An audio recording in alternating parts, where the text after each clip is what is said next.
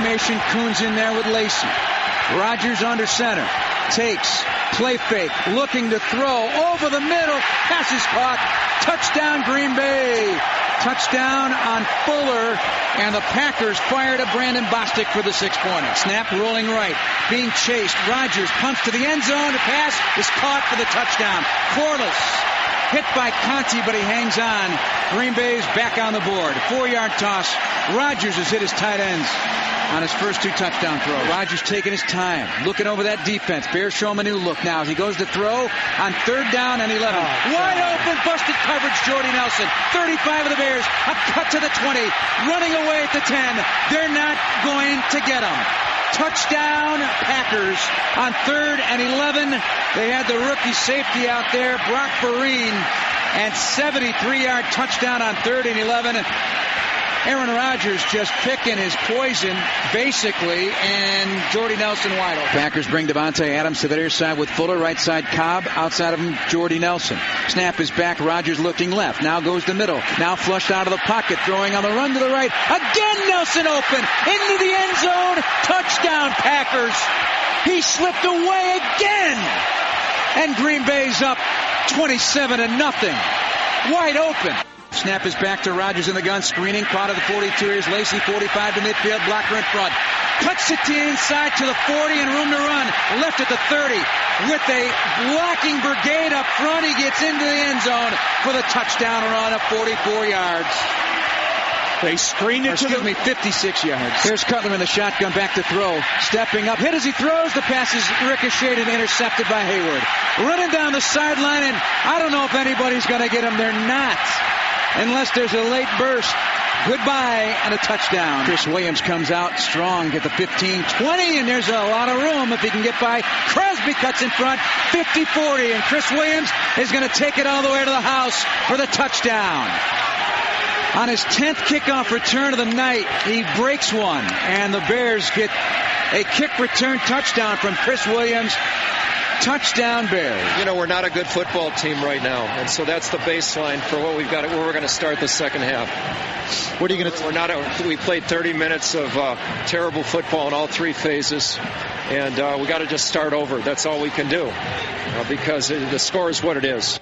And now, live from Gelsosmo's Pizzeria and Pub in Lamont, it's time for the Majestic Star Casino postgame show with your hosts, Doug Buffone and Ed O'Bradovich, only on Sports Radio 670 The Score and 670thescore.com. Chicago's sports station, Majestic Star Casino. Experience 6 floors of gaming action. And presented by Motorworks. Nobody works like Motorworks to earn your business. And by Gelsosmo's Pizzeria and Pub, 206 Main Street in Lamont. And by Pollyanna Brewing Company. Remember to drink locally and stay optimistic. Those highlights courtesy of WBBM Radio. Jeff Joniak on the call. Welcome to the Majestic Star postgame show on the Score Sports Radio 670, presented by Motorworks. Nobody works like Motorworks to earn your business. We're live at Gelsosmo's Pizzeria in Lamont. And also thanks to Pollyanna Brewery. Obradovich and Buffone, our phone number 312-644-6767. In a dogfight, the Chicago Bears lost a close one. Green Bay 55 and Chicago 14. Let me say this about this game. If you learn one thing, never ask a donkey to win the Kentucky Derby. And that's exactly what the Bears are now, a donkey. And the thoroughbred is the Green Bay Packers. And that's exactly how that game was out tonight. And I thought something like this might happen. And I was hoping it wouldn't happen because I saw it happen in New England. But this team right now, the way it's going, if I had to choose right now, I'd fire everybody. I'd fire Tressman. I'd fire Mel Tucker. I'd fire everybody. I'd fire everybody, including, I might put in there, Cutler.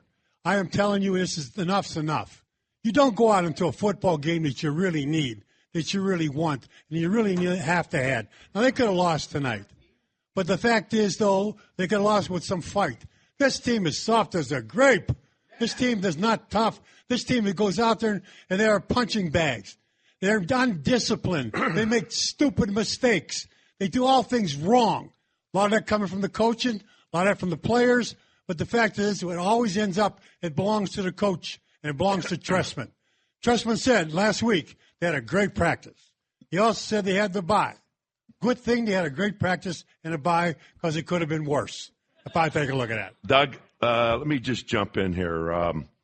One time, this has happened before, and it's when Doug and I were playing, and this is what I think and I hope is happening right now.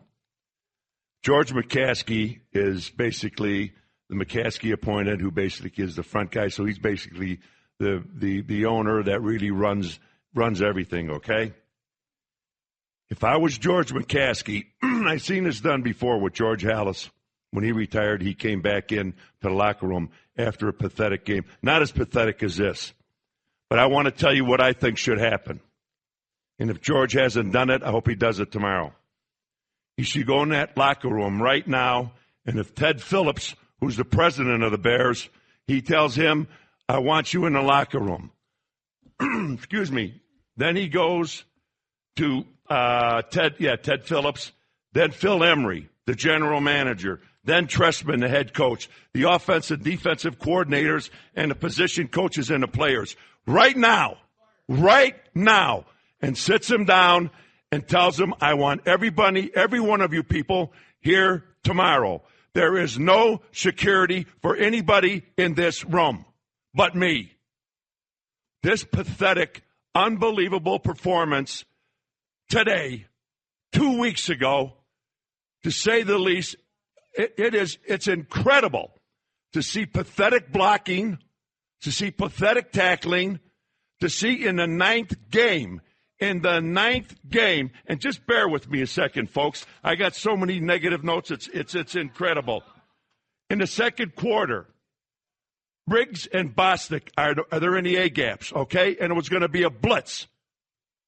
So Rodgers changes. So Briggs makes a change. He calls from going a double blitz coming up the A gap to a two deep zone.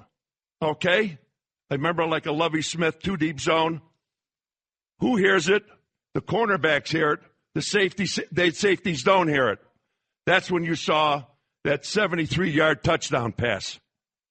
In the ninth game, I am telling you people here and you people listening, it is not acceptable to have a professional football team like this play and respond to their coaches, and the coaches' response to these players is it's very hard to find words, folks. I'll tell you what, I've seen teams quit. I've seen them quit before too. They played 2 weeks ago and gave up 51 points. Now they gave up 55 points. And you're telling me that we have 40 guys out on that football field with a coaching staff and they're dedicated to winning a football game? It's embarrassing. It's a disgrace. And I got a few more words, but you can't use them on this damn station.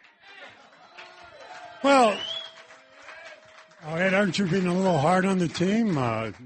You know what, Doug? Who cares? Let me tell you something. What we have done over the years, when the players have gone out there and coaches have done a good job, we love it. We want to see it, and we tell them, yeah, they did a good job, who did the good job, and why they did it. And when they're bad, we tell you why they're bad. What I'm going to tell a quarterback that's making $22.5 million to play 16 weeks and he can't hit a bull in the ass with a banjo?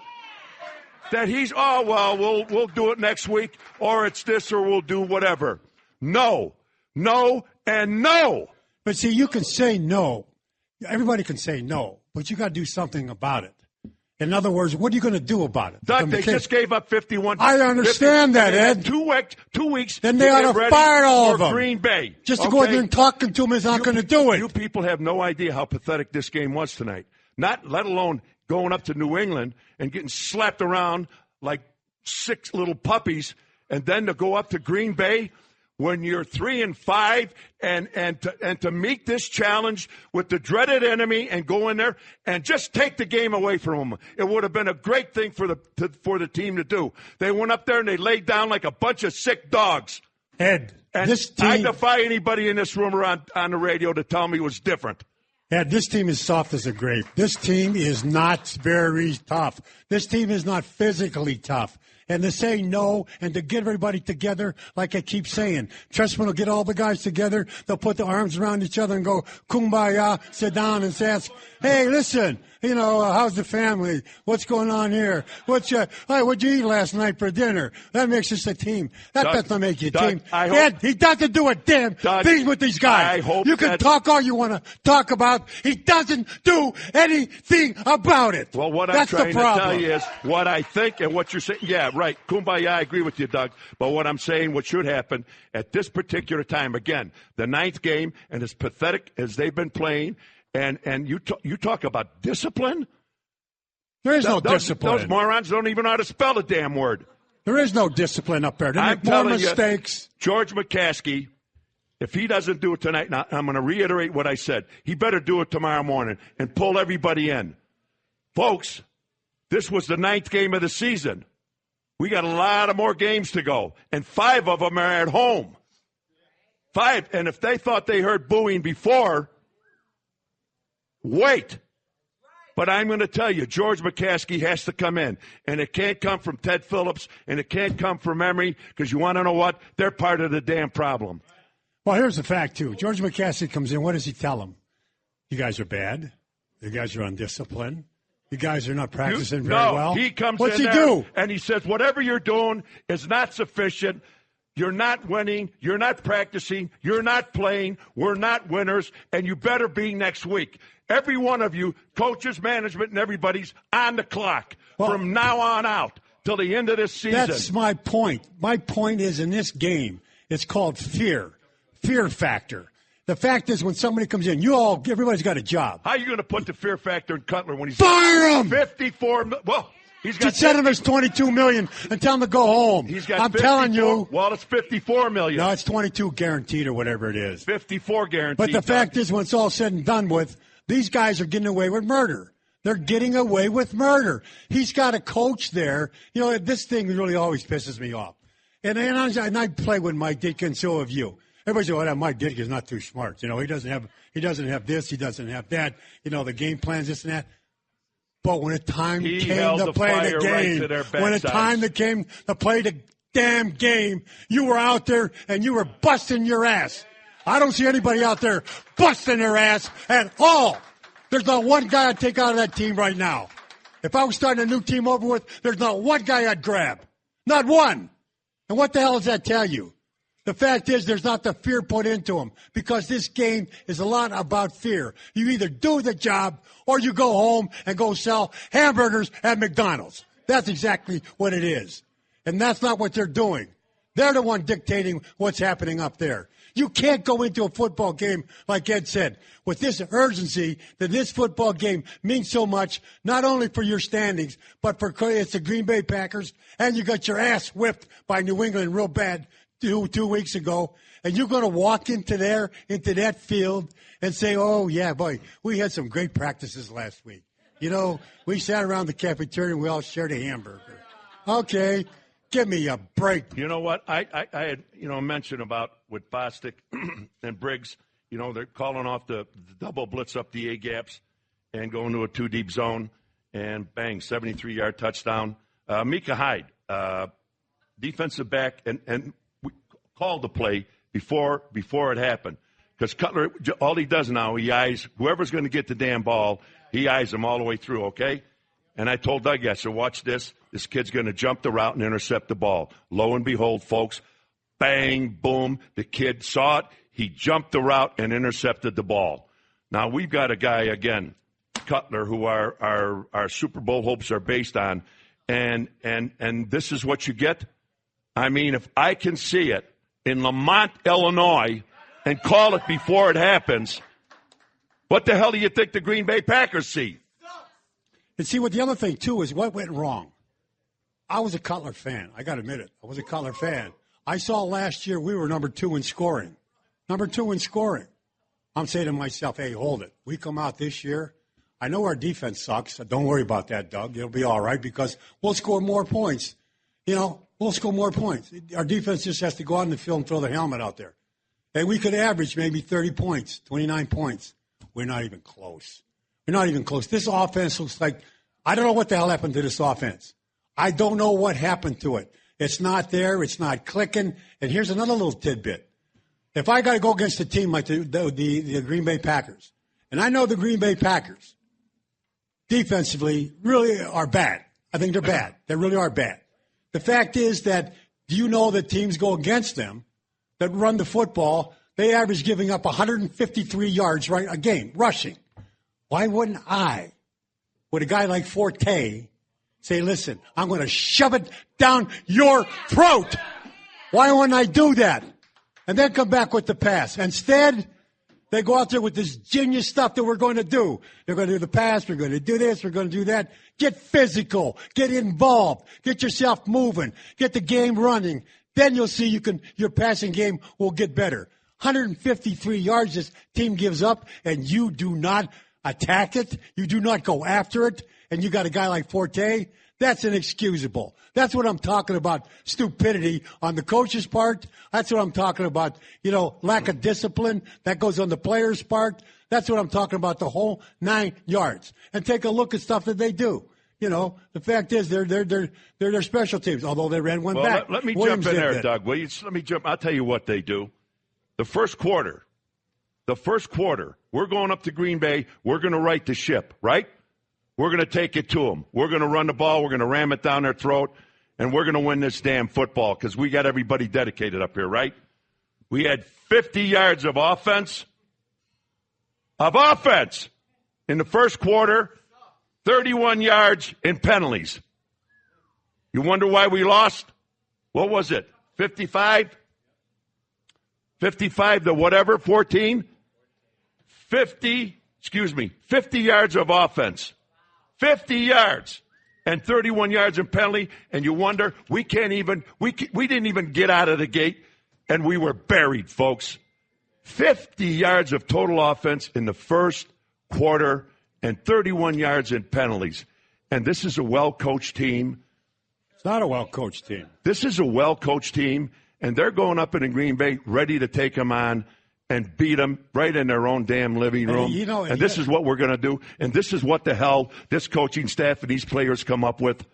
Disgrace is not even the word for it. Believe me, disgrace is not even the word. And the saddest thing about all of this, the Packers backed off. They backed off. In the third quarter, they took out their guy, Rodgers. They backed off on him. It could have been maybe 80 points, 75 points if they wanted them. They backed off. They felt sorry for the little Cubby Bears that went up there, and they slapped us silly. You know what? Before we go to the break here, God, thank you, people. You guys are wonderful for staying here tonight. Yeah. I'll tell you what, it's incredible to see the size of this audience. You guys are terrific. But I'll tell you what, I told Doug, I dreaded coming on to do this tonight. I had no idea. My God, I played 11 years. Doug played 14. And by the way, I'm telling you, we played. Okay? And to see this, and then here we got to go again and rip this team apart. But I'll be damned if I'm going to go on these airwaves and sit here and tiptoe through the tulips and say, well, maybe if they do this and they do this and they do that. They don't. They just don't. And there's no excuse for it. For that team not to be ready to play and the coaches not ready to put in the game plan to win a game, to win a Super Bowl, to me is incredible. There are no excuses for this, folks. None. Not only that, national television. You watch this game on national television. You saw all these people saying, well, the Bears are coming in, boy. Watch out, the Bears are coming in. It was so totally embarrassed. I have friends, my brothers, all back in Pennsylvania watched the game. They couldn't take it. They couldn't take it anymore. They couldn't take any of it anymore. Oh, yeah, I know. I know we got to go. One thing, I got some friends coming back from Green Bay. The people from Patrick, Cadillac Group. Mike, he bet me. This guy's a Green Bay fan. I like to choke him. He's the parts and service director for Patrick Auto Dealer Group and Hanley the third, Hanley the fourth, and they all went up to Green Bay and took a bus and everything. Anyways, they're on their way back, guys. Be safe. But, Mike, to hell with you. I am not paying you the $20. Mm-hmm. Yeah.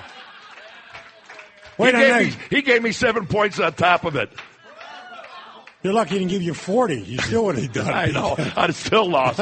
Be safe, guys. You're listening to WSCR and HD in Chicago. We'll be right back.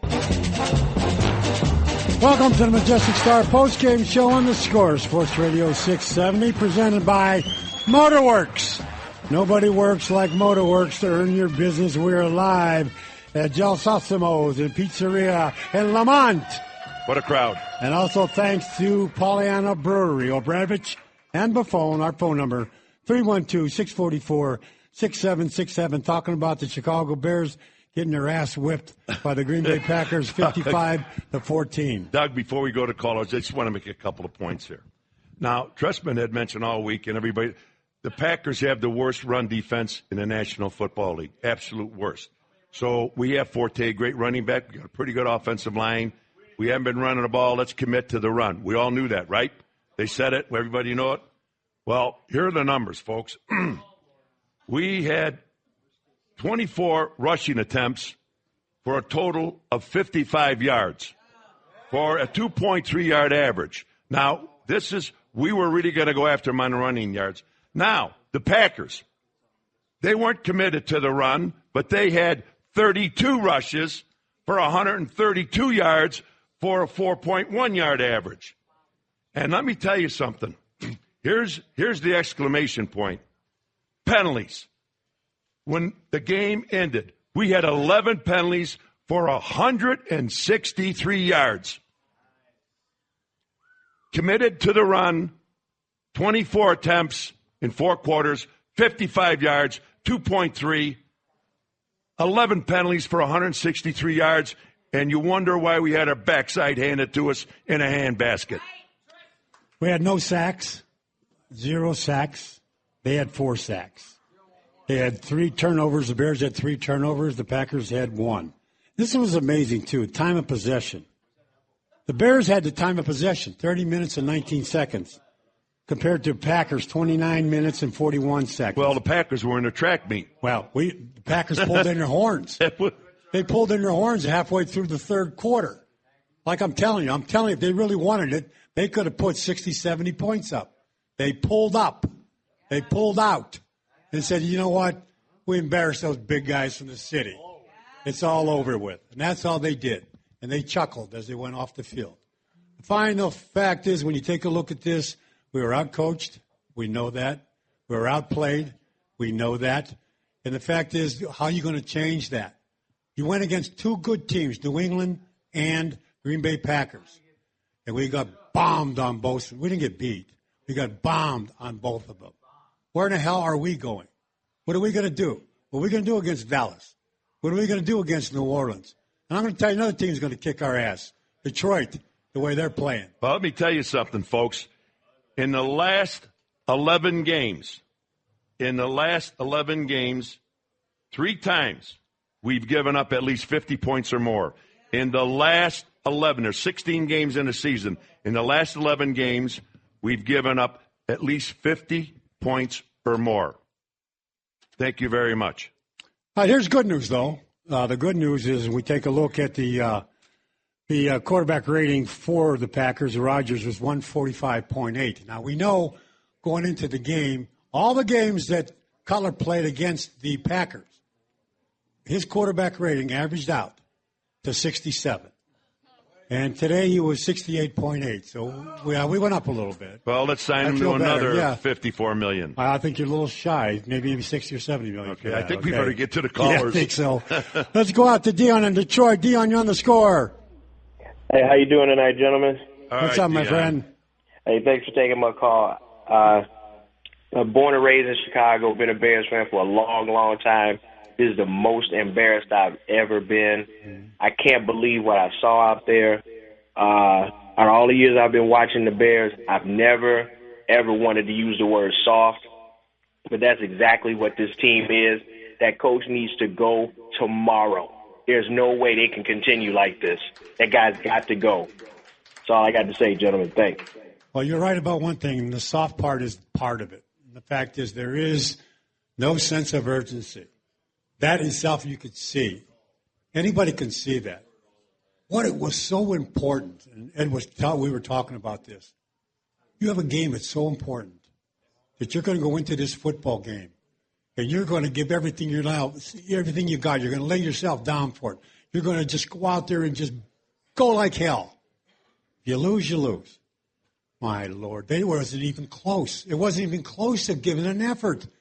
It wasn't close to even attempting to be an effort. It wasn't competitive. It was nothing. And the most embarrassing thing you can happen to you is when the opponents pull out their quarterback because he's tired of beating you to death.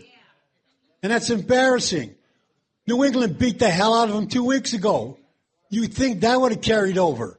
And they would have said to themselves, hey, let's get there, let's get ourselves in gear.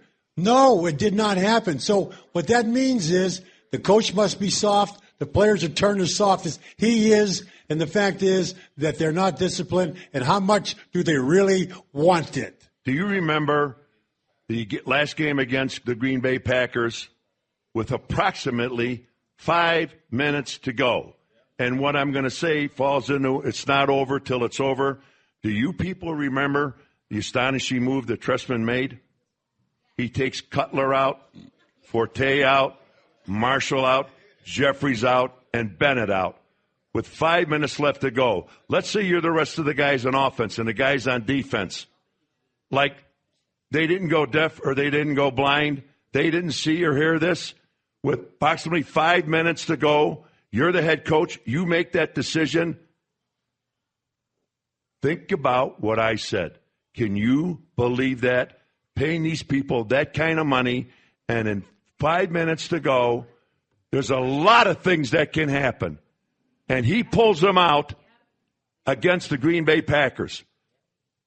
That to me, Doug, I still can't get that out of my mind. That was absolutely unbelievable. Let me tell you something. You think those players don't talk? You think they didn't go out that night, especially the guys on defense? Could you believe what the hell that guy did? He pulls those 5 guys out, and they didn't do a damn thing out there. What the hell is he pulling them out? What does he think of us?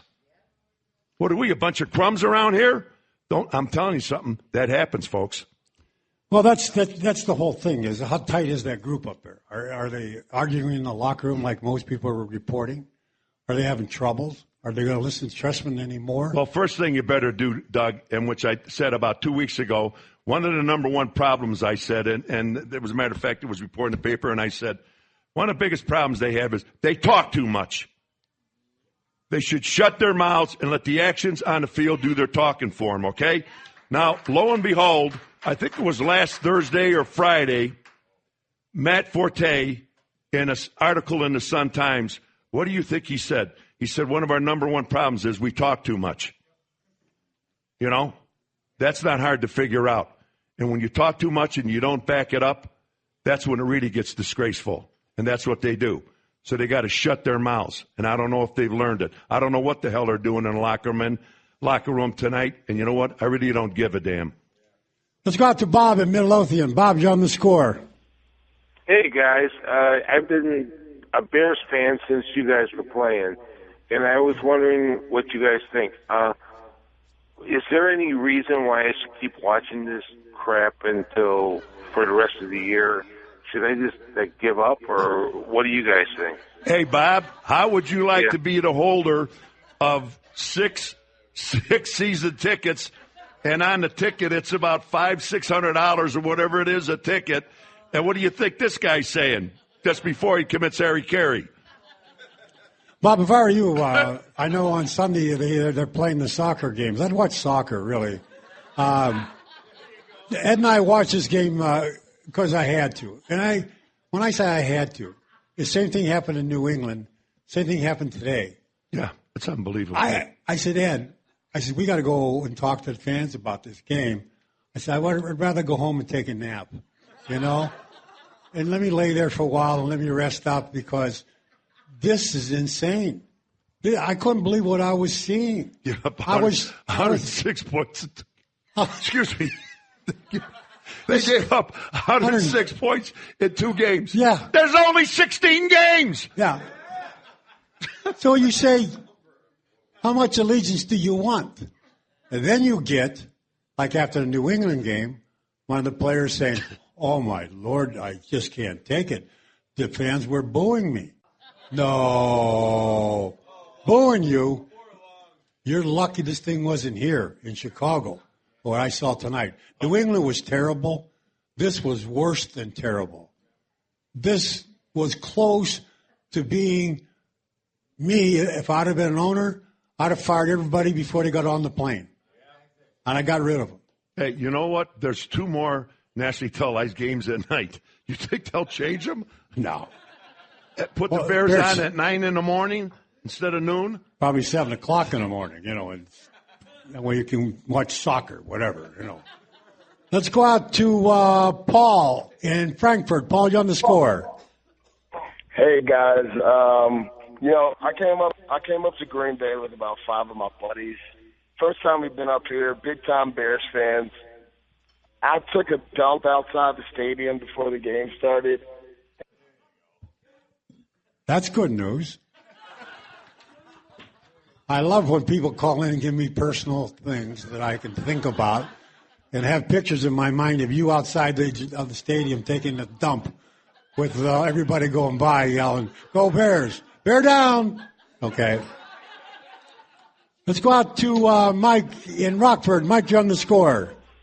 Hey, guys, great to talk to you. Look, you're the professionals. You know this game better than any of us do. But, look, I'm going to tell you something. I'm a Cub fan as well. But if the Cubs have enough balls to fire Rick Renteria after 1 year, okay, and I watched this goofball, Trestman, and I don't give a crap if people say, well, this and that, and they got injuries, and they get all kinds of excuses. I'm going to tell you something right now, guys. I played high school football, okay? That's as far as I got. But I played Pee Wee football and I played high school football. And it all starts with the coaching. With the talent that this team has on offense, I expect the defense to stink because Mel Tucker's no good. And I knew that coming into the season. But I was willing to give Trestman the benefit of the doubt. But I'm going to tell you something, guys. This guy is a bumbling fool. Last year, we could have won that Minnesota game. And I still go back to this, and there's so many mistakes with clock management and everything else he's done. But the one thing that sticks in my mind, how in the heck can a professional coach kick a 49-yard field goal on second down? And it sticks in my craw to this day. And I'm going to tell you something else that really ticks me off, is these people want to give excuses up the yin-yang for this guy. At the end of the year, if they don't fire this guy, then they have no balls, and they'd have no business even present themselves as some historic franchise of the city because they're pathetic. And it starts from the top. They got a team, they got a great offensive crew there, starting from everybody from Jeffrey to Marshall to Forte to Bennett, and even Cutler if he's got his head screwed on straight.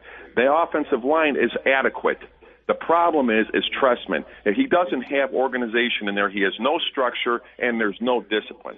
Guys, I'll hang up. Thanks for taking my call. Hey, Mike, the one thing that I noticed, and maybe the people here might have noticed, when Cutler came out, and the game was over with at halftime, and he came out, and you think we would have tried to maybe establish a running game again or something to make some sense out of what the hell we're doing out there. Did you people see how many times? Basically what I saw, the only guy he'd throw the football to was 15. That's Marshall. Did you see that? I mean, he would. I don't care if anybody was open, wherever. That was it. He was going to Marshall come hell or high water. I'm going to tell you, folks, there's a problem in Chicago. There's a problem, folks. Well, the thing that's sad about it is the fact that when we play good teams, like New England, and we play, of course, the Green Bay Packers, but we lost games that we should have won. I mean, we should have beaten Buffalo, Carolina. Those teams, those are teams you should win. We didn't do that. And I knew we were in trouble when that did not happen. Because when we faced these other teams, I said it's going to be a problem. But all I wanted to see was some fire, some spirit, something that says to me, I'm a Chicago Bear, I'm coming up here, and I'm going to kick your ass. I didn't see it. I see none of that. That's what pisses Ed and I both off. You can get beaten. I've been beaten. But I'll tell you what. I'm not putting up a white flag like the Bears did today and like they did against New England. That's exactly what they did. They called it a day. They called it in. It's off. It's over. And they go whining as they go back into the locker room. Oh, they're booing us. I don't buy none of that crap. I'm going to take a break. We'll be right back. Hang in there, callers. We're going to get you. Here's Cutler in the shotgun, back to throw. Stepping up, hit as he throws. The pass is ricocheted and intercepted by Hayward. Running down the sideline, and I don't know if anybody's going to get him. They're not. Unless there's a late burst. Goodbye and a touchdown. That highlight courtesy of WBBM Radio. Jeff Joniak on the call. Welcome to Majestic Star postgame show on the Score Sports Radio 670, presented by Motorworks. Nobody works like Motorworks to earn your business. We are live at Gelsosimo's in Pizzeria in Lamont. You know, and also thanks to Pollyanna Brewery, Obradovich and Buffon, 312-644-6767. What a crew out of. We were just, what was that you just mentioned? Trestman or Emery? Emery had a closed-door meeting with Trestman. Mm-hmm. You know what? You know what that means to me? Nothing. What would mean something to me, because Emery's part of the problem, what means something to me if they emerge from George McCaskey coming out of a meeting, those two knuckleheads. But Emery meeting with Trestman means absolutely nothing to me. He does it every game. I mean, every game they meet, so we don't know what they were talking about, but I know what I would talk about. I could tell you what they were talking about. Stupid things. Like what's for lunch tomorrow? I'm telling you. Do we have Italian or Polish? What? How are we going to correct this? I'll tell you, you blow it up. That's how you correct it. Well, I think that's going to happen. I think that's going to be one of those things you're going to look at and say, hey, hold it. You know, enough's enough. Because you had all last year. You had half of this year. And it's the same story. I could just erase the team. If you go back in and look at what the hell they did in free agency, we needed help on defense. They go out in the defensive line I'm talking about. What do? They go out and free agency and they get 3 defensive ends. That's not where the problem is. The problem is in the middle. And it has been for years and years and years. Since Tommy Harris was here. Well, you don't get to push up the middle. Period. My opinion is very simple, and you're right about the middle. It's a big part of defense. But I could bring in Godzilla and put a helmet on it and Mel Tucker's calling defenses, it wouldn't make a difference. I just don't like the scheme. I don't like nothing about what's going on. Somewhere, and again, my God, we played long enough, Doug, and we've had our backside handed to us. I couldn't tell you how many times, but I'll be good and I'll be good and darned that if they may get me once, maybe get me twice, but I'm going to tell you something. I'm not going to take a beating for 4 quarters, and I'm not going to take a beating game after game. That's for damn sure. And that's what's happening. The fact is, they're saying and they're talking this game. Jared Allen talks a great game. All these guys talk a good game. I said, Doug, Trestman the talks problem a good with game. this team is they talk too much. And so does Trestman. Well, we had a great practice last week. Do you know he came in and he came early. He had a bad toe, but he was out there playing. He was practicing. Stop it. All right, please. End it. End it all real quickly because I want to throw up. Let's go out to Spanky in Sedona's, Arizona. Spanky. How you doing, guys? What's up, Spanks? Hey, I can totally relate to you guys as a fellow old guy weighing, do you want to watch this garbage on television or do you want to hit the sack? So I can completely understand where you guys were coming from with that. And then also, hey, OB, it seems like you've been struggling since the beginning of the show for some words to actually describe what happened tonight. I'd just like to throw these out real quick, and then I'll get to my question. How about the words appalling, horrendous, repulsive, deplorable, disgusting, and gruesome? Another kind word. Yeah, go ahead. You know what's Spank? What we got to do, Adamakin Sue is out of Detroit at the end of the year. His contract is void, his rookie contract. We have to sign him. Absolutely. You guys have a good night. Spanky, there's another side to that story. Does he want to come here? Okay? You know, you play this game, it's not a long, frame of work, you know what I mean? There's only so many years you can play, and you play this game to be a world champion, period. That's it.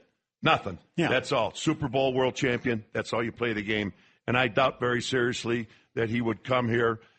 He's been up there, about 4 years or so? Mm-hmm. And if he's going to take free agency, if he doesn't stay there, he's going to go with a team that he knows can get to the Super Bowl. And the other thing, too, is, you got Sue. Okay, you bring him in.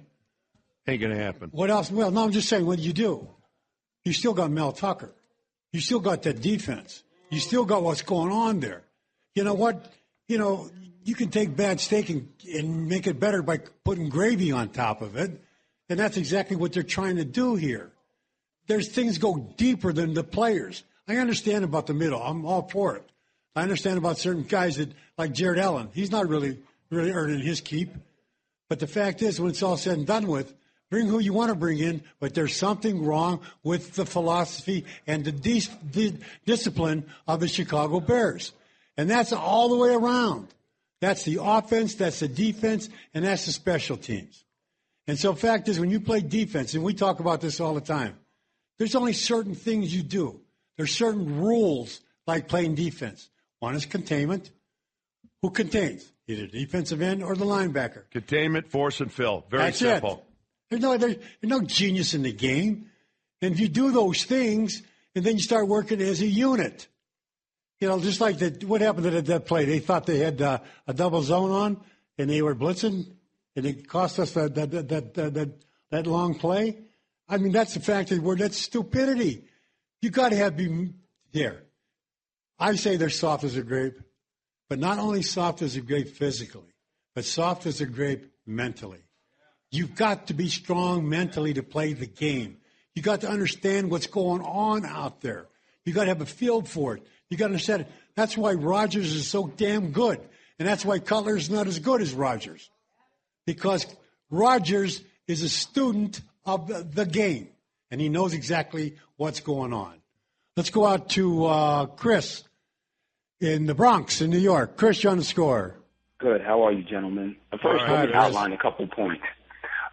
You don't make a big purchase unless you have insurance, okay? You got to have the possibility of either selling it or returning it if it goes bad, okay? Everyone was saying how everybody wanted Jay Cutler. Oh, you know, we have to sign him. Okay, who wants him? Let's trade him for next year. If he had that many suitors, I'm quite sure they're still there, which was bogus, okay? The second thing I'm going to say is Brandon Marshall. You know why Cutler's throwing him the ball? Because he was the one that spoke up for Cutler, and Cutler got his money. So guess who's the second man that's supposed to get paid now? Marshall. That's why he's throwing him the balls. He needs the stats. Well, the fact is he does target him. There's no question about it. I mean, he is targeted a lot. And today's game, I never saw, you know, there's a stat that says, you know, yards per attempt. And if you watch football and you look at the good quarterbacks, the real good quarterbacks, and you watch what their yards per attempt are, they're usually right. If they get 8, that's pretty damn good. They get 9, that's very good. Well, Rodgers had 10, and we had 5. And so that was the difference in the game. I mean, I never saw Cutler really do anything. He wasn't on, he wasn't accurate, and he was throwing those dump-off passes all day long instead of trying to score and trying to make some points. We're on a 25-yard line, and they're trying to throw screen passes and outs, and we're being whooped so bad you can't believe it. We finally get down around a 25-yard line. Not one time do we try to go into the end zone and score a touchdown. So if they're looking for us to go in the end zone, so what? My God, we have past plays that, whether it's post patterns or whatever it might be, to go down and get 6 points. Let's go out to Steve in Lindenhurst. Steve, you're on the score. Dog OB, I'm trying to keep it together here, man, so bear with me. Go ahead. You guys said that they should have been on the clock after today. They should have been on the clock after the Patriots game. These guys are the champions of the world when it comes to the practice week. They have a heck of a week of practice. Yeah. They're so awesome. But, guys, man, I don't know whether to blame the coaches, the players, or everybody, because when it comes down here, I see the same thing and after a quarter. Special teams, penalty, horrible kick returns. You don't commit to the run. Cutler throws into double, triple coverage every week. He continues to throw off his back foot every year. Ball control, gosh, man, you don't hold it by your waist every week. And guess what happened? Fumble every week. You can't manage the time. You can't manage the game. Delay of game penalties, play clocks, timeouts, stupid penalties. I mean, I look at this, and I don't even want to go into defense because I don't think Tucker can put any kind of defensive plan or adjustment together, but you can't provide a pass rush, and you keep on putting Shea McClellan out there. He's not a football player, guys. He's got to go. Jordy Nelson, I am tired of seeing him burn us and be wide open for 12, 15, 20 yards. That one pass play that he caught for the touchdown. That was 73 yards. That's the one. That's the one where they're going to come up with Bostic and Briggs up the middle and the double A gap and blitz them, and they called it off, and they called it too deep, and apparently the cornerbacks heard it. Apparently the safeties didn't. There was no communication back there. Apparently, I believe that's what happened. And in the meantime, he goes 73 yards for a touchdown. Yeah, again, too, it comes back to discipline. There's no question about it. And things you're talking about is over and over and over. Not just this year. It happened last year. So what does that tell you? What kind of hint does that give you? And so what you're going to do with is coach these guys. You got to coach them up. And then if you can't do that, then you're the wrong coach for this whole deal. And so something's got to be done. Something's got to change. Oh, sure, you may give Tampa a good football game and beat them, maybe beat Minnesota once out of those two games. But what are you going to do against Dallas? What are you going to do against other teams that they're good? You know what, Doug, I wanted... Same thing you did against New England and Green Bay. Doug, I wanted to go on that thing about, and I did mention about him pulling the 5 players with about 5 minutes ago, but about these days off and all this stuff. I swear to God, I don't understand it. I don't know if I mentioned it or not, but like a couple of weeks ago, before we're going to play New England, on a Thursday, he gives Allen a coach's day off. Now, that guy's had a lot of days off. How the hell do you, halfway through the season, on a Thursday, on a very meaningful day, how do you give the guy a coach's day off? And you wonder why what the hell's going on a Sunday happens? Use your head. Like I said, they're not ready. We're going to take a break. We'll be right back. Welcome back to the Majestic Star postgame show on the Score Sports Radio 670, presented by Motorworks. Nobody works like Motorworks. To earn your business, we're live at Gelsosimo's Pizzeria in Lamont. Also thanks to Pollyanna Brewery. Obradovich and Buffon, our phone number, 312-644-6767. Talking about the Chicago Bears lost to the Green Bay Packers 55-14. Huggy, you know what? I'd just like to say this, and then we'll get to the callers. I just wonder sometimes, that contract they signed Cutler to, and in Denver they won nothing. He's been here, they won nothing. Cutler this year is making $22.5 million. Aaron Rodgers for the Green Bay Packers is making $17.5. I'd like to ask Emery, how is it that we have a quarterback that's won nothing? Absolutely nothing.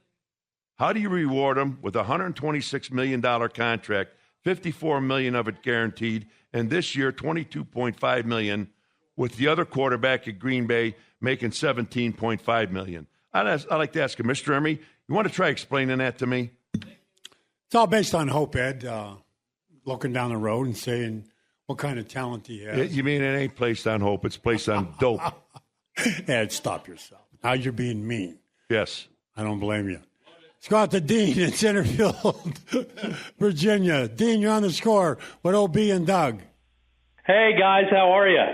Good. Good. Oh, man, great to talk to you guys. Love you both. Thank you. Hey, I'm sick to my stomach. I just don't know I don't really know what else to say at this point.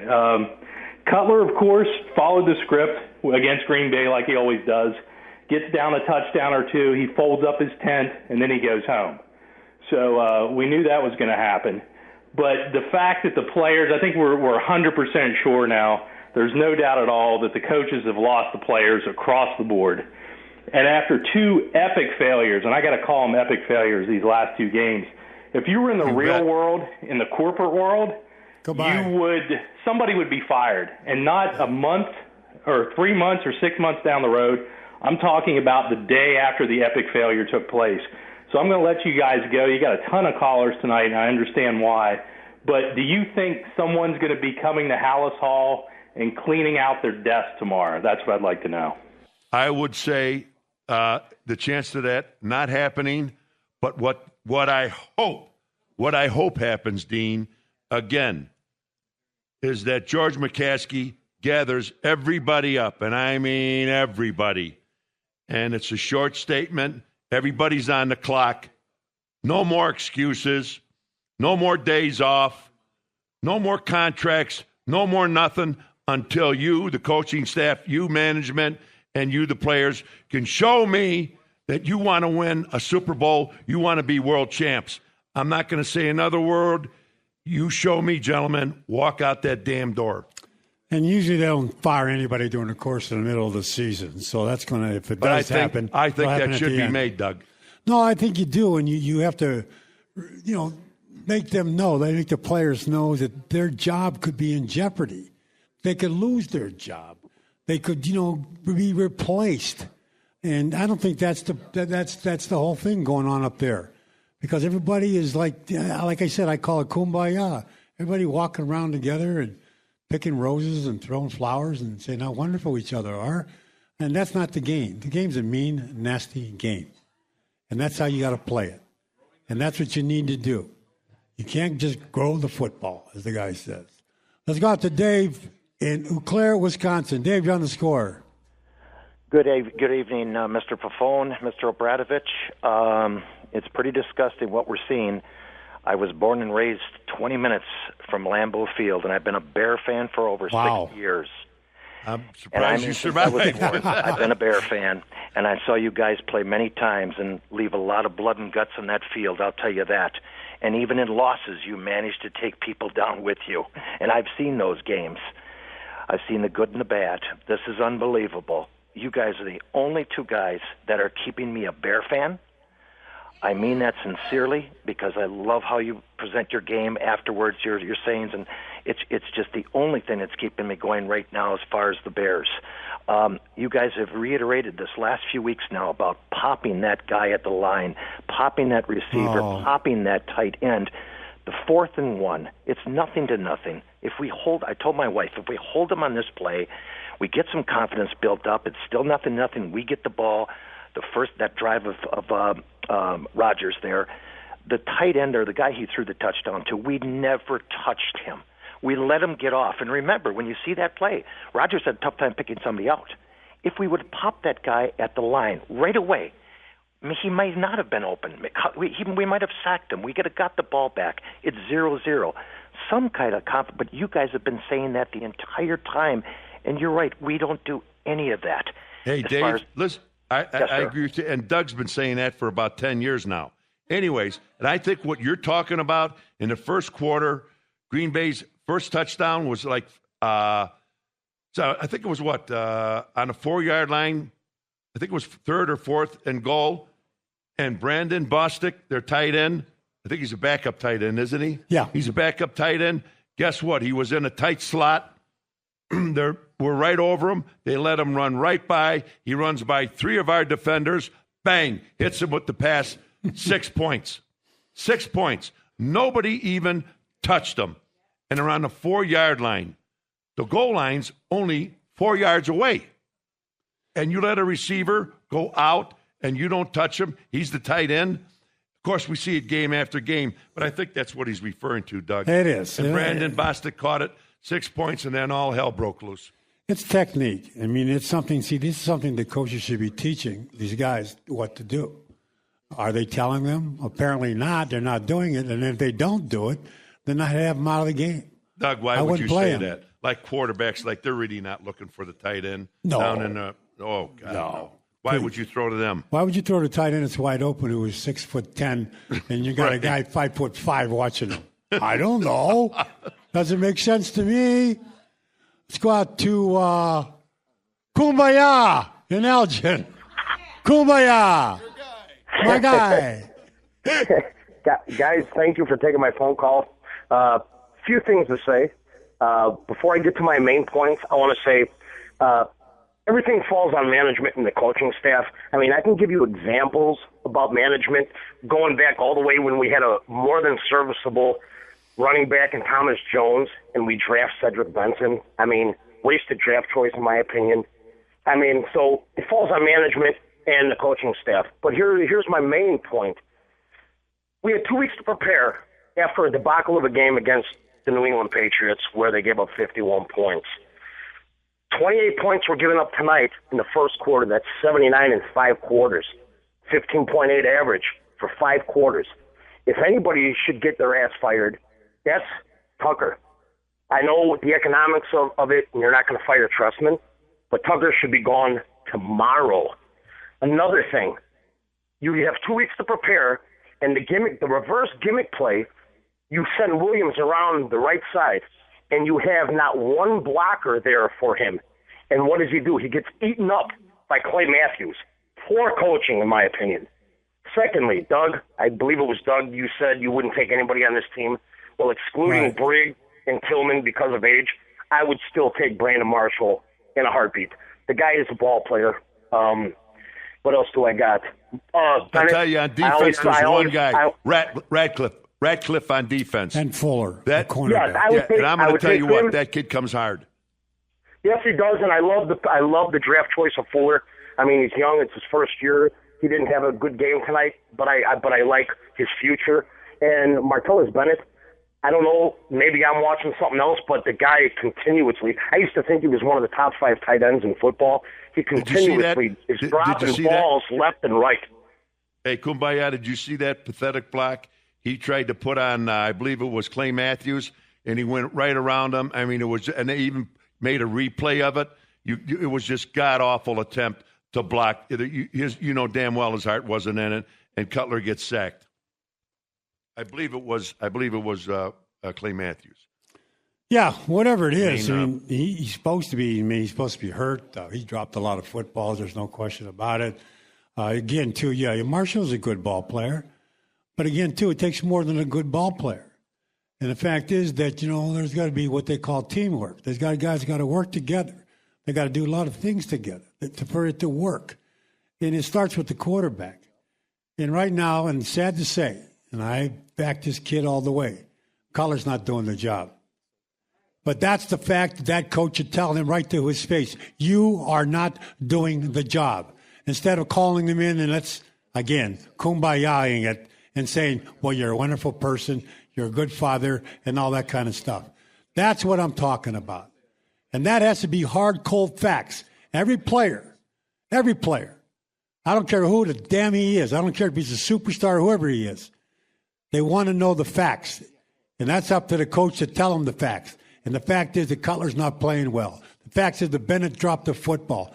The fact is Oleg, the tackle, let a lot of people in. The fact is the defense is not playing, making too many mistakes. And then after he calls all those guys in, then he should call Mel Tucker in and tell Mel, this is it. This is it. The fact is this is going way down. Last year, we ranked 30th or 29th or 30th, 31st. This year, we're right there again, and I can't take this. And the team can't take this, and Chicago can't take this, and we have to have the best guy. That's what they call facts, and that's exactly what they need to do. But everybody goes around it. Everybody plays it like, they don't want to face it. They don't want to face what's going on. Tell them what's going on. Tell them that you're not going to pass rush. Again, we had sacks today. We had 0 sacks. Doug, you saw today, and I'm not going to mention any. Ratliff, he's the only one. I tell you what, he's the defensive tackle. I'm going to tell you what, I watched this kid, and does he go hard? He really does. You watch the rest of those jamokes, and I pointed them out to you, Doug. Mm-hmm. You remember? We were in the room upstairs, and even the other guys that were in I said, watch this guy. And then when they ran it back, watch him. One guy put 2 plays in a row. One of our defensive tackles got put on his back twice, back to back, put on his back to back. And that's not a great running team, the Green Bay Packers. I mean, they're adequate. I mean, they'll do stuff with Lacey just to keep you honest. But their main thing is Rodgers. And so, again, we look at it and we say to ourselves, what is the responsibility? Who is responsible for this and who is accountable for this? Nobody wants to face what's going on. They want to sweep it under the rug. Oh, no, that's okay. That's fine. We had a fine practice. No, we had a great practice. We had a bye week. We're ready. We're ready to go. Our guys are team. I'm proud of my team. I'm this, I'm that. How could you be proud of your team, what they've done the last 2 weeks? I could tell you who I would blame, Ted Phillips and Phil Emery. That's who I would blame. That's for before starters. I got to the owners. But those are the two guys that I would blame. Giving away all kinds of money and going out and trying to correct a defense and that to correct it from last year to this year. And the main problem is the defensive line. And look at what the hell they did. After 9 games, take a look at what they did. Take a look at our defensive line. And that's true. That's just it's just god awful. That's true. No sacks today. But once again, though, I'm going back to technique. I'm going back to what defensive people usually do. Just simple things. And one is obviously don't let the tight end off the line of scrimmage, especially in the red zone. One is to force and fill like we're talking about, which you and I know that's automatic. Containment, force, and fill. It's simple. All these things are simple. It's not so simple. For some odd reason, it's not sinking in. They're making huge mistakes out there. They're making tremendous mistakes. You can't lose a game 55-14 strictly being physical. There's stupid things they've done out there. They've literally done stupid things. Doug, either you have a bunch of dumb coaches, well, that's a start, or you have a bunch of dumb football players. Because at the end of 60 minutes, the last 2 games, 106 points and getting slapped around is it's incredible. Somebody is not playing smart football. Somebody is not coaching smart football, and that's what you see. 51 points, 55 points against you. Nobody's playing smart football in the coaching staff or the players, folks. See, period. That's what I take a look at, and that's what I judge on. I judge on who is now in charge. Not only this year, the 9 games, but like I said many times before, the same story last year. The same damn story. So shouldn't that give you a clue that something is wrong somewhere? Shouldn't that give you a clue? It's the same damn mistakes. It's the same mental errors. It's the same stupidity that they're doing. Tell me why. And that's why Mel Tucker's going to be put face to face and say, let me know. This is what Trestman's got to do. But I know Trestman, he won't probably do that. Like I said, he wants everything to be hunky-dory. And it's not hunky-dory. This whole thing is blowing up in his face. And he's going to be the guy that's going to take the shot on this. There's no question about it. We're going to take a break. I think does that mean the music? Yeah. We'll be right back. Obradovich and Buffon. Hang in, callers. Almost feel sorry for Mark Trestman. Yeah. He's a good man. He's a good coach. And this is going south. That highlight courtesy of NBC. Welcome back to the Majestic Star postgame show on The Score. Sports Radio 670. That is correct, 670, and is produced by Motorworks. Nobody works like Motorworks to earn your business. We are live at Gelsosimo's in Pizzeria in Lamont. Also thanks to Pollyanna Brewery. That's right around here. Real close, I'm pretty sure. Well, Obradovich and Buffon, our phone number 312-644-6767. Talking about the Chicago Bears. Lost to the Green Bay Packers 55-14, and everybody's trying to figure out what's going to happen next, what happened in the past, why weren't they ready to play, how could they take such a beating. So there's a lot of questions to be answered. Let's go out to the phone lines. Let's go out to Jim on the north side. Jim, you're on The Score. Hey, Doug, OP, I'm proud of you guys. You're still awake. Yeah, well, barely. That game put half the city asleep, brother. Yeah, well, I was third quarter. I was dozing. Off. Yeah. I'll tell you, I own a bar. I lost my clientele, man, at the right at the start of the third quarter, but they were all gone. But you know what? You know how the Bears shook the nation, don't you? What's that now? You know how the Bears shook the nation, right? How? With the T formation. Oh, the T formation. Yeah. We got to put color on the center. Use his timing techniques a little better. He's running around that background like a drunk on Rush Street.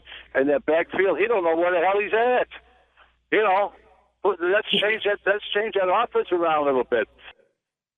Well, I don't know if that's going to be the trick, the T formation. I know this, though, going into this football game. Why not? Well, no, but going into this football game, Trickery and deceit, Doug. I thought for sure they would run the football. kind of the fact how the Green Bay Packers play defense against the rush. Oh, we ran the hell out of it. Yeah, 24 times? Average what? 24 times for 55 yards. And we were dedicated to running the football against the worst team in the National Football League to defend against the run. We go 24 times for 55 yards for 2.2 yard average. Not bad. Yeah. Let's go out to Mike in the loop. Mike on the score. Mike, you're gone. Hey, guys. How's it going? I'm here. Oh, you're here. Good, okay, Mike. Okay, you guys are exactly right. So the heads need to roll up in Lake Forest. Someone's got to be held accountable at a couple points. The Bears rushed for 235 yards in Week 4 against the Packers. They averaged almost 6 yards to carry that game, which was the highest rushing total in over 20 years. But tonight, Trestman chose to open the game by passing on 7 in the first 9 plays on offense, leads to another Cutler interception, gives the Packers the ball at the 20. He's supposed to be an offensive savant who can get the most out of these guys and play to the strengths of the team. And going into tonight, as you said, Green Bay had the worst rush defense in the league. So why didn't he even attempt to establish the run? I don't know. That bothers me too because, first of all, let me tell you something. You play defense enough to know. Like Ed and I played defense for many, many years. The thing that kills you, the thing that really breaks your back is a team that can run the football against you. I mean, it's like a beating. The guy goes 4 yards, goes 5 yards, goes 6 yards, 10 yards, 5 yards, 6 yards, 10 yards. And all of a sudden starts to wear you down, starts to beat you down. Then you come back with the play action passes. And then you do the play action passes off the run that has been successful. You got to earn the right to throw the damn football. And by doing the run and by beating somebody up at the line of scrimmage with that offensive line, that's what you do. What the Bears tried to do was the easy way. The easy way is throw the football. That ain't going to happen with the Bears because we don't have the talented quarterback to do that thing. So consequently, we all thought for sure you're going to go out there and we're going to hammer the Bears as best as we can. I mean, the Packers, and and just keep after them and beat them down and beat them down and beat them down. So then you turn around, you're losing. Then all of a sudden you have to go to the air and you can't do anything about it. Let's go to Secret Squirrel in Rogers Park. Right, gentlemen. I'm going to be nice about this. Oh, go ahead. Look, let me start out about this, and I don't want credit, but your producers are listening. I have an idea for a new segment that you might want to introduce because you guys are unique, and that is this. Ask the callers to provide a question or suggestion that can be transferred and brought to the attention of Trestman. Now, you've got WBVM, you got Derek, you got Thayer, but, sensible, logical clues. And if your producers can set that up, because your callers have some valid points, absolute valid points. Here's my point. OBU hit it right on the head. This is TP, better known as who? Ted Phillips. And by default, Emory, because that was about the whole transfer of power. And it's going to be George McCaskey's call. And what makes him different from Michael is because he came up a little bit lower in the organization, working through tickets and whatever. So he has more of a feel as to what's going on. But here is what I think the biggest mistake that management made, and then I'm off the phone. I think that sports team, automakers or whatever, appliances, everything that has a solid brand name, you try to maintain that and build up on it. What Emory failed to realize, and the list goes on, when he dished Urlacher, was he on his last legs? Yes, but he was part of an organization that he shed blood, tears. And then you look at Devin. You look at what Lance is going through. You look at Julius Peppers, how these people got kicked to the curb.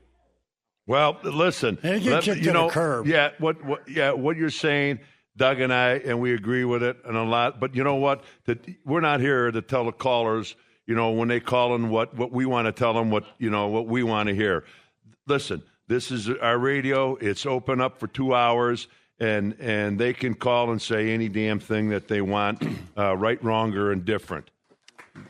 And then the other thing, too, is the fact that you take a look at a lot of these players, and a lot of players they talked about that left, they had to leave because that was it. They couldn't play anymore. Urlacher can't play anymore. And Briggs knows this is it for him at the end of his career. But we're talking about guys that know that. Peanut Tillman knows it's the end of his career. I knew when my career was over. Ed knew when his career was over. It happens to all of us. But the fact is, though, there are certain guys on that team, like, say, that Jared Allen's supposed to do a lot more and paid a lot more, is supposed to get something more done. And he's not doing it. So you got to figure he's going to be gone. So a lot of things are happening with this team. Let's go out to Russ in San Diego. Russ, you're on the score. Hey there, fellas. It's almost impressive how fast this team has given up on these coaches. Like, it boggles the mind. You go down the line, I mean, special teams, it's something awful. We all know that. The defense, they're all running a different play. Briggs coming back has helped a lot, but the linebackers, I mean, God bless them for trying, but they look lost almost every play. There's one play that I wanted to point out, happened about early middle of the fourth quarter. I'm sure most people will probably sleep, but it was Alshon Jeffrey going over the top on Micah Hyde, and he had his hands on that ball, and I had flashbacks to last year, and he just let it go. And that, to me, is a big sign of they're just giving up. Well, yeah, again, too, and I remember the play. The guy got his hand in there. So let's say that's part of the reason. And I know physically you can make mistakes, and I know that. But see, what really kills me, what burns my ass, is mental mistakes. Because that will kill you more than any physical mistake in the world. If you're not supposed to be where you're supposed to be, then you've got a major problem. The problem is you as a player, and the problem is the coach, because he's not getting it across to you. I've said it many times before. Just because a guy puts a whistle around his neck and puts a hat on doesn't mean he's a good coach. And that has got to be done. Fundamentals got to be done. It's still part of it. It's still part of being successful. Why don't you ask Belichick? Why don't you ask when Lombardi was on a roll? Why don't you ask when all these good coaches what they do and how they teach their players? And another thing they do, they don't take any crap. Hey, Doug. They don't take any excuses whatsoever. One of the problems to Russ, their caller, is that what we know now after 9 games. Okay, defensively, we cannot man up against anybody. Okay, we can't. And if you think we're going to game somebody and Mel Tucker's going to come out with this unbelievable game plan, listen, it's right in front of them, folks. We cannot man up against anybody. So defensively, what do we have to do? You got to come. I've been saying this till I'm blue in the face. My God, Lord Almighty, you've got to come. You've got to take those 4-down linemen. You got to twist them. You got to tweak them. You got to come with blitzes because you're not good enough to play zone. You're not good enough to play man. You've got to go after people. And when you play people like Tom Brady and Rodgers and Peyton Manning, the only thing that you can do to win a football game is you got to get in their face. And we cannot man up. We're not good enough. We don't have 4-down linemen that can hunt. We don't have 3 linebackers that can hunt. And the only thing that you can do is line twist and blitz and blitz and blitz. You're getting your ass kicked anyway. For Christ's sake, go down fighting. Yeah, the other thing, too, Ed, and that's correct. If you watch the best defensive line out there is the Lions' defense. And I watched that game today, and as good as Sue and those guys are, they were doing all those tricks as Ed was talking about. They were constantly doing line tricks, Detroit Lions. Yeah, and they got a team that could sit down and go 4 guys and just rush. But they got to do something different. And you know what it is? In this game, in the National Football League, it's adapt or die. That's exactly what it is. And this is why you hire coaches. You may not have all of the talent that you have, that you need. But somewhere along the line, this is why coaches are coaches. You got to come in there and find something. Find something. Adapt or die. And right now, we're dying. And we're dying big time. Let's go out to Bob in Downers Grove. Bob, you're on the score. Yeah, I'm looking at the the history of the Bears. They had some dynasties in the 30s and 40s and some one-hit wonders. 60. Just look at their history, though. 63 Ed's team, 77 your team. Then they collapse after that. Then you had Ditka had a string of years, and then Giron had that team, 13-3 in 01, and then the team collapses. And then they had the 06 team. Team collapses. Then I thought they'd build on the 2010 team. Team collapses. It seems like it's a common pattern with this club. Maybe they need to bring in Mark Cuban. Hey, Bob. Bob, stop yourself. If you look back, I think we won it in '63, and I think the last time they won it before was, I think, in 1946. So since then, we won it in '63, and in '85 they won it. I'm not quite sure how many years is that. It's got to be close to 70, I would assume, somewhere's around there. And for this team, who is the footing and the foundation of the National Football League, and to see what the hell happens it's incredible. I cannot believe we've won 2 world championships since 1946, and that just goes with what Bob was talking about. Like 63, we won it, and then what the hell happened? And then, in 85, they won it with the youngest team in the National Football League, one of the greatest teams that ever played this damn game, to win a Super Bowl, to be a world champion, and what the hell happened there? So I don't know. What he's saying is right. There's no Bill Belichick's here. I'm going to tell you something, and the reason why is very simple. You got to have the quarterback. Take a look at the teams you're talking about that win consistently. They have a quarterback. They have a good coach. There's no question about it, like Belichick. You got to have the quarterback. Didn't we have a quarterback in Cutler? Didn't we have a quarterback in Cutler? Apparently not. Not what I seen right now, and I was with them. Well, ownership and management did, because they gave him a $126 million contract, my friend. And he's not doing it. So they put everything in a basket for him to take him to win a Super Bowl. Super Bowl, we'd be playing in a toilet bowl in Flushing, New York. That's where the hell we're going to be playing. You got a quarterback like Tannehill in Miami. I mean, I'd rather have Tannehill at this point in time. I don't know what's going on with Cutler. I really don't. And maybe they'll find out. Maybe they'll sit him down and they'll find out. But I doubt everybody's tried that. They call him a coach killer, and I can see why. Things are starting to get real bad with him behind the center. We got to go to a break. Is that what you're saying? Yes. We're going to take a break. We'll be right back. Obradovich on the phone. Welcome back to Majestic Star Post-Game Show on the Score, Sports Radio 670, presented by Motorworks. Nobody works like Motorworks to earn your business. We are live at Gelsosimo and Pizzeria. Thanks to Pollyanna Brewery for also being a part of this. It's Obradovich and Buffon. Our phone number 312-644-6767. And Ed, we got a Packer backer sitting right in front of us. With the uniform on, and obviously there's about right now 150 fans here. Yeah. All right, settle down. That's it. Settle down. Yeah, because you better be careful, young lady, because these guys are they're kind of aggravated. What happened today? But I'll tell you what, we'll come to your defense. We really will. Yeah. Yes, we will. Yeah. Well, let me put it this way. Doug will come to your beds. Doug will. Yeah.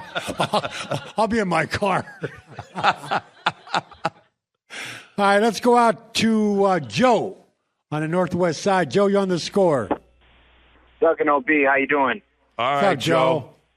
Look, I was with you. I was a believer in Jay Cutler. So was I, Joe. I realized I've been following a false prophet. I was at the game in Lambeau Field, and I am disgusted. I've been disillusioned.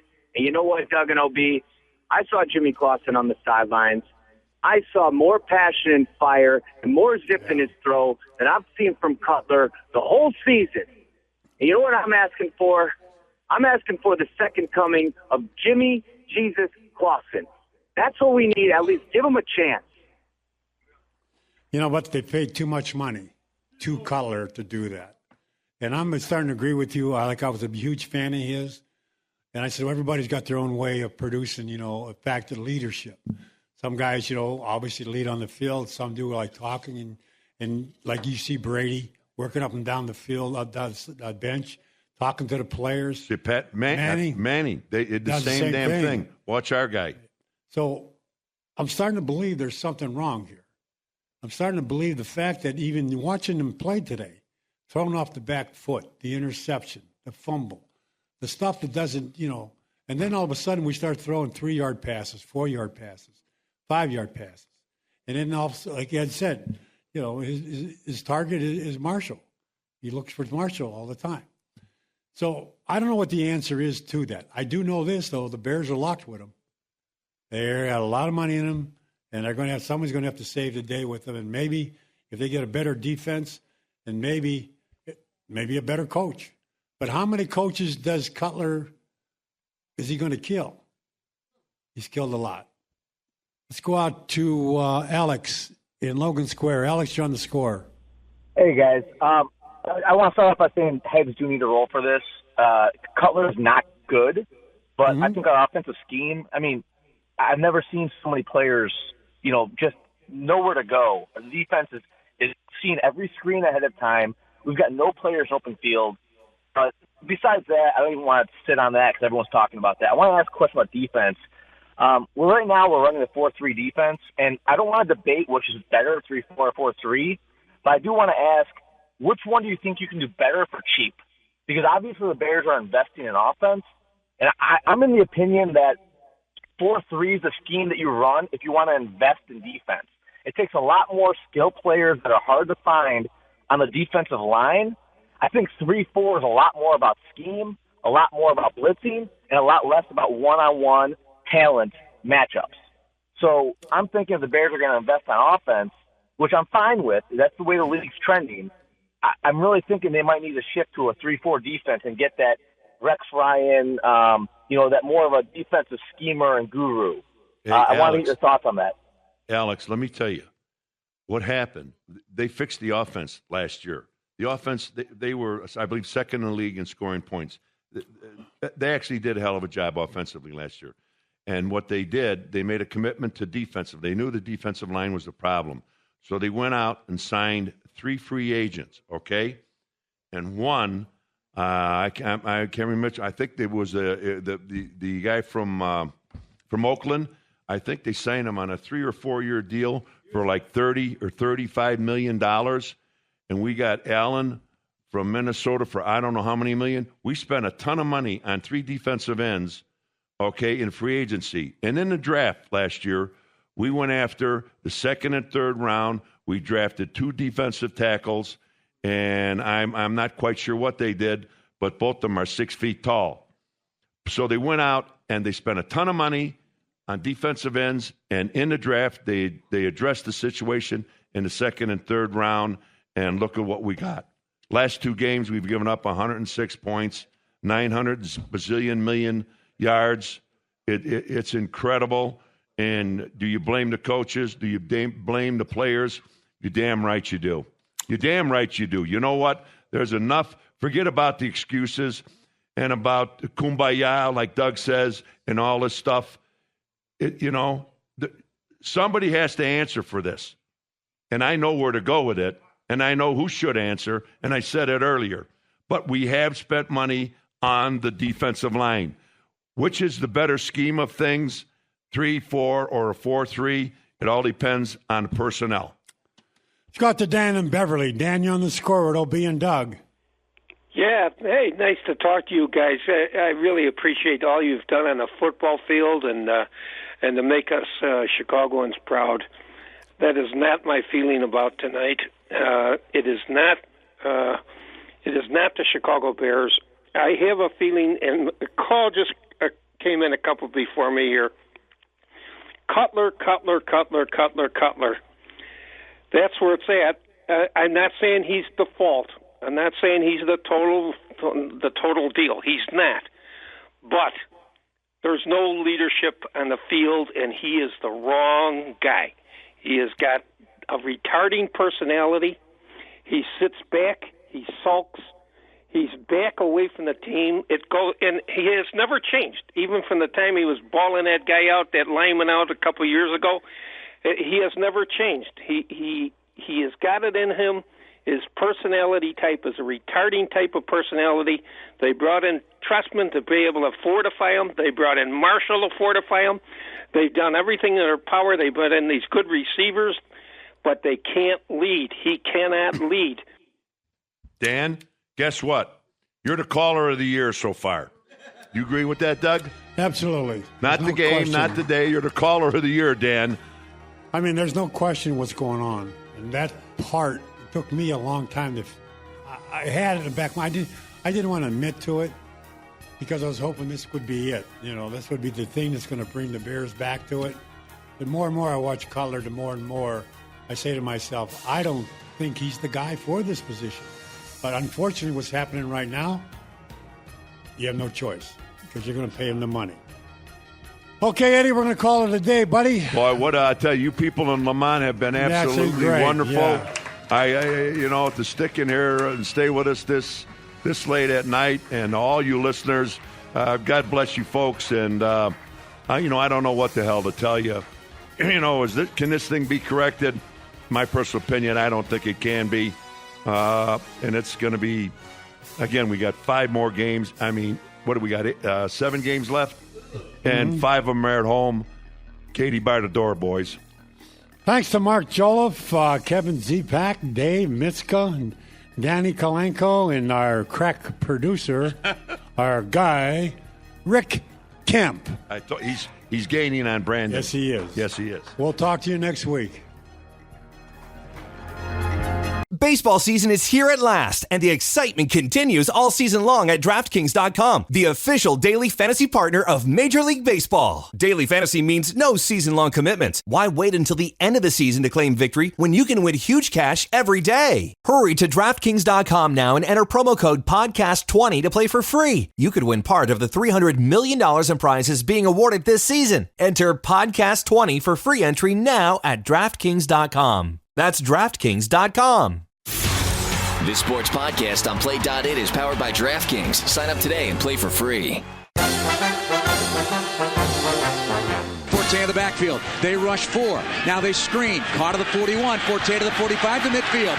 Open field move to the 45 to the 40. First down. 35-30. And taken down inside the Vikings 30-yard line to the 25. Here's the snap. Bridgewater play fake. Slight roll to the near side. He throws it to his tight end. He walks into the end zone for the touchdown. Just like that, Red Ellison in, and the Vikings on a 7-yard toss from Bridgewater have a 10-0 lead on the Bears. Snap is to Cutler, looking left, being chased now. Pumps, rolling to his right, throwing into the end zone, adjusting to the ball, and catching it is Alshon Jeffrey. Touchdown, touchdown Bears. Shotgun snap is back to Cutler. Late pressure on the blitz picked up from Smith, going deep down the right side, into the end zone. It is caught by Brandon. Touchdown Bears. He beats Robinson to the ball. The Bears have scored and taken the lead. Snap is back. They blitz. It's picked up. Cutler pumps. Now keeps 50, 45. Beat first line right. 40-yard line. The 41 of Minnesota. Here's the snap placement kick made by Blair Walsh. Didn't hit it very well. And he missed it. Blair Walsh misses from 38. That didn't look good from foot to finish. He sends it right. Snap is back. Flag is there. Free play. Throws. Right side jump ball. Foot out of the end zone. Pass is caught. Touchdown. Touchdown Bears. Brandon Marshall with the grab. Snap is back. Bears are bringing heat. Willie Young hits him in the chest, and down he goes. Sacked by Willie Young, and the fisherman giving his thing. And now, live from 115 Bourbon Street in Marionette Park, it's time for the Majestic Star Casino postgame show with your hosts, Doug Buffone and Ed Obradovich, only on Sports Radio 670 The Score and 670thescore.com. Chicago's sports station, Majestic Star Casino. Experience 6 floors of gaming action, and presented by Motorworks. Nobody works like Motorworks to earn your business, and by UV Vodka. This football season, BUV. Those highlights courtesy of WBBM Radio. Jeff Joniak on the call. Welcome to the Majestic Star postgame show on The Score. Sports Radio 670, brought to you by Motorworks. Nobody works like Motorworks to earn your business. We are live at 115 Bourbon Street in Marionette Park. Thanks to UV Vodka, this football season, BUV. Obradovich on the phone. Our phone number, 312-644-6767. Chicago Bears, 21, and the Vikings, 13. The Bears pull it off. Okay. The Bears won, folks. What was that score again, Doug? 21-13. 21-13, and that's our show, folks. Thank you very much for listening. We appreciate it. But again, too, let's take one thing at this game and just look at something. And there are a lot of things happen. I thought Cutler played a pretty damn good game. He had a couple interceptions weren't good, shooting off his back foot again. But Doug, that was the reason why he did what he did. They went so ultra conservative when they started this football game, and through that whole game, knowing that Jay is so susceptible to firing that ball all over the ballpark, and he did it a couple times in a double and triple coverage, but they had a very, very conservative game plan against a very, very poor football team. Yeah, and the Minnesota Vikings also, too, on a North Turner were very conservative. Oh, God. There's no question they used Bridgewater, did not do much with him going down the field. But if you take a look at the Chicago Bears. Doug, hold it. You said Ted Bridgewater, their quarterback, folks. Let me tell you something. He was 8 for 11 in the first half for 33 yards for a 3.0 average. This is professional football. Well, that's conservative. Conservative? Well, you do know he went to the University of Louisville, right? Or you don't know that? Yeah, and excuse me, and their offensive coordinator was the head coach at the University of Illinois. Norv Turner. Yeah. He's been known to be conservative. But oh my God. The one thing that really made it out there, and I thought that Jay kept a lot of plays alive, made a lot of plays by moving around in the pocket. But that offensive line, I thought, did one hell of a job at giving Jay protection. Kudos to him. Throw him. Yep. Kudos to him. No question about that. And then you take a look at the defense. I thought the defense played very well. There's no question they come out there to play. They, just hung in there, and they got the interception at the end of the game. Some bad things that did happen out there. This is the one thing you just can't let happen. It could have been a difference in the game. You give Minnesota a 48-yard fake field goal. Or no, punt, I'm sorry. A fake punt. And you just can't do that. You just got to be alert all the time. But unfortunately, the Bears weren't. Unfortunately, though, that it did not hurt them at the end of the game. But all in all, when you take a look at this, the game itself, but the Bears needed the game. They needed to go out there to win this football game, and that's what they did. And they did it, and they had to do it. And the fact is that we saw some improvement. I saw better linebacking play in this game. I saw some better defensive plays coming from the cornerbacks. Hey, Doug, does that have something to do with who the hell they played? Well, sure it does. I mean, don't you think that had something to do with it? I mean, but see, we're happy they won and everything, but my God, Doug. Ed, but here's the point. And you got to understand this, and I know you do. It doesn't matter. They won the damn football game. I understand we beat a tomato can. Whether they played against St. Rita or Reno, they won the game. I understand that, but let's not put them in the Hall of Fame. I'm not. I'm saying what they did today. I'm not saying what they did yesterday, what they're going to do tomorrow. What they did today was good football as far as playing the game, but the game plan. That's what they did. Whether the guy was weaker or they were stronger, the fact is they did produce defensively and offensively. Now, you can say all you want about the mistakes they made, but they were minimal compared to what they've done in the past. And they come jump back on the street. They're back in the game, and they have to go now next week.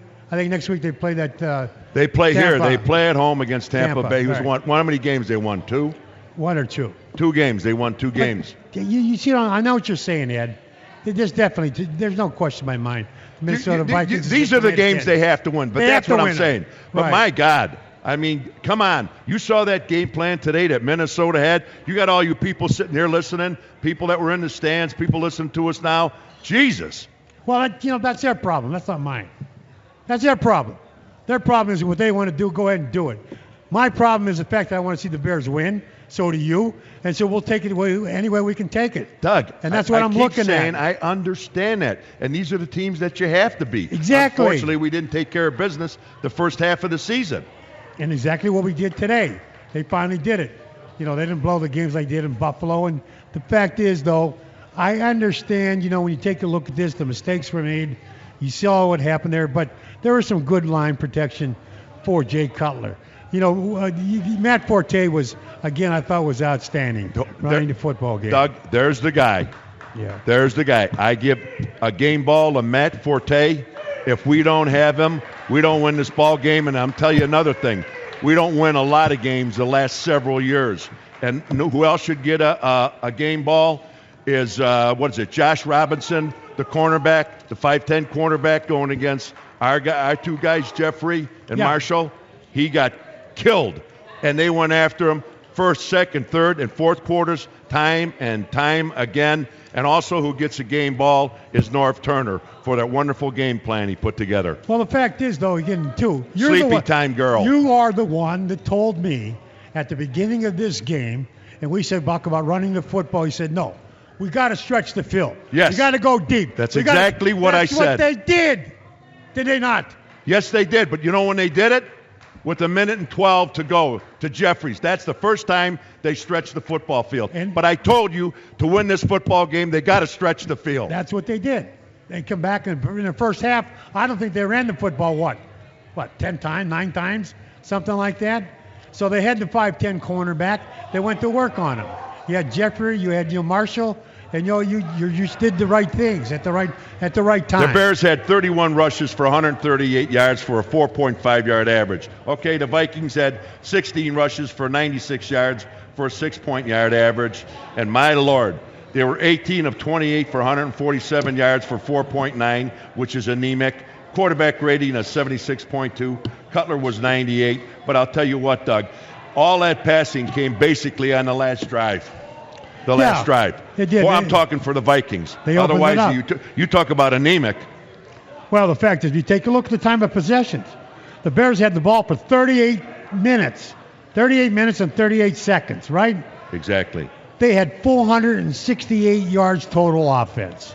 Well, you look at some of the keys of the game, and sometimes, I know statistics are for the loser, but I'll tell you what is so crucial, and I've always thought when I played and through the years, Doug, is third down conversion. We were 10 of 17 for 59, almost 60%. They were 2 of 11 for 18%. You wonder why they lost the football game.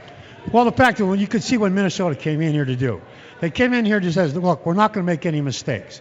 We're going to keep it real simple. This is Norv Turner, and he does this all the time anyway. Doug, how the hell do they think they're going to win a football? I don't know. We're not a very good football team either.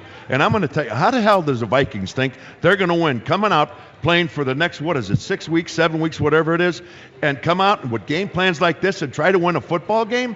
Is that what the hell this league has come to? Well, I'm going to tell you this right now, and I know you kind of agree with me with this. I don't give a damn.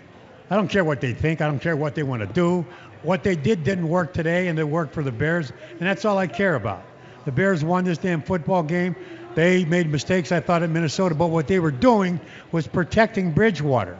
You protect your quarterback, your young quarterback, by not putting him on the line of fire, where he has to make something happen with the football. They didn't protect him. They hit him. Yeah, well, the fact is that's what they tried to do. They didn't want him to make mistakes. They thought they could come in here, play mistake-free, and beat the Chicago Bears. It's exactly what they thought. I agree with you. And it didn't do it. I agree with you. It didn't do it. And then when we started out playing, we started playing out, and we said, what the heck's going on out there? We're not running the football whatsoever. We were throwing short passes, Ed. Again, too, we were, killing that clock short. Then all of a sudden, very conservative. We spread it out. We opened up on it. So, again, too, like I said, and I consider Minnesota Vikings a tomato can. There's no doubt in my mind. But, again, too, knocking right on the doors for being a tomato can also are the Chicago Bears.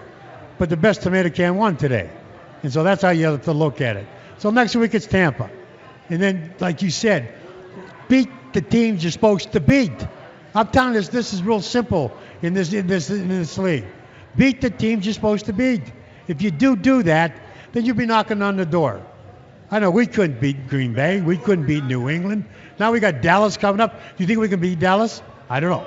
Do you think we could beat New Orleans? I don't know.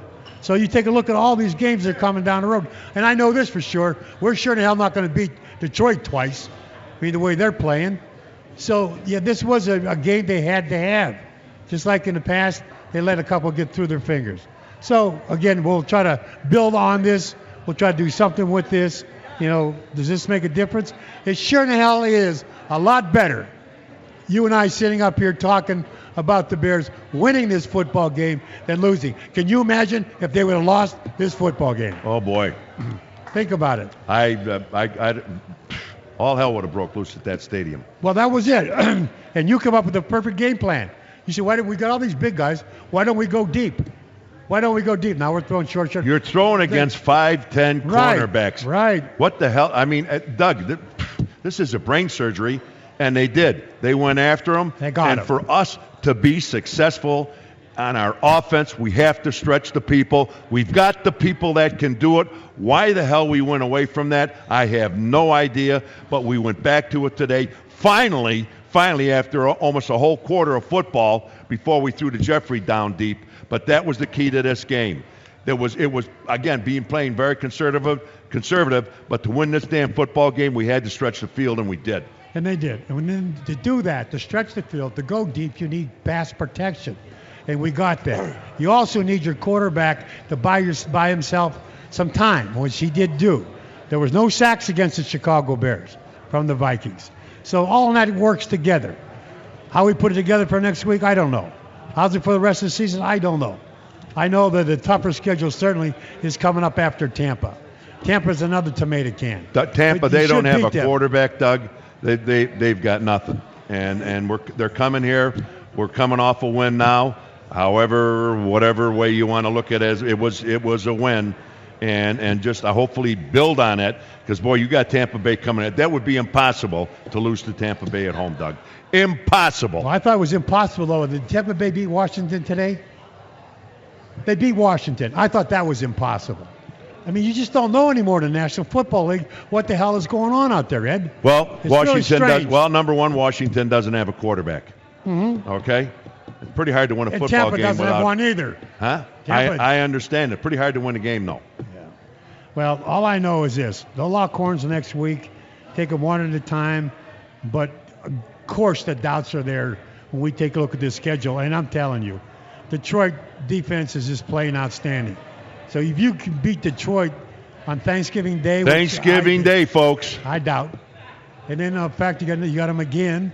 And then you got Dallas and you got New Orleans.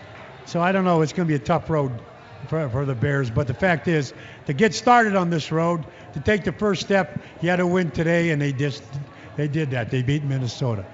Let's go out to Chad in Antioch. Chad, you're on the score.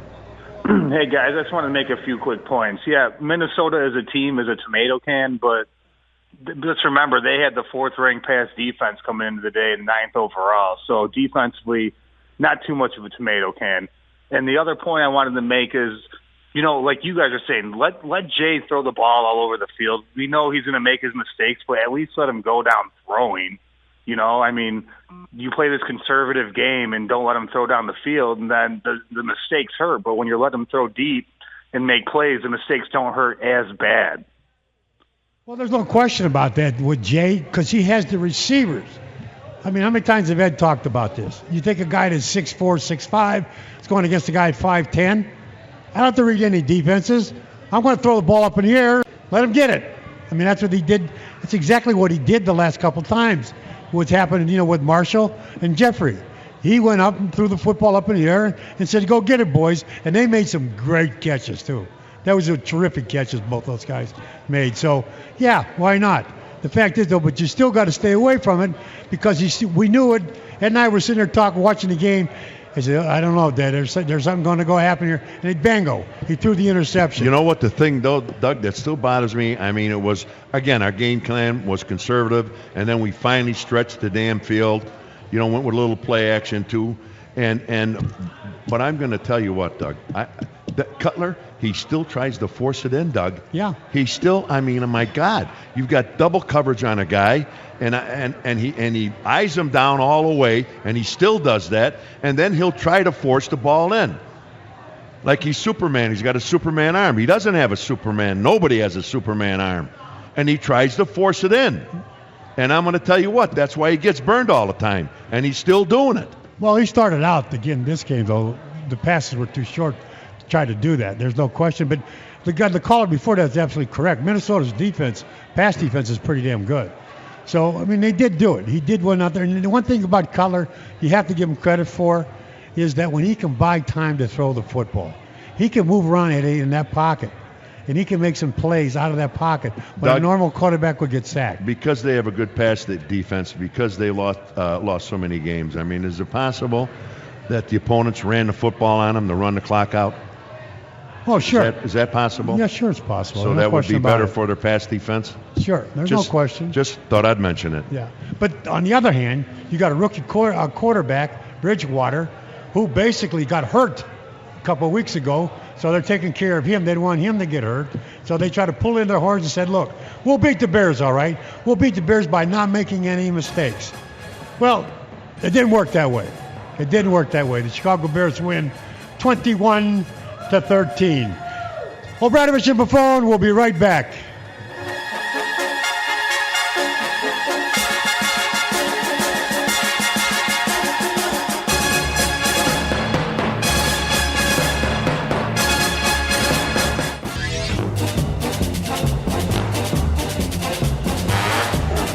Welcome back to Majestic Star Postgame Show on the Score Sports Radio 670, brought to you by Motorworks. Nobody works like Motorworks to earn your business. We are live at 115 Bourbon Street in Marionette Park. And thanks to UV Vodka, this football season, BUV. Obradovich and Buffon. Our phone number, 312-644-6767. And the Chicago Bears beat the Minnesota Vikings 21-13. Doug, I'd just like to give a shout out to an old friend of mine by the name of Rich Bolker. Rich used to be, Doug, was the head track coach at Fremd High School out in Palatine, where I live.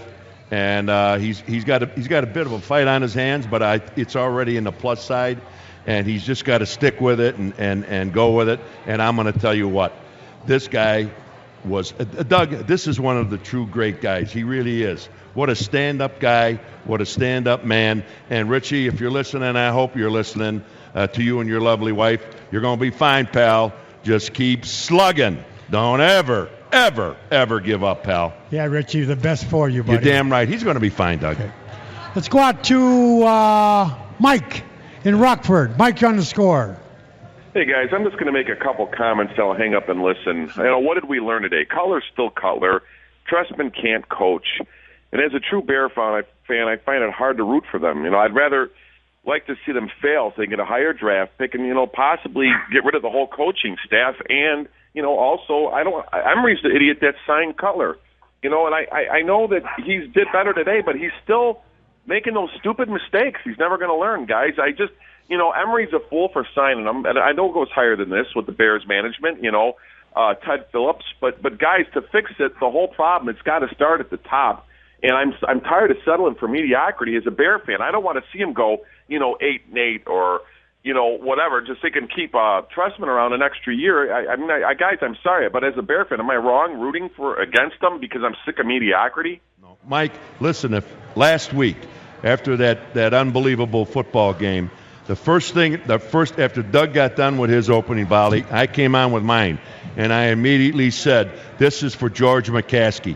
And what George has to do at Lambeau Field, get Ted Phillips, the president of the Bears, Emery, Trestman, offensive, defensive coordinators, the players, and get everybody, and the position coaches and the players, and get everybody in that locker room. And here's what he tells them to everybody, so everybody can look at everybody in the eye after that despicable football game they played last week and 2 weeks prior, and tell them you're all on the clock. Everybody in this room is on the clock. Stay in there for 5 or 6 seconds. Don't say another word after that, and walk the hell out of there. Because I'm going to tell you what, if you think that the Bears are going to come back and have some kind of a phenomenal season and win out, we'd all like to see them do it, but I don't see it. And I'm going to tell you something. For this team to win a Super Bowl, and that's what playing this game is all about, is winning the Super Bowl, not tying or coming in second. And I'm going to tell you what, there has to be some changes made up in management. There has to be. Yeah, see, Mike, in answer to your question about you want the Bears to lose, I don't want the Bears to lose. I don't want them to lose. If that's the case, then if you want to do that, then don't play the damn game. Don't go out there and play it. Don't go out there and bust your ass and play the football game. I understand that they need to improve. I understand they need better players, better coaching, better everything. But you're supposed to go out there on that field and try to produce. Doug, try to come up with a game plan. I think his reference was... I know what his reference was. To, management, head coaching, position coaches, and play. I think that's what he was addressing. I know that, Ed, but I don't buy into it. I know. Like I said the same damn thing. I don't buy into it. You go out there to win a football game. Exactly. But, boy, you've got to have people up in the front office that know what the hell they're doing to put you in a position to win a Super Bowl. Anything less is not accepted. All you have to do is listen to Ted Thompson. For you people that don't know who he is, he's the general manager of the Green Bay Packers, okay? And it's year after year after year. They have people go down in the offensive line, defensive line, linebackers, everything. And what does he have them? From year in and year out, there they are fighting for the championship. And the general manager's name is Ted Thompson. And if you're looking for a new general manager, I suggest that somebody in the Bear front office, whoever the hell Ted Thompson's first guy is, hire him. Well, I understand that. I understand that you have to go back. I understand that things have to be done. But I will be damned if I'm going to go out in that field and play dead for someone else. I will not do that. I won't accept that, and I don't want that because that's part of the game. You got to go out there and play the goddamn game. You can't just mess with it and play games with it. It's up to the front office to do what they have to do. At the end of the year, they can take their beatings for not putting the right people out there. How many times did you and I have to go out on that field and play it and know we didn't have a damn chance, but we played the game. That's right. We went after it to win. Which brings up that point which I mentioned, I don't know, it was about 3 or 4 weeks or whatever it goes, when Dick Butkus called in from Malibu, by the way. But anyway, he called in and he starts ribbing us a little bit. And I just got to say this again, folks. There were times when Dick, the game was lost. And there's maybe less than a minute to go or less than 30 seconds or 20 seconds to go in the game, and we had timeouts, and there's no way in God's green earth we could ever win a football game. But Dick Butkus would call a timeout every time. Every time. You want to know why? To give them one more shot. That's what he did. To load up and have us whack them one more time so they don't ever forget it. See, that's my point. My point is I understand all the stuff that goes on in the office, the coaching, the whole 9 yards. But as a player, when you put that helmet on and you put the shoulder pads on, there are 40,000 people out there watching you play, 50,000 people watching you play. They want to see you do your best. I won't come off. I'll be damned if I come off the field. Win or lose, that's the point. The point is I try to win them all. And I don't give a damn what happens after that. We're back with more of Doug and OB and the Majestic Star Casino postgame show, live from 115 Bourbon Street in Marionette Park. Majestic Star Casino. Experience 6 floors of gaming action and presented by Motorworks. Nobody works like Motorworks to earn your business. And by UV Vodka. This football season, BUV. Only on Sports Radio 670 The Score and 670thescore.com. Chicago's sports station. Welcome to the Majestic Star postgame show on The Score, Sports Radio 670, brought to you by Motorworks. Nobody works like Motorworks to earn your business. We are live at 115 Bourbon Street in Marionette Park.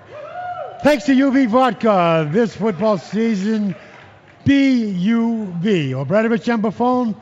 Our phone number, 312-644-6767. Chicago Bears win 21-13 over the Vikings. I've got to say this. When the Bears came out, obviously they went at halftime, made their adjustments. And when they came out, they had the long drive down the field. Then it became 4th and 2. 4th and 2, and they were going for the touchdown, okay? Cutler's a quarterback. Is that not correct? Yeah. Probably the slowest person they have in the backfield. Is that not correct? Yeah. We have a fellow by the name of 22, Matt Forte, who runs about as good as any back in the National Football League and catches the ball out of the backfield as anybody in the National Football League. Is that correct? Yes. So what the hell do we do? A direct snap to Cutler, and we try an in-run with Cutler running the football. Like we're really going to trick somebody? Bad call. They have 2. Oh, my God, Doug. Bad call. Come on, folks. There's just some things that happened in that game. That was one of them. I had that right on top. You know what that comes out? Like, how dumb is dumb? Jesus, what the hell are you thinking about? Yeah. You got to put points on the board to win. Take the drive down there, get on. It's 4th and 2. the 3 points. Get points, get some points on the board. You had a nice drive going down the field. You got a chance of not getting any, and guess what the hell happened? They got none. They should have kicked the damn football field goal, and if they were going to go for it, there's only one person that should have got that ball, and that was 22 in a quick opener, just like they used to do with Peyton. See, and the other thing, too, that they did wrong was the fact that on the trying to block the punt, and they run a fake punt. Oh, Jesus. They ran a Rex change is what they did. Right. No, go ahead, Ed. I mean, go through this whole thing because I get a headache thinking about it. Well, here. What they did when they lined up in a punt, you on every play you've got to have containment. I don't care if it's in the first 4 downs, if it's punting or an extra point. It doesn't matter. You've got to have containment. You cannot let anybody get out around you or get somebody on you to take you out. So what they did, and somehow Minnesota, their special teams coach, caught us on either the right end, which was number 29, and he went in first, which is called a Rex change. In other words, he went inside, and the person to the inside of him wheeled out around him. Now, folks, this is a punt. You know how many times you block a punt? Next to never. It doesn't happen. Now you're going to pull some kind of a trick play and get in there and block the punt? Well, what they did, they must have saw 29 coming in, edging in, and somebody saw it, and they made a call. It was an automatic. And Doug, I would bet on this. They saw him do it, and what they do, he comes in and bang out around. They go for what, 38 yards, whatever it was? Yeah, your bet is right because I played that position, and the fullback position, you're the one who makes the call. You never let them go outside. Never. Because you got to force them back into all a pursuit. There's something that says pull the trigger. So in other words, during the course of the week, they saw something that the Bears were doing. And once they line up in that, there's a call that comes from, like, say, the fullback position where I played. Exactly. I saw it. Because you've been noted to look for something. When you see it, you make the call. They gave it away somehow. And once they did give it away, there they go. 48 yards for. If we'd have lost this football, if we lost this football game, folks, don't you think we just might be hearing about that play a hell of a lot more? Well, that play was just brutal, absolutely brutal. Like I said, they knew it was coming. And they knew the guy who makes the call, the fullback, he saw what was going to happen. Called the audible live. You hit it could be a number, it's called 1, 2, red, blue, yellow, whatever it is. And they did it, and they were successful. Whatever the change name is, they make the call. And Doug, I mean, you and I, do we really know that happened? No, we don't. But I tell you what, I know damn well. I you bet and I would 100% bet on it. Absolutely. Mr. Sharp in Oaklawn. Mr. Sharp. Good afternoon, gentlemen. Hello. Just a couple points. I don't know what they were thinking at the end of the first half, but when they were also, when they're down second and goal on the 5-yard line, 4-yard line, try to punch it in. Run the ball a couple times, and if you're stuck, then go for a pass. But you really got to start running the ball when you're down that close to the goal line, and you got to punch it in. You got to punch it in hard, and you got to let them have it. That's all I got to say. Well, yeah, you get into their running game. They're first of all, their game plan, obviously, we saw the game plan. We're going to throw the football. We're going to throw the football. We're going to come out. We're going to throw the football. I don't know how many times we run the first half, Ed. Maybe six times? Something like that. That was the game plan. I think the number was 6 But times. see, the Bears, always had that problem down near the goal line. Remember when they brought in Bush, be the guy who was going to run for those 2 yards or that 1 yard for the, putting that football in the end zone? Well, yeah, they got to get better at that. There's no question about it. But I will say this about the Bear offensive line. They gave Cutler one hell of a protection. Yes, they did. They really did. I agree with you 100%, Doug. And they got some guys that can whack you pretty good in that Minnesota defensive line. And I'm going to tell you what, our front five, these guys stood up to it. And I tell you what, they did a hell of a job, Doug. They did a great job. And even on the screens and that, they were right there. They were making things, and that was the game plan also. Don't make a mistake. And he finally knew he was going to throw an interception, which he did. But fortunately enough, the Bears' defense came up and stopped Minnesota from scoring. Let's go out to Keith in Milwaukee. Keith, you're on the score. Hey, thanks for taking my calls, guys. Got my victory cigar going.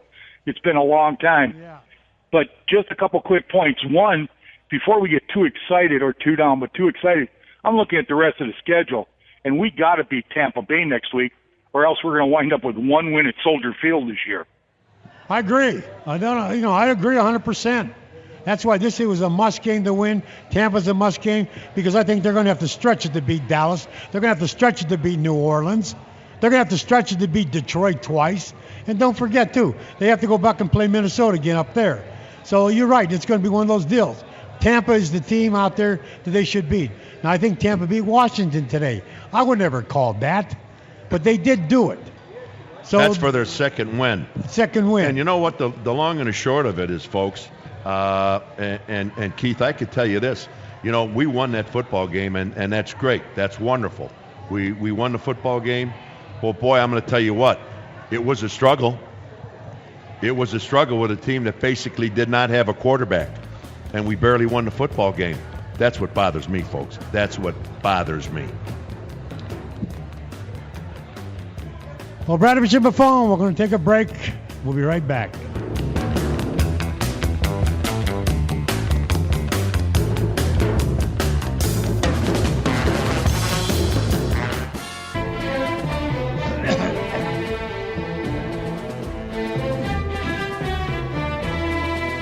Welcome to the Majestic Star Postgame Show. Excuse me. On the Score, Sports Radio 670, brought to you by Motorworks. Nobody works like Motorworks. Turn your business. We are live, excuse me again, at 115 Bourbon Street in Marionette Park. Or Bradovich and Buffon. Our phone number is 312-644-6767. Well, you know what, Doug? We're into our real quickly here. The playoffs in the state of Illinois for all the different 8, 7, 5, all the different, categories or whatever you want to call it. And that is just great football, Doug. I tell you, I'm a big high school sports fan. I don't care what it is. And there's some coaches out there I think that, Doug, are terrific. You take Frank Lenti at Mount Carmel, Doug. He started out, he lost, I don't know, like the first 4 or 5 games, he lost 3 or 4 of them, and now he's got him in the semifinals. Frank, a hell of a victory yesterday. Keep it going, kiddo. And another coach, that high school coach that I met is super. Maine South, Dave and Sarah. The guy, every year he has Maine South. Every year Lenti has them. And, of course, Brent Perlman, who I've known for quite some time. He's out at Wheeling. And when he was at Mount Prospect, he won, 2 or 3 state championships. But all these guys, Doug, I believe, are a disciple of Paul Adams, who was with me down at Illinois. And he was the head coach at Deerfield, and I think Hubarkish played at Deerfield High School. But Paul Adams is basically the grandfather of, I think, and all these people were under him or came from him somewhere along the way. I'm talking about Lente and Sarah and Perlman. So, Paul Adams, God love you, and all these guys, keep it going. And to Frank Lenti, you're still the one going in there. Just bring it home, guy. Just bring it home. You know, and I lived in Deerfield, and Paul Adams, I lived right near the school. Doug, what a coach he was. He was so respected in the state, it was unbelievable. Yeah. He was outstanding. Not only was he outstanding as a coach, again, too, watching over kids, watching how they, teaching them stuff. Absolutely. That was really great. So, congratulations to all those guys. Let's go out to, is that Cal in Quad Cities? Cal, you're on the Score. Hello. Hello. Is this Doug and OB? Yes, it is. You got it. Hey, Doug and OB, Tim in the Quad Cities calling. First-time caller, long-time listener. First of all, I want to say to Ed, my father-in-law, or my ex-father-in-law, said you used to come up to his bowling alley in Moline, Illinois all the time. He was a Serbian, Sammy G. Oh, my God. Yeah, wow. That's a long time ago. Sammy Ganatovich. Yes, you got it. What a man. Yeah. Nice guy. He passed away in 2006. Did he? But I tell you what, he was a hell of a guy. He did a lot for the community. And what a gentleman. Yes, he did. He was a great gentleman. Yes, he did. I was just going back and reading Butkus's book, Stop Action, about the 71 season. And this season kind of reminds me of what you guys went through then. I wanted to ask you guys, how do you think Bobby Douglas would have done as a quarterback with the Bears in this era if he came out then? Let me jump on that first. Bobby Douglas, I thought, would have been the best strong side safety that ever played in the National Football League or one of the best tight ends to ever play. In my opinion, and I know I talked to Bobby many times years and years ago when we were playing, Bobby, why don't you – he wanted to be a quarterback, and he thought he was a quarterback, and he did run an awful lot, but that's what I thought personally, Doug, that he would be a great strong side safety or a tight end on the offensive side. Here's what I thought about Bobby Douglas. I thought about him as a quarterback, but Bobby Douglas wasn't taught as a quarterback. And I can remember this distinctly. He's out there in the field, he snaps the ball, and I hear Abe Gibran from the sidelines yelling, "Run, you donkey, run." What the hell kind of a deal is that? I know he ran for 900-some yards. That kid had a strong arm. I just don't think he was taught right. But again, too, he was such a good athlete. He could have played tight end. He could have played strong safety. He could have played linebacker. He was bigger than most linebackers when he was playing. He was 6'5", but I think he weighed like 238, 235, somewhere in there. And, boy, he could run, he could move, really put together. But I'll tell you what, in that particular time, that's what I thought he should have played, but he was not going to move from being a quarterback. Let's go out to Eric in Peoria. Eric on the score. Hello there, boys. Hello, hey, Eric. What's up, boys? Well, when you finally decide to play some smart football, you're going to win. It looks like Cutler played some pretty smart during the day, but when he went for on 4th down instead of sweeping, they should have gone straight ahead. No question about it. That's what he's called. Walter Payton scored a ton of touchdowns. And when you're down on that 2-yard line, that 1-yard line, that 3-yard line, Eric, if you watch a lot of the really successful running teams, when they run, it's either the quarterback sneak or it's a quick opener. Don't try to do switch blocking. Don't try to do trap blocking. Everybody man on man, and as soon as that quarterback gets that ball, that halfback or fullback is right up there in the H formation, whether it's strong or weak side, and you hand it to them, let them hit the line. Because offensive linemen cannot hold a block, especially down there for a long time. It's hit, and the guy's got to be right behind that hit and get in the end zone. See, I personally thought the play shouldn't have been called in the first place. I thought she should have kicked the field goal. I think you're down there, you make the move, you drive all the way, and you get 3 points and walk away from it. But since they did have to make a call, that was the wrong call to make. I said that earlier, and I agree with it. They should have taken a field goal. Yeah. To make a nice long drive coming out of the half, and you put points on the board immediately, that sends a message. Here we are. We're ready to go. We got it figured out a little bit. No, they didn't do it. They called the wrong play, little Eddie. Little trick play gets you tricked out. Let's go to Billy in Colorado Springs. Billy. Doug and Obi, you guys have been my heroes since my dad took me to Wrigley Field to watch you guys play. And that's one point I want to make. You've always been my heroes. I love you guys. And I want to talk about that fake punt. You guys played defense. The special teams, the center on that play was actually cocked. His body was cocked to where he was hiking the ball, not at the punter. Okay? His body was actually cocked. You go watch the replay. Okay? That was a called play. Well, sure it was called. Again, too, let me just give you some experience at it because I've done it. I did it for 14 years.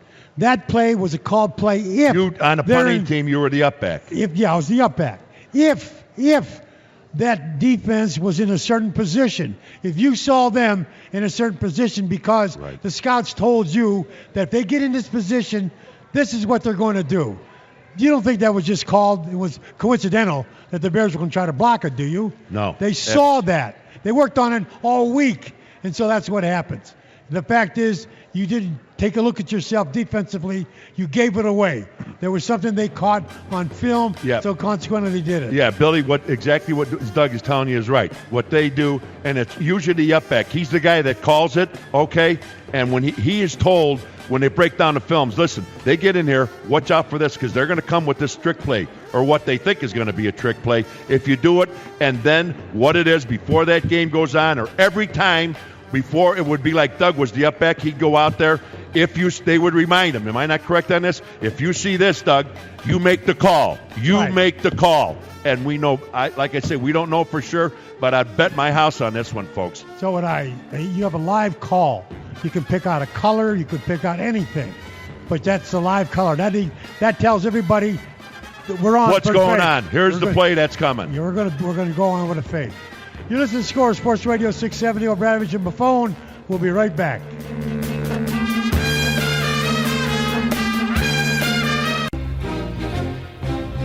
Back with more of Doug and OB and the Majestic Star Casino postgame show, live from 115 Bourbon Street in Marionette Park. Majestic Star Casino. Experience 6 floors of gaming action, and presented by Motorworks. Nobody works like Motorworks to earn your business. And by UV Vodka. This football season, BUV. Only on Sports Radio 670 The Score and 670thescore.com. Chicago's sports station.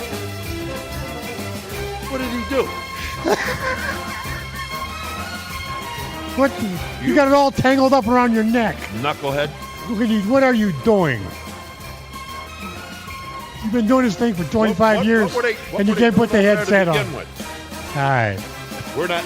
Welcome to the Majestic Star postgame show on the Score Sports Radio. Are we on the air? 670. No, Ed. I'm just practicing. What the hell you're doing. I'm just practicing with you.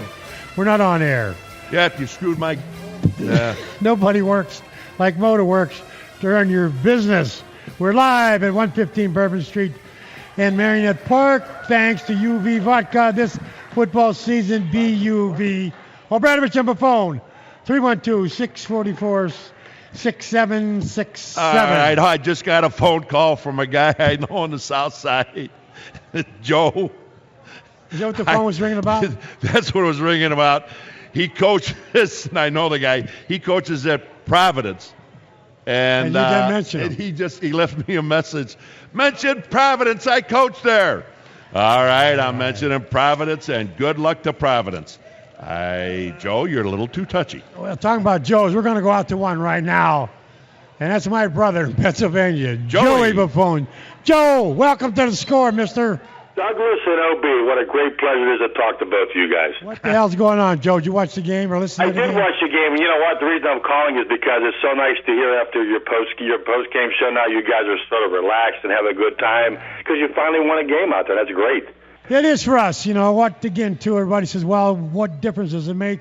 Well, the difference does is if it had lost it, can you imagine what the fury would be here in Chicago and around the country, the people that are Bear fans? Absolutely, and we're Bear fans here too, as you well know, Doug. But one thing though, I want to tell you, I never forget when I went to your games, a couple of your games there, and I got autographs from Richie Pettibone and Jim Credell and Jim Purnell and Ronnie Bull and Marconi and Benny McCrane, all those guys. But the ones I always cherished was Ed O'Bradovich signed one for me.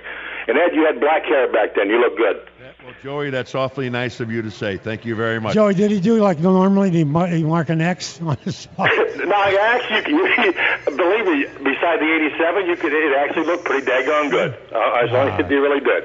Well, Joe, you're a gentleman, and I appreciate it. All right, buddy. Well, I enjoy watching you guys play, and nobody knows better than I do, number 55 and 87, what we think of you here in Pennsylvania. Hopefully the Bears can keep going. A little bit about your game today. Cutler looked pretty good, but he still has that tendency to, instead of putting teams away, they make mistakes. They don't capitalize on it. Defense looked a little bit better today. And basically, thank God for your guy that intercepted the ball in the end zone there at the end of the game. So, so things are looking up. Hopefully they get a little bit better for you guys. Joey, I'll be home for hunting season, buddy. Yeah. I heard that. You're still one of the best hunters around here, Doug. So, hey, one quick thing, I'll let you go. Go ahead. Tomorrow night we have to go to Tennessee, and I'm a little nervous about that Tennessee game. They're 2-7, and they're dangerous. Those Tennessee teams. You watch this kid, this Zach Metzenberger. Yeah. Reminds you a lot of a young Roethlisberger. So it's going to be interesting to see how the Steelers get through that tomorrow night. Hey. Yeah, Metzenberger's pretty damn good. Hey, yeah. Joey. Yes, one thing next time I see you, you and I got to talk about the time that Doug was hunting, and yes. that spaceship came in and ran into him and knocked him over. There's a lot of stories I could tell you, buddy. You still wouldn't believe them. So, all right, Joey, have a great evening. Congratulations out there. We got to have a conversation about that. And it wasn't during hunting season either, by the way. Oh, it was off season. In the backyard? No, it was. I told you it was in the woods. I was walking in the woods and I had to go borrow some sugar from the neighbor because we live like in the woods, and that's when that thing zoomed me. Doug, how could down. a spaceship hit you in the woods when you're walking through trees? How does it get around? There's a bank. Does it magically go around the trees and come and hit you? Is that how that happens? They can maneuver very well. You have no idea. But the fact is, when I went down... You damn right I don't. Do it. I'm going to tell you, folks. I won't believe this. If they ever have the recording here, we got to check on that. Me, you, and Bucky? You have to know about you and I. When you first told me that story, we were in the studio, the old studio, and the NBC Towers. When you told me that story, Doug, I absolutely flipped. And if they ever, I wonder if they ever taped it. If they did they still have it? Well, we should look into it, folks. I tell you, you'd love to hear it. The last thing I remember you saying to me was, "You're going to tell me, Doug, that a spaceship went 2 million miles to fly into... Took here 60 years to get here. And they looked you up." Yeah, and the first thing they did was crash into you. Is that what you want me to believe? All right. We just get to the callers. Yeah, let's go. Let's go out to Mike and Beecher. Mike, you're on the score. Hi, guys. I'll tell you, it's a nice feeling that they actually won, but I still have to look at things in a realistic manner. There you go. They beat a team that was with a rookie quarterback minus the best running back they could have had, and just the way their game planning was in the first half, the way they let that time just run out without even trying to be aggressive. That's not fair football. That's not any kind of offensive team's football. Eating the clock away does nothing. And the other thing that kind of amazes me is every time it seems like they keep on saying that they keep on calling Cutler a kid. He's a journeyman. He's been in the league 9 years. And the other thing is too, if you watch how his passes, they are just like wounded duck. There's no real accurate. The accuracy is not there. His receivers are making some good catches. The one he hit Marshall with was a wounded duck. Yeah, but it got in there. It was almost basically double coverage, and somehow, it wasn't fired in there. But I'll tell you what, Marshall made a hell of a catch. Can't take it away from him. On that in the end zone, he really did. Well, that's the whole point. The point is, I guess, there's still so much that has to be done with this team. We all know that. We can see it. But I guess what we're doing is look and say, hey, listen, let's chuckle a little bit. Let's have a good time. We won the football game. Let's see what happens next week, which we should win. And then buckle up. Because that's when you're going to get it. You got Detroit twice, you got New Orleans, and you got Dallas. Yeah, but Doug, when we do our shows, when they do good, we tell them they do good and why they do good, and when they do bad, it's it's tough luck, pal. Yeah. But I'm going to tell you what I'm glad for the victory, but I was disappointed that we played a real conservative game. I thought we would open up a little bit more, really stretch the hell out of that field, and we finally did it. But I thought we would start from the get-go. Listen, we've got nothing to lose, pal. Nothing to lose. This is what both teams were figuring, even Minnesota. They're figuring this, that whoever had the turnovers, that was the team that was going to lose. Both of those teams come in here, the Chicago Bears were the same way. Do not make a mistake. So consequently, what they had was, let's throw the ball short. There's a stat, average per pass. Average per pass for the Minnesota Vikings was 3.9. Anemic. Ours was 7, which is decent.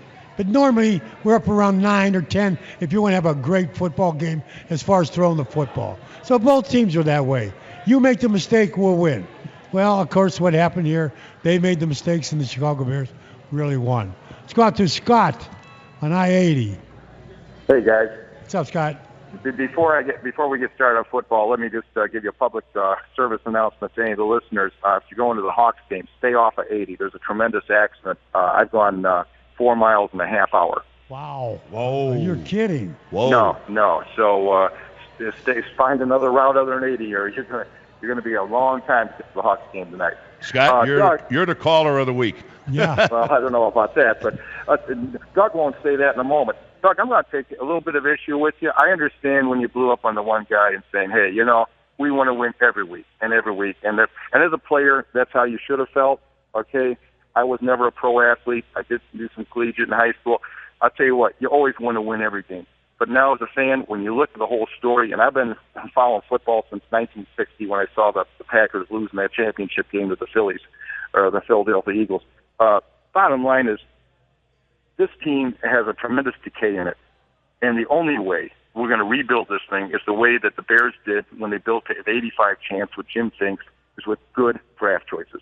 They made an interesting announcement, or comment the other night when the Packers were killing the Bears, how the Packers had only 5 guys who'd been on other teams versus the Bears had like 33 or 31, some incredible number. This started with Jerry Angelo. Jerry Angelo is the guy, draft choice after draft choice, disaster after disaster, and it's like a root canal or a root decay. It just keeps going and going. And we had good players at the top, but when they retired, when they got hurt, we didn't have the quality to go ahead and continue with any quality at all. It just fell down a notch, and then another notch, another notch. I'm not saying that Emery's been perfect. I would have never given that contract to Cutler. But, Obi, you said it right. It starts at the top.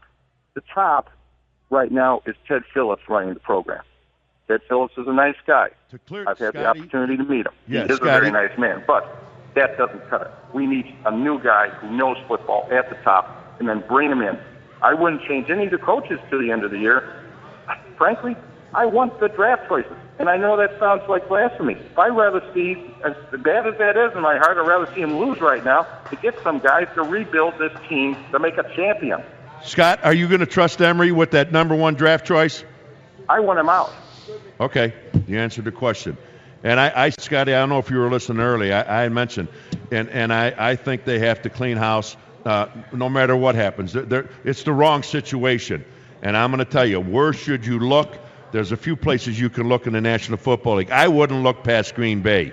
And again, whoever Ted Thompson, the general manager is, whoever his top guy is, interview him. If you like what you hear, hire him. Because I'll tell you what, Ted Thompson very seldom, if ever, misses on a draft choice. They won a Super Bowl. They've been great year in and year out with him drafting and him making the trades. He was the guy that drafted, Doug, correct me if I'm wrong, Aaron Rodgers. Still, when Brett Favre was in his heyday throwing the football, they drafted him number 1. And he sat on a bench for 3 years before they ever played him. You think that guy doesn't know what he's doing? That's the difference between the Packers and the Bears. The difference between the Packers and the Bears are the quarterbacks.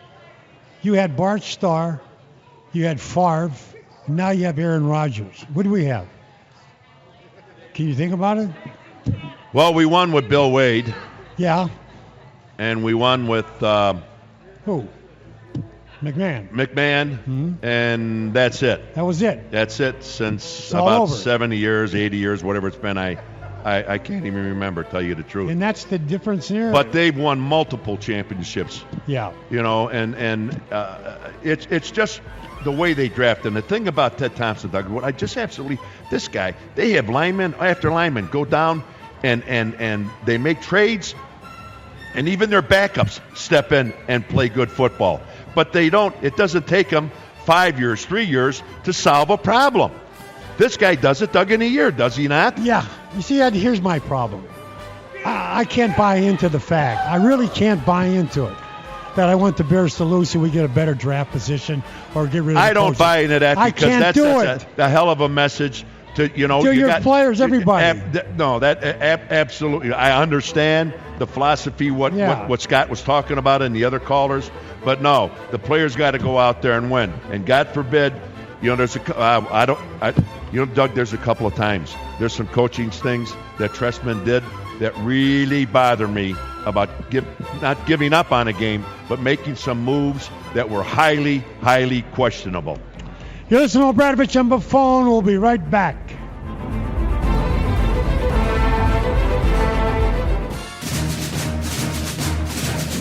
Welcome to the Majestic Star postgame show on the Score, Sports Radio 670. Brought to you by Motorworks. Nobody works like Motorworks. To earn your business, we are live at 115 Bourbon Street in Marionette Park. Thanks to UV Vodka this football season, BUV, Obradovich on the phone. Our phone number, 312-644-6767. And Eddie, once again, you have an announcement to make to the people out there in Radio Land. Okay, folks. This must be your last one. This is the last one. Earlier I mentioned about Frank Lindsay and Mount Carmel. Wish them good luck. And I met Dave and Sarah, Brent Perlman. Anyways, so then Joe, a friend of mine from the South Side who coaches at Providence, he called us, hey, what about us? Okay, I believe Providence is playing Cary Grove this coming weekend. So I just happen to know some very, very, very dear to me, and her initials are Ann Posey. Her 2 kids went there, and she called them and says, they're playing Providence. Why don't you mention Cary Grove? So Cary Grove, good luck too. And to all the high schools that are in football playoffs on this planet, good luck. Yeah, that includes Indiana too, by the way. So I don't want another call from somebody else. This planet, I said. Yeah, okay. Indiana's in this planet. All right. Let's go out to Ray in Arlington Heights. Ray, you're on the score. Doug, OB, I think you guys are fantastic. Well, thanks, Ray. If you had ever told me one Sunday night I'd be up till 1 in the morning listening to 2 ex-Bears from a pizza place in Lamont, I would have said I don't think so. You did. Hey. You deserve some free pizza for that one. Hey, Ray, how about us, too? We're right with you. You guys were fantastic. Thank you. A caller before said something, and I want to say brief something and then lead to a question. He mentioned Jim Finks. Yeah. I think in the last 50 years, and you both know the history of the organization, the 2 most important football executives that worked for the Chicago Bears were George Allen and Jim Finks. And, Ed, you were retired by the time Finks was hired, which I think was September of 74. Hold on 1 second. Hold on. I'll let you continue. There's 3 people. Okay? You hit it right. George Allen, number 1. Finks and Jerry Vanisi. Yeah. He was the general manager. We won the world championship. He signed all the players. There was never a contract dispute, and you're talking about high-profile players like Dan Hampton, Peyton McMahon, et cetera, but Jerry Vanisi was also one of the architects of that world championship team in '85. Ed, I think that's a great point, and I apologize for leaving him out. No, you don't. No. But to continue, my point being that here were executives who turned an organization around. Yes. We go on a week-to-week basis now, I think, for 2 reasons. This city has an impossible time leaving Bear mythology behind. You know, in his final 22 years as a head coach, George Halas won 1 championship. Dick Butkus, you guys played with, great football player. He never won a championship. These are giants in the history of the team. Neither did Doug, who played 14 years. And how about Gale Sayers? There's another one. You're absolutely correct. This organization, they still haven't proven to any of you. You know, and I understand what you're talking about. He's still on the line, isn't he? Is he still on the line? I don't think so. No? I'm here. Oh, you're here. Yeah. Okay. No, you stay on the line. Yeah, you're right. I mean, there's something wrong here, and they got to fix it. They meaning only guy can fix it is the McCaskey. And that's the only guy who can fix it, and they're going to have to do it. If it's not that the rest of this year, then all hell's got to break loose, and they got to start all over again. They got to find a guy that can take this organization, this football organization, and make it good. And that would be compared to Green Bay Packers. Here is the point I want to get to, and Doug, this question is more directed to you because you lived through this. September of '74, Muggs Halas somehow convinces his father to hire Jim Finks. Right. What was it like to be in the organization then and see the transformation in professionalism and all the other elements that go with it? Well, I got to tell you, Jim Finks was just unbelievable. And I would go in there and do my contract with him. And I would walk in and he'd call me up and say, look, he said, wear your blue suit, your sincere blue suit, and a red tie. We're going to talk about your contract. I had the contract settled within 5 minutes. This guy went out. He knew players. He knew how to find players. He knew how to deal with players. He got people in there that wanted to play. You know, that's why Walter Payton and all those things happened. So Jim Finks, to me, was just outstanding. There wasn't anybody better than him as far as a GM of an organization. Excuse me, quickly before we go, what do you do for a living? He's off the air. Is he off the air? Yeah. Is he? I'll tell you what a What a hell of a caller. That was. Well, he's sensible, not mean, like you and I. No. You and I are too emotional. But this guy was sensible when he was I mean, talking about. Wow. Yeah. Hell of a call, pal. Okay, you listen to Score Sports Radio 670. O'Bradford and Buffon. We'll be right back. We're back with more of Doug and OB and the Majestic Star Casino postgame show, live from 115 Bourbon Street in Marionette Park. Majestic Star Casino. Experience 6 floors of gaming action and presented by Motorworks. Nobody works like Motorworks to earn your business. And by UV Vodka. This football season, BUV. Only on Sports Radio 670 The Score and 670thescore.com. Chicago's sports station. Welcome back to Majestic Star postgame show on The Score. Sports Radio 670, brought to you by Motorworks. Nobody works like Motorworks to earn your business. So, Bradovich and Buffon, our phone number 312-644-6767. You know, Ed, after this is over with, I'm going back home, and I'm going to meet an old friend of mine from Louisville, University of Louisville, a guy down in Louisville. Bill Stone is his name. You talk about a Bear fan. Now what's going to happen here is I'm going to take another beating, and we're talking about what's wrong with the Bears, what's going on with the Bears. And all I can say to him was, look, Bill, the Bears won the football game. Let's just call it even. Let's see what happens next week. That's all I can do. Let's go out to... Well, that was really interesting, Doug. Well, let me tell you something, I Ed. mean, I am taken back by that. Let me say this, Ed, in all sincerity. You could... Don't start. I'll leap all over you. I'll jump right down your throat. Let me see this all sincerity. Yeah, all sincerity. I got your sincerity. Get to the callers, will you? Why don't we call California and see what high school coaches out there that we can put... You know, you sometimes you make me sick. All right, here we go. Let's go out to Terry in Edgewater Beach. Terry, you're on the score with OB and Doug. Hey, OB and Doug, real fast, back to that fake punt. I saw a picture of Doug Buffon scoring on a fake field goal. New York Jets, Doug, you were back there as a tailback, and the ball was snapped to you. Snapped to me, you right. Scored. Yep. Yeah, that was great. There was a photo in a saloon that... It's the only football photo in a baseball saloon at Wrigley Field, and it's right in the front window, and the rest of them are all baseball. You see, that's why I'm saying that's up to the up back to make that call. He makes that's the why call. He knew it. They knew what was going on. Right, and you did too. You know, you called the play at that point. Yeah, oh yeah. All right, Terry, that's enough. Let's not go too crazy with this. Terry, you got any coaches in California you can talk about? Well, I up here at Edgewater Beach, I live in George Hallis's old place. Oh, and yeah. friend there of you the go. Osmanskis, your family, and your buddy John. Yeah. And OB, real fast, I saw you one day at a muffler place. Your dear buddy, I don't know the name of the muffler place. But, Casey Automotive. Frank right. Casey. Casey, and right his there. son, Steve Casey. Yeah, Southport, absolutely. yeah, Yes. All Yes, right. you got it. You are great guys. Keep the ball in the air. Thanks, All right, Terry. buddy, All right. thanks. What's Casey now? What is that? It was you remember Frank Casey? Yeah, from years ago, yeah, and then right. He passed on, and Steve is doing he's doing a phenomenal job with the business. Let's go out to Arizona Jack. Arizona Jack, you're on the score. Before I say anything, the Cardinals are beating the Lions 14-3. Wow. All right. What quarter, Jack? What quarter? It's still first half. Okay. Yeah. All right. Here we go. First of all, I wish the heck we had Bruce Arians for a coach. Because we had a chance to get him, and somehow they turned him down. And if we did have him, I guarantee you, Cutler will not have a 3-year contract. He would have played him 1 year at a time. Now, here, I watched the Bears game today. You know what? Part of me wanted them to lose, the other part wanted them to win. But, you know, the reason I say lose, because if sometimes you have to go backwards in order to go forward. To get rid of the coaching staff, the general manager, the whole deal. In fact, he's not a general manager. He's a retread. The coaches are all retreads.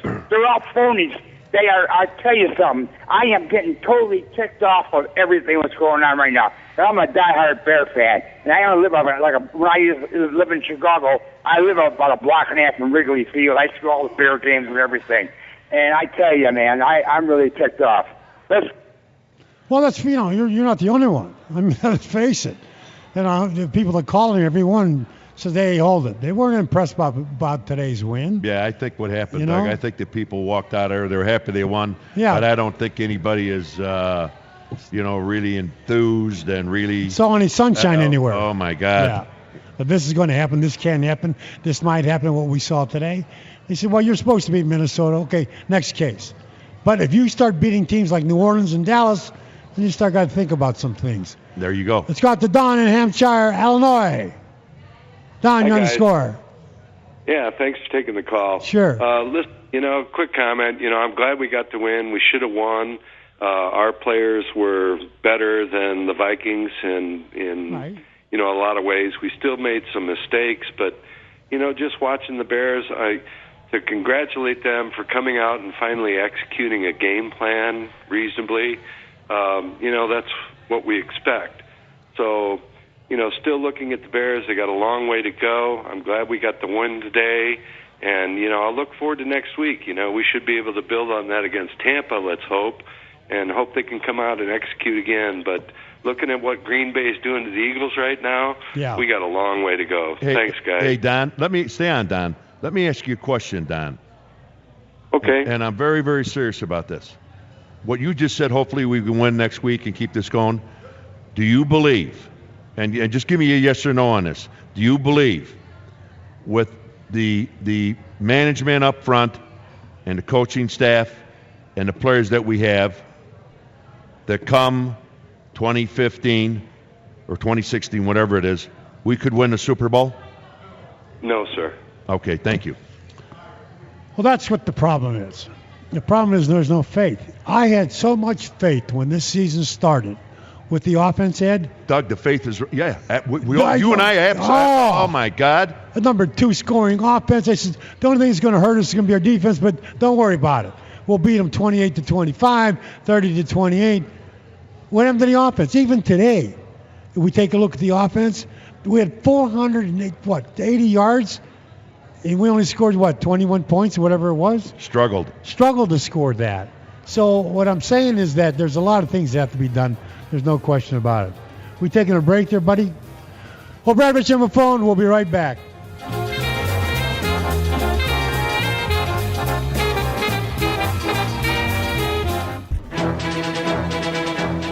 Welcome back to the Majestic Star Postgame Show on the Score. Sports Radio 670, brought to you by Motorworks. Nobody works like Motorworks to earn your business. We are live at 115 Bourbon Street in Marionette Park. Thanks to UV Vodka, this football season, BUV. Well, Bradovich on the phone. Our phone number, 312-644-6767, talking about the Chicago Bears win over the Minnesota Vikings, 21-13. That UV Vodka, Doug, is some pretty good stuff. Yeah, it is. Damn right it is. It is, and I'm a vodka fan. I mean, as far as... I like it on the rocks with a little twist. No, it is very good. Let's go to Rob in Dayton, Ohio. Rob, you're on the Score. Hey, glad to hear you guys on the radio. I appreciate you being there after all the games, man. Thank you, Rob. Thanks, Rob. I watched you guys when it was just black and white TV, man. I know I'm going to get the grit and no fluff. Yeah, that's it. Ed was talking about, I think the word he wanted to use was culture, talking about the Ted Thompson. I'll give you one example. If you guys remember, they opened up the year against Seattle at Seattle. And the week of the game, they lost their starting center. Well, they drafted a guy from Ohio State by the name of Corey Linsley, 5th round. And he's the guy that's going to start. And you know how important an offensive center is. He's the main guy in the line. Right. Well, the guys that were the press guys, real smart guys, saying, "Oh yeah, well this guy, he's going to get whipped. He's going to get this." They didn't do his homework. He started in 4 Ohio State Michigan games. I think they have over 100,000 each of those games. That's pretty loud. Right. I don't know how Seattle's loud, but I don't know if it's that loud. Anyhow. He didn't miss a beat, and here's a 5th rounder. Somebody had to do some homework to draft a guy to play him now, not to play him in 3 years. So I mean, it's getting. Don't invent the wheel. Go get somebody from. If you're going to get a general manager, get him from an organization that already has good ones. Absolutely, and that's the Ted Thompson way. And I've said this, Doug, within the last 10 years. I mean, this isn't the first time I've said this about him. I mean, my God, it's right in front of you. It's right in front of you how good this guy is. I mean, they're not. I don't know how else he's getting it done, but that's the main guy. He's the guy. He is the guy. But there's one thing about the Green Bay Packers. The one guy that really doesn't get the credit he really deserves is McCarthy, the coach there. The guy does one hell of a job with that football team. And so a lot of times, they talk about Thompson, they talk about the draft choices, they talk about Aaron Rodgers, they talk about this, they talk about that. This guy has done one hell of a job with the Green Bay Packers. Well, I'll tell you also, Mike Murphy, he's the president, and I believe /CEO of the Green Bay Packers. Remember, he played, folks, for the Green Bay Packers. So they got an organization going. They got something that's really strong, and that's what the Chicago Bears are trying to be like. Let's go out to Mike in downtown. Mike, you're on the Score. Mike, are you there? Mikey. Yes, sir. Can you guys hear me? Yeah, go ahead, buddy. Go ahead, Mike. Hey, so I'm reporting about last week I was listening to you guys on the Sun. So it was a Monday afternoon after the Bears Packers game, and all you guys had to do, you guys had some bad things to say about the Bears and like how Trestman didn't have control of the team and all kind of stuff like that. But what I have to say is I think the media overblown things a little bit. I think they have the talent still there. They have Cutler, who we did pay him, but you know what? He can still he's a gunslinger. And if you like it or not, that's the way he's going to be. So I think you need to take a little bit more into consideration about Bennett, great athlete. Marshall, great athlete. He may have a little bit of an attitude, but he's still a great athlete. And then you have Jeffrey and Forte. You know what? I think this is still a learning process. This is still a building process. And I think we were just a little bit too overhyped over the year. And I think we need to take that into consideration more when you guys decide to discuss on a week-to-week basis about their team. Mike, I think what you have to take in consideration, it takes 40 players, I believe 40, to go out on that football field, okay, and play. It's not about one guy, two guys. You're not going to win a world championship, with one guy on offense and one guy on defense. It doesn't work. And you have to have a coaching staff and an offensive and defensive coordinator and position coaches, and they're the most important, Mike. And when the Bears do good, we praise them and say why they do good. And when they don't, Mike, we say they didn't play good and why. And there's a reason, Mike, for basically all of this. You've got coaches making $3, $4, $5, $6, $7, $10 million. You have our quarterback here makes $22.5 million to play 13 games. Okay? I don't know. Is that asking too much to get ready to play? To have a coach, have a team get ready to play, to get out on the football field in front of your own crowd, and don't let a team come in here that you should beat and dismantle you? Is that asking too much, Mike? And again, it's not one or two guys or three or four guys on one side of the ball or the other. It takes an entire team to win a world championship, and that's what this game is all about. It's not an I game. It's an us game. The deal with sports, the most important thing is results. What was the result? And the fact is that the results weren't there that were supposed to be there. That's why you get all tangled up with the Chicago Bears. That's why you say teams like, they could beat Buffalo, or they could beat this team or that team. They didn't. They should have. That's why make people get angry. Because I know there's games you said, okay, fine, the Packers will beat them. They did. There's games in New England will beat them. They did. But win the damn games you're supposed to win. And that's why everybody gets mad. And the way they lost. Yep. Totally and completely. Just without effort is exactly what happened. Yep. But today was a good effort. Today was a great game. They won the game. They moved themselves on. Take on Tampa. Take them on Tampa next week, and let's hopefully they get another W. And hopefully I think that should be in the books. But I think what they got to do, Doug, they got to step it up offensively and defensively and really get some momentum going into the rest of the games after Tampa next week. I think we got to come out firing. Don't be afraid. Just go after people and knock them around. Yeah, we got to score more. For all the yardage we put up, we have to score. For 500 yards, you should have at least 28, 30 points, something like that. Thank you to Adam Harris and to Ethan Shaw, Dominic Mendocino, Alexi Zidell, and Rick Kemp, our great producer.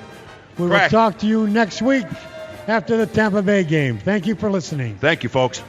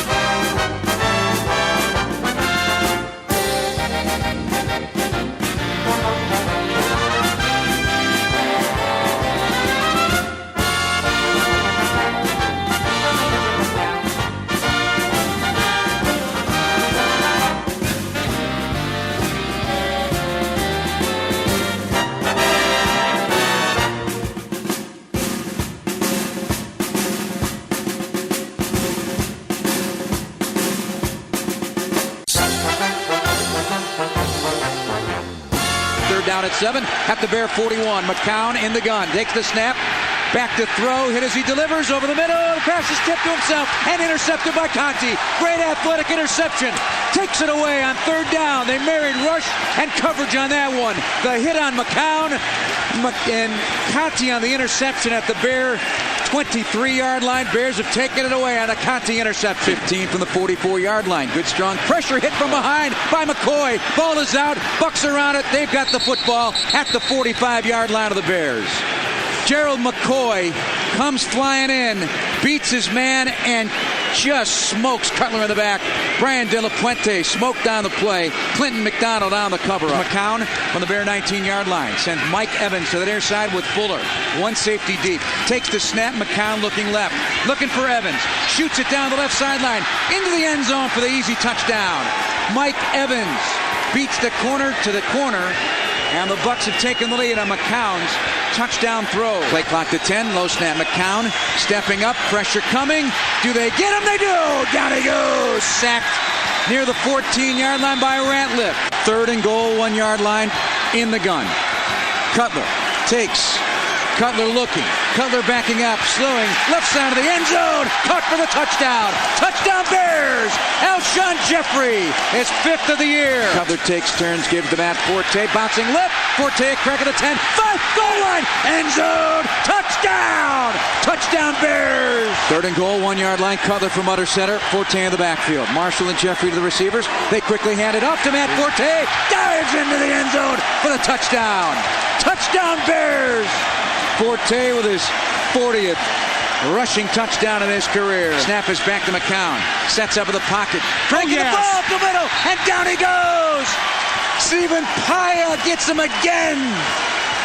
Paya's 2nd sack of McCown. And now, live from Chuck's Southern Comforts Cafe, 8025 South Cass Avenue in Darien, it's time for the Majestic Star Casino postgame show with your hosts, Doug Buffone and Ed Obradovich, only on Sports Radio 670 The Score and 670thescore.com. Chicago's sports station, Majestic Star Casino. Experience 6 floors of gaming action and presented by Motorworks. Nobody works like Motorworks to earn your business, and by Chuck's Southern Comforts Cafe. Welcome to the Majestic Star postgame show presented by Motorworks. And nobody works like Motorworks to earn your business. We're live on the Score Sports Radio 670 at Chuck's in Darien. I'm going to tell you something. First of all, before we get into the ball game, Chuck, this food is fantastic. I mean, it's the best I've ever had. I'm telling you right now. The guy is, what a job he's done with this food here. I'd come back here, but just do it for nothing if you want me to. You're a liar. Well, you're lying. Maybe you're lying. A little bit. No, you're just out lying. I wouldn't come back for nothing? That's exactly correct. Caught me dead. Food is... You were trying to escape and you got nailed. I got nailed. Hey, I'd come back out of you, damn liar. Oh, boy, I tell you. We are live, though, at Chuck's, and what a fantastic place. So, Radovich and Buffone, our phone number, 312-644-6767. And those highlights were courtesy of WBM. Jeff Joniak on the call. Chicago Bears 21, Tampa Bay 13. The Bears win a football game. And they did what they had to do. And Can we have a little more enthusiasm? Yeah. I know it's not something that... maybe passable. Yeah. The game is, again, too. But you have to win the games you're supposed to win. And that's what the Bears today. It wasn't beautiful. It wasn't a Picasso. It was something they went out there and they just did it and they won. Lovey was up to the same old tricks. Can't get the plays called in. The timeouts, the whole 9 yards. McCown, I don't know what the heck he was doing. I mean, the quarterback was with the Bears last year, obviously, with Tampa. And I think he had a quarterback rating of 64.5 or something like that. But, he got picked up $10 million. Doug, let me ask you a question. This was 2 sad teams playing a sad football game today. I don't know how else you look at it. I really don't. And I'm going to tell you, we have 5 games left. 2 are against Detroit. By the way, Detroit got their backside handed to them by New England. Of course, they do that quite often to anybody. But, Doug, we got 5 games left. New Orleans, Dallas, Vikings, and Detroit twice. What's the outlook? Right now? Right now. I'd say we'd lose 4, something like that. I'm serious. You watched the 2 games. I mean, Ed's right. You watch two teams out there that. This was not a well-played game. Not at all. I mean, you can look at it anyway. I mean, my God, the amount of penalties that were out there, it all reflects back on coaching. But, like Doug said, we did win the damn football game. But I'll tell you what, folks, it's not about can you beat the teams that you can beat. You got to beat the front runners. You got to beat the team. You play this game to win, and when you play this game to win, there's only Super Bowl. World champions. There's nothing else that exists. And if you think Tampa Bay is going to be in the fight for the Super Bowl next year, or the Bears are going to be in the fight or the running for a Super Bowl next year, forget about this year. We got a long, long way to go, folks. And I tell you what, all you people here and all the Bear fans, you've heard it many, many times. I've been in every major city. You people are the greatest damn fans in the land. See, the part he's talking about, obviously you have to go to the Super Bowl. You want to go to the Super Bowl. That's why you play this game. Last time I checked. That's why you have to beat the damn teams you're supposed to beat. Doug, that's why you should beat Buffalo. Doug, that's why you should beat Atlanta. That's why you should beat all these tomato cans, Ed. For Christ's sake. Doug, you I said that. You weren't paying attention when I said it. I heard what you said. Yeah, and I said that all being inside. I mean, you got to start somewhere. I mean, you got to do something now. Doug, I agree with you. They'll go to Detroit and get their Pay ass attention whipped. to what I'm saying sometimes, will you? I'm just trying to tell you what's going on here. Oh, I don't know that. No, I'm just saying that you have to start somewhere, don't you? Yeah, you know where I'm going to start? Right on top of your head. Well, then bring your family along.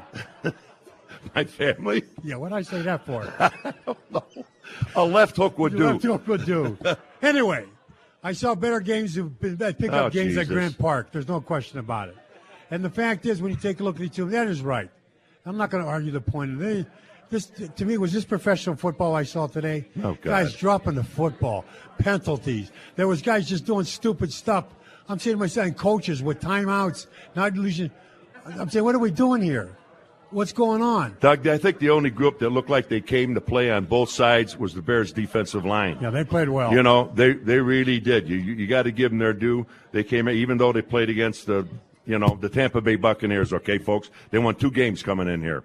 But you know what? Again, they did what they had to do. It was nice to see them, and they came for 4 quarters. That's the better thing about it. Not just a quarter here, a sack there, or whatever. They came in, they caved the line in, they did a hell of a job. They really did. Outside of that, this was one sorry football game. And you take a look at the quarterback play on both sides. McCown obviously was here with the Chicago Bears last year. He had a quarterback rating like 65, something like that. He looked terrible. He looked absolutely terrible. And really, when you take a look at it, color didn't look much better than what was going on out there. So, you have to say to yourself, how far have they progressed talking about the Bears? Doug, what backs that up is this. In the second quarter, folks, okay? Listen, field position is everything in this game. And if you remember, you go back for several years when you had Hester bringing the punts back and the kickoffs back, we had field position second to none. In the second quarter against the Tampa Bay Buccaneers, in the second quarter today against the Tampa Bay Buccaneers, we were on our own 45-yard line, couldn't even convert a first down. Second time, we're on the 50-yard line, couldn't convert a first down. The next time in the second quarter, we're on our own 33 and couldn't convert a third down. What are you trying to say?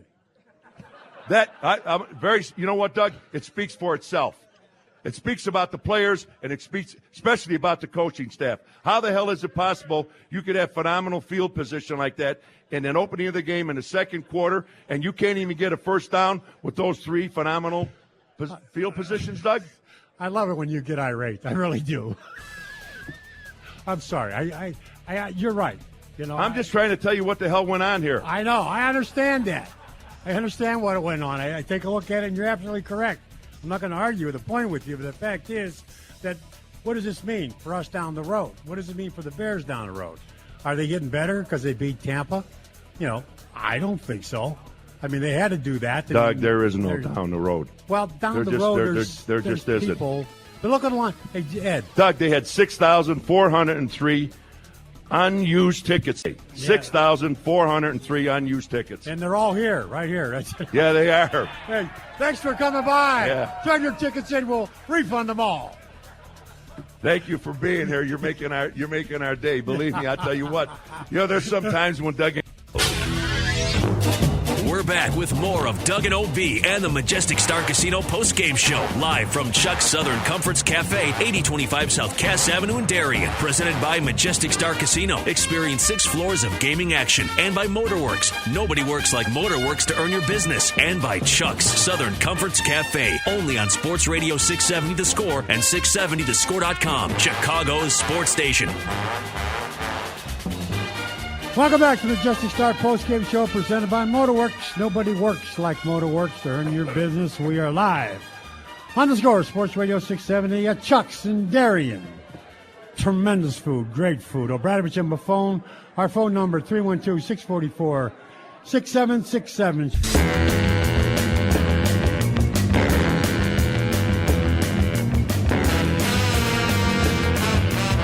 Chicago Bears postgame rolls on here at Chicago Sports Radio 670 The Score. I'm Wayne Randazzo. We'll get you back to Doug and OB in just a moment out at Chuck's. Experiencing some technical difficulties right now, but we will have Doug and Ed O'Bradovich back on the air in just a few minutes. Bears win today, 21-13. They beat the Tampa Bay Bucks. Lovie Smith. Lovie gave you a little bit of everything today. We saw his team turn the ball over a lot, 4 times, and 9 penalties for 87 yards, a lack of discipline, certainly. And then that Lovie challenge before the end of the game right there at the 2-minute warning where he had the entire commercial to sit on it. And think about if he wanted to burn that timeout to see if Josh McCown had stretched over the first down marker, which he clearly did not. So the Bucks, 2 interceptions from McCown, and they lose 21-13 at Soldier Field. I think Doug and OB are ready to go again at Chuck's. Guys? Welcome back to the Majestic Star postgame show presented by Motorworks. Nobody works like Motorworks to earn your business. We're live on the Score Sports Radio 670 at Chuck's in Darien. O'Bradovich and Buffone, our phone number 312-644-6767. We had some technical problems with the wiring here, and Ed fixed it all because he went to Illinois, and that's very well educated, and fixed it all up. So we're ready to go. Talking about the Chicago Bears 21 win over the Tampa Bay Buccaneers 13. And the other thing we wanted to talk about a little bit real quickly is the fact that you take a look at the yardage, Ed, the total yardage of both teams. And the Bears had 204 total yardage, 204 total yards, and Tampa Bay had 367. And Cutler was 17 of 27 for 112 yards. Can you believe this, folks? For a 3.7-yard average. Quarterback rating of 87. And we rushed 26 times for 92 yards for 3.5. We converted 14 out of 16 third down conversions for 25%. We had 6 penalties for 45 yards, and we won the damn football game. Go figure. And the other thing, too, to understand is why can't we score in the first quarter? Hit him with that other number you have on him. Well, Doug, and to our listeners out there, in the last 6 games, in the first quarter, the Bears have been outscored 48-0. The last 6 games. You play 16. Not 48-0, folks. And when you come in and you play these teams, you've got to get off to a quick start. You've got to put some points on the board, put them back on their heels in that opening series, that opening second series, that opening quarter, and get it done. Last 6 games, we've been outscored 48-0. And we've got an offense, by the way, last year that was second in the league in scoring points. We struggled to score 21 points against pathetic football teams, and you wonder what the hell is going on. I can't find an answer. I don't know the answer. One thing I would do, though, I'd throw that damn football down the field. I don't care if it's intercepted or whatever. Move it down the field. Threaten the defense. Make something happen. Instead of dink and dunk and hope to God that Forte doesn't get hurt for 4 quarters. That's not an offense, folks. Yeah, and the number you brought up was, average. When you take your pass attempts and you take the average per attempt, 3.7 is putrid. 3.7 won't even any kind of quarterback in the National Football League, he would be benched and gone. On top of that, the Buccaneers, McCown had a 5.7. So we saw two quarterbacks here who last year were very successful with the Bears look awful, look just absolutely terrible. So you wonder what's going on. You wonder why the Bears can't, they're putting yardage up sometimes. They can't score. The fact is, when, like I said. Yeah, and it's not like we don't have the power. Yeah. We've got one of the best running backs running the ball, coming out of the backfield that this league has ever seen. And We've got some big, huge quality receivers. Why the hell we don't stretch this field, don't go for a deep post, a fly pattern, and not once, not twice, for 4 quarters, go after these people and attack them. I don't understand it. Well, I don't understand is this. You said in the first quarter, in the last 4 games. Last 6 games. 6 games, the Bears been outscored 48-0. 48-0. In first quarter, you talk about getting out slow. When you get into a game, when you start a game, the first so many plays are scripted. Those plays are already set for you in your mind. So you're going to go out there and run those plays. Those plays are designated to score. Where in the hell are they? You trying to tell me you can't score at all? You got what kind of you're going to script what? You're scripting nothing. You've done nothing where you're going to say your offense looks good. So there's so many problems here, guys, and I don't want to take away, seriously, I really don't. I don't want to take away from the win, but the fact is when you take a look at this, we're playing right now in what they call the B League. The B League and National Football League are, as I call them, the tomato cans. You're going to step up. You're going to step up. And you're going to step up to New Orleans. You're going to step up to Dallas. What happens then? Same thing happened in New England? The same thing happened in Green Bay? That's what you have to look at. But once again, you got to start somewhere. And they won that football game today. Let's see if they can correct something. Doug, the one dominant thing that you saw today was our defensive line, which I mentioned to in the opening of the show. I'm going to tell you something. They really came at him. They came at him hard. They stayed low. And they did the things that they were supposed to do, even though it is Tampa. But anyways, I mean, they stayed. They didn't give up. They played full 60 minutes, and I'm very proud of them. But I'm going to tell you what, boy, and again, I know all the people that went to the game and everybody here, and you want to be like New England. You want to be like Green Bay. You really do. That when you're in the hunt, the enthusiasm's there. Instead of year after year after year, it's the same damn thing. I tell you. Well, let's out the phone lines. Let's go out to the black psychiatrist. That's black physicist. The black physicist? Yeah. I always call him the black psychiatrist.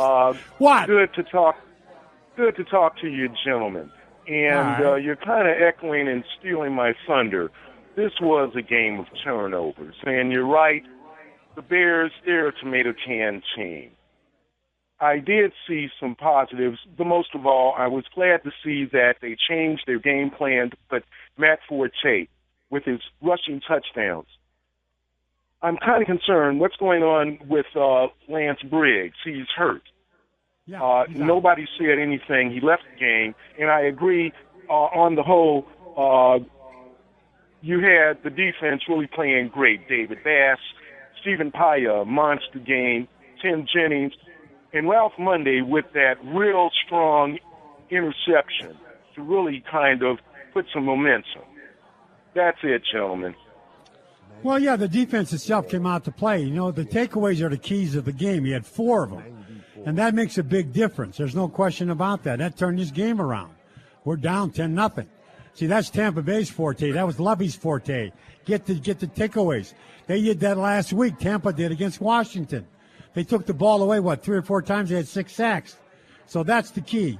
But the fact is, though, you go against good teams or great teams, you need more than that. You need to score points.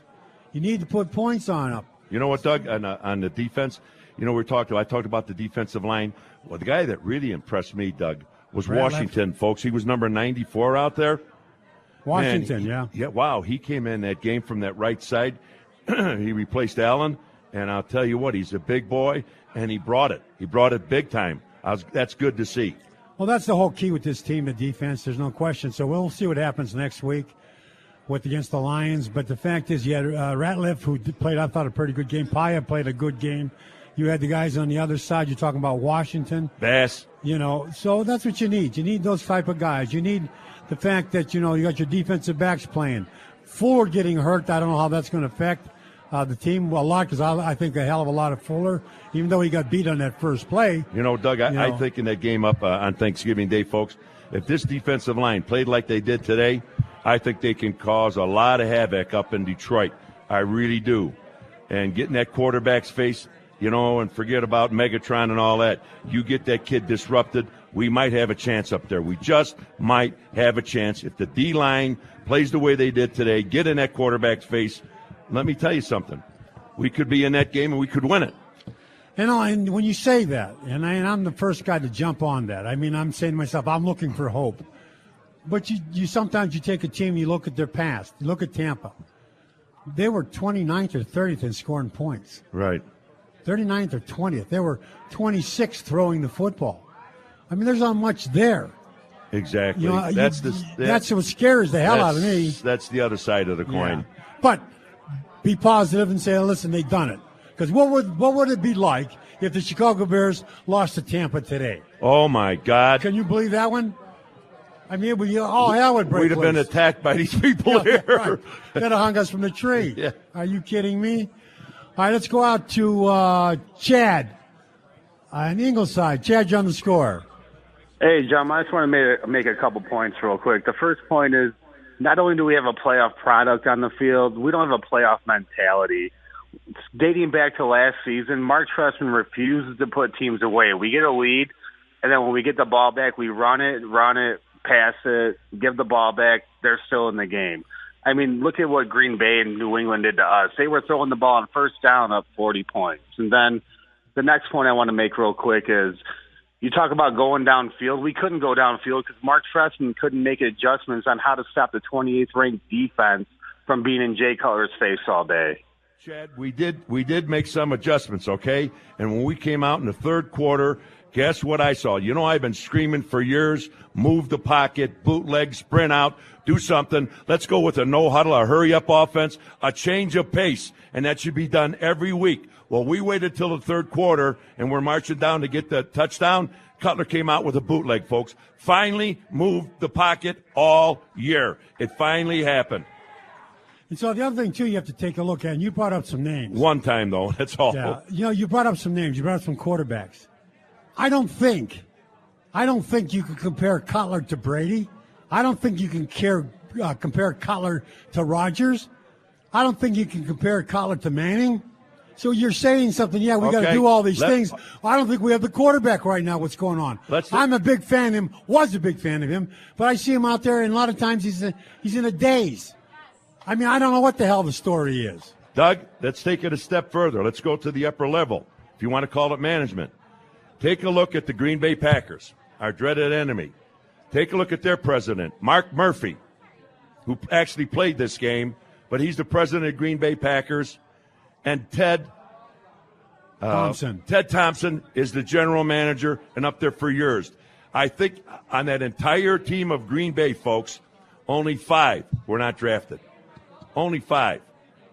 And then take a look at us. Ted Phillips, our president, and Emery, our general manager, as opposed to Murphy and Ted Thompson. And what I just told you was so damn important, folks. They win through the draft. All those people in Green Bay are drafted. Take a look at where we're at. Let's go out to Jim in Plano. Jim, you're on the score. Hey, guys. Hey, Jim. I want to go back to Mark Trestman's game planning and the lack of running the football to begin the game.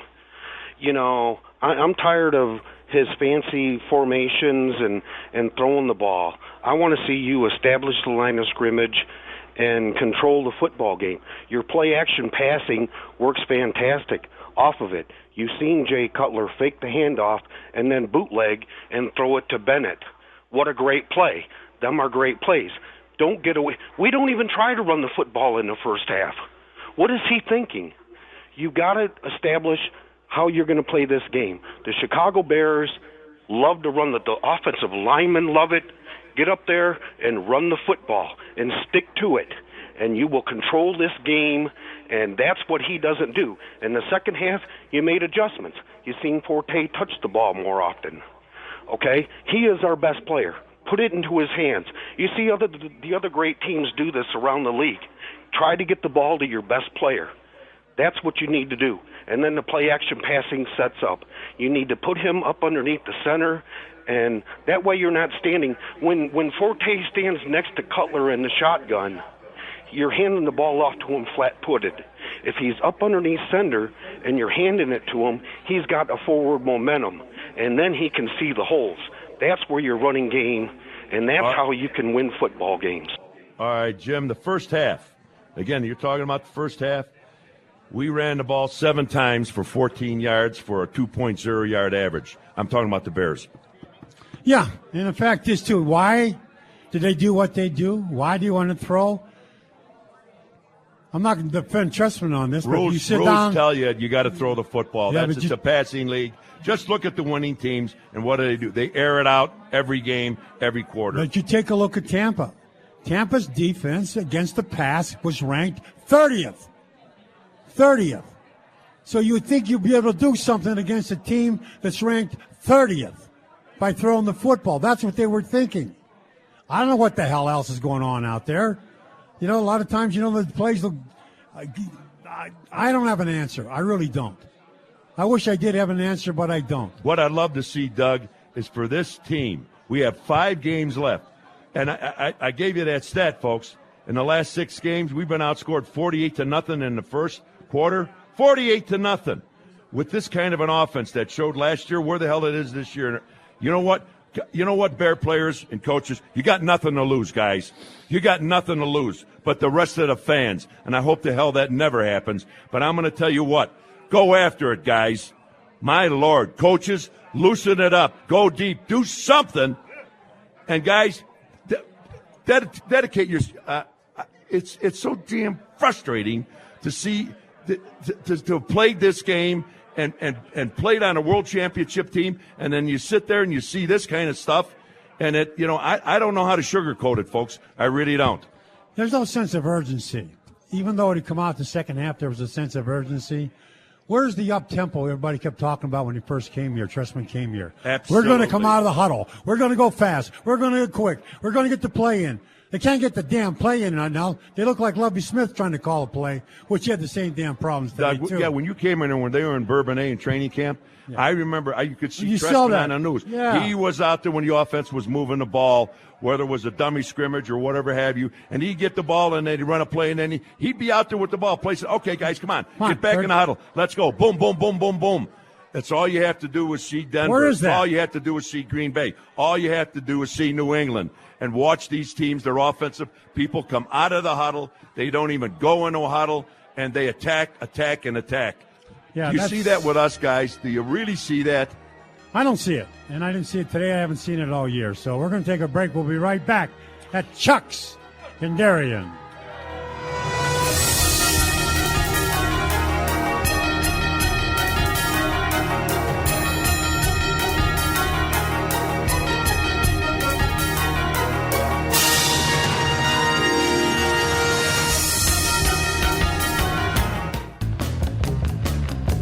Back with more of Doug and OB and the Majestic Star Casino postgame show, live from Chuck's Southern Comforts Cafe, 8025 South Cass Avenue in Darien. Presented by Majestic Star Casino. Experience 6 floors of gaming action. And by Motorworks. Nobody works like Motorworks to earn your business. And by Chuck's Southern Comforts Cafe. Only on Sports Radio 670 The Score and 670thescore.com. Chicago's sports station. Welcome back to the Majestic Star postgame show presented by Motorworks. Nobody works like Motorworks. To earn your business, we're live on the Score, Sports Radio 670 at Chuck's in Darien. Hey, Dougie. Outstanding here at Chuck's. Yesterday, I don't know if any of you people listen out there, they had the high school playoffs. I believe they were the semifinals yesterday, and they had one game on television I watched, and it was Stevenson, rated number 1 and an 8A. And, excuse me. Glenbard West was rated number 2. They were both, I believe, 12-0 and 13-0. Anyways, the final of that game was Stevenson 7, and they scored very late in the game. and Glenbard was 3. But it was a hell of a football game. A lot of mistakes, fumbles, whatever, but it was a hell of a football game. And to the two people called last week about Providence and about Cary Grove, it'll be settled next week in Champaign-Urbana. In 7A, Cary Grove is going to play Providence for the 7A championship. That should be one hell of a football game. They're both undefeated. You're very impressive when it comes to high school. I love high school sports, you are. Doug. Seriously. I'm going to tell you what, I go back back forever. When I played in track and field and Doug, and I've met a lot of wonderful people. A guy I like by the name of Rich Bolker, I told you, was the head coach at Fremd High School in track. To see that individual competition, the team competition sports, and field hockey, and in basketball and in football is terrific, and I don't think you get a truer game than you do in high school. After that, people start playing some games. Hey, let's go out to the phone lines. Let's go out to Susan on the northwest side. Susan, you're on the score. Wow, it's such an honor to talk to you two gentlemen.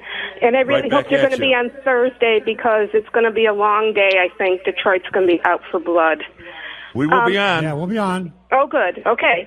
I am looking at the Bears Twitter feed, and I know your producers have this, and they are posting that the offense for the Bears was 204 yards. Tampa was 367 yards. That's 301 of those were passing. 2 weeks ago we heard that the powers that be held a meeting in Lambeau Field, and the only person who got fired was Santonio Holmes. And I'm just wondering what happens tonight, tomorrow, the end of this season. This team is going nowhere. They're so locked into these contracts, and nothing can get better in the immediate future. Well, that's the problem. And the fact is you got to play it out. You got to play the hand out. I can tell you right now, if you want to take odds against it, you're going to say, well, 70%, 80% of chance of the Bears winning out, 80% that they don't do it. We know that. But as a player, as a former player, you never can look at it that way.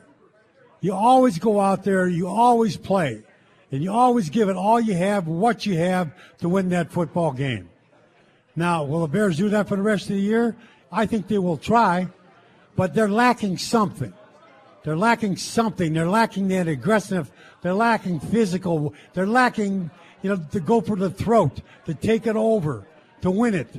And I think that's going to be something they're going to need if you think you're going to beat Detroit twice, if you think you're going to beat New Orleans, and if you think you're going to beat Dallas. You can't go out there like you went out there today, even though you won the game. You've got to go out there with some fire and brimstone. You've got to go after them. If you don't go after them, what will happen was the same thing will happen. You'll fold in the third and fourth quarter. Susan, I can tell you this.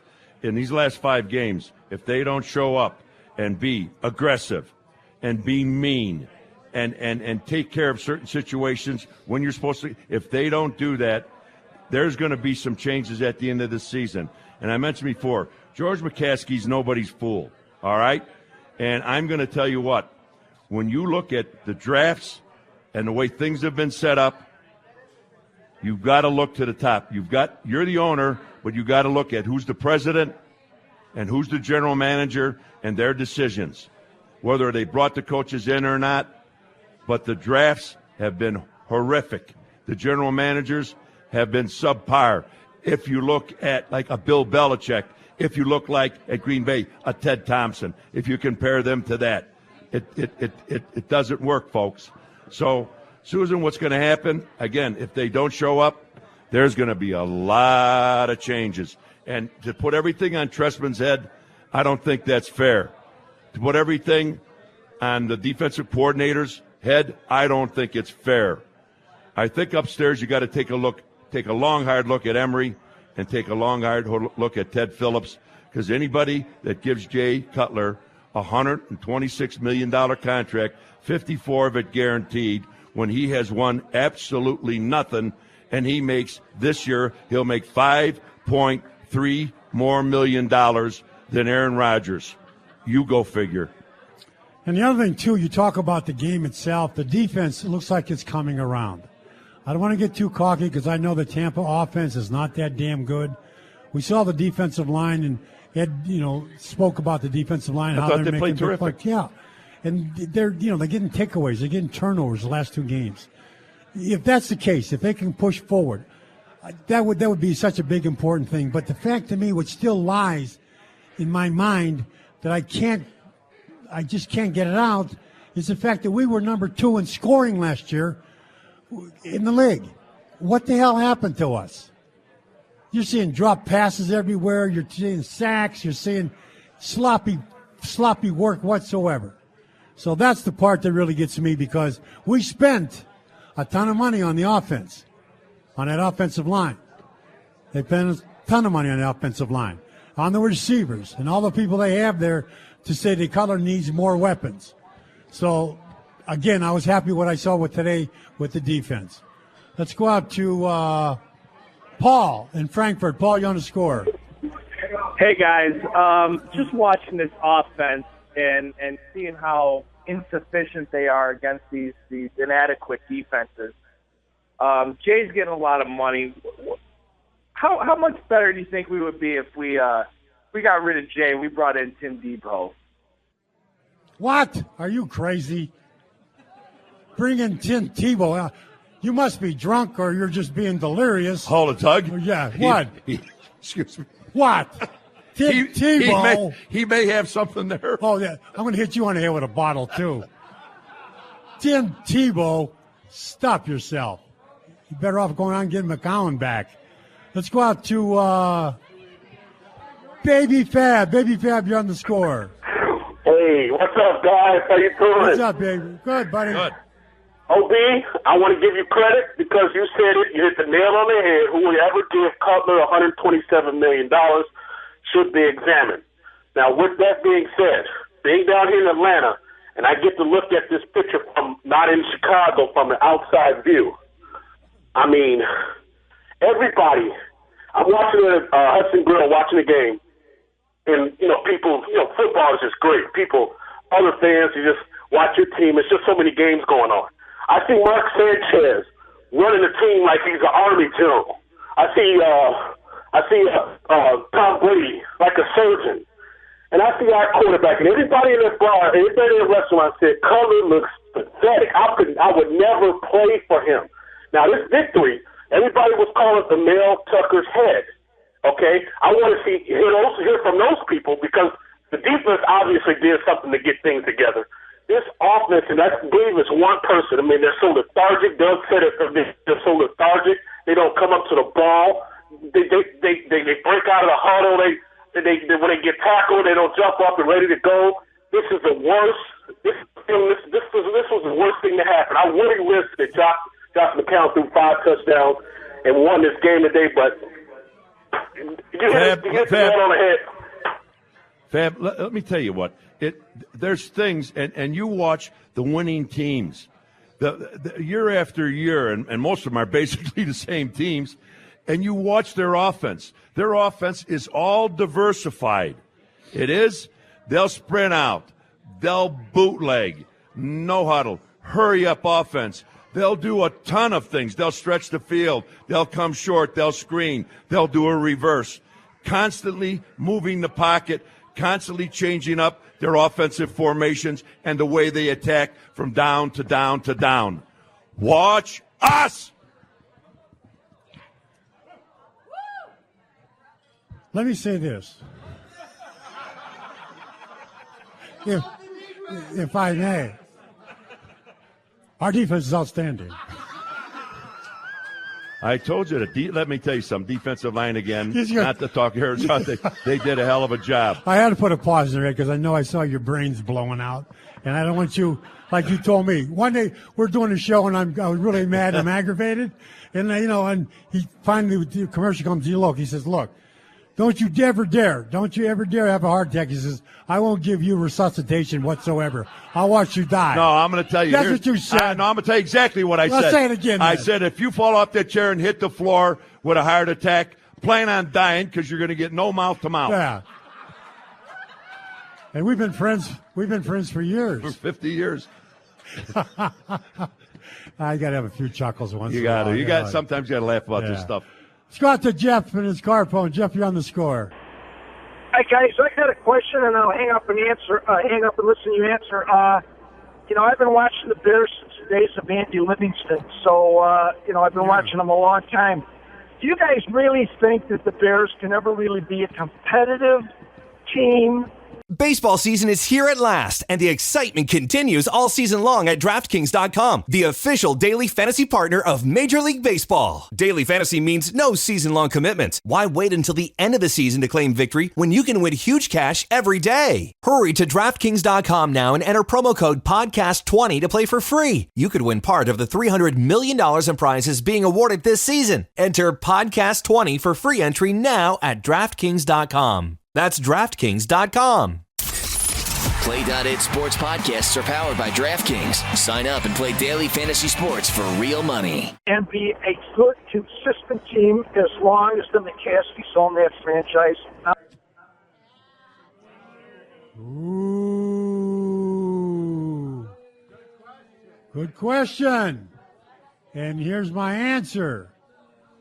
My answer is no one's proven it so far, the fact that they brought in who could take this team over.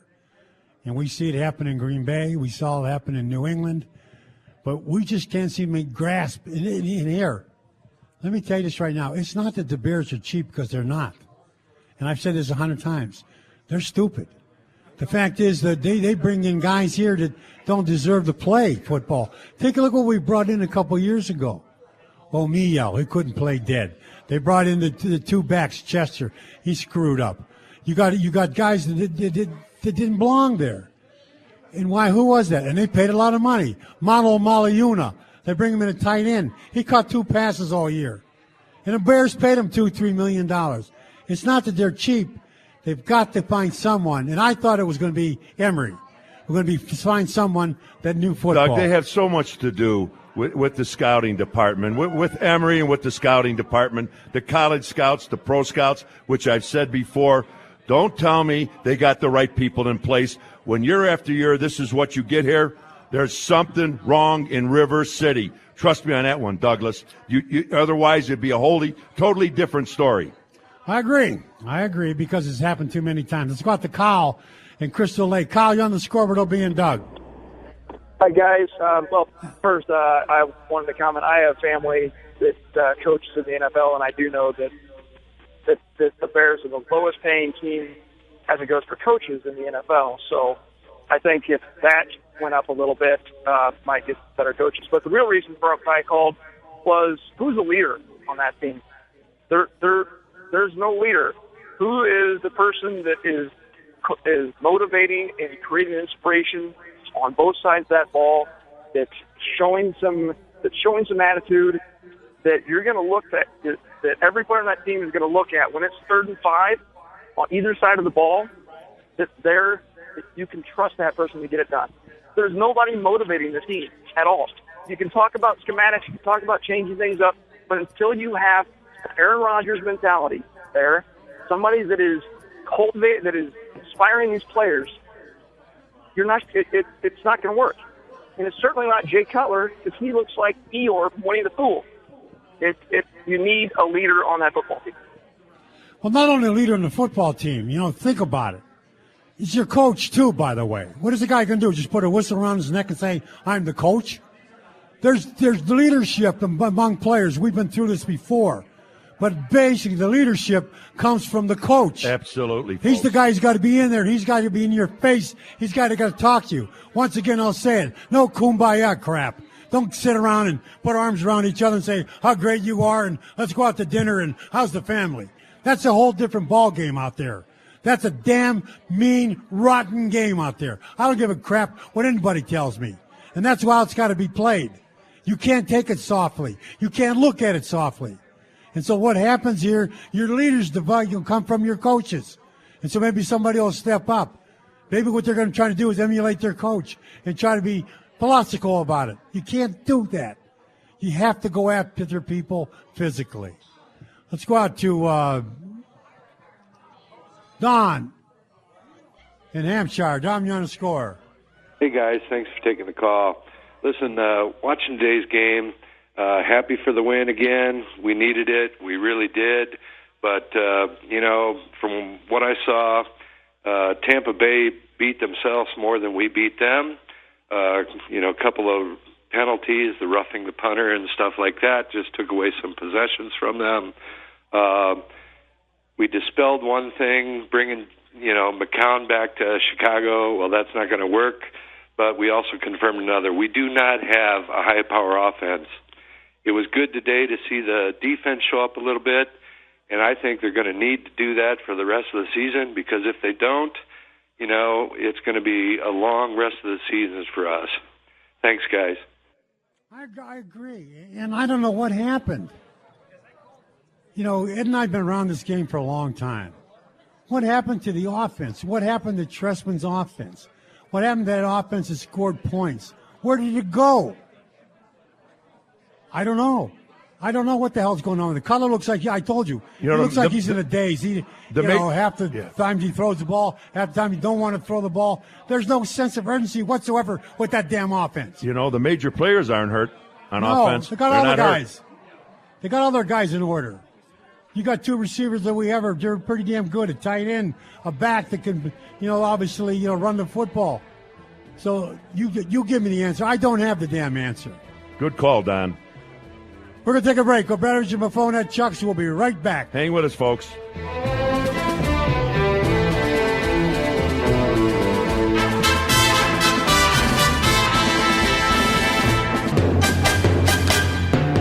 Welcome back to the Majestic Star Post-Game Show presented by Motorworks. Nobody works like Motorworks to earn your business. We are live on the Score Sports Radio 670 at Chuck's in Darien. Obradovich and Buffone, our phone number, 312-644-6767. Talking about the Bears win 21-13 over Tampa Bay. Doug, let me ask you a question. Is it possible with 5 games to go, and we just won 2 games against teams we should have beat, whatever, okay, we won them. All right? Is it possible that we could change the mental attitude? I'm not talking to the players, but of the coaches, to be, in these last 5 games, you got nothing to lose, to be more aggressive, be a meaner football team, and just go after people? I mean, can we? Do you think we could do that? Are we capable with this coaching staff? Because what's working is not working. Is not working. Right. So my point I'm asking you, Doug, and I'm serious about this, could there be a philosophy change, an attitude change? Let's get some meanness out there. Let's get some people that want to crush some people. Let's get our offense out there instead of not scoring a damn point in the last 6 games in the first quarter. How about scoring 48 points in the first quarter, the first half? Or how about a game? Is it possible that, Doug, an attitude change could swing and the way we attack the next 5 games offensively and defensively? Is it possible? That's what I'm asking. Right after the game, after the Green Bay Packers stomped the Chicago Bears, just beat the hell out of us, they asked Trestman about what happened out there, and he goes, well, we're in the best place we could be at this time. And I'm saying to myself, where is that? I think he said, what did he say? Did he say mentally we couldn't be in a better place? Yeah. Well, you might as well be in hell. I mean, that's the point I'm making. The point I'm making is if you could make a statement like that, because most coaches would have been steam coming out of their ears, steam coming out of their head, saying, what the hell is going on out there? Instead, what they do is they have their own meeting. They kumbaya, the guys went out, had their meeting. Now, again, too, it worked the last 2 games, and they did the defense really was the last 2 games that made to get this win. But you asked me that question. I don't think it can be. I don't think a guy could change his character in 5 games. Okay, I was just asking that question. Let's go out to Justin.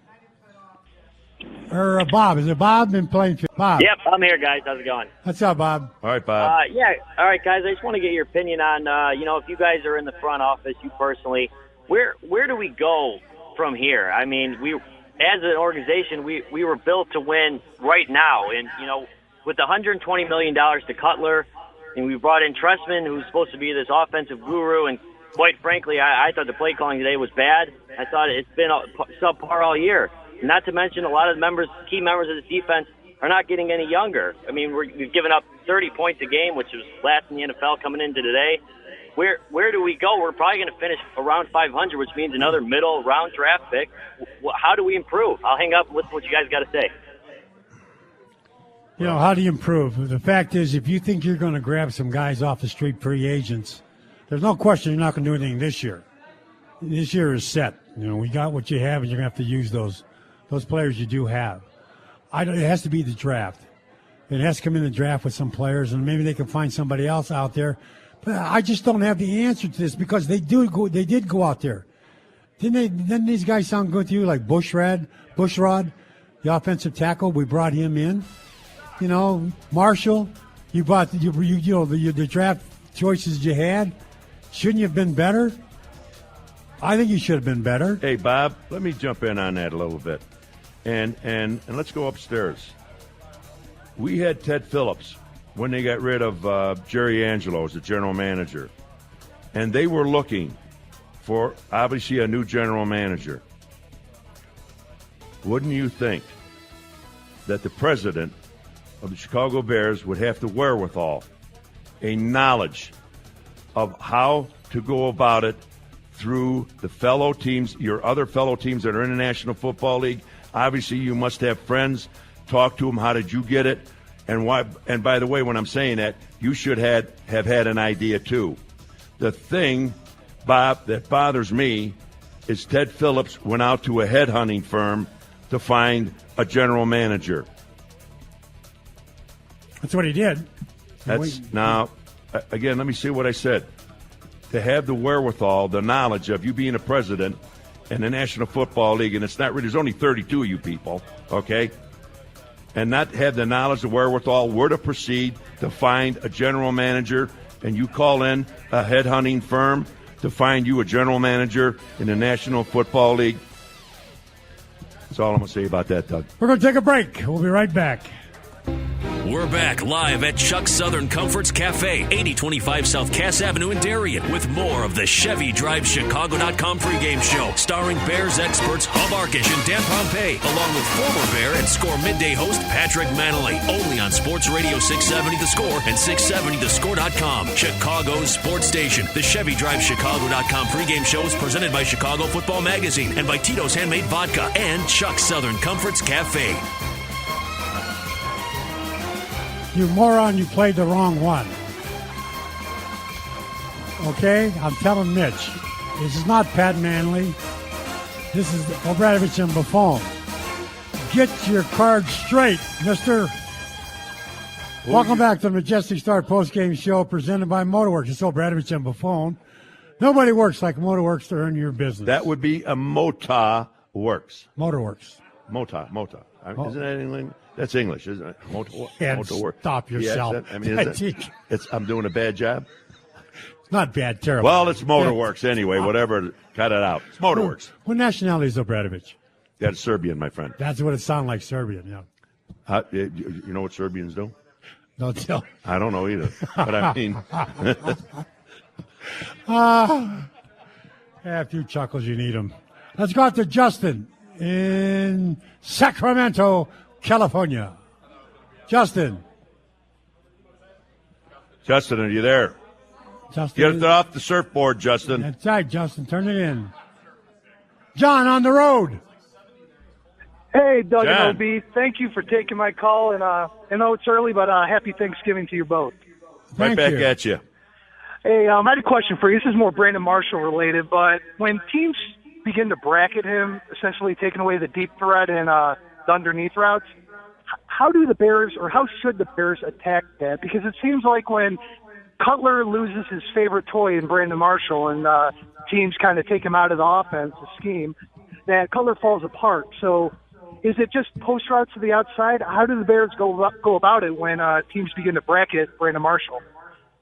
A lot of times, too, when you start doubling up on the outside guy, what you need to do is go back to your tight end and then go back to your back. And those two things are right there for you because you're going to lose a ball player defensively with two guys on one.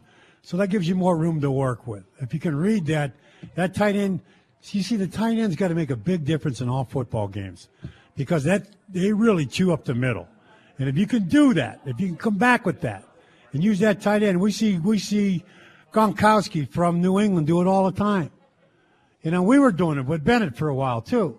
I think they got to use the tight end more. There's Every team in the league does it. Yeah. Got to do it. Let's go out to Is that Herb? On the road? Is that Herb? Yes, it is on the road. Hey, Herb. Hi, guys. Hey, first of all, I always enjoy watching you guys play, both of you. But my question is, all the winning franchises, they all can't have first-round drafts on both sides of the ball. You see them having, second, third, fourth, fifth round. What's wrong with the Bears? Can't they evaluate players, or what is their problem? And not the coach's problem, but who's ever evaluating and drafting these guys. I don't know where they're picking them from. Herb, I mentioned a little bit earlier, and it's very simple. You go look at most of the winning teams, most of those people are drafted. They really are. Green Bay, their entire squad that they have up there, 5 of them were not drafted. 5! Okay? That's Ted Thompson. He's the general manager. And you can go on and on with Bill Belichick around the league, and then you come back to us and take a look at what we do. It's not very pretty. And you know what you see? What you see is what you see out there, folks. You see the results of it. And the other thing, too, is, you know what? You got to be able to, and he's correct, you got to be able to land some guys in the latter part of the draft. For instance, last week, the New England Patriots did an undrafted running back. Undrafted running back. I can't remember his name, quite remember his name right now, but the guy was undrafted. He ran for 199 yards and 4 touchdowns. What was his name? Great. 199 yards and 4 touchdowns. Undrafted. They're out there. You've got to beat the bushes for them because a lot of times you can't afford all the guys up front. There got to become time at the end of your draft. You got to have guys that can contribute to your football team. Doug, that's, again, I'd say probably for the 3rd time in this show. Take a look at our college scouts and our pro scouts. You think there's a flawed system here somewhere, folks. And I mean it. You can't run. You can run, but you can't hide constantly. I mean, it's right in front of you. I mean, there's a problem in River City, folks. There really is. This ain't going to get cured by a win or two or whatever going to happen. You know the flaws. You see it. You watch them play. You people aren't stupid, although they think you are, but you're not. But the fact is, though, you can't buy your way out of this. Teams look like they say you can't buy your way out of this. You've got to be able to come up with players through the draft that are your players. There's no question about that. Let's go out to Mark in Buffalo Grove. Mark, you're on the score. Hey, guys, how you doing? Caller a couple minutes ago who suggested Cutler for Tebow, well, that's kind of funny. Didn't he kind of get it half right? Because, I mean, isn't he part of the problem? Right here today we're celebrating mediocrity, and we're going to be paying for it more next year. Why don't we just admit the mistake, because we'll never get a coach who wants to come on board and be the 5th coach killed by Jay Cutler. Well, the fact is, this is what I don't understand, and I don't have the answer for this one. The Bears had a shot at a guy named Bruce Arians, who went out to Arizona.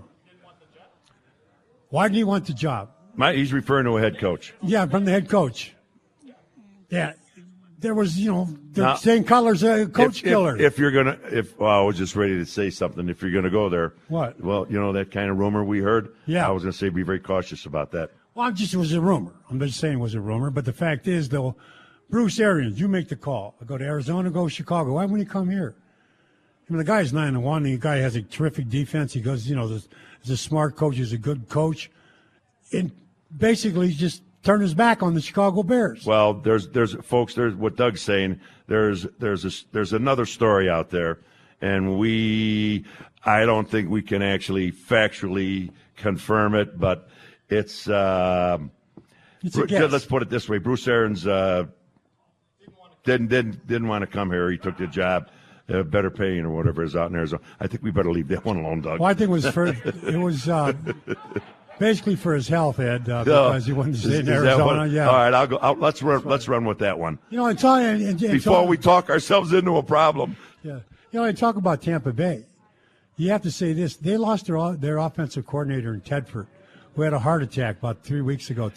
And we played them, by the way, Tampa Bay, folks. It seems from week to week to week, whoever the hell it is we're playing, they lose their best defensive players. We go play New England, their top 2 defensive people gone. That's week after week. Tampa Bay comes in here. They're number one. He's the number 2 tackler in the National Football League. His name is David. He's their middle linebacker. He was in dress clothes today. He didn't play. And that's what I'm saying. Their offensive coordinator, gone, heart attack. They had a kid named Arroyo, who was 32 years old, who was a quarterback coach, had to make all those calls today. And they did look terrible. And McCown looked terrible. And David is the guy that calls the defensive signals on top of it. We're going to take a break. Obradovich and Buffon. We'll be right back. Welcome back to the Majestic Start postgame show presented by Motorworks. Nobody works like Motorworks. During your business, we're live on the Score Sports Radio 670 at Chuck's in Darien. Let me tell you this about Chuck's. I'm going to say it again. It is unbelievable. That's how good it is. And I'm not, a lot of times you say, well, Doug, he's an advertiser. Stop yourself. I mean, the food here is just phenomenal. You have to come out to Chuck's in Darien. Obradovich and Buffon, our phone number is 312-644-6767. And we're talking about the Chicago Bears win over Tampa Bay, 21-13. Let's go out to the phone lines. Let's go out to Andre in Country Club Hills. Andre, you're on the Score. Hey, guys, what's going on? What's up, buddy? Hey, man, I want to tell you, man, Jay Cutler, to me, doesn't look like he have a love for the game. If you hear the Hall of Famers talk about it, they'll tell you guys have to have a love for the game of football. They have to have a passion for it. Jay Cutler looked like a guy whose parents just forced him to play football because he couldn't play baseball and be a pitcher. He didn't have enough skills, so they forced him to play football, and he's just going through the motions. When's the last time you seen this guy actually go out and celebrate with his wide receivers after he threw him a touchdown? There's no question that's been a big thing about Jay Cutler. Again, we're going to compare him to Brady. We're going to compare him to Rodgers. We're going to compare him to Manning. These guys are different. And Jay, you look at it and I don't know what it is. They start calling him jerk face, that kind of stuff, The kid has got a tremendous amount of talent. But there's times when, you say, does he really want this, like you just said? Does he really want this? Do those guys really want this win? Do they really want to play? And you're starting to doubt it. Even though they won today, you want to see something more. I want to see something kind of exciting. And maybe, like you said, Jay, be more excited. If you can't be, then fine. Then just play football and go out there and do the things you have to do. But he's not doing it. He's not doing it. So what's going to happen here is that, we're going to have to see some changes coming down the road here if they're going to beat the bigger teams, which I think they can't do. Doug, which is really disappointing as hell. Since the Bears, the great team in '85, my Lord. And I always harken back, Doug, if it wasn't for a guy by the name of George Halas, and he didn't stick to his guns way, way, way, way back when, you wouldn't be seeing anything like this. And the billions and billions of dollars that teams are worth and the millions and millions of dollars that the players are making. And I don't know, if these people, if they forgot about, it's about winning, it's about being a world champion, and that's what you play the game from year to year to year, I don't know. Everything in life is truly, when it boils down to it, comes about an attitude, and the way you conduct your life and your family and your friends. It all comes about, to me, the final word would be an attitude. You got a poor attitude. How about you don't even have a damn attitude? But I think it's all about an attitude and the way you perceive things and the way you work about them and the way you go after things. Hopefully they can change it. Hopefully the things could change coming down the road, especially the offense. It seems like to me the defense may be going to get better at what they're doing. But again, too, the Tampa Bay's offensively are ranked 30th. Oh, my God. 30th. Yeah. 25th or 27th scoring points. You're not saying much there. But the fact is they still took care of them. That's what your job is to do, is to beat the teams you're supposed to beat. Let's go out to Adam in Rockford. Adam, you're on the Score. Hey, guys. Thanks for taking my call. I'm actually on my way home from the game. It was a good time. I don't know why everybody's so uptight about the Bears win, A win's a win. Let's take it. Tampa Bay, they made mistakes. We capitalized on it. I don't understand why everybody's so upset about it. And this thing about getting rid of Trustman and getting rid of Cutler, it's Trustman's second year. Give the guy a chance. It even took Ditka 3 years to get to the Super Bowl. What else are you going to do? You're just going to get rid of the guy and start all over again every year? It doesn't work like that. No one's saying getting rid of him. What we're saying is improve. We're saying I understand they beat Tampa. What does that say? What does that tell you? How did they beat Tampa? Did the offense show anything today? Did they show anything? There was, except for, again, Forte maybe, what his runs? They didn't show you that. Drop passes, all kind of penalties, offsides, false starts. Give me a break. You can't do that. You can get away with it against Tampa and all these tomato cans. You will not get away with it against Dallas Cowboys, New Orleans Saints, Green Bay Packers, New England. It won't happen. That's why I'm talking about. That's what Ed's talking about. Yeah, I'm all happy that they won the football game today. But they've got to get better than what they do. That first half was brutal. It was brutal. I've seen better football games, like I said, in Grant Park in that first half. So what I'm saying to you is they got to get better. I'm tired of hearing the story about, oh, yeah, well, you know what the Bears beat? They beat nobody today. They won the game, but they beat nobody. Tampa Bay is not worth a damn. They are not worth a damn. So understand that. So what the fact is, you got to get better to beat the bigger teams. If you want to stay and beat the lower echelon teams, fine. Be down there with the tomato cans. You want to rise yourself above all of that, then start playing more and start putting points on. A team like the Tampa Bay Buccaneers, the Green Bay Packers would probably beat them by 40 points, 50 points. New England would beat them by 40 points. So that's where we're at. We're going to take a break over Bradovich and Buffon.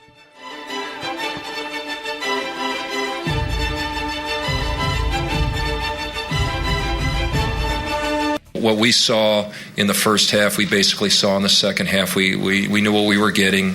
They mixed it up pretty well in terms of coverages late. They would roll into 2 or roll into 3 deep coverages late. But we stopped ourselves. And that's no disrespect to Tampa. They had a good plan, no doubt about it. But as I said, we passed it around offensively.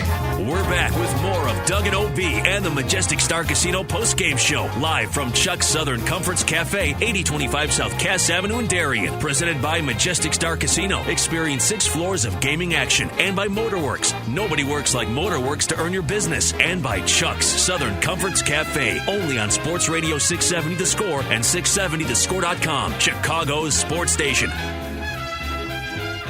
Welcome back to the Majestic Star Postgame Show presented by Motorworks. Nobody works like Motorworks. To earn your business, we're live on the Score, Sports Radio 670 at Chuck's in Darien. O'Bradovich and Buffon. Our phone number, 312-644-6767. Hey, real quickly, I told you I was listening to the Stevenson, Glenbard West game yesterday. Uh-huh. And guess who at halftime and all that was doing the color and all? Our own Matt Rodewald. Matt? He did, and I'm going to tell you what, he did a hell of a job. Yep. He really did. I was very proud of him, very proud of the score. Good going, Matt. Way to go, Matt. Let's go out to Joseph in Joliet. Joliet, Joseph. Josh, is this Doug and OB? Yeah. Yes. Oh, how you guys doing today? Well, good. Do you want to come over for dinner, or what do you want? No. Actually, my name is Joshua. Oh, Joshua. I'm sorry, Joe. Yeah. So, actually, I have some points I want to bring up with you guys. Sure. Okay.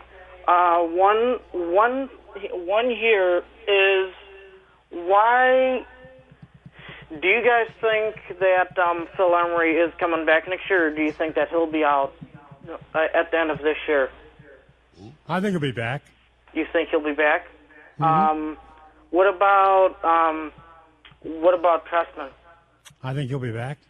Okay. But as you guys were saying in the hurry up offense, like I said, like in Bourbonnais, Trestman was like there was a sense of urgency, and why now he should do the same thing he didn't when with the offense. Hurry Josh, up offense. that's an excellent point, and you brought it up in Bourbonnais, and we've talked about it. But Joshua, that's a hell of a point. And I'm going to tell you something. I just don't understand it. You talk about an offensive mind, which Trestman totally and completely is. And you know, what, the hurry-up offense, the changing, the move in the pocket. There are so many things that they could do, and all you got to do, and I just get tired of saying this, Doug, and look around, look at the winning teams, and see how many different offensive sets they come out with from game to game to game to game. And you know what? When you don't have that, the defenses key in on you. They make it tough for you. You know, they got a game plan for bootlegs, for sprint outs.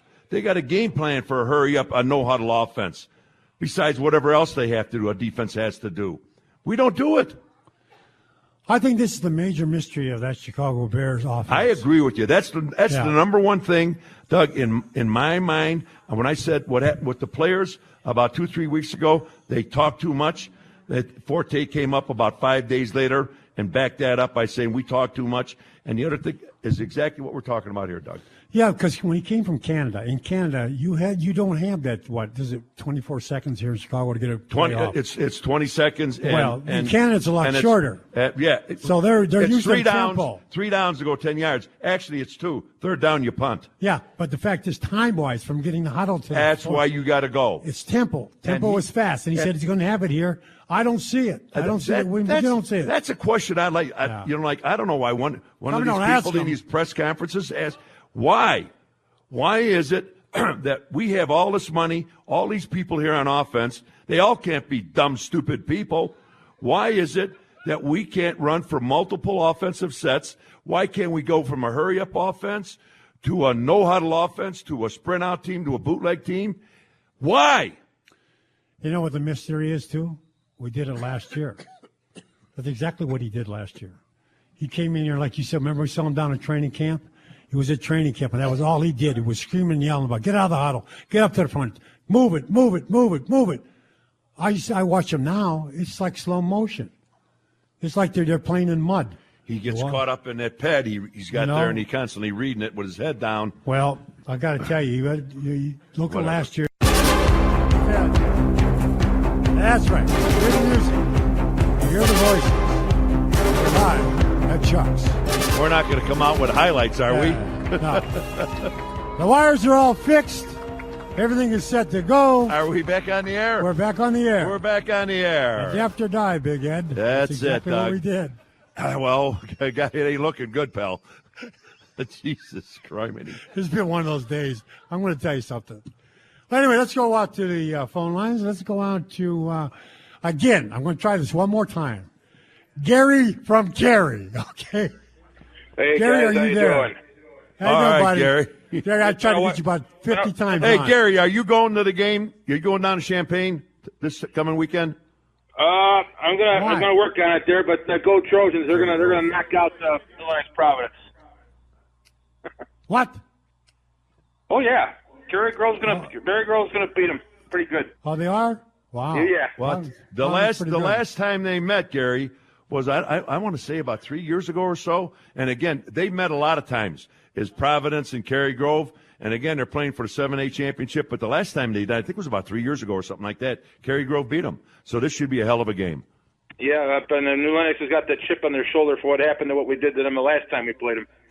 All right. What did you call about, by the way? Ed, I agree with you on that the story you were talking prior a while back about the Bruce Arians situation not wanting to come here. And I'll be the first one to go on it. If compare the situation with the Bears to Denver, their president is John Elway, and look what they're doing with Denver. We have an accountant running the show as president of the organization. I mean, I have a perfect candidate to take over that role, and his name is Mike Singletary. You just got a big stop over yourself. Here. No. That didn't, Gary. That didn't go over too good here. That's not going to fly. No, that won't work. No. That's not going to happen. You know what it is too, though. I mean, the fact is, it's all the scouting system. It's having the guys underneath you, and I'm not so sure. We talk about Ted Phillips. A lot of stuff he still does just as accounting. Who makes the major decisions up there? Well, you got to It's find not gonna be somebody Ted that Phillips can with figure football. out that some people know football and can handle That's who Emery was like supposed a to Jim be. Finks, a Jerry Vanisi. Right. I mean, those are general managers, folks. You win world championships with those people. And that's why they expect Emery to be that guy. So it's not happening so far. Maybe we're jumping the gun. I don't, you know what? It's happened so many times in the past. You almost have a hard time being, Doug, you know as well as I know, this game of football, this isn't building for the like the Cubs. What we're building for 2 years, 3 years of baseball down the road. What we're doing, football is today. My God, the amount of money that's in this game, it's mind-boggling. And there is no tomorrow. There is no next year. Football is about now, and you've got to have now people in your organization that can figure that out in the draft, in the coaching techniques. Let's go out to Ken in Deerfield. Ken, you're on the score with OB and Doug. Hey, gentlemen, a couple What's up, questions Kenny? for you. Yeah. First one, what game plan for offense and defense is going to get us successful on Thursday? And two, what level of toughness or grit do they need to elevate to get us there? Thanks, boys. Well, yeah, you're talking about, Detroit Lions. There's no question Detroit got slapped around today. Detroit has a hell of a defensive line led by Sue. So that's a big part of what they do. And the fact is they got some good receivers up there, and there's no question about it. Johnson, he's a hell of a receiver. So, yeah, what you need to do is they're going to have to come out and they're going to have to put points up. They're going to have to score points because Detroit's going to try to come out and do the same damn thing. And who's a better football club? I thought that, Detroit was a better football club until I saw what happened today. But the fact is, the Bears got their ass whomped twice, too. Ken, defensively, what they have started to do, as opposed to the first part of this season and last year and the year before and the year before and the year before, is come with line tricks. You see all the great teams do it. Whether they're a dominant 4 guys in front or not, they still trick and they come with blitzes. That's what the defense has done the last few games, the last couple games. They've come with more lying tricks. That's why you see Paya coming up the middle, getting some sacks. That's why you see things happening coupled with the blitzes. And we cannot play. You can't take 4 down linemen, 3 linebackers, and 4 defensive backs with the Chicago Bears and play a straight-up defense. We can't do it. We're so far short of talent, it's unbelievable. So what they have to do is what they did last week, what they did today, and when they go to play Detroit on Thanksgiving, go after them. You got nothing to lose. Blitz them, trick them, do every damn thing you can. We have to say goodbye? All right. Ed, that was very nice. But the fact is we have to say goodbye. And we got to talk about the Bears next week. We got Detroit on Thanksgiving Day. And we'll be on, folks, on Thanksgiving Day. And hopefully it's a good turkey instead of a bad turkey. But whatever the hell comes forward, Doug and I will be there for you. And, God, thank you people so much for listening. Can't tell you how much we appreciate it. And all the people out here at Chuck's. Thank you also very, very much. Thanks, Ethan Shaw, Wayne Randazzo, Dominic Mendocino, Matt Santamaria, and our guy, the general, the guy with a lot of stripes on his shoulder, Rick Kemp, our producer. He started out a general, and he went to 1 star, 2 star, 3 stars. Now he's shooting for a 4-star. When he gets the 5-star, he will be the top guy in radio. In this country. That's right. Number 1 guy. That's right. We'll do it.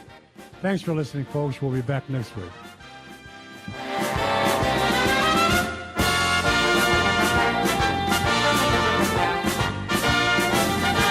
Baseball season is here at last, and the excitement continues all season long at DraftKings.com, the official daily fantasy partner of Major League Baseball. Daily fantasy means no season-long commitments. Why wait until the end of the season to claim victory when you can win huge cash every day? Hurry to DraftKings.com now and enter promo code PODCAST20 to play for free. You could win part of the $300 million in prizes being awarded this season. Enter PODCAST20 for free entry now at DraftKings.com. That's DraftKings.com.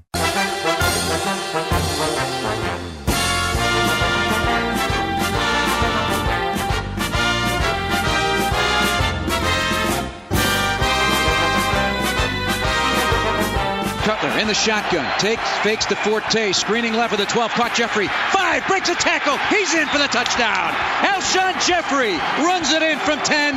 Touchdown Bears. Here's the snap. Placement made by Martin. The kick end over end by Prater. The kick is good from 46 yards. Takes the snap. Play fakes. Setting up. Pressure coming. Allen knocked the ball out. And diving on it is Detroit. I believe Rob Sims covered it up with a 5, but it's a sack, and now some shoving after the whistle, and another. Oh, the Bears have the football. They say the Bears have it. And it's Jared Allen comes up with the ball. Here's Bill Vinovich. Ruling on the field has been confirmed. Chicago's ball, first down. Snap, Cutler, play fake to Forte. Pressure coming. Jay's going to throw it in the end zone. Up in the air. Reaping glad. Touchdown. Touchdown, Jeffrey.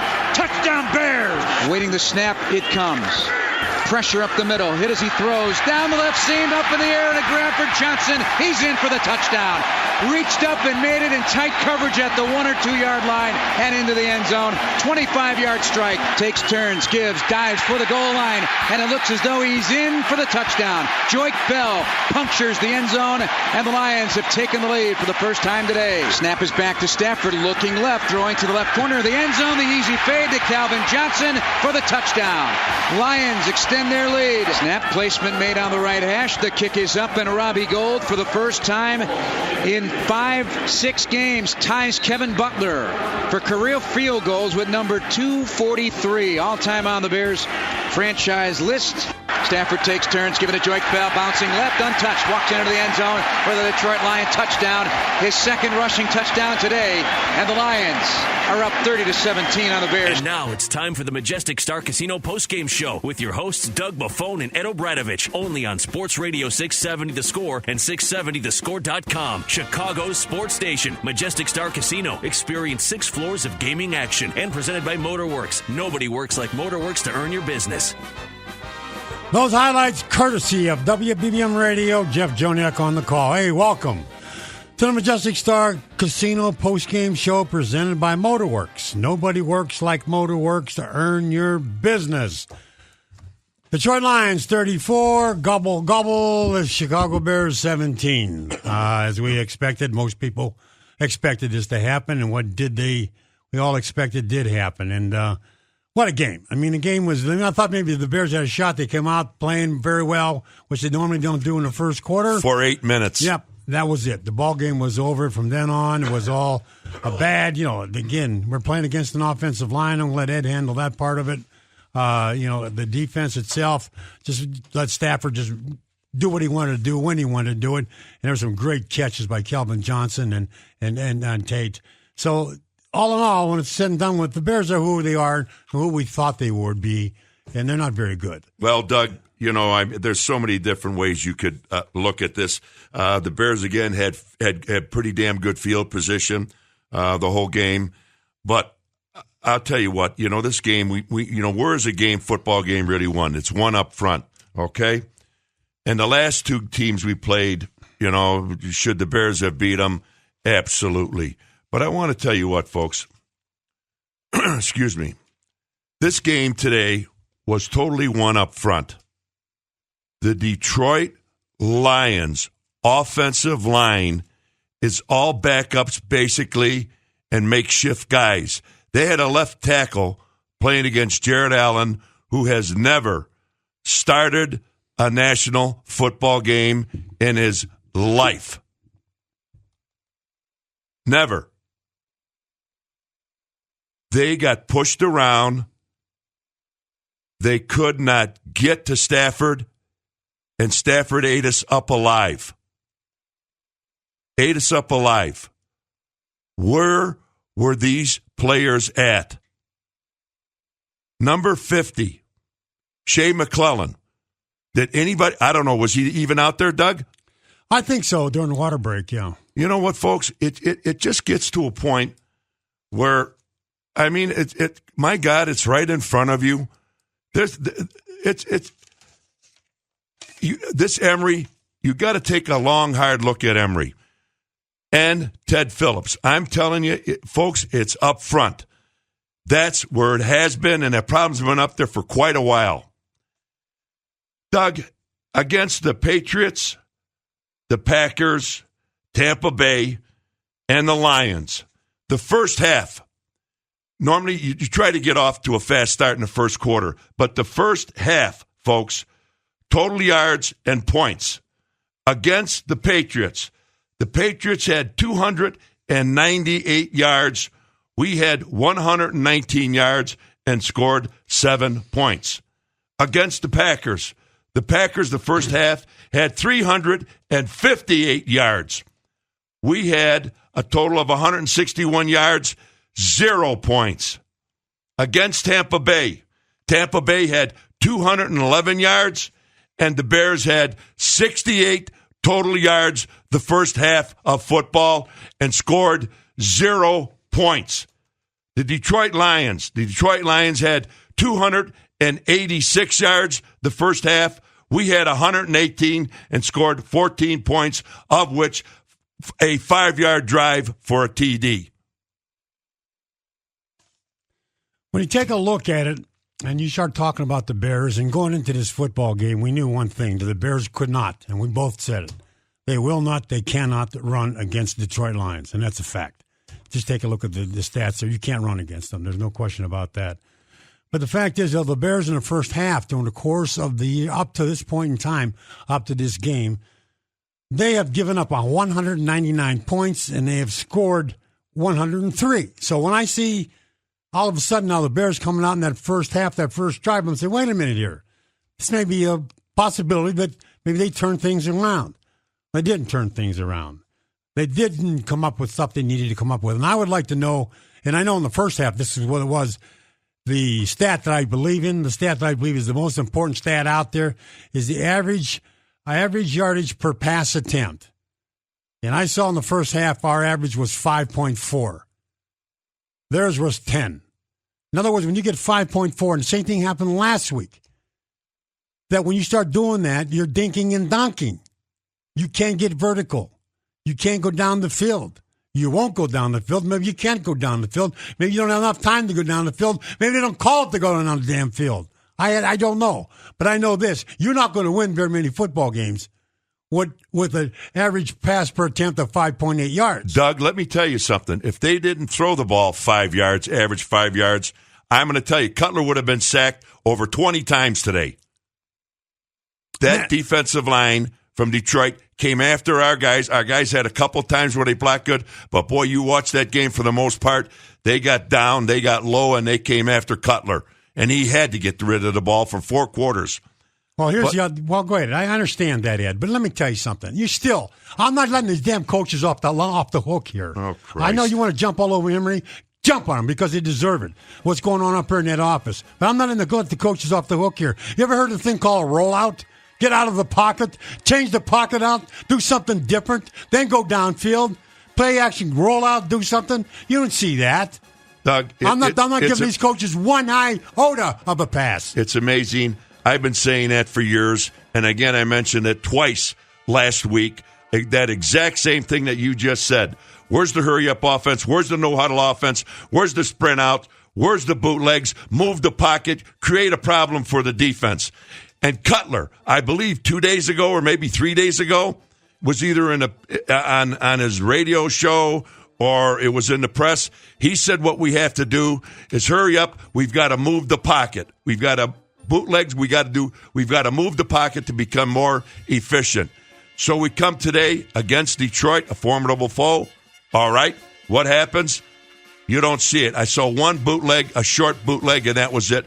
Never saw anything. Never saw anything hurry up. Never saw any sprint outs, rollouts to try to create a situation where you can score points.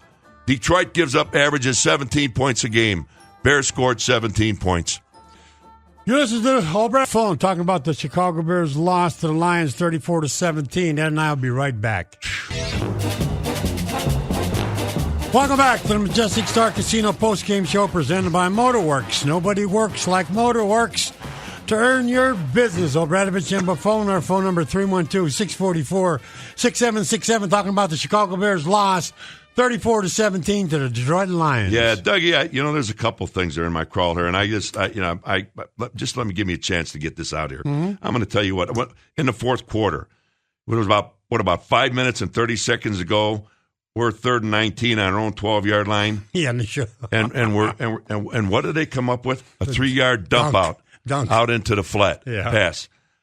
Then, Doug, what comes to my mind, folks, to go back to week 4 against the Green Bay Packers with approximately 5 minutes to go.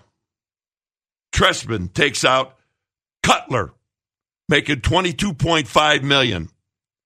Jeffrey, Marshall, I don't know how many millions he's making. Bennett, Forte, with approximately 5 minutes to go. Nobody will ever explain that one to me, Doug. I could never accept that. And the message to me that sends to the rest of the coaches and to the players on that field, are you kidding me? 5 minutes to go in a football game, and there's only 16 damn games to play, and you pull out the only people that can score? You take them out of the game with 5 minutes to go, and you want to win the Super Bowl? What the hell are you thinking about? Ed, that's kumbaya. Yeah, I got that. I know kumbaya. That. By the way, everybody's picking up on your kumbaya. Well, that's exactly what's happening here. But here, you know what? Let's all get together. Doug, the offensive and defensive line, where did it get beat? If you people were paying attention to this game and looked at it, they got slapped around up front all day long. They got slapped everywhere around. My God, how could Jared Allen, our right defensive end, play against a kid who's never started a game? He had a sack. Yeah. And a fumble recovery. Yeah, in the first few minutes of the game. That was it. Yeah. Never heard his name, never saw him again. Let's just face it. This is a bad football team. That's all I can tell you. I'm tired of trying to fight for them. Doug, you say tomato cans. Yeah. How the hell their offensive line, our defensive line with blitzes should have ate this guy up. Stafford should have been on his backside all day long. Against that offensive line, folks, that offensive line of Detroit's is a makeshift, just an awful line to be playing in the National Football League. And we're talking about guys, we're healthy up front, and we're supposed to have all these guys, strong guys, they're all coming on, they're all doing things. No, you know what happened to them today? They got their backsides whipped. Big time. Yeah, because they fell asleep. They thought because you beat Minnesota and you beat Tampa that all of a sudden you're this team that's going to make a run at something. There's not a person in this town. There's not a guy that writes for the paper on the radio that picked the Detroit Lions to lose to the Chicago Bears. And I was one of them. I said, there ain't no way in hell because, first of all, you're not going to run against the Detroit Lions. And second of all, what happens out there, like you just said, I mean, Calvin Johnson made catches. They were throwing the football. I mean, Doug, there should have been interceptions right between everybody. This team is so far. Oh, they're bad. So far away. I don't even want to get into from winning a Super Bowl. And I have to go back, Doug, and I can't get it in my mind that a defensive line. And again, folks, you look at the way this game is played today. You think this was bad? Listen, wait till Dallas comes in. Take a look at their offensive line. And who are we going to put up against them? We have 2 tackles again that are 6 feet tall, and another one 6'1". How in the hell are you going to win a game after game, and be a championship team and win a Super Bowl? It's just not going to happen, folks. You're not going to win with that situation. You could go anyways. You go to our linebackers. Again, Shea McClellan, my God, how is this guy on this football team? How is it possible, Doug? He's got a good attitude, Ed. Let's go out to Mike in Rockford. Mike on the score. What'll be in Doug? Hey, guys, happy Thanksgiving. I don't know why you're wasting your time doing the show for that crappy team. I appreciate your effort. Yeah. And Mike, if it wasn't for you guys, we would. Just hold on, Mike. Just stand. And I couldn't agree with you more. You want to talk about after like 2 victories against this god-awful football teams. Anyways, we got the victories. And to go today and play like that, and they're supposed to be ready to play, and they're going to go and they're going to do this, and the same thing happens. They just get slapped around. Absolutely, guys, and thank God for you two, because I don't know what us Bears fans would do without you guys. But here's my point. You know what? You could say what you want, that Cutler was being pressured and they had to do the little dink and dunks and 5-yard passes. He didn't have time to get down the field. The way this team is set up offensively, the way everyone was sold a bill of goods before the year and after last year, we're this, offensive juggernaut, and we're going to do this, and we're going to high-power this and high-power that, and we could have a mediocre defense, and it's a bunch of crap. But the bottom line is, guys, how is this such a debacle on offense? Mark Trestman should be fired. He should have been fired after the Green Bay game. And what is his excuse?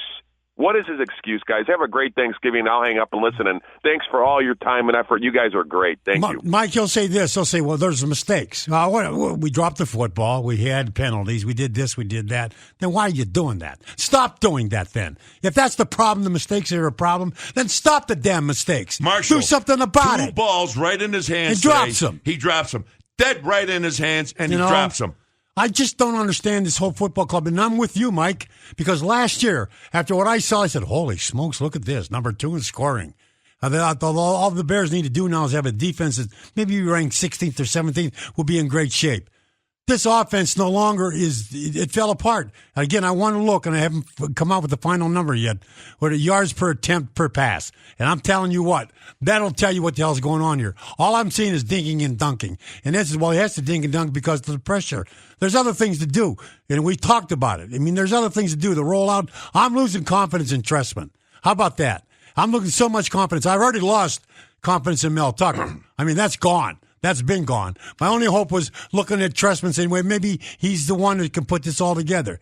Put together my ass. You know what? You put together what can you Doug, put together? Like with Mike, if you're still listening, hope you are. You know what? I just read off against the Patriots, the Packers, Tampa Bay, and the Lions. Just the first half, the total yards they got and the amount of points that we scored. I mean, you folks, you can't play football like this. And again, I keep harping, why do you play this damn dumb ass stupid game? Why? Because you want to be a world champion. And I'm going to tell you something.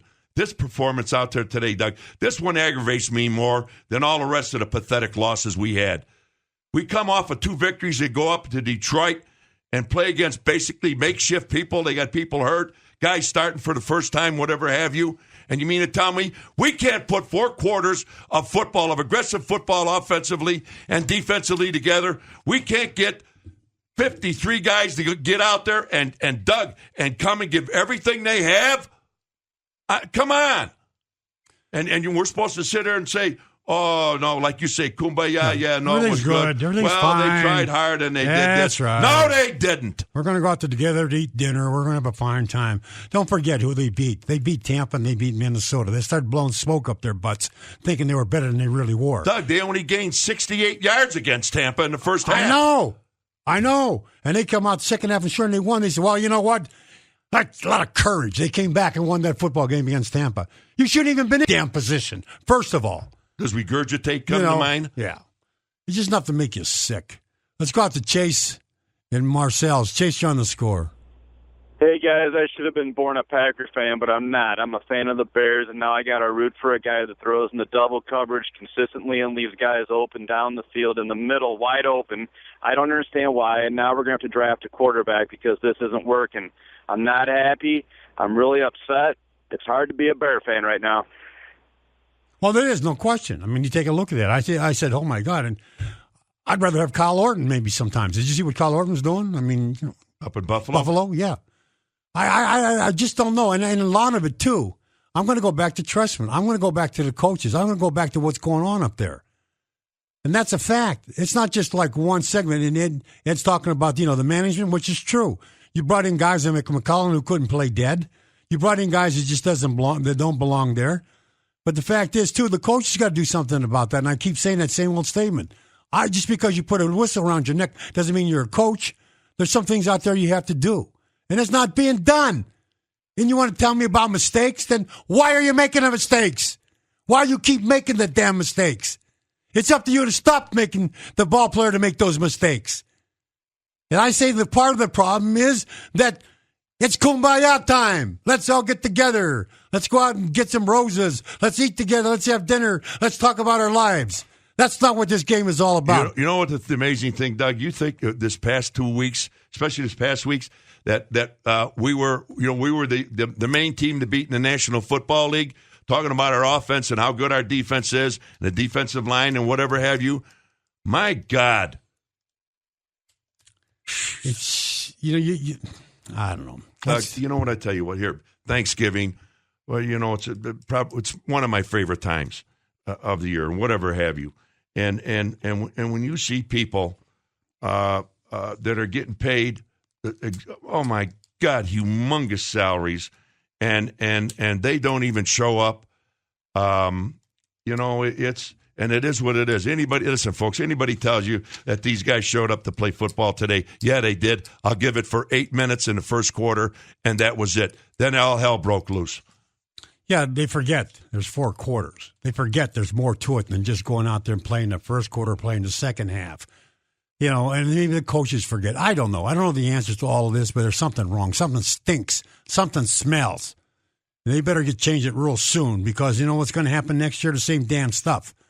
I got what left? 4 games left? 4 games left. 4 games left. Next Thursday night will be Dallas here at home in Chicago, and we got Detroit again, and then we got New Orleans, and then we wind up against Minnesota. Right. So what are our chances? And maybe people don't even give a damn what our chances are. Maybe they're saying, "Hey, we'll go lose them all."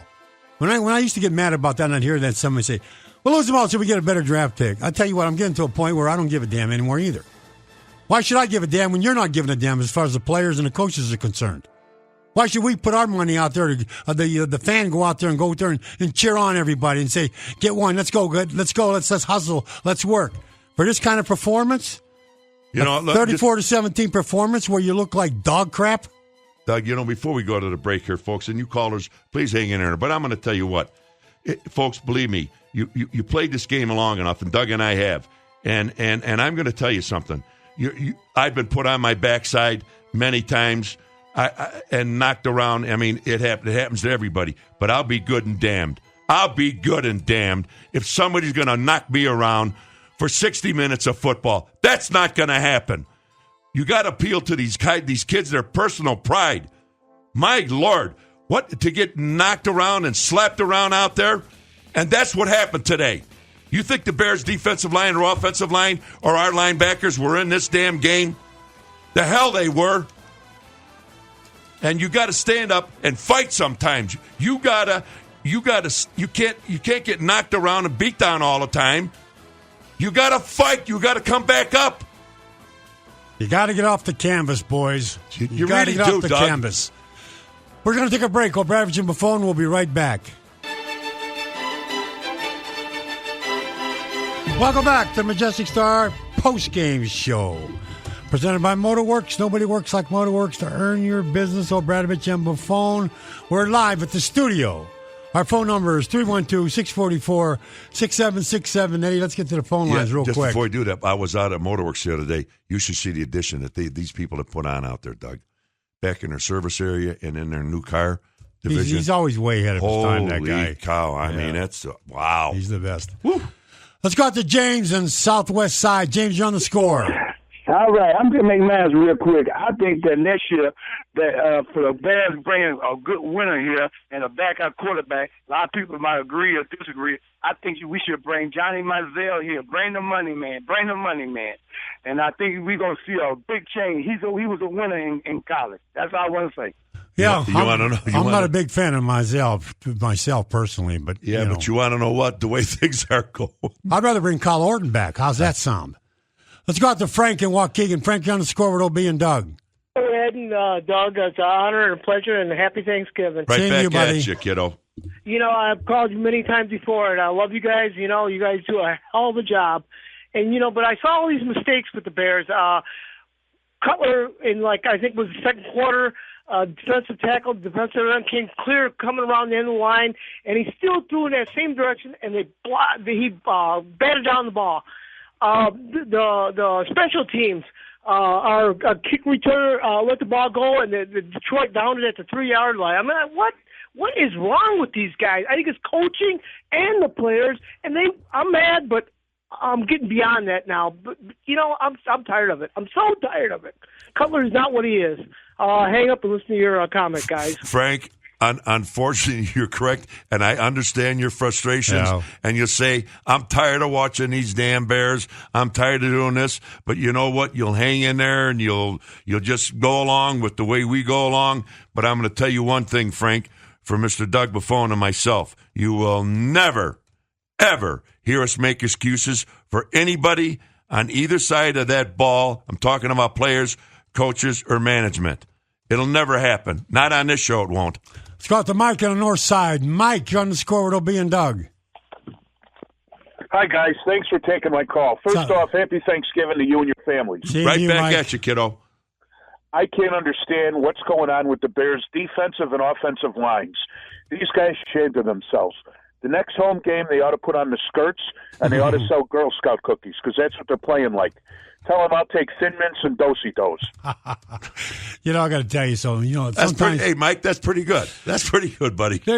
Sometimes they only leave you with to be sarcastic. You watch and you see and you cheer, you hope, and all of a sudden you see this effort. You see this type of effort. And even from the coaches, even, from the management, the whole thing down, it's all wrong. Something smells. Something's wrong. It can't be right. Not what's going on here. It just cannot be right. So I don't know who the hell is supposed to figure this out. And probably what you have to do when it's all said and done with, you got to go back to the McCaskies because they're the only ones who can make all these changes. I'm talking about the management. I'm talking about the coaches. I'm talking about the players they bring in. That's what I'm talking about. You heard at that big last debacle the Bears played, I come on, the first thing out of my mouth, Doug, was George McCaskey, get Ted Phillips, get Emery, the head coach, position coaches, offensive, defensive coordinators, and the players, get them in that locker room right now after that disgraceful game, and we've been getting slapped around all year, and you just tell them one thing. Everybody's on the clock. Wait a few seconds, look around, walk out the damn door, and let everybody eye each other. And that includes Phillips and the rest of them. And they should be on the clock, every one of them. Nobody's out of the woods on this one, Doug. No, they all got to take responsibility. You can't make trades and get free agents like we got. The defensive end, I believe, is Houston. From Oakland.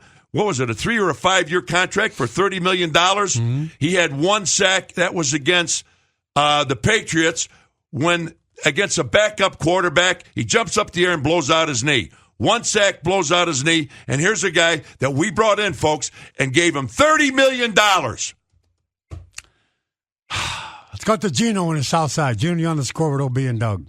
Hey, man, I just want to reiterate. He just stole my thunder, man. It starts from whoever's owning this team, man, because I am sick and tired of, what is this, the 6th first-time head coach we've gotten? And this my guy, Phil Emery, is starting to look like Jerry Angelo, man. And something's going on up the top of this team, man, that's not bringing in the right players and the right staff to coach these players right, man. I guarantee you when Harbaugh becomes available in this year, you think we're going to go out and get him? I hardly doubt it, man. It's something going on. Tom Ricketts, can you come by this team so we can start over? Can we get your GM in here so we can get some real czars in here? We need Bill Poley in here to run this ball club, what? Man. Guess what? You're the caller. You're the caller of the day, of the hour. I love everything you said. I got to tell you. Can we get Ricketts to buy this team? Hey, Ed, I got to tell you, though. If Jim Harbaugh was available and he would like to come here and coach, I'd take him in a heartwind. I second that motion, but I'm telling you, if he's going to go anywhere, Doug, I think he's going to go to Michigan. Yeah. I mean, he'll wind up being the emperor out there. I'll guarantee you. Let's go out to John in McKesney Park. John, you're on the score. Hey guys, what's up, John? Johnny, look here. First of all, it's an honor to talk to the two of you gentlemen. I grew up watching you guys play football and playing hard-ass football. The second thing I want to say is this defense is a joke. Look, let's go 3rd and 2. We can stop them. But 3rd and 14, everybody in the league knows that you can beat the Bears down the middle. And I don't understand what this coaching philosophy is in regards to let's just let them hang around down the middle of the field and be wide open. Hey, John, if anything that should have happened today in this football game, one area, let's take our defensive line against the Lions' offensive lines. John, I am telling you, there should have been no contest, okay? They should have sacked that Detroit Lion quarterback And it should have been in double digits. Their offensive line was decimated. And our defensive line, we're healthy, we're good. We got young kids, we got everybody. Supposedly everybody now, after the last couple weeks, is all world. And look at what the hell happened today against a makeshift, people that never even started before, offensive line. It's right in front of you, folks. Nobody can hide behind this one. And part of the problem with defense, too, about down the middle is the linebackers. And that's why Urlacher was so good, because Urlacher got depth. Urlacher was 6'3", 6'4", so you had to go over top Well, of when him. you play that two deep zone, Doug, Well, that's what the linebacker has to do. He's got to get back there. He's got to get back there. I mean, that's just I don't know. Like I said, I don't want to be coaching and finding players and doing this, but it's all wrong. Everything is wrong that's going on up there. That's all I can say. Let's go out to Paul and Payless. Paul, you're on the score. Paul, you're on. Paul, you represented Payless. Come on. You're going to run you out of town, buddy. Let's go out to Tom in the northwest side. Tom, you're on the score. Hey, Doug. What's up, buddy? You guys are such a best. Doug, I watched you for 14 years. That's good. LB, championship. God bless you. Thank you. There's 3 players on this team, and it's kind of long. It's Matt Forte and Jeffrey, still a young guy. Those guys try hard. The rest, lay down. Who was the last guy you said? Jeffrey. Jeffrey. A wide receiver. Jeffrey. Yeah, Kyle Long, Matt Forte, and Jeffries. These guys are football players. Well, the thing is, you take a look at that team, and a healthy Fuller. Fuller's a good addition to that football club. There's no question about that. But there's other guys out there that couldn't play dead, and McClellan is one of them. We have too many of them, Doug. Yeah, that's the problem. Part of the problem, I think, the other part too is what kind of defenses you're calling. What are you doing? Yeah. Sure, the last 2 games, oh boy, we whipped the hell out of Tampa. We whipped the hell out of Minnesota. Again, tomato cans. Doug, but the Bears are turning into tomato cans too. That's I keep saying that about tomato cans. I'm sure they're saying the same thing about the Bears. Bears are tomato can. We can beat them. Boy, and that's exactly what it's turning out to be. Yeah. You know what, Tom? What the Bears should have done defensively, which I thought they really would do, they started off good, okay? But what they should have done, because of the situation with the Detroit Lions up front on their offensive side of the ball, they should have came line tricks every play. They should have went into the double-A gaps. They should have blitzed. Will, Sam, Mike linebacker should have been coming over. Because are you going to stop Johnson? Are you going to stop Tate? You're really not. The only way you can stop him is get Stafford and put him right on his backside. So you're going to get burned here and there. But the only way you're going to stop him, if I was a defensive coordinator, I'd have let it all out. I'd have went after him, especially, when you got an offensive line that they can't block anybody. And you don't go after them. Well, that's part of the problem. The fact is what the hell are you thinking about? You take a look at Detroit. Detroit was only averaging 17 points a game, scoring 17 points a game. Of course, you only got 17 against them, which that's what the Bears got, 17. But this is not a good year for Stafford. He was at quarterback rating of 83. Now, once again, I'm going to go back to this stat, and I'm going to give it to you again. This is a little different now. This is for the final. That of passing attempts, the yards, per attempt, the Bears were 4.9. You couldn't beat St. Rita with 4.9. And on the other one, the Lions were 8.1. And our quarterback rating was 75.2. Stafford's quarterback rating was 116. So right there you see the big difference in the quarterbacks. Now, as part of that is the fact that because they got better protection, well, that's part of it. There's no question about it. But the fact is, the idea, the thought process here is that before, remember last year, and I keep going back to it, we were an aggressive offensive team. We come out of the huddle. We had no huddle. We threw the football down the field. We moved the ball. We were crisp. We were sharp. It's like slow motion right now. Total slow motion. We come out with a bunch of slip screens. How many slip screens did you run in the first half? That was ridiculous. And then the other thing about running the football, I know you can't run against Detroit, but maybe you should give it a shot. Maybe you should give it a chance. You had 8 attempts for 13 yards for 1.6 average. 8 attempts for 13 yards for 1.6 average. That's that. I don't even want to bring it up drop anymore. it there, You're right. Doug. Let's go to the callers. I'm sorry. Dave in New Clare. Dave, you're on the score. Hi, Doug, and hi, Ed. Hi, happy Dave. Thanksgiving to you and your wonderful family. Right Same back thing, at Dave. you, kiddo. Thank you, dear guys. There are so many things. It's just unbelievable. I've called before. First thing, we're up 14-3. We get down. We're down with 9 minutes and some seconds to go in the game, and we come up to that line of scrimmage like we're ahead by 14 points. I mean, why aren't we quick? Let's get this thing going. I'm hollering at the wife. Let's get our butts in gear. We're not doing anything. Let's go. We're down by 14 points, and this is our season, guys. This is our season. Next point, 5 minutes and 32 seconds to go. The defense is coming back out in the field in the fourth quarter. That's the first time I've seen Mark Trestman actually clap and kind of give a half smile. Okay, defense, let's go. 5 minutes and 32 seconds, and we're down by 17 points or whatever. Are you kidding me? Third point. Well, that's when we threw the 3-yard dump pass out in the flat. Oh, my God, and he's clapping and, okay, guys, let's go. We've lost the game already, let's face it. Getting to Emory, oh, boy, and this is where she's friends. Emory, you said last year it was a disgrace on your part to not have backups for our starters. He has all summer to go out, all last year to go out and get backups.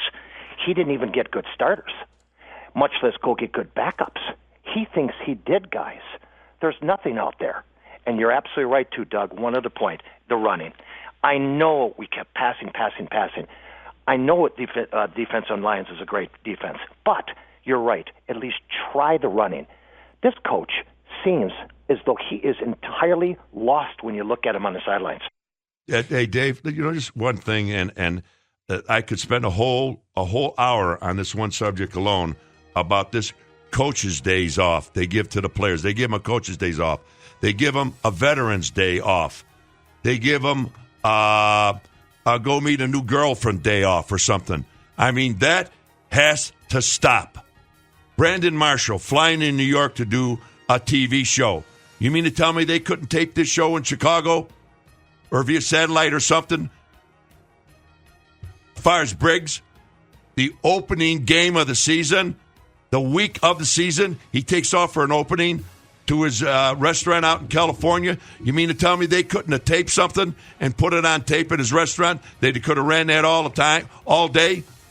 Just the last week, Doug, they gave Allen on a Thursday a coach's day off. You ever heard it, Douglas? Ed, kumbaya. That ain't good so enough. I can tell you, Ed, all I can tell you is kumbaya. Jesus. You know, and you wonder I'd why. like to find out. And you wonder, there's got to be some discipline on this team. You sure as hell ain't giving discipline with coach's day off, your brother-in-law's day off, because it snowed day off. All this dumbass, stupid stuff makes me sick. Well, maybe they ought to give him a 2-year day off, whatever it is, because it's not getting done. A 2-year day? Yeah. Well, Bradford, your phone. We'll be right back. Welcome back to the Majestic Star Casino postgame show presented by Motorworks. Nobody works like Motorworks to earn your business. Well, Bradovich and Buffon, our phone number, 312-644-6767. Eddie, let's go back out to the phone lines. Let's go out to Muhammad in Villa Park. Muhammad, you're on the score. Muhammad. You're gone. Let's go out to Jay in Northbrook. Jay, you're on the score. Hey, guys, how you doing? What's up, Jay? Well, listen, so I got a couple of things. First of all, you hired a guy who's never been in charge of anything to be your general manager. You hired a guy who basically has been fired every 2 years in the NFL to be your head coach. What do you expect? But the reason I'm really calling you is on that one touchdown where Bell ran for the touchdown, Calvin Johnson's not on the field. What do you think they're going to do? And then I watched DJ Williams come around the end and basically just run into – I don't even know who he ran into to the side where Bell scored. Has this guy done anything the last 2 years he's been here? And how come I watch this, or even more to the point is if they put out a formation, the Lions put out a formation you don't recognize, how come the Bears never call a timeout? When teams are on 4th and goal, they have never called a timeout and the team scores every time. Who is running this thing? Well, that's pathetic. Yeah, that's a good question. I mean, the fact that you're talking about if you notice, and that's a great observation on your part, that Calvin Johnson was on the sidelines. If I'm out there in the field and I see Calvin Johnson on the sidelines, I know it's coming. So I'm going to buckle up because they're going to run the football.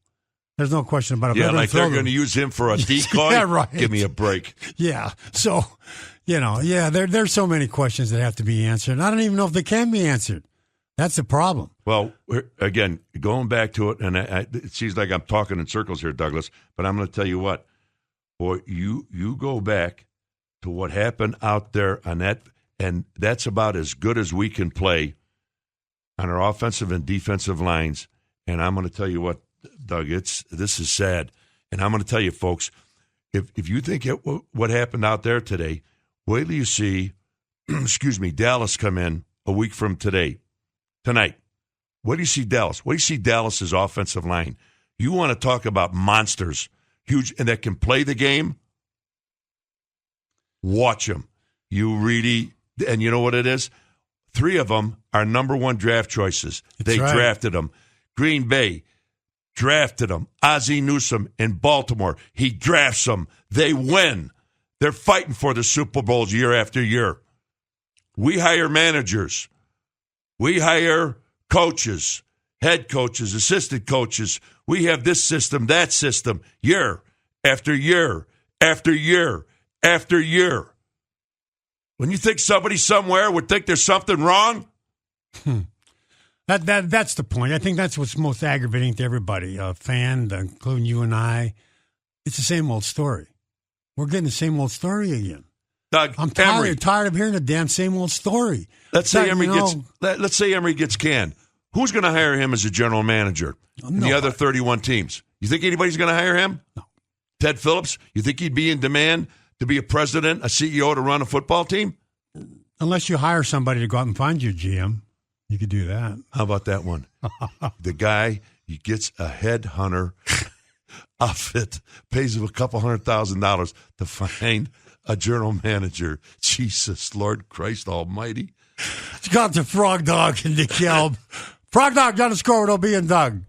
Hey, guys, been a while, but just had to call today, man. I got to tell you, I'm so frustrated. It does not matter who the coach is. You're still going to see those stupid wide receiver screens. It happened with Gerard. It happened with Lovey. It happened with Trestman. It's 3rd and 15, and you need a first down, and it's late, and you end up throwing a 5-yard pass. I mean, what is going on? And I just honestly, I think it's going to get worse before it gets better as ever. You know, the defense is still shoddy. I don't know if it's Henry's bad drafting or these players are just not coached properly, but, you know, it's very frustrating. So I'll hang up and listen. How about all the above? Yeah, it's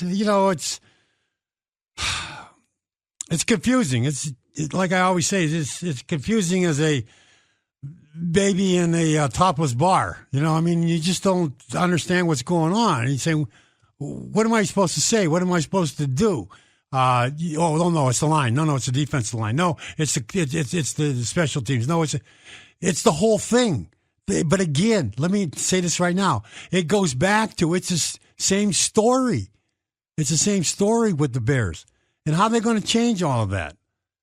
You know, you got me, by the way, because I've been trying to think, because I thought it was starting to happen last year. I started to happen that the fact was that Cutler would turn around, Trestman would come in here. He did. They were number 2 in scoring. None of that worked out. And you got worse. We got worse as this year went on here. And again, like I said, you can't, a 4.9 average per attempt throwing the ball. You only do that with rookie quarterbacks. Bridgewater, somebody who hasn't been around, not a guy that you're paying $200 million to. You just don't do that. You have to find a way to get that football down the field. Let's go to Mike in Beecher. Mike, you're on the score. It'll be in Doug. Happy Thanksgiving, guys. Hey, way to go. In honor of you, Dougie, I had baked ziti today for dinner, so. but I figured I'd be watching the turkeys on TV. Yeah, so right. And I wasn't too far off. But there's 2 things that really glared out at me. One was the Bears get the ball. Could have been the last play of the first half, and of course they take the knee. Mm-hmm. They give up the attitude, and then the game is already in the playoff reels, and then they're trying to make like, oh, we're going to score a touchdown, we care. Well, why didn't you care when you were still in the game? And the other part, what kills me, is one of our great defenders, and I won't call him by his name because he doesn't deserve the notoriety. How the heck do you get a roughing a quarterback penalty, a 15-yard penalty, and then you're still doing this dancing thing like you're catching a fish or some crap? Because you're a stupid football player, that's why. Right. And the fact is he didn't realize what he did is he kept things alive for the opposition.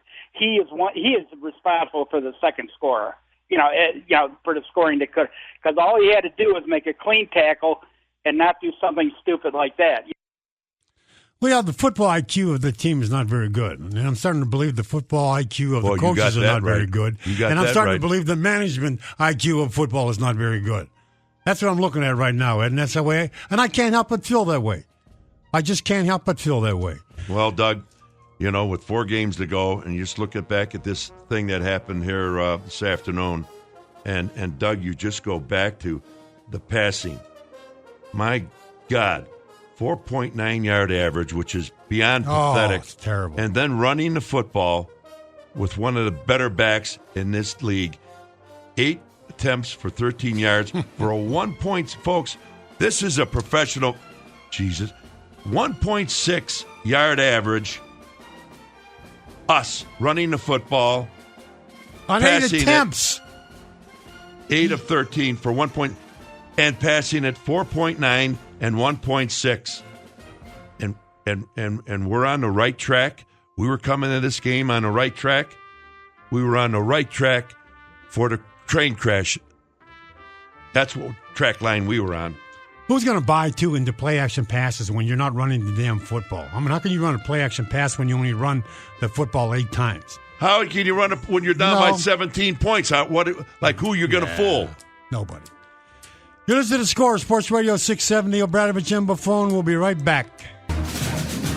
We're back with more of Doug and OB and the Majestic Star Casino postgame show, presented by Majestic Star Casino. Experience 6 floors of gaming action, and by Motorworks. Nobody works like Motorworks to earn your business. Only on Sports Radio 670 The Score and 670thescore.com. Chicago's sports station. Welcome back to the Majestic Star postgame show. Obradovich and Buffone talking about the Chicago Bears' loss to the Detroit Lions, 34-17. Let's go out to Stephen in Oak Brook. Stephen, you're on The Score. Hey, Doug. Hey, happy Thanksgiving. Since my therapist is closed today, please help me understand some of this. Sure. First of all, I'm a season ticket holder. $275 per ticket, per game to put that abortion on the field. Yep. But, when we look at it, let's have a more global discussion instead of dissecting the crap that we just watched.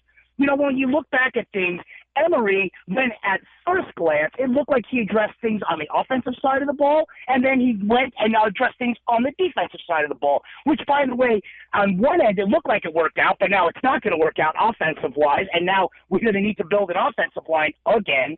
And defensively, you thought they filled some holes when they really didn't fill many holes. Maybe a draft pick, not bad, but more so, everything is broken. And the coaching staff, I thought maybe you get rid of some of the coaching staff. It looks like you have to get rid of the entire coaching staff. And then you have your franchise player, Cutler, who's clearly never going to be a Super Bowl quarterback. He's never going to take us to the promised land. It's all broke. Where do you start even? I mean, there's so much to do. It's so upsetting. Stephen, the worst thing that could happen in your mind is the Bears continue what they're doing, okay? But in the back of your mind, the one thing that I always think about is time maybe to burn the forest down. To burn it down. I mean, you keep trying to put your finger in, there's the leaks in the dam. You put your finger here, you stop it. Another leak comes up, you put your finger, you stop it, and next thing you know, you don't know what the hell to do. And it just to get tired of it. I know as a fan, I know you spend a lot of money, $245 a ticket for the year, and you want to hear the same stuff over and over and over. You mean a game? Yeah. That's what you mean? Yeah, right. So what I'm saying, though, Ed, is you got to stop it. Somewhere along the line, management, but it's going to go better than that. It's got to go to ownership. Management can't stop this stuff.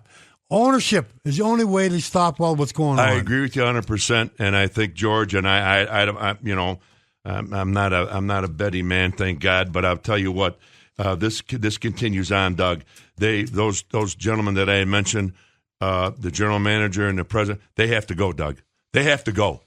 You cannot make these mistakes in draft. You cannot make these humongous, bumbling, stumbling mistakes in signing contracts to Jake Cutler to a $126 million contract, 54 of it guaranteed, to a quarterback who has won nothing, hasn't done a damn thing, and you pay a defensive end from Oakland $30 million for what, 5 years or 3, whatever it was? Are you kidding me? Doug, these are humongous, gigantic mistakes.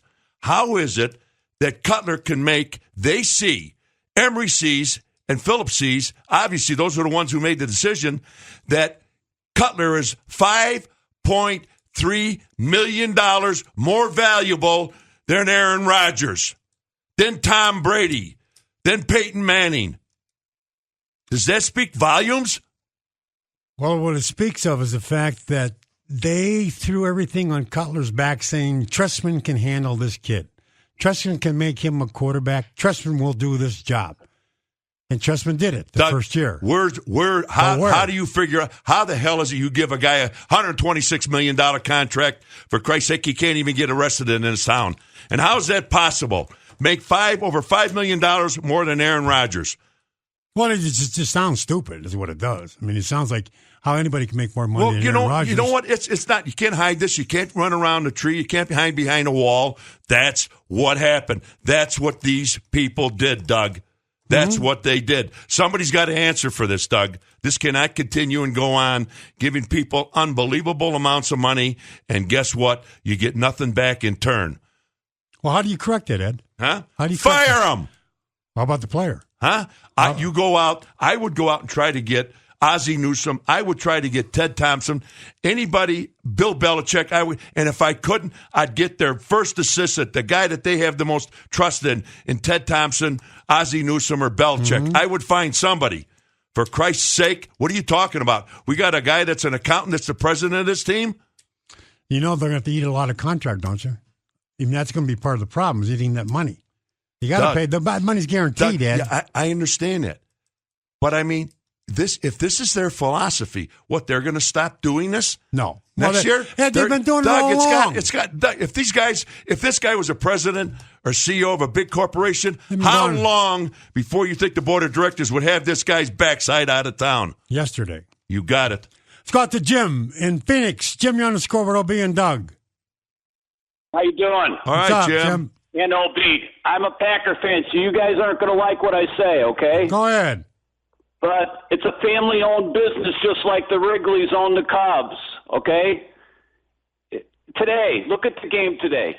If you're an honest Bear fan, you knew that game was over before halftime, okay? You looked at Cutler. Cutler's part of this problem, okay? First of all, Doug, I totally agree with you. Kyle Orton is probably the best quarterback that the Bears have had, and the only reason they ran him out of town is, and I hate to say this, because Cutler's got the same problem, is they both have drinking problems, okay? Well, I don't know about that. I never heard that one before about the drinking problems. I'll say this, that Kyle Orton stepped up in Buffalo and stepped up big time and doing a pretty good job up there. But when it's all said and done with, once again, we see Cutler playing. Why is it then that last year we saw such success from Cutler? We saw the big plays. We saw the vertical plays. We saw the plays down the field. What happened this year? Defenses figured it out, Doug. Well, the other thing, too, then we have to figure something out to do Especially something with against Brandon it. Marshall. Right. Get in his face. Talk to him. Right. Get in his face and talk to Brandon Marshall. Then what we have to do, and when I say we, meaning the Bears offense, then there's got to be other ways to do certain things. There got to be rollouts. There's got to be, once again, I'm going to go back to it. I am telling you, we are not aggressive. We're not crisp enough like we were last year. We were out there. We were in the huddle. We were on the line of scrimmage, forcing that defense to put guys in there they didn't want to put in there because they didn't have time to do it. That's not happening this year. Where's the up-tempo D offense that we all talked about? It's gone. We have no up-tempo offense. Let's go out to Greg and Wheaton. Greg, you're on the score. Hey, guys, I appreciate your therapy today. I don't blame Cutler for the loss. The only reason the offense had any success today is because Cutler threw the ball downfield despite a still bad offensive line, despite Trestman's dumb play calling. Does Trestman even understand that the objective on offense is to move vertically and not laterally? Too many dumb wide receiver screens, but the most atrocious call that he made all day was calling a screen on first down with 2 minutes left in the first half after a change of possession. That was just totally stupid. I'd like to hear what you guys have to say about that. Well, yeah, the fact what Trestman's called, because here's the point. Again, I'm going to go back to it. It's not the same calls that were made last year. The success is not there that was last year. The success last year was score points. We want to put points up. I know you want to put everything on Cutler's back, and I know he's probably disgusted with himself too, but the fact is all comes down to it's all of them involved in this. And then you have the drop passes by guys that are supposed to be pretty damn good ball players. What do we have Marshall at? How many passes he dropped? Marshall, I saw two. I mean, 2 catches that were Bennett. I saw 1 or 2 from Bennett. Might even been more. So, that's all. You know what a receiver gets paid to do? He does one thing catch on the a football ball. field: catch the damn football. Let's go out to Greg in Wisconsin. Greg, you're on the score. Doug and OB, it's a pleasure to talk to you. Happy Thanksgiving. Same to you, Greg. First point, I completely agree. The offense needs to put up more points. I mean, that is definite. However, what this defense is lacking to do, the fact that the Patriots did what they did to us, the Packers did. This Detroit offense, what were they ranked? Third in the bottom? They are not a good offense, and yet this defense still continues to give up points like they do. The offense could have helped us today, yes. However, this front management, like you guys keep talking about, needs to make a change. And tomorrow, what needs to happen is finally, I think Mel Tucker needs to be laid off. That is the decision that needs to be made. And as Bears fans, I think that we're waiting to see something drastic because this season has completely fell apart. Yeah, you know what, Greg, I keep hearkening back to when we opened up the show tonight about the last games against the Patriots, the Packers, Tampa Bay, and the Lions, about how many yards they put up. How many yards they put up in the first 30 minutes of football, and how many yards and points that we put up in the first 30 minutes of football. I'm going to tell you, more often than not, 9 times out of 10, game's over with at halftime. It's over with in the National Football League, more often than not. We're getting killed against Tampa Bay, who just won their second game before they played us last week. They just won their second game. In the first 30 minutes of football, with the people that we have, we put up 68 yards of total offense, running and passing in the National Football League against Tampa Bay, who just won their second game. And their defense is ranked, what, Doug? 30th, 31st, 31st. And we put up 68 yards. We're going nowhere, guys. Those 4 games, it's over with. Well, up next is Dallas. And again, too, hold your breath because we're going to get our ass kicked there, too, also. So, Obradovich and Buffon, happy Thanksgiving to everybody. Doug, happy to all you out there, people. Happy, wonderful Thanksgiving. And God bless you, and thanks for listening to us. Good night, boys.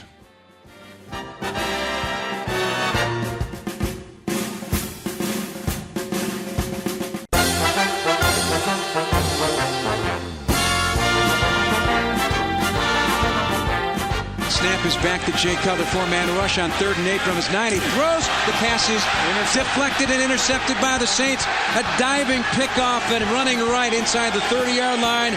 It was intercepted from the 8-yard line of the Bears. Hit under center. Breeze on a play fake. Bootleg right. Going to throw right side. The pass is caught by his tight end. 5 to the pylon. He's in for the touchdown.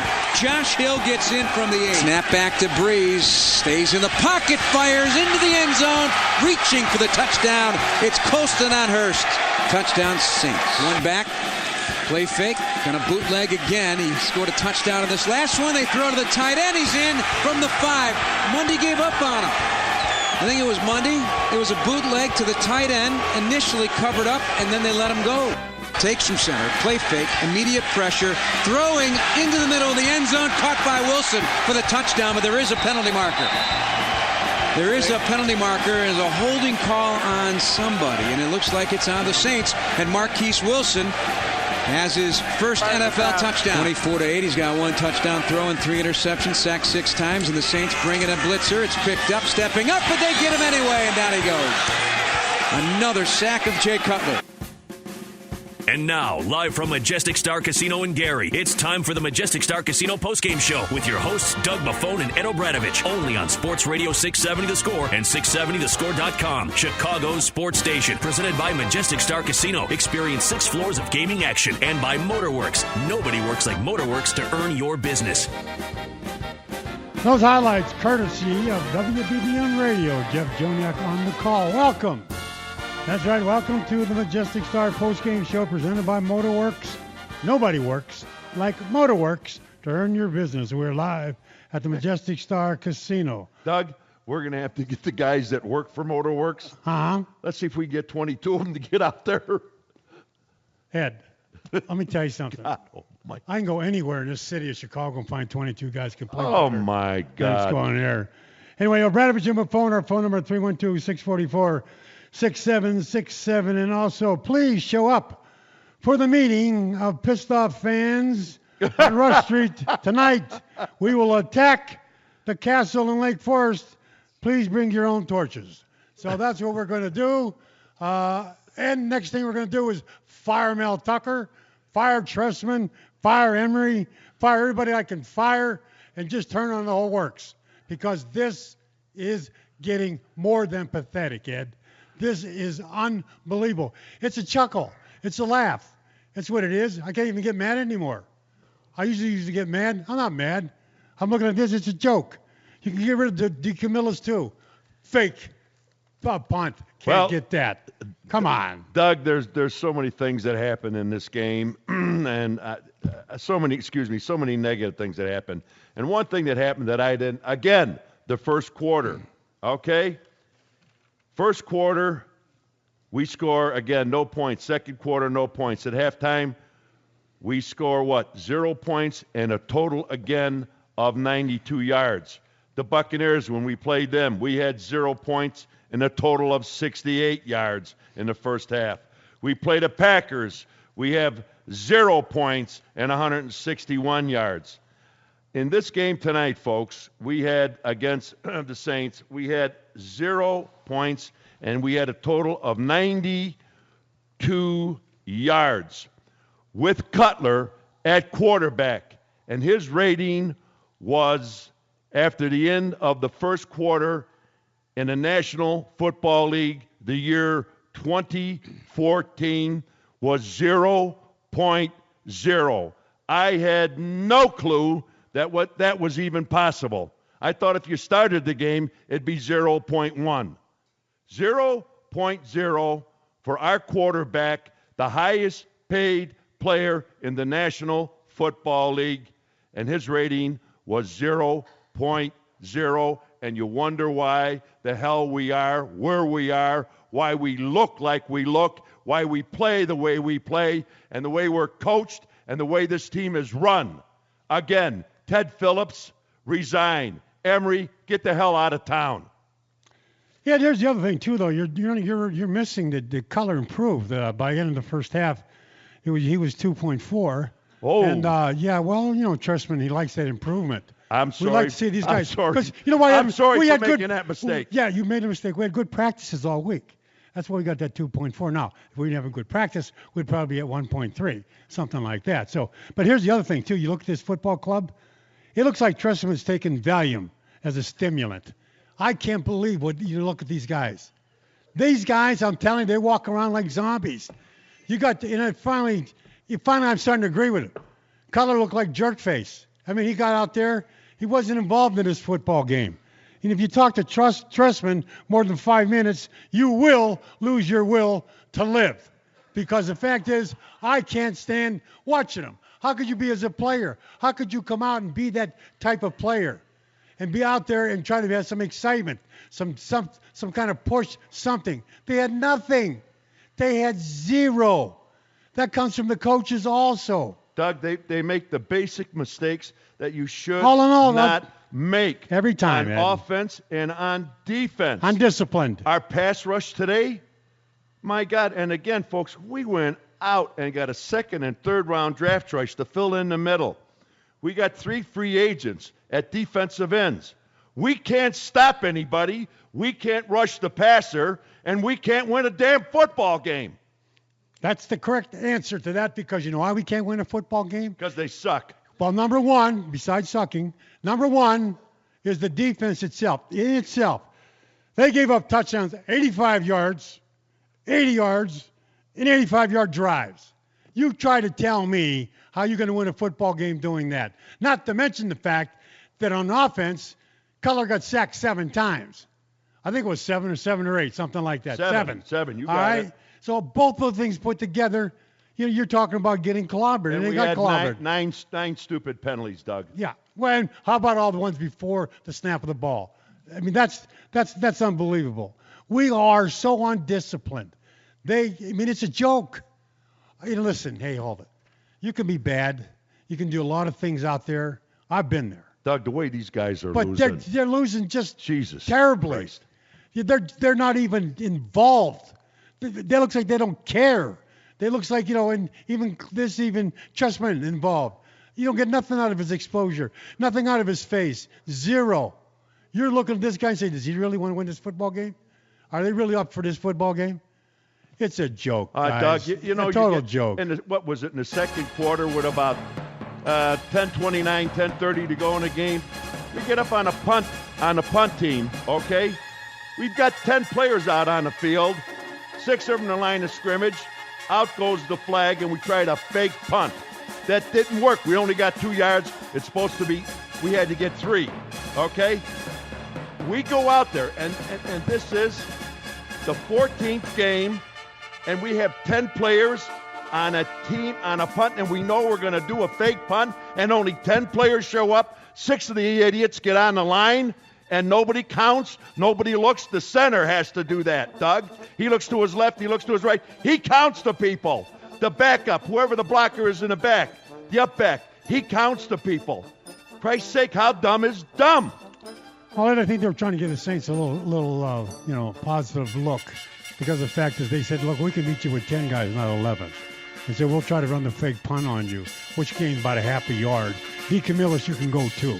That's the guy that has the special teams. Doug, we'll be right back. Hold on, real quick. There's another thing here. In the second quarter, I think it was about 14 minutes. We just turned into the second quarter. Cutler, they break out the huddle, and Jeffrey's wide out to the left. And Cutler comes out and he looks to the left and he's saying, and Jeffrey's motioning with his hands, like, what, I don't understand you, or I don't know. And then he goes, Cutler shouts at him again, and he goes like this, and then he just turns around, and Jeffrey turns around, and obviously when Cutler dropped back, he was looking for Jeffries, he wasn't there. Boom, the whole damn thing blows up. You listen to Obradovich and Buffon on the Score, Sports Radio 670, Majestic Star. We'll be right back. This is Sports Radio 670 The Score and 670thescore.com, Chicago Sports Station.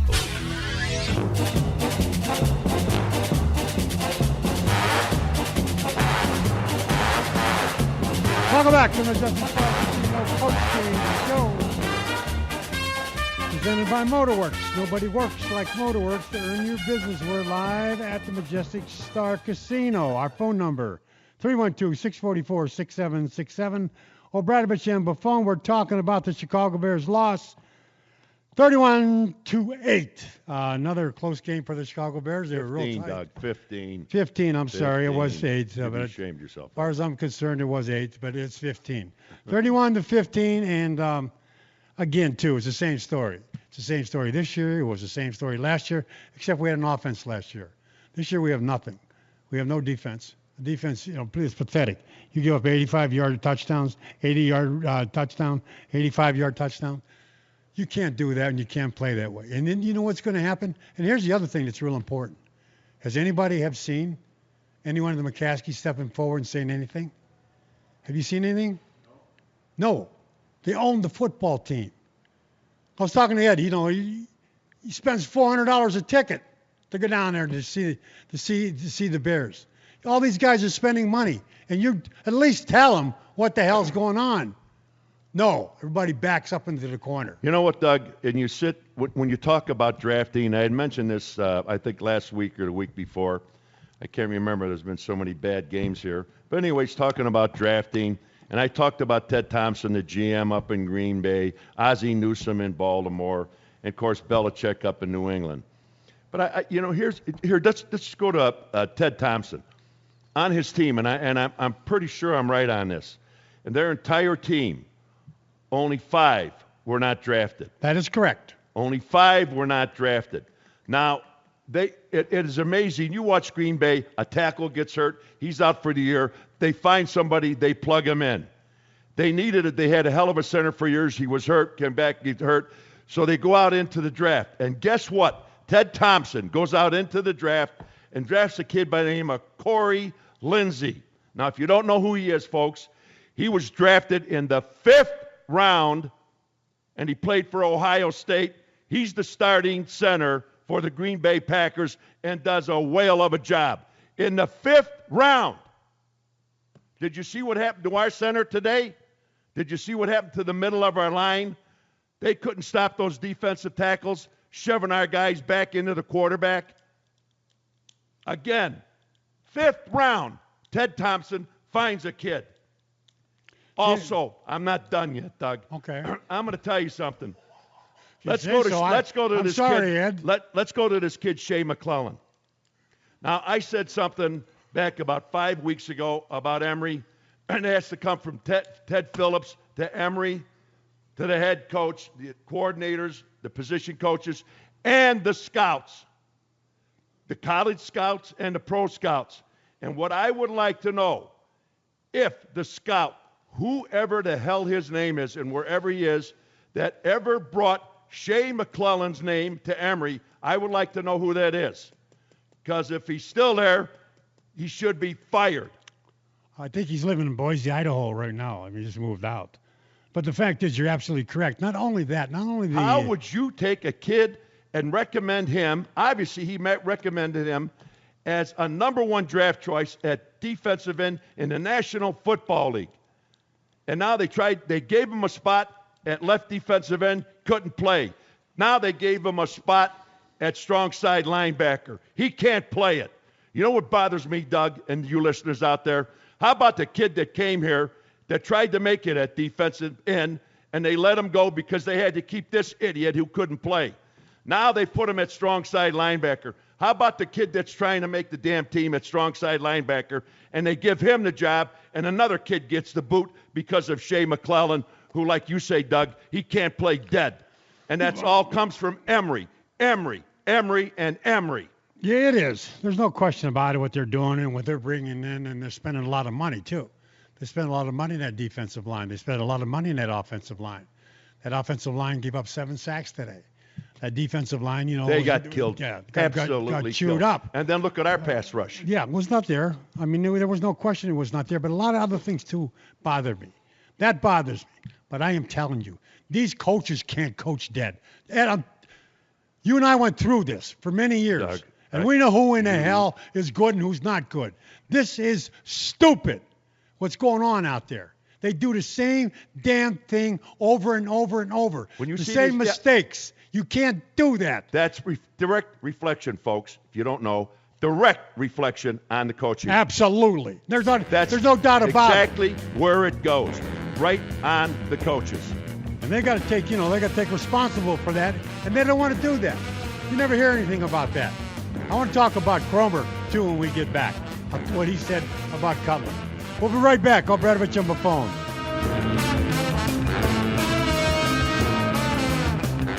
There's only one station to talk Chicago sports. Sports Radio 670 The Score and 670thescore.com. Chicago Sports Station. WSCR and HD Chicago. WJMK HD2 Chicago.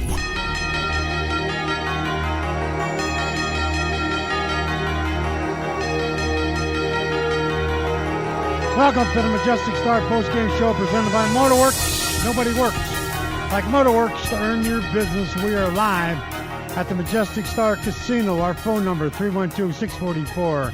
6767 Obradovich and Buffon. Let's go out to the phone lines. Eddie, let's go out to Mike in Evanston. Mike, you're on the score.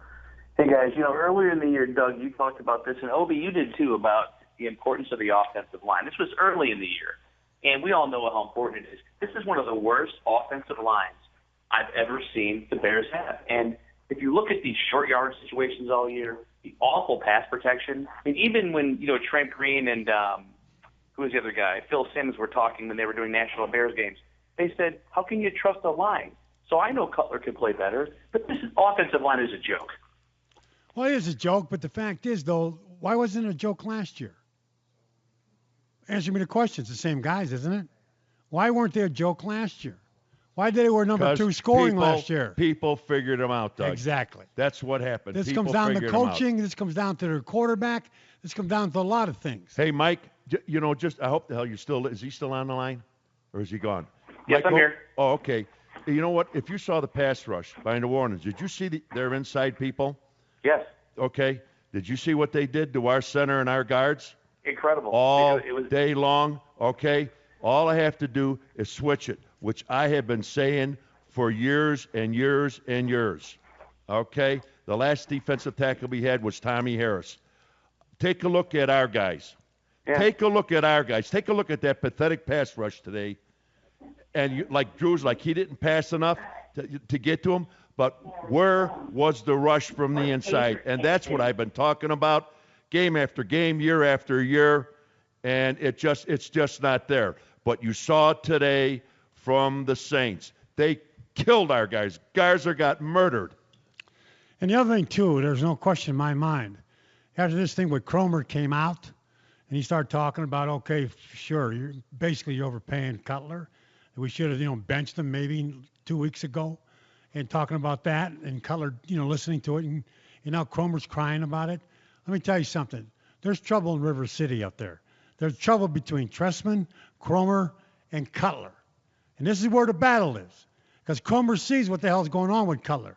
Doug, the can't do battle's anything lost. about it. The battle is lost. I know. The battle's lost. It's over with. It doesn't matter what the hell they do. But that was the start they did. That's what started all of this. That's what they went back to. That's why the offense stinks. That's why that's so bad. If you think this was bad tonight, folks, wait till Detroit comes in here. And it just you can't say why can't we do what we did last year? Why can't we improve on that? Because I'm telling you, what's going on right now, there is a battle between the coaches and Cutler. And they want to call different plays. They want to do certain things. And then what happens? Cutler goes into his shell. He becomes jerk face, which he did tonight. Doug, do you think it's possible that he is actually the problem? Cutler, yes, one person. Do you think that he is actually? How the hell can they be quick, great passing game, and a quick offense, and they looked so damn good last year, to slow and dumb this year? How does that happen? Well, what I'm looking at is and I am talking about slow and dumb. Yeah, they came out last year, remember? It was tempo. It was what Canada does. That's what we did in Canada. We moved quickly.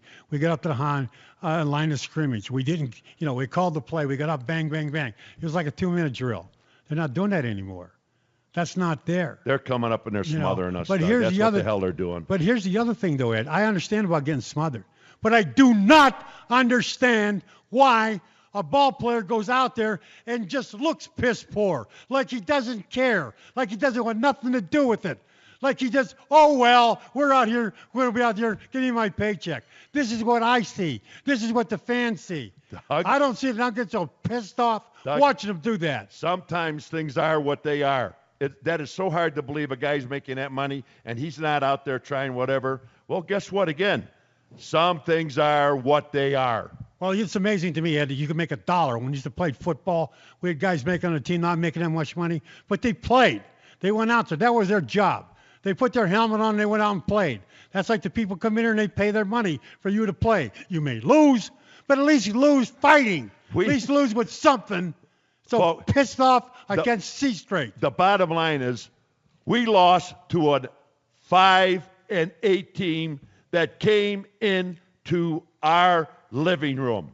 Yeah. A 5-8 team that came in here and they kicked our butts for 4 quarters. That's what the hell happened tonight. And tonight's not the only night. It happened before. We give up more points right now than anybody. I mean, we just give up points. In fact, our defense, what our defense does, our defense gives up the quarterbacks completion rating against us. There's 6 quarterbacks that played against us so far, and tonight will be 7, that had over 70% completion against our defense. Give me a break. What the hell do they want from him? Last year we saw it. We talked about it last year. Get rid of Mel Tucker right now. Get rid of him because this is not right. Well, there it is. It's right in front of your face now. Now you're going to have to suffer through it. We better go out to the callers, and they're going to turn on us. Let's go out to Don in Hampshire. Don, you're on the score. It'll be in Doug. Hey, thanks, guys. I called a couple of weeks ago and got a little tongue-tied and choked up, but I've gone through all the levels of grieving now, and I'm at the acceptance stage. And if I can use a horse racing analogy, we don't have the horses, and we don't have the jockeys. And I'll let you decide who's more important. I think the jockeys are. Hey, Don, then what's your third thing is we don't have the trainers either. Well, okay, exactly. So let's face it, we're on a rebuilding mode. We have to be. So where does it start? It's got to start at the front end, not the back end, because we're hurt. We've got a bunch of guys hurt. And, we got 53 horses in the stable. You can't replace them all in 1 year. So I'd just like your comments on that, guys. I love your show. Thanks. Thanks. Hey, Don, you can come damn close to replacing them. And I'm going to tell you, I go out to 3 people again. Ozzie Newsome in Baltimore. By the way, he was a hell of a tight end with the Cleveland Browns. Ted Thompson, I love him, the man up in Green Bay. All you got to do is go, hey, ask him. We want you to come in and be president of our football operation. What's the worst they could do? Say no? And then find out who's underneath them and get somebody in here that knows football. Move Ted Phillips. If you don't want to get rid of him, move him back into accounting. He should be do nothing, absolutely nothing with contracts or anything about football. And Emery, as far as I'm concerned, what he's done with his drafts, he's got to go too. And if you get somebody in here that has a football mind like the likes of the people that I just mentioned, Don, you will not believe the amount of people that will be gone in 1 year. See, the sad thing yet is you're absolutely correct. Let's burn the forest down. But what happens when you burn the forest down? You got to grow it again. And every damn time they do it, they blow it up. You never do it right. They get the wrong quarterback. They got the wrong guy, the wrong defensive coordinator, the wrong offensive coordinator. Every time it's wrong. Let me ask you something. You have Bruce Arians, who's now coach with the Cardinals, right? He's lost 2 quarterbacks. 2 quarterbacks. His third quarterback's in there, and he's still winning 11 games. There's a lot to do with that coaching bit. There's a lot to do with Belichick. There's a lot to do with McCarthy out in Green Bay. These guys are instrumental to how these ball players react to them. And they're not reacting to Trestman. That's a fact.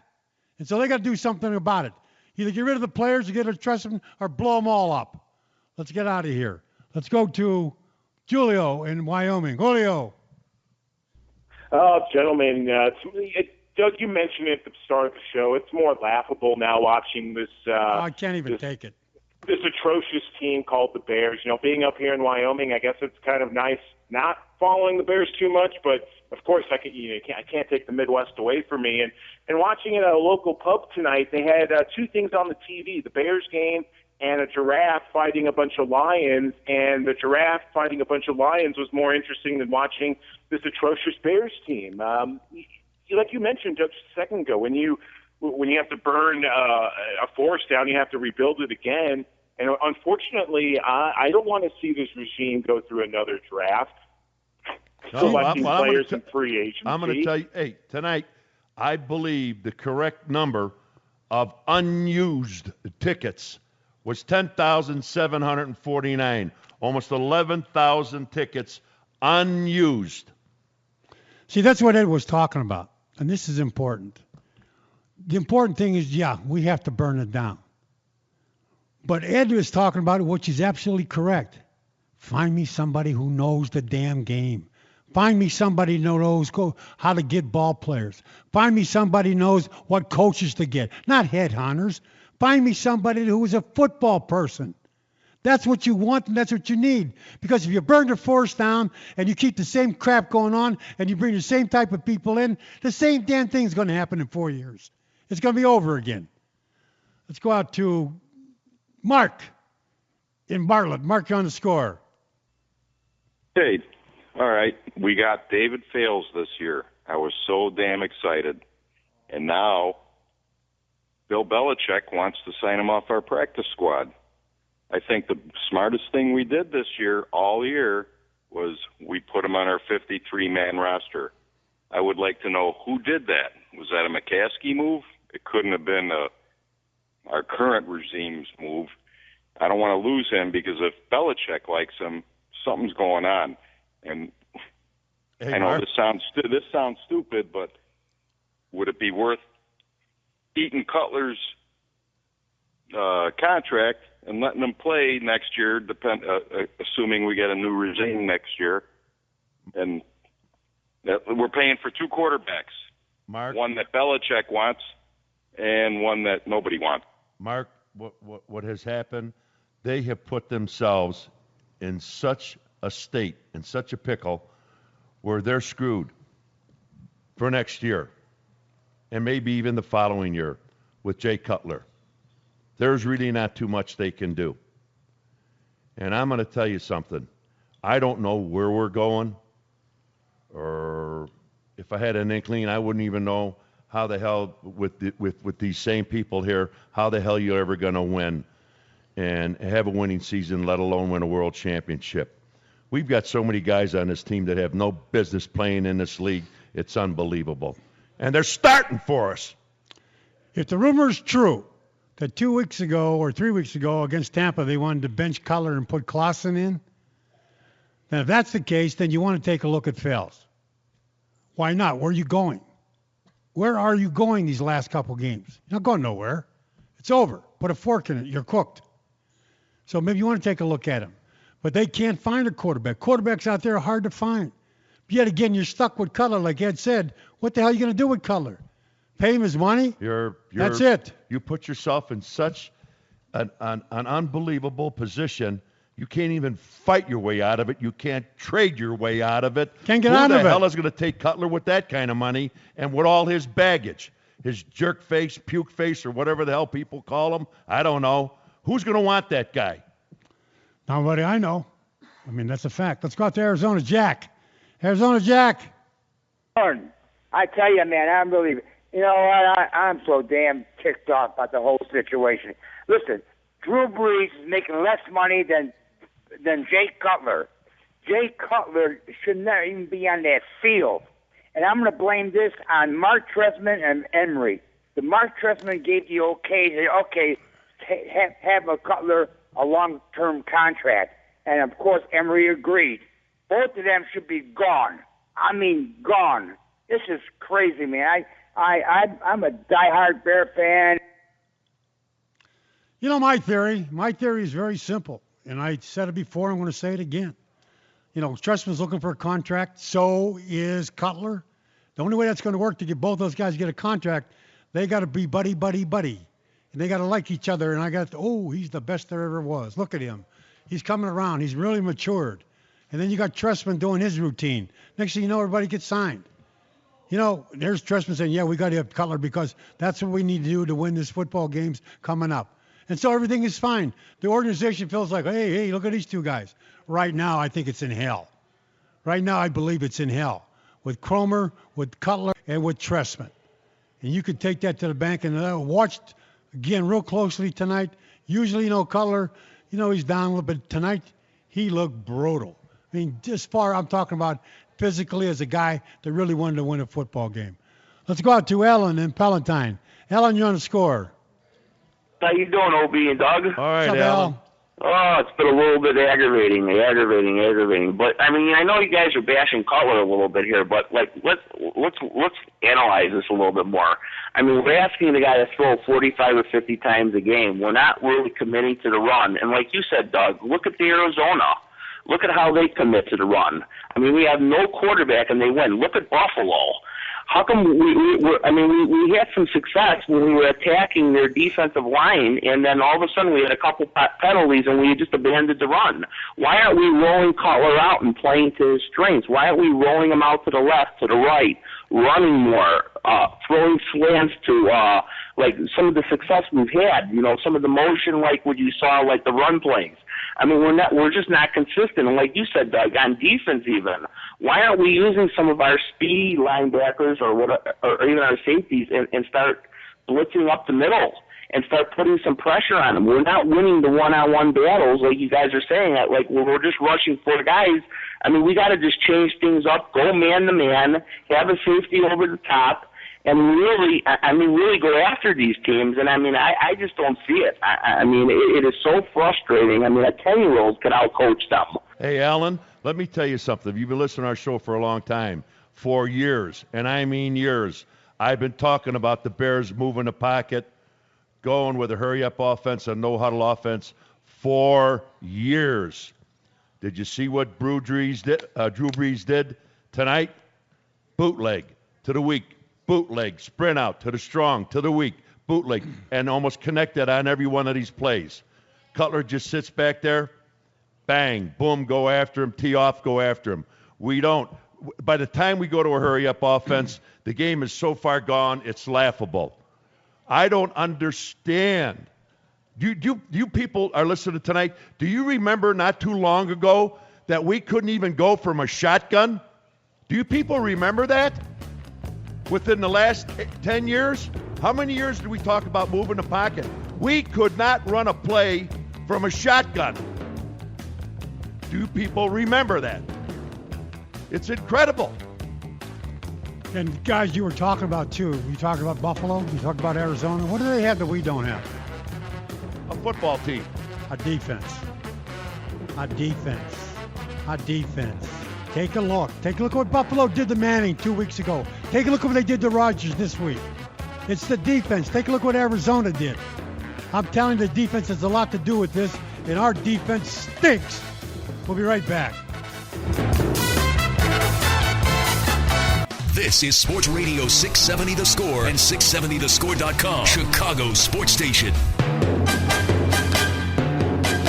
Drive the Game is brought to you by Arlington Heights Ford, #1 in what matters most. Customer satisfaction in sales and service for 25 consecutive years, and the drive of the game was the 10-play, 95-yard touchdown drive by the Saints, over 3 minutes and 30 seconds. That was capped off with the 9-yard touchdown reception by Marcus Colston. Welcome to the Majestic Star post-game show presented by Motorworks. What are you hitting me on the arm for? Do you ever recall him running that by us, the play of the game? Did he run that by you? No. You don't count, first of all. Number one. I don't count, second of all. So in other words, we both don't count. This is Rick Kemp, Rick Kemp, our crack producer. And he is good. He is damn good. Yes, he is. Nobody works like Motorworks, Ed. Turn your business. That's it. Our phone number, 312-644-6767, or Bravich on the phone. Talking about the Chicago Bears losing 31-15 to the New Orleans Saints. Let's go out to Joe in Chicago Heights. Joe, you're on the score. Gentlemen, what's going on? My number one thing when we do rebuild is if somebody starts a sentence with, we're going to trade 2 first-round picks for, it doesn't matter how the sentence ends, it's a bad idea. Absolutely. Hey, Joe, that was 2 first rounds and I believe a 3rd round. Oh, and Kyle Orton. Yes. And you know what? This'll hurt, fellas. The 49ers got Steve Young for a 2nd-round pick and a 4th-round pick. Just chew on that for a second. Anyway, this team, I'm glad one thing isn't coming true. I don't know if you guys remember the Wannstedt and some of the Giron teams where they beat like 5-8, and as soon as they were eliminated from the playoffs, the teams would go from uninspired play to now all of a sudden they're world beaters and they win their last 3 games, and it doesn't prove anything and it just ruins their draft pick. I'm glad that at least this team, I don't even think they're that good. They don't even have it now. Joe, wait a minute. What? Are you assuming that this same crew is going to be back and you're going to trust Emery, Phillips, and Trestman? To draft a first-round draft choice? You know what? And that's the biggest problem is you guys hit the nail on the head. Nothing's really going to change until they put Ted Phillips in a Crane Kenny role, get a guy in that knows football, and it starts with the players because, I've heard Bob Greasy say it. It's not about the X's and O's, it's the Jimmies and Joes. And if you don't have those players, look, guys, in the future, when they talk about the quarterbacks, if there's legit Aaron Rodgers out there, I hope we pay the world for the guy. But there's a reason Trent Dilfer has quarterbacked a Super Bowl team, and that's because some teams are smart enough when that surefire quarterback isn't there, they don't try to make a guy who's really more like Jim Everett into that surefire quarterback. They say, you know what, maybe we're going to have to do it, and quarterback's just not going to be our best position. The history of the Chicago Bears, again, too, and I've said this many times, I'll keep on saying it, they're not cheap. They're just stupid. And the fact is, when it all comes down to it, you take a look what they've done in the past. I'll give you another time, and Ed, you'll probably remember this. We're playing, and draft comes up. We got the number 1 pick. We take our draft pick, our number 1 draft pick, and trade it to Green Bay Packers for 4 deadbeats. Oh. Remember that, Ed? Jesus Christ. I mean, yes. Remember that? Yes. Well, meanwhile, our draft choice goes, Bradshaw got picked. 4 deadbeats who didn't play maybe 1 year, not even a year. They gave up 4 for the first round. And you say to yourself, what the hell? Remember you and I were talking about, what the hell was that all about?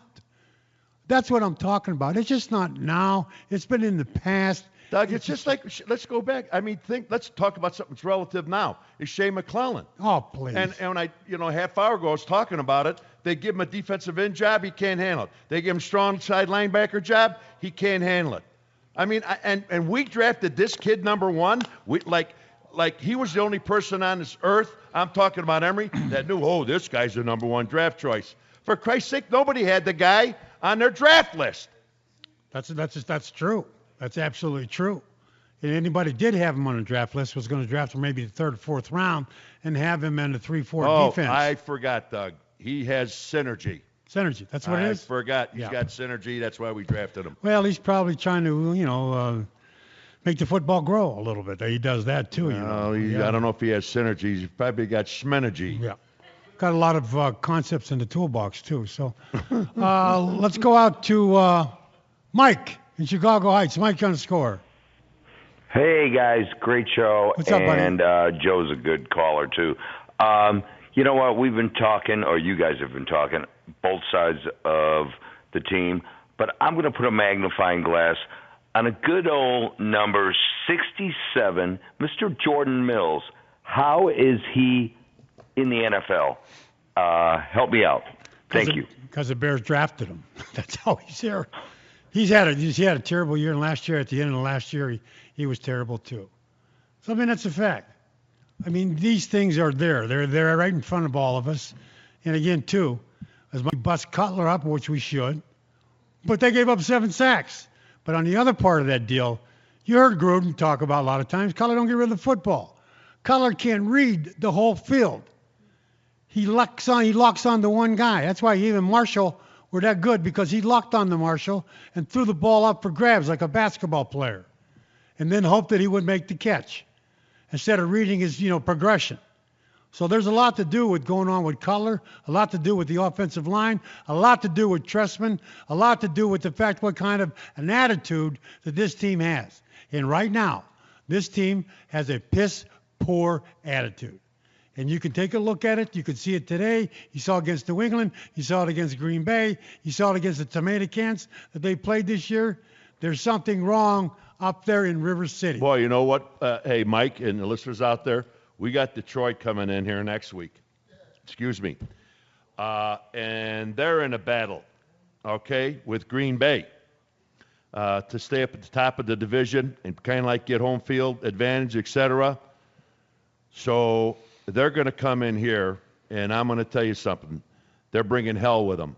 I'll guarantee you that. The Lions will come in here with nothing but fire and power, and I'm going to tell you something. If you think these losses against Green Bay and New England and some of the teams we played and how bad they've looked on both sides of the ball, I'm going to tell you what, watch out for Sunday, folks.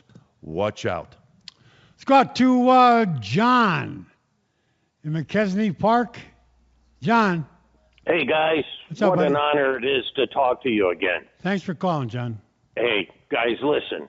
Aren't we sick and tired of dealing with the same old issues? First of all, Cutler can't play, but let's move beyond that. Really? The highest played quarterback in the league? Really? I'm sure that's not so proper. But anyways, when we come out halftime, okay, and our quarterback is sitting on the bench, we're down 14-0, and we're coming out from halftime, and the team's ready to start the second half. Where's our quarterback? Where's our team leader? He's sitting on the bench while everybody else is getting ready to start the second half. And we have an issue, obviously, with Coach. This whole regime has to come down. I'm not one of these bitter gentlemen, but at the same time, you got to start at leadership. Men, you know that. You've been around the block. You got to start at leadership and move your way down and start taking care of business. Yeah, the key is, do you want it? How much do you want it? And how much you're going to help out? See, a lot of quarterbacks in this league, the good quarterbacks, they put the team on their shoulder. Aaron Rodgers does it. Manning does it. They put the team right on their shoulder. They say, I'm going to take you as far as I can take you. And the other guys see that. And that gives them something hope. They say, listen, look at this guy. Look at what he's doing. Like you said, when you watch them come out of the locker room today, especially at halftime, Ed and I looked at each other and said, oh, my God. Lethargic isn't even a word. No. I don't even know if there's a – what's the worst word? I've got other words, but you can't use them. On it. Okay. No. But the fact is, though, that was there. And you say to yourself, why? Why can't you get up for these games? Why can't you play? Why can't you, entertain the fans? And Ed brought up a great point. All right? And the Bears are going to have to start looking at this. There's 10,000 no-shows tonight. Whoa. Almost 11, Doug. Almost 11,000. I mean, unused tickets. Unused tickets. And so what's happening here is people are getting pissed. They're looking at this saying, well, I'm going to pay you $100, $125, $150. If I was there, if I was buying a ticket, I would want my money back. And I'm serious. Because that's how you have to look at it. Go out in a restaurant once and serve bad food all the time and see what happens to you. So that's exactly what's happening with the Bears. And they better change. But my fact is, can they change? Will they be able to change? And that's what scares the hell out of me because I've seen it too many times. Way too many times. Doug, it is right in front of you. And you listeners out there, please listen. I'm telling you, it's right in front of the fans. It's in front of the players. You need some professionalism in that front office. You need professionalism in that front office. You need some people that are professionals that can come in here and go 1 ABC, 2 ABC, 3 ABCs, and that know what the hell they're talking about and are positive with their moves. We're helter-skelter. We're like a cluster bomb. That's what we looked out there tonight. That's what the coaching staff looked like tonight. And that's what Emery and Phillips has brought to this team the last couple of years. Disaster. And you see it. It's in front of you. And, I mean, how are you going to hide behind it? How? You can't. It's right there. Let's go out to David in Grand Rapids, Michigan. David, on the score. Hey, always enjoy listening to you guys. Unfortunately, I wasn't able to listen to the local broadcast because I don't get BBM very good over here at night. But 3 comments from the Westwood One guys that were broadcasting game night, Kevin Harlan and Kurt Warner. Kurt Warner was kind of interesting, and I thought that a couple of things that he had to say were kind of appropriate to the conversation here. Warner at one point made the comment that he was watching Cutler and the offensive coordinator were just totally avoiding each other. There was just no communication at all tonight between those two, and he made that mention a couple of times. Dave, you could see that yourself. I mean, but that's not just today. Watch Cutler game after game. And then watch the main quarterbacks that are in this league when they score a touchdown, how they go after their players, pump them up on the sidelines, and take a look at this guy we got, who, by the way, is the highest paid player in the National Football League. The other thing that they were mentioning was several different times, Warner caught Cutler absolutely looking the wrong directions. The receivers were going out in formations, and Cutler was looking in another part of the field. And Warner was saying, what is he doing? 3 different times Warner brought that up tonight. Right as then the third thing that I was kind of laughing at, right as they were going just before the end of the third quarter, they threw it down to Mark Malone, another quarterback who was doing sideline reporting. And Malone says, it's kind of bothering me a little bit here that the Bears have had like 4 offensive coordinators now. Everybody that they're trying to fit around Cutler, and they're still not getting the job done. When is somebody on the Bears team going to look at who the real problem is? The quarterback. Let me tell you something. We have nobody that's going to look at the quarterback and see a problem. You want to know why, David? I'm going to tell you why. Just this past season, between the end of last season and this season, they signed him to a $126 million contract, of which he's making $22.5 this year, million. Okay? That, to me, was the most arrogant thing I have ever seen a football front office do. We, as fans, all saw a quarterback operate efficiently under the Trestman system last year. Why in the world did they tell us that we were too stupid to know what was going on out there on that field, and they were going to sign somebody that they, in their wisdom, knew was so much better, and we got stuck with this? Yeah, you did. And again, too, I'll go back to that theory that I have that Trestman and Cutler played up to each other. One told each other how good they were. Then they told the management how good they were. And the management said, whoa, look at this. Cutler now is becoming a man. He's becoming a guy that's more mature. Look at Trestman. He says we can take this ability of Cutler and turn it into a fantastic quarterback. We have to go this direction. We have to pay the money. That's exactly what happened. And then after that happened, then all hell broke loose. And I don't know why, but you take a look at Cutler. We've been around players. I've seen football players. I've seen some that are good or bad or indifferent. But most of football players, if they screw up, I mean, it eats them up. They get excited when they do something good. You get nothing out of him. And I was behind it, by the way. I was behind Cutler because of the fact of the ability he had. There was no question about it. But now as I look at it, I say to myself, I have buyer's remorse, totally. Well, I'll tell you what, David, they have really put themselves in a spot with Cutler, giving him that contract. There's nowhere to go with him. There you have no options. None. Even if you cut him, you're dead. I mean, you have no, because I think $20 million of it will go against the cap. And I don't know where you go. They put themselves in such a bad situation. That's why Doug's saying, and I'm saying, it has to go from the top. The team will never be sold, okay? Not for a long, long, long time. So all right, that's fine. But I tell you what, the other people, Ted Phillips, Emery, those are the people who made these decisions. If they had to go to George McCaskey to get okay, fine. They did, and they presented their reasons why. But I'll tell you what, to give a guy after one season who's played 9 years and has not won one damn thing in this National Football League and make him the highest paid player, and you're going to tell me and what's going on this year, and you're not going to take a real hard look at Phillips and Emery? You're listening to The Score, Sports Radio 670, Obradovich and Buffon. We'll be right back. This hour is brought to you by U.S. Army. Find your career at goarmy.com/defy. This is Sports Radio 670 The Score and 670thescore.com, Chicago sports station. Give it to the 10,000 smart people that didn't show up. Today's game ball goes to Drew Brees, the quarterback for the New Orleans Saints. Threw for 375 and 3 touchdowns and a quarterback rating of 137.8, with a special mention to all the no-shows as well.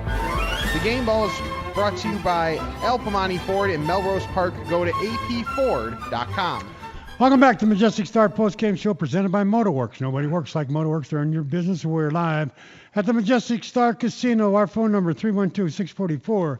Obradovich and Buffon. Chicago Bears lose to New Orleans 31-15. Some very, very nice, wonderful people here tonight. And thank you, people, for coming and staying up this late. Yeah, That's awfully great of you people. Believe me, that's wonderful. Yeah, especially after such a lousy game. And maybe you guys part of the almost 11,000 people that did go to the Bear game? You came here? It looks like it. Yeah, it looks like it. But again, thank you, folks. It's you're great. We appreciate it. No, on a lighter note, I have to mention this. You know, my brother Joey listens to the show all the time, watches the Bears. And I went home. For about 3 or 4 days. And I went back home, hunting. And any sightings? I got a 12-point buck. Doug, don't.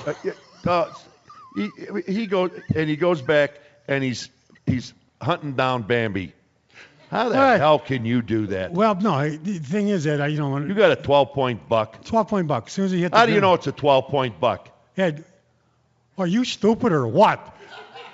12-point buck just counts the points on his head. Excuse me. Jesus. I'm asking the guy that got hit by a flying saucer 5 years ago, okay? All right. So that's why I'm asking you, how the hell do you know it's a 12-point buck?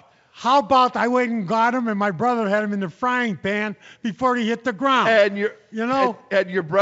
your brother Joe would tell me. I would believe that. Coming from you? You don't believe it? Well, maybe. No. It was a 12-point buck. I went home, and I'm not the type of guy, that can really do all those things you have to do to a deer. I shot the deer, my brother Joey, in 10 minutes. There was nothing left but skin. I mean, he had meat everywhere. And we put the meat right away, goes into the frying pan. That's a fact, Jack. And you have to understand that since I'm an outdoorsman. No. And how you would know what a 12-point buck is beyond me. I'm sorry. The reason why I can't believe you is you got hit by a flying saucer, okay? No. So I'm supposed to believe you shot a 12-point buck? That's right. What did you have, a BB gun? No, I didn't. A slingshot. But the fact is, when you're from Inverness, I understand you don't understand about the outdoorness, okay? You're in Inverness. You got nice paved streets. I don't think you've been outside in the wilderness Doug, ever. I feed Bambis. Yeah. I love them. I take care of them. Good. I eat them. How's that sound? All right, let's go out to Kevin in Brookfield. Kevin, you're on the score. Yeah, hey, Doug and OB. All right, how many points were on that flying saucer, Doug? 2. Okay. But Hey, it was at least... It was Kevin, short. Kevin, hold it. Hey, Kevin, I'm not kidding you. Oh, I know you're not, Dad. Okay, go ahead. Yeah, it was Leroy Caffey and Elijah Pitts. There it is. Deadbeats. And the center. There was a center, too. Oh, that's right. Yeah, I can't think of his name. But the other thing is Jay Cutler is the king of garbage time, too. Yeah, sure. He did it last week, against, what was it, Dallas? I mean, they started coming back. Yeah. Yeah, and Dallas rolled over and played dead. So the numbers look good, but they weren't that damn good. No. Yeah, I was calling, though, Doug, about I was reading in the Tribune a couple of weeks ago that the TV contract, that the Bears are getting $200 million a year now. The salary cap is $133 million. Yeah. And that's before the ticket sales, the corporate sponsors, the radio deal, the licensing. You tell me they can't get rid of Trestman and Emery? Then the McCaskies can't dump them? Again, I've had enough of this kumbaya. Yeah, me too. I mean, that's kumbaya stuff has got to go. But you're right about them making money. I mean, it's just total making money. Kevin, what the bottom line is this. George McCaskey's got a big problem on his hands. I mean, it's right in front of him. You can't dodge it. It's right at his doorstep. And he's got to do something. He has a huge problem. And to correct it, like Ed said, and like I say, you bring a guy in that's football knowledge. But when you do bring that guy in, you cannot mess with him. It is his deal, his job. You turn him loose on the football operation, the coaches, the scouts, everything that has to do with football. Who is this guy? I don't know. All I know is he lost a hell of a coach and Bruce Arians. How they could lose that guy, I do not know.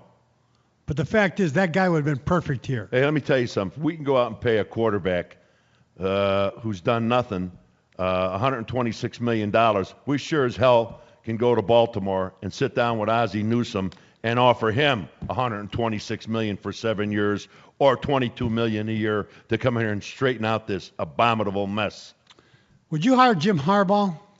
I'd hire him in a heartbeat. You think he's going to Michigan, though? I still say everybody thinks he's going to be in the pros. He's doing this. He's doing that. I think he's going to Michigan. I think he'd be great here in Chicago as a coach. I Let's agree go out with you. to Frank. Frank and DeKalb. Frank, you're on the score. Hey guys, did you guys enjoy the fireworks show at the halftime? It was beautiful. I didn't see it. North end zone. It was absolutely gorgeous. The McCaskies did a great job putting that display on. Is this a joke or what? Yes, it is. I'm kidding. I know. We were arguing with Yeah. Rick Camp, our crack producer. Yeah. No, what I was going to say, a couple of points. I want to get your point of view on, obviously when you guys played under Hollis, I want to get your point of view from way back when to now. It just seems that, right now, obviously it's not, you can blame the players, but it just seems like it's way at the top. You guys had, obviously the founder of football, George Hollis. You guys played for him. You know what it was like. Ed, the most excitement I saw from you, I remember the highlight when you threw your helmet in the stands. Now these guys, Young's making a sack and he's reeling in a fish when they're down 21-0. It was just an embarrassment to me. I put my head down. I just got embarrassed. And I know, Doug, when you played, I saw highlights. You obviously should have been, at that time you had a great team. But I just want to get your point of view. What do you see the difference, between then and now? It's just, you can blame Trust and you can blame Tucker. You can get rid of them. But it's still, to me, it seems that it's at the very top of the chain there. What is it? Is it Virginia? Is it, Phillips? Where does it begin? It hasn't changed. That's the key, and that's the sad part about it. The only time it really looked good when Ed won the championship in '63.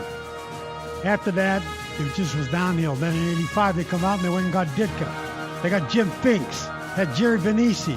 These were football people, and they put football players in there. Yeah, Frank, Jerry Venisi would still be here. I still don't understand why he was let exactly. go. I'll tell you, you want to talk about a brilliant football mind. That was Jerry Venisi. He knew what to do in the front office with the help. He knew what to do with scouting. He knew it all. And it's a damn shame that because when he left, everything went wrong, and it's gone wrong ever since. You're listening to the Majestic Star postgame show. Obradovich and Buffon. We'll be right back. There's only one station to talk Chicago sports. Sports Radio 670 The Score and 670thescore.com. Chicago Sports Station. WSCR HD Chicago. WJMK HD2 Chicago.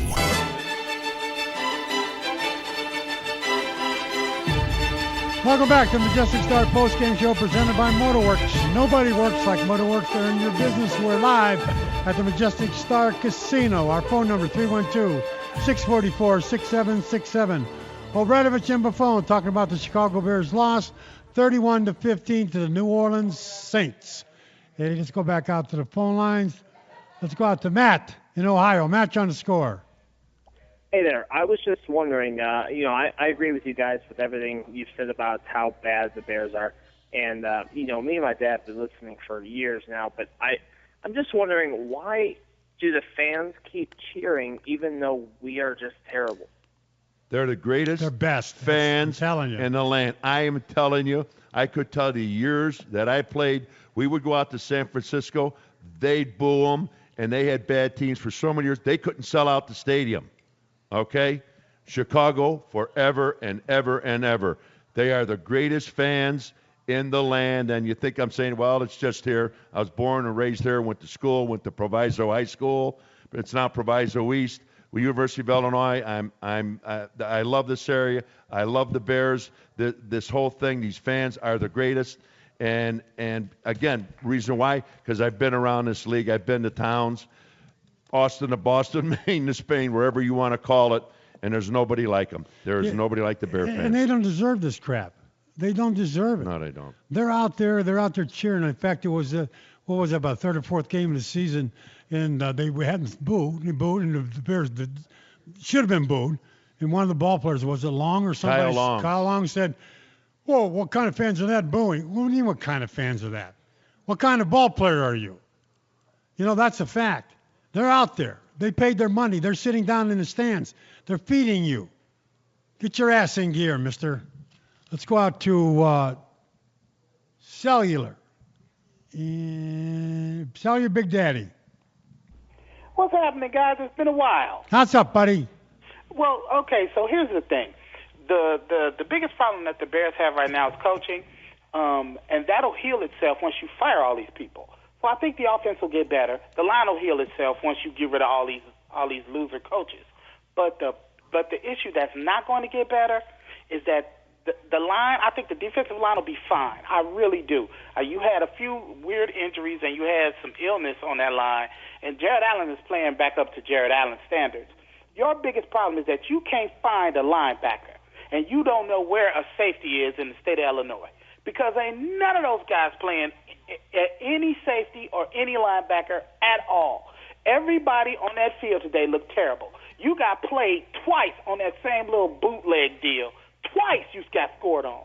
And the one time you were in the right position and you let him look you off and you ran away from the guy who you needed to be covering.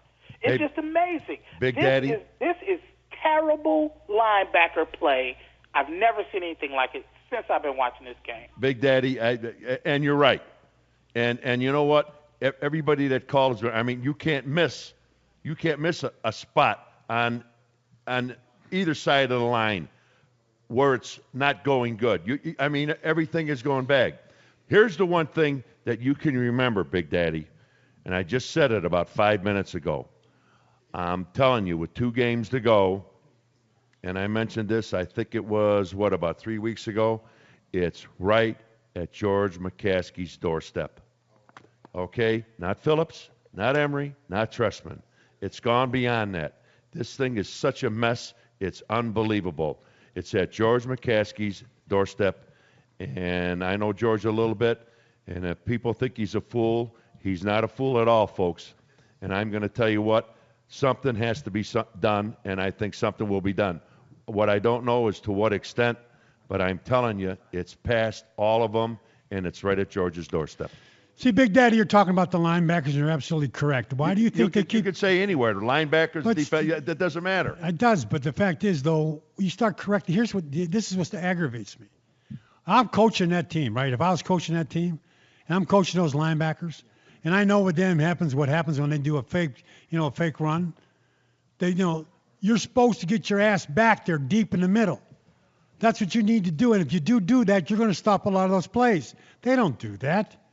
What are they keying? Who are they keying? They get no depth. Nothing. And that's a killer. That's why Urlacher was so damn good. Because the fact is, as soon as he recognized play action, his ass was out of there. Get the hell out of there. And he's back in the back deep and now trying to make the play. So that's a part of it. And this is part of coaching.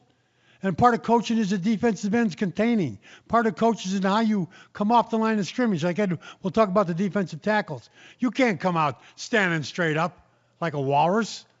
You can't do it. You got to get down to where they play. And that's what's going on here. That's part of the problem. So besides players, coaches, ownership, management, Emery, there's a lot of things, folks, that we have to change before this thing gets turned around. Let's go out to Mick in Elmhurst. Mick, you're on the score. Love your show. Thanks, Mick.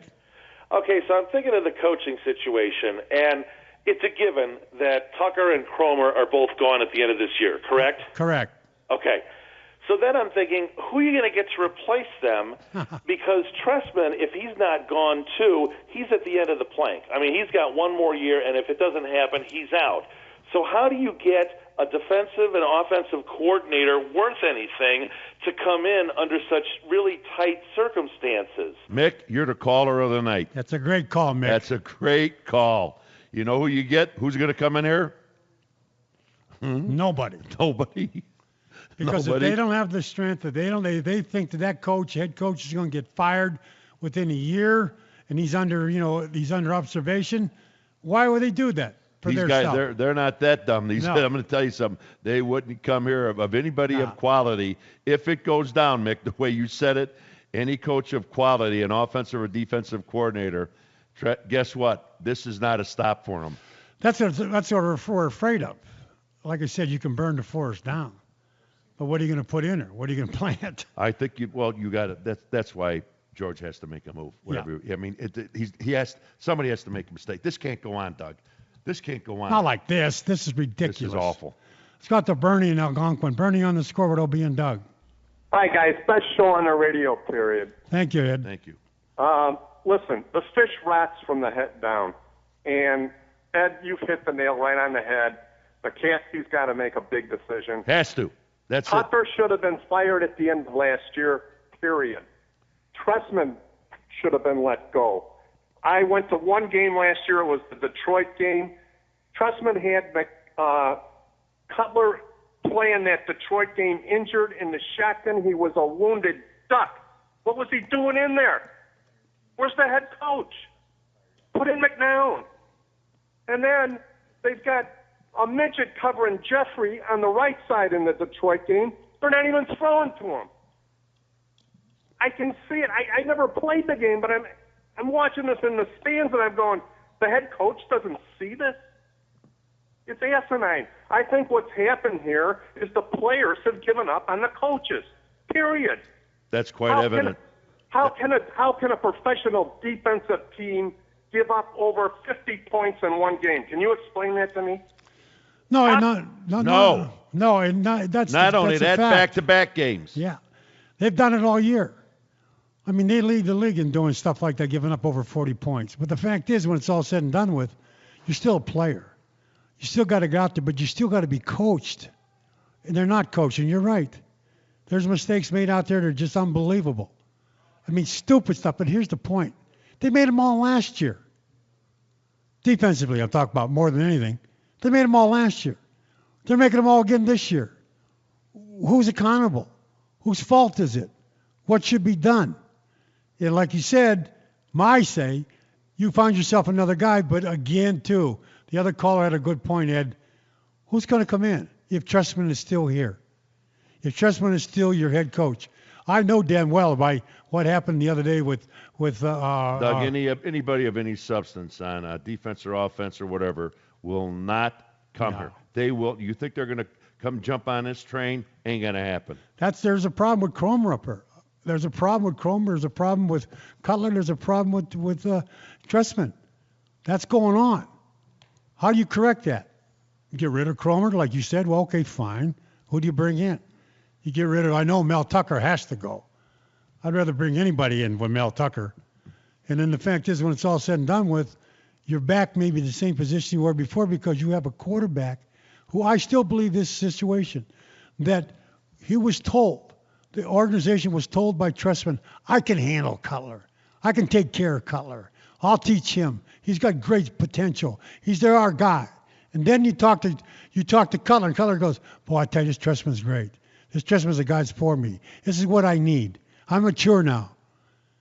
Baloney. It all blew up.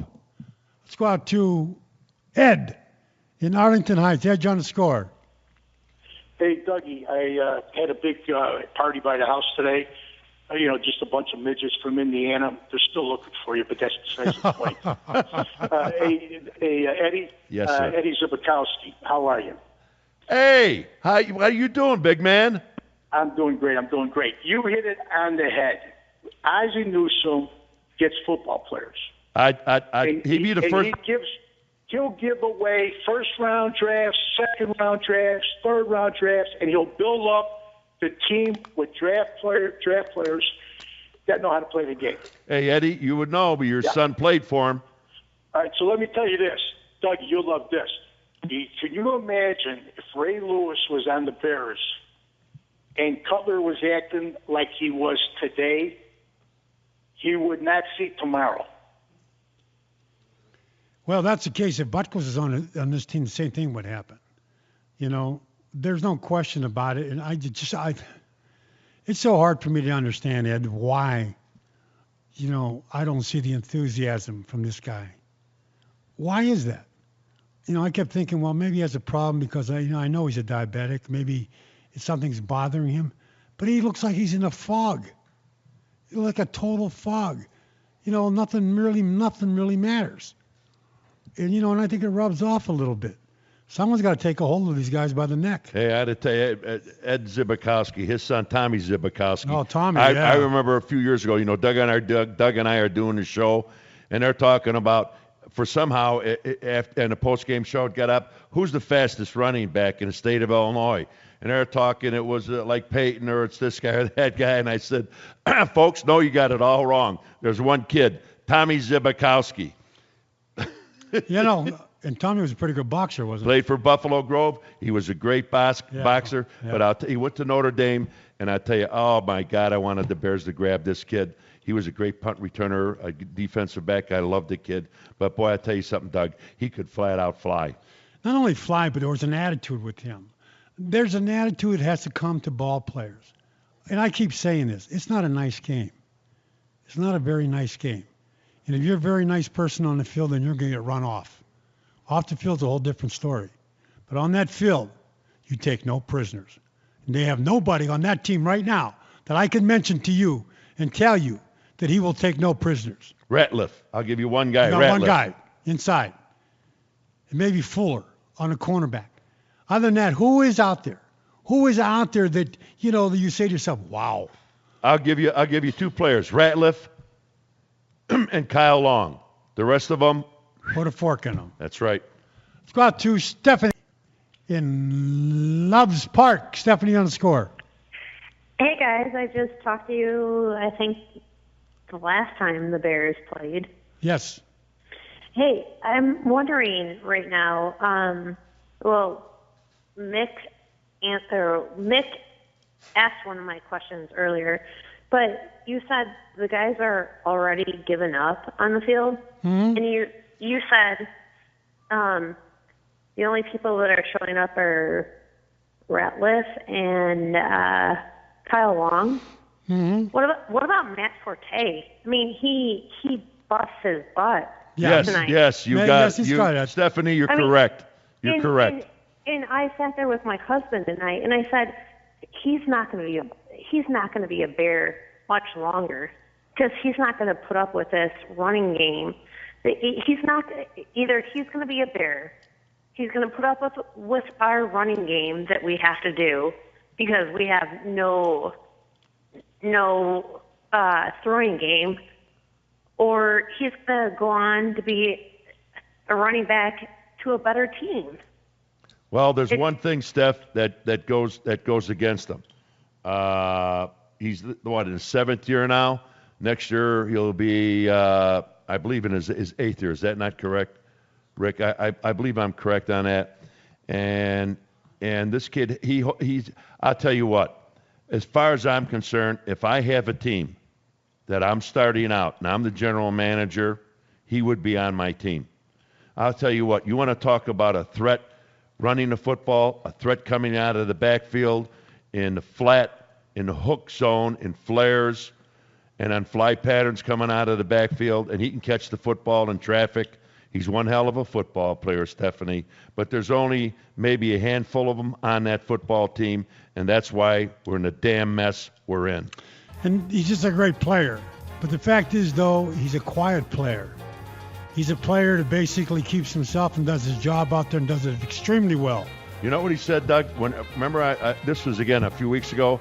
I said the biggest problem with the Bears is they got big mouths. They talk too much. And that following Thursday, I believe it was in the Sun-Times, I'm pretty sure, maybe it was in the Trib, they interviewed Matt Forte, and they asked him what he thought the problem was. He said the biggest problem, he said, we talk too much. The thing about it is, you're exactly right, and that was Marshall. That was one of the guys that did a lot of talking in the locker room. That started a problem. But the fact is, though, again, they all talk too much, Doug. But Tressman, I mean, there's something. No, I don't want to get into it. All right, I will be right back.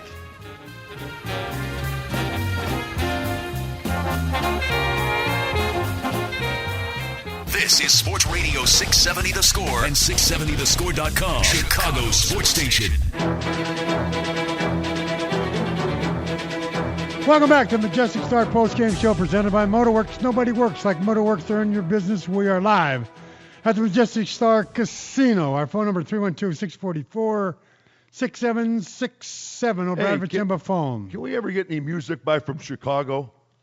Why do you always have it? Dun, dun, dun, dun, dun, dun, dun, dun, dun, dun, dun. I'm tired of it. Dun, dun, dun, dun, dun. Let's get some Chicago on here. Something that rocks. How about a Am I right, folks? I don't know. How about a polka? There it is. Yeah. Get your guitar out. Hold it. Sing it. I don't know the words. But I love the sound. That's right. Chicago. I think we should have some polka also involved with it. Yankovic. we gotta get Yankovic involved. Frank Yankovic and the 27 Yankovic's. Yankos. All right, whatever the hell. You're getting dizzy. All right, come on. All right, let's go out to Bernard in Carroll Stream. Bernard's on the score. Yes, how you doing, guys? What's up, Bernard? All right. I think color has been coached wrong from the beginning. Because I think most coaches that came in and coached color has tried to coach his arm instead of his head. Because every route the Bears do with color is everything is long. You have to get the ball out of his hands quickly. I'm a Patriots fan, but I like the Bears. And every route when Tom Brady came in and started for New England, Bill Belichick had Tom Brady going short routes, getting the ball out of his hand instead of trying to go everything long. When you're throwing long, that is not a high percentage route for Color to throw the ball, for any quarterback, rookie or whatever, to be throwing the ball. Color has been coached wrong from the beginning. And Chicago, Color, if you remember a couple of years back when Derek Anderson first came on the scene in Cleveland, he threw everything long. Braylon Edwards and Kevin Winslow made all type of great catches for him. And everybody said, oh, well, Cleveland found a quarterback. They're going to be good next year and this and that. But teams found out around the league that he couldn't throw short and he wasn't accurate. So all the stuff that they did, all the great catches kind of remind me of Color of them last year. When McNown was throwing long, that was Jeffries and Marshall making the plays. Hey, Bernard, yes. Hold it a second. I'm going to tell you what, if I own the Bears right now, I'd hire you to coach him. Because you know how many coaches he's killed already? In Denver and here, a lot of them have come, have gone. He's still going around. Seems like you got the answer. So if he's still around, I'm going to hire you, kiddo. Thanks for that. Like I said, I'm a Patriots fan, and you remember when Color got traded from Denver, Josh McDaniel came in as the coach, and he didn't want to coach him. He didn't even want to coach him. He let him went on and took a chance with Kyle Orton. You know, so I just think they coaching it wrong. I think everybody sees Color and coaches his arm. Everybody says, oh, I can block with that arm instead of that head. And until they fix that, the arm is not going to be good. It's not going to be good. Okay. If you take a look at it, the one important stat, and let me just give you this stat. It's yards per attempt. Yards per attempt. In this game, Breeze had 9.5. 9.5 is blowing it up. 9.5 is outstanding. The quarterbacks, these do good quarterbacks, maybe 8, 7.5, 9. 9.5, you blow it up. Cutler had 4.0. Here's the point I'm making. You did not pay that type of money to a guy to be a quarterback manager, to go out there and dink and dunk. It's not going to happen. You're not going to win that way. And that's a fact. That's why you have a guy there. Now, there are times you have to do that, but there are times you have to take that football downfield. When you have a 4.0 average yards per attempt, that's pathetic. Go take a look what Breeze has, 9.5. Hey, doubled it. Bernard, you know what I would do? Lions coming in town, and believe me, they're going to come after us big time. I'm going to tell you what I would do. If I'm Cromer, I come in here and Trestman, we open up with a no huddle, and we go in motion. We put the guy in slot in motion. We go with a naked backfield. We run all kinds of different motion plays. We flood zones, and we go with a no-huddle offense right from the get-go. because everybody we play, our first quarter, we score no points. We get 92 yards. We get 68 yards total running and passing for the first half. Cutler has this game in the first quarter, Bernard, a rating of 0.0. I thought that is totally and completely impossible that anybody could be 0.0 in the National Football League in the year 2014 after the first quarter. And the other thing that bothers you in the first quarter? But let me jump. Okay, that's what the hell I would do against Detroit. And defensively, I would throw caution to the wind.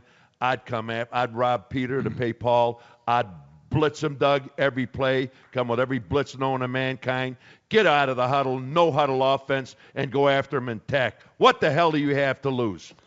Well, nothing. But it's your last home game. Yeah. Act and look like a damn professional football team. But the point is, when you're all said and done with it, Ed, the fact is that defense, I don't know if they can do that. When they first got here, Doug, they haven't done a damn thing. My point is this. I'm just trying. They blitzed tonight. They blitzed everybody. Doug, they come with 5 guys all the time. Come with 6. The trombone player blitzed. Give a damn. God, that's what they did. They blitzed everybody and got their ass whipped. No, they haven't. They haven't blitzed everybody. They come on time with everybody. Both sides of the ball come after them. Come after Detroit and make something happen. They don't know when to blitz, how to blitz, where to blitz. I understand that, you knucklehead. What's that got to do with it? What I'm saying to you is, if they don't know how to do it, then why do you want to do it? They're coming into Detroit. Detroit's coming in here to Soldier Field. We haven't done anything. We haven't on offense. We just sit back there and get picked off play after play. I agree with that. Let's be aggressive, no huddle offense, and defense. Throw every damn thing, including the kitchen sink. That's what I'm saying. And quit arguing with me. Well, no, I'm not going to argue with you. What I'm telling you about the fact is that the Bears defense, I don't think can handle that. I think it'll be 60-0. Doug. But I know it's going to be 60-0 anyway. If it is going to be, go down, there'll be fight a bunch for of bags. Christ's sake. I realize that. Ed, I realize that. I realize you have to go after them. I understand that. Yeah. But I just think they're too stupid to do it. I'm just telling you right now. Doug. They don't have the brains to do it. They don't know when to do it. They don't know how to do it. They just don't know how to do it. Ed. Are you disagreeing with me? No. This is our last home game. Anything to show our fans and come out and be so damn aggressive and do something we've never done before. Run from a no huddle. Do every damn thing possible. Flood zones, do everything like I said in defense. Blitz the living hell out of them. And you know what? Come what may, because you're probably going to get your ass kicked anyway. For Christ's sake, if you're going to go down fighting. I have no problem with the offense coming out with a no huddle. I have no problem with the offense doing their motion. This is what they were supposed to do in the first place. This is what he did last year. They had the 2-minute drill, basically, when they started the football game. They are not doing that. Why? His Cutler, can he make the calls? Maybe the guys can't accept the calls. Maybe Cutler's taking a look at what he does. If we have guys, Doug, that cannot change a game plan from 1 week to the next week, then we're one really sorry-ass football team. And you just Is that what you're saying? That's exactly what I'm saying. We're one sorry-ass football team. What are you waving about? That's our crack producer. That's who it is. Oh, it's Chicago. Oh, that's okay. You're a good guy. I forget. Are we done? Are we done here? Again, you people, Doug and I, trust me, we love you. You guys are just great. I can't believe that you're here with us. And thank you so much. And our listeners out there, you two people, God bless you. And maybe I might be right next week. Maybe they throw all caution and a win and go after them and attack Detroit. Maybe. Well, like you said, they got to do something different. Do you really want them to help Green Bay by beating Detroit, guys? Les, you want to get in an argument too? Les, how about if I choke you?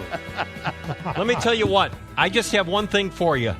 Cutler's rating in that first quarter, you guys just mentioned it. Yeah. Here is Sub-Zero. Now, Lane Zero. Lester, we love you.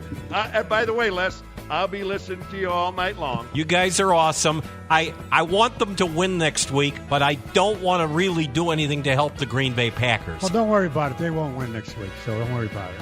They have no problem whatsoever. I mean, I can't tell you who I would root for to beat Green Bay. Just about anybody. Well, you know what? They've earned it. Let's face it. I know you hate Green Bay. Up theirs. You guys do too. Come on. No, I don't hate them. Hey, Les, You know what I love is this music. Yeah. I love this music. I love Chicago. Are you going to sing, Les, or what?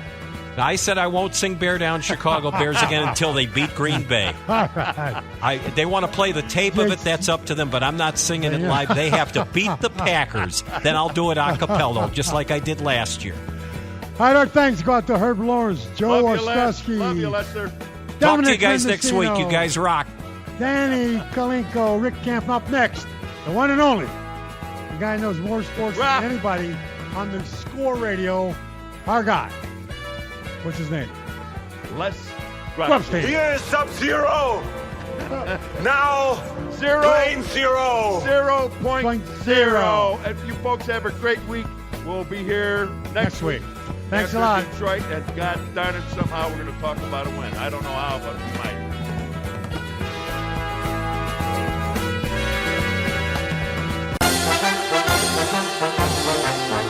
One safety deep on 3rd and 5 in the gun.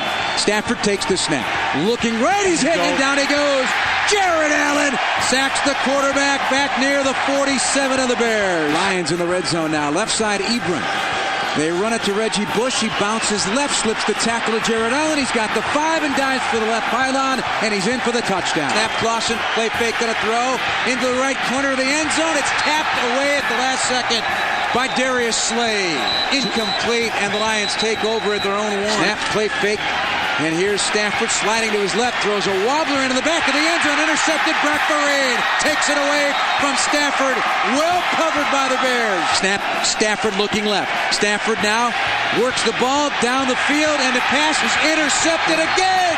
Intercepted Ryan Mundy, defending Golden Tate at the 2 of the Bears. They're showing 3. They're bringing everybody. 0 blitz, tosses out of the left, flat over the shoulder. Forte 5, end zone, touchdown. Touchdown Bears. 3rd down at 6 with 3 on the play clock. Here's Clausen, takes the snap. They rush 4. Clean pocket, winds up, throwing right side up in the air. Touchdown! Touchdown Jeffrey! Touchdown Bears! Out of the eye, Stafford from the 17. Another red zone trip. They hand off to Joik Bell. Hunting inside, sifting through traffic, running left. Breaks Cornelius Washington at the 10. Down to the 2, spins in for the touchdown. 3rd and 8 from the 20. Stepping up against a tight pocket, and Clausen is enveloped and sacked by Sue.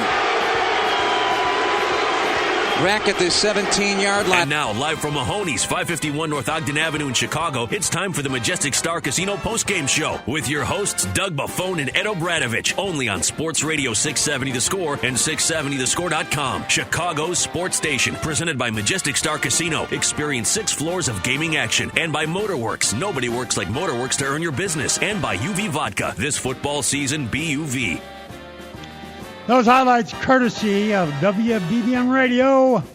Jeff Joniak on the call. Welcome to the Majestic Star postgame show presented by Motorworks. Nobody works like Motorworks to earn your business. We're live at Mahoney's, 551 Ogden Avenue. That's right. On the Score, Sports Radio 670. Thanks to UV Vodka this football season, BUV. Our phone number, 312-644-6767. The Lions, 20. The Chicago Bears, 14. And I got to tell you, to be honest with you, I thought it was going to be worse than that. I thought they were going to get their brains beat in. I thought that Clausen was going to go out there and not look very good. All in all, it was a decent game. I'm not saying the 14 points was enough. I'm not saying they should change the thought of the process of firing everybody, because I'm still thinking that's the direction to go. But at least today they went out there and they played some football. The defense come up with some takeaways. The offense, Clausen, I thought, controlled the game. He almost looked like McCown to play, way McCown played last year. But all in all, when it's said and done, he's only scored 14 points. Well, Doug, and you can't win many football games scoring 14 points. Yeah, if you look, the Lions basically, I'm not quite sure if they were really looking past the Bears or not, but I'm going to tell you, they came up with 3 really bad plays, Doug, which equated to about 17 points. Roughing the kicker, stupid, muffed the punt, ignorant, and and they got a field goal blocked. That equates to 17 points. And I look at the first half stats, Doug, like I've been doing all year.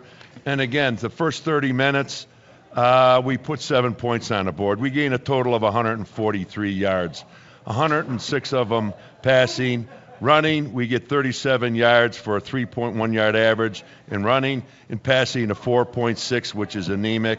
First downs, but the couple of things I do like, Doug, we had 4 sacks and no turnovers the first half, and that was important, and that basically kept us in the game, and so at least gave us some kind of a chance. But I'm telling you what, this Ted Phillips and this Emery, they cannot hide, Doug. They cannot hide. We give a quarterback $126 million quarterback, the highest paid guy in the National Football League. And if you saw him on the bench today, when Clausen came out, did anybody see Cutler come out to the field, grab him, hug him, shake his hand, come off the field? You're talking of a guy this year making $22.5 million. Next year, it's $15.5 or $16 million guaranteed. Jared Allen, the defensive end, he's guaranteed, I think it's $13 million. The other defensive end's guaranteed $5 million. And like as Doug said, these guys can't even play dead. So my point is, I'm talking about the players, Doug. There's only so much that they can do. There's only so much how they can be coached, whether the coaching is flawed or not. But I'm telling you something. Emery has to go, Doug. You cannot make these blunders and spend that kind of money on people who do not perform and do not make a difference. They're not difference makers. Yeah, they are difference makers. Backside. That's how they're difference makers. And I'm telling you something, Doug. Phillips, Emery, I'll pay your way out of town. Well, if you take a look at it, that's exactly what you said is all true. There's no question about it. And on top of that, don't get carried away about today's football game. That's the point. The coach is concerned because these coaches are not good. And that's a fact. I mean, that's all part of it. I'm sure that right now they're looking for somebody down the road to take over this team. But you're right. They spent a lot of money on guys that shouldn't have made the money. But it's nothing new. How many times have I told you guys? The Bears are not, they're not cheap. They're just stupid. And that's exactly what they did. They bring guys in here who are over with. They can't play. They can't do this. They can't do that. So consequently, you have a big payroll. But today's game with Clausen in there, I'm sure that you take a look at some of the things he did do, it wasn't that bad. It wasn't that bad coming in that first half, coming in the second half. But again, too, not bad means one thing. You're not going to the Super Bowl. You're not going to win the division. All you're going to do is hang in there. And as far as Cutler's concerned, he can take a train ride to Tennessee as far as I'm concerned. Let's go out to Chris on the west side. Chris, you're on the score. Hey, what's up, Doug? What's up, Obi? What's up, buddy? Fire away, kid. I got a couple of points to make, and I'm going to get on out your hair. This game, this season, it's a direct indictment against Cutler. He shouldn't take another snap for the Bears the way he sabotaged the Bears' season with his poor play. And that's why Trestman needs to follow him up out of this town for sticking with Cutler for so long. And Emery, what can you say about this bum? The way he missed everywhere. Draft picks, free agents, on the personnel that he's bringing out there on the field. He has no business running any organization. And with that, Doug, OB, you guys have a great show, as Thanks. You usually have. Chris, let me tell you something. Go back with Cutler when we brought him here from Denver, okay? Our starting quarterback was Kyle Orton, who was the starting quarterback for the Buffalo Bills, who have a winning record and in the hunt.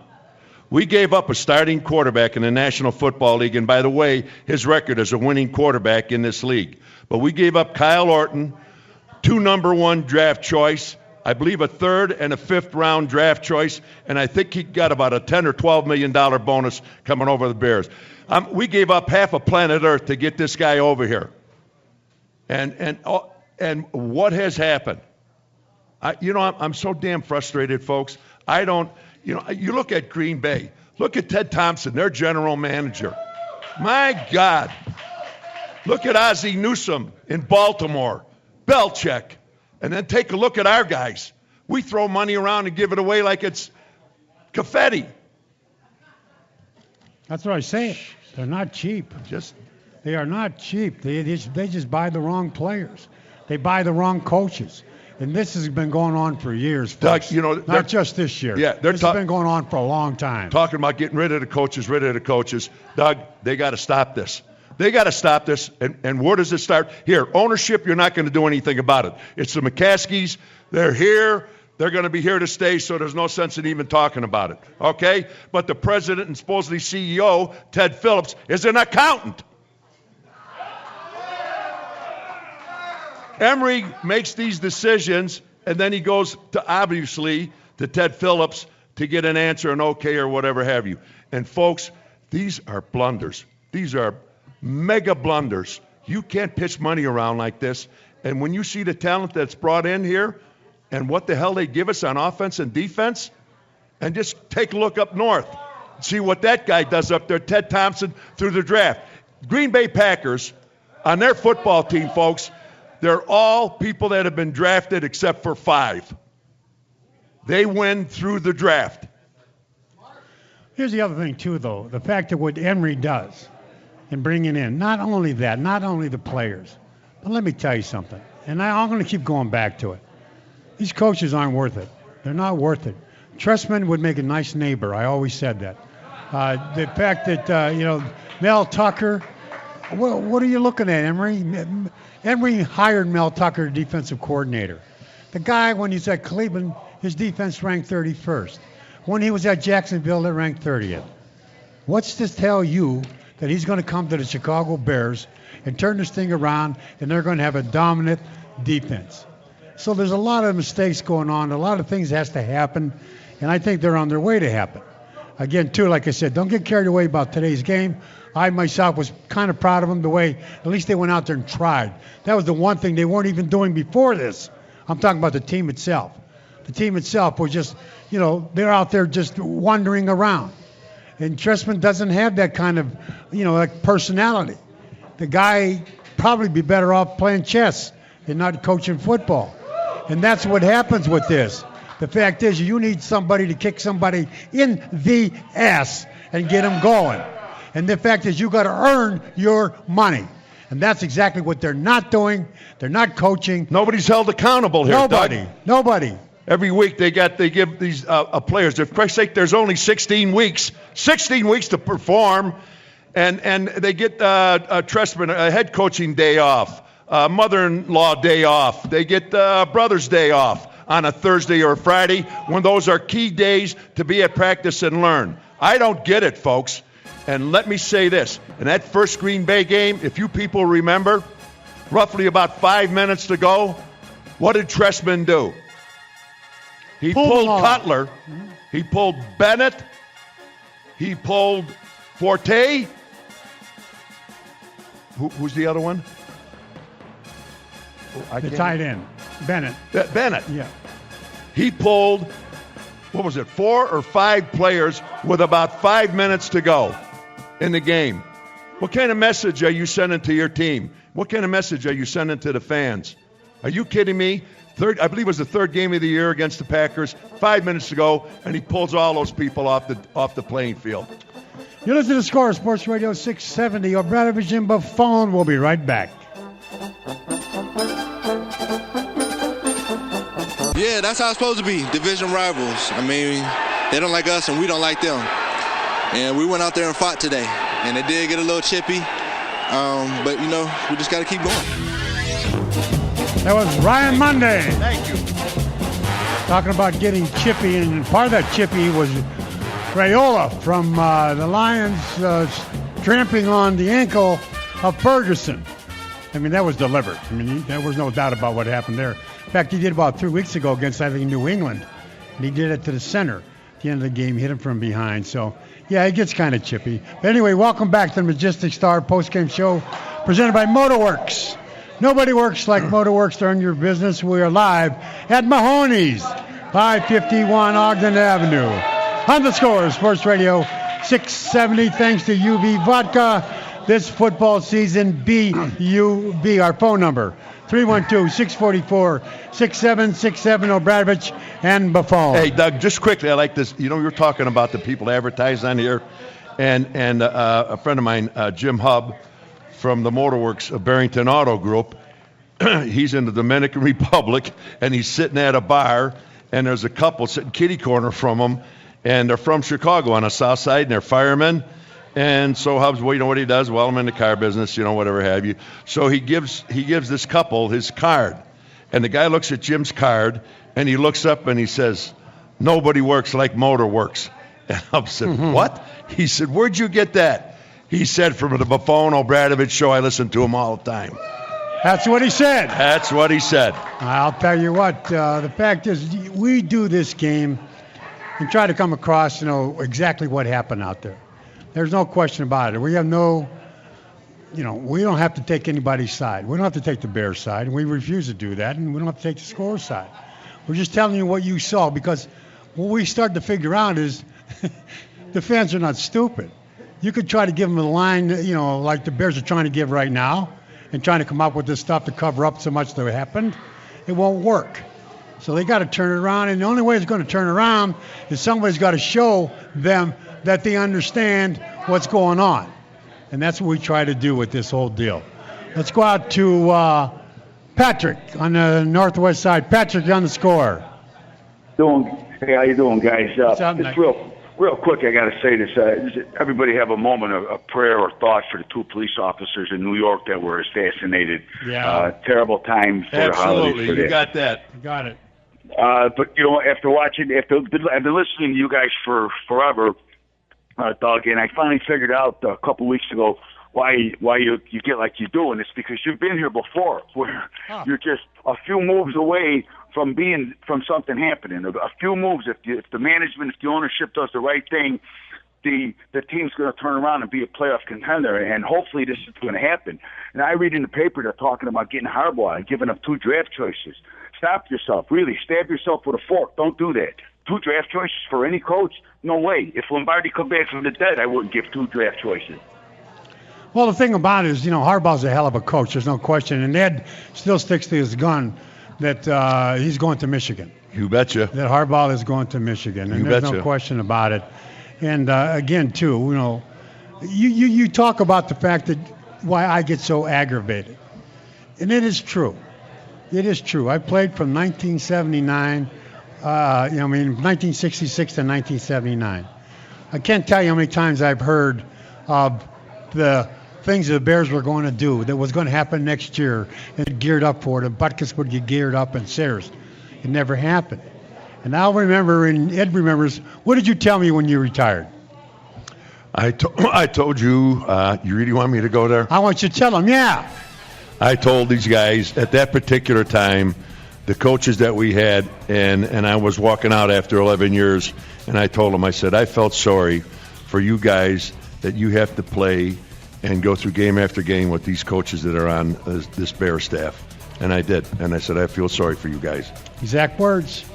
We got to give the game ball out to Ratliff. That's correct. The game ball is presented by Alpamanis Ford in Melrose Park. Go to apford.com. Ratliff is having a pretty decent year, buddy. Although Clausen, you know what I like? When he got that illegitimate shot. Oh, he got And hit, I'll tell you, he got up and fighting. he wanted to fight. He wanted to take somebody on. Yeah. And that was kind of nice to see a Bear finally stand up and do some damn thing. Yeah.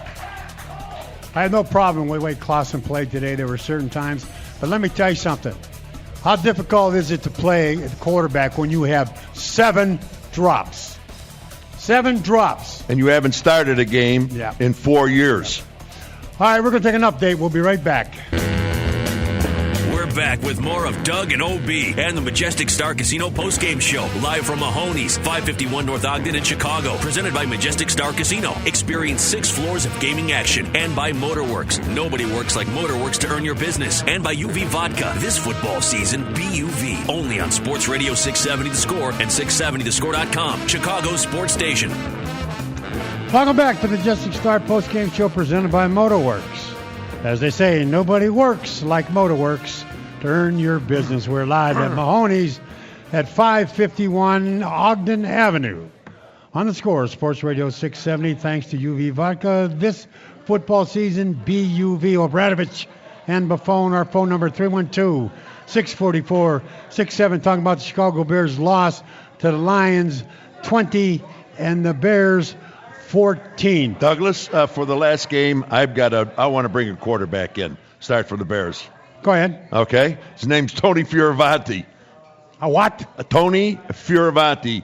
He was one of the best quarterbacks I ever played with in my high school, college, pro career. Tony Fioravanti, we won the Suburban League Championship with that man.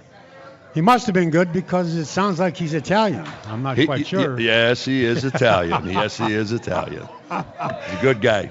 Another part of the Bears that is another problem, too, guys, is the penalties. They had 5 penalties for 86 yards, a lot of pre-snap penalties. That means a lot of times, you know what, they claim the practices are very good during the course of the week. I'm not so sure that's the case. Doug, I think today they were a little more upbeat. They were upbeat. They were upbeat. Clausen, very conservative game plan starting out. They didn't want to do anything. It was nice to see the first play. They actually did a bootleg. They actually got one of our quarterbacks out of the pocket. And the other thing, again, Doug, if you look at the stats here, it's about basically the same as when Cutler was in there. Total of 14 points, 7 first half, 7 second, total of 234 yards. Total 170 yards passing for a 4.1 yard average. And we had 22 carries for 64 yards, a 2.9 yard average. So it's still basically, but there was a little more enthusiasm, a little more, getting ready to play. I saw that. Yeah, the other thing, too, which is normally if a quarterback has a quarterback rating of 53.7, which that's what the Lions quarterback had. There was no question of 53.7. You usually don't win with a quarterback rating of 53.7. Not unless you play the Bears. Unless you play the Bears. Because Clausen had a quarterback rating of 77. So, again, too, 53.7, you say, well, how in the hell did they win the football game? You know, but they won the football game, and Ed brought it up at the beginning of the show. The fact on special teams, you know, the thing they did. They recovered that kickoff. They did that. You know, a blocked field goal, whatever it is. There are reasons for the Bears losing this football game, but the Lions went on to win it. So what are you going to say? The fact is that they played better. Sure, they played better, but certainly, there's got to be a lot of changes made with the Chicago Bears. Don't fall asleep on this football game. Don't fall asleep what happened in the past because they come out and played maybe, I thought, one more decent game that I thought they were going to play, to be honest with you. Let's go out to Patrick on the Rockford. Patrick, you're on the score. How's it going today, guys? Okay, Pat. What's up, Pat? Well, I tell you what, if it weren't for you guys, I think we all would have lost our minds a long time ago. Yeah, pretty close. Yeah. You know, I just wanted to touch up on what you guys just said. You know, you said not to fall asleep on this game, and in my honest opinion, I think we did lose this game, and I thought it should have been by a lot more. I thought it was more Detroit shooting themselves in the foot the entire game rather than us really doing anything special. And then everything that happened goes back. I've called a couple times before in the year, and I've always said the same thing, that the problem with this team is coaching. And I've always felt like before we can really worry about players, you know, we got to get the coaching situation figured out. You know, I think we have some good players in place that we can build around, and I know people want to see Cutler go, but, you know, he's not going anywhere. We all just got to accept that right now. Unless something groundbreaking happens, we're going to be with him, and, you know, those are my 2 cents. You know, they're thinking about that. You're hearing a lot of reports going on that Tennessee is interested in Cutler. Jets are interested in Cutler. And so you figure, though, he went to Vanderbilt, so Tennessee is interested. The Jets are interested. There's somebody out there, and Cutler knows that. He said it. Well, he said, if I won't be playing here, I'll be playing somewhere. Maybe I'll be playing somewhere with with a lot of money in his pocket. I guess that's the bottom line to the whole deal. Yeah. Hey, Pat, before we get, you know, to the players and the coaches, the change really has to be made, Pat, up front with our management.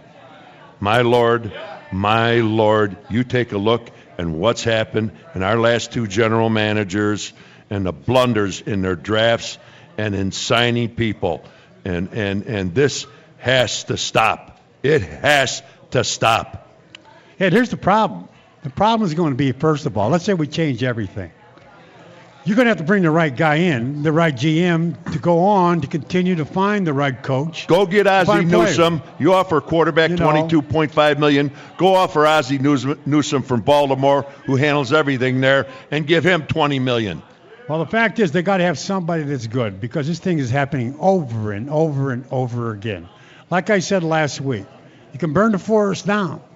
Well, who the hell is going to plant the seeds for the new forest?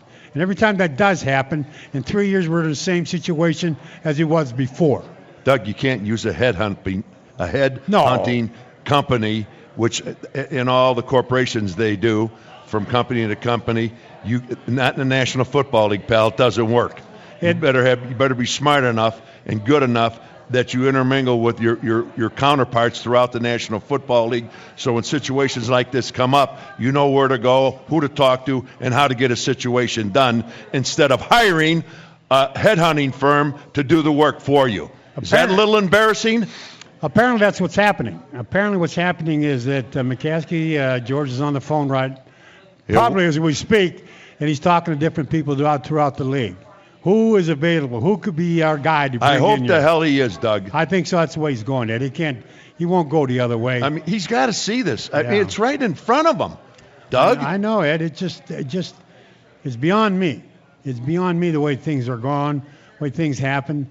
But I'll tell you one thing. I've never seen it so bad as I see it now. How about Shea McClellan today? Yeah. Oh, please stop. Don't even start there.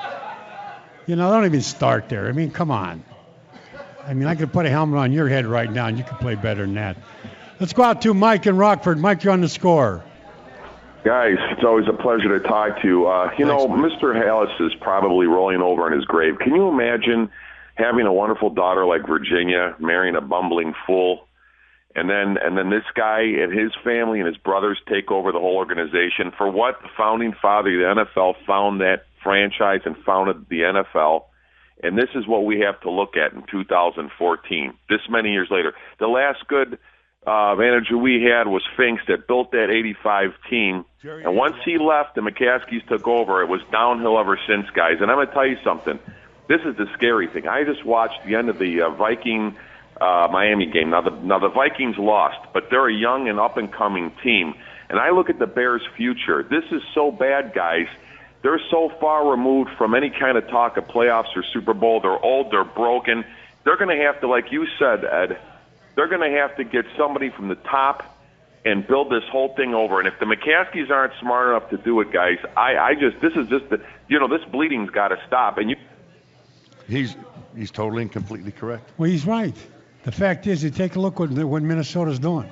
They brought in a coach up there. I think his name is Zimmerman. You got it. No nonsense, pal. No nonsense. No nonsense. I ain't taking any of your crap, your ball player. Go out and earn your money. That's number one.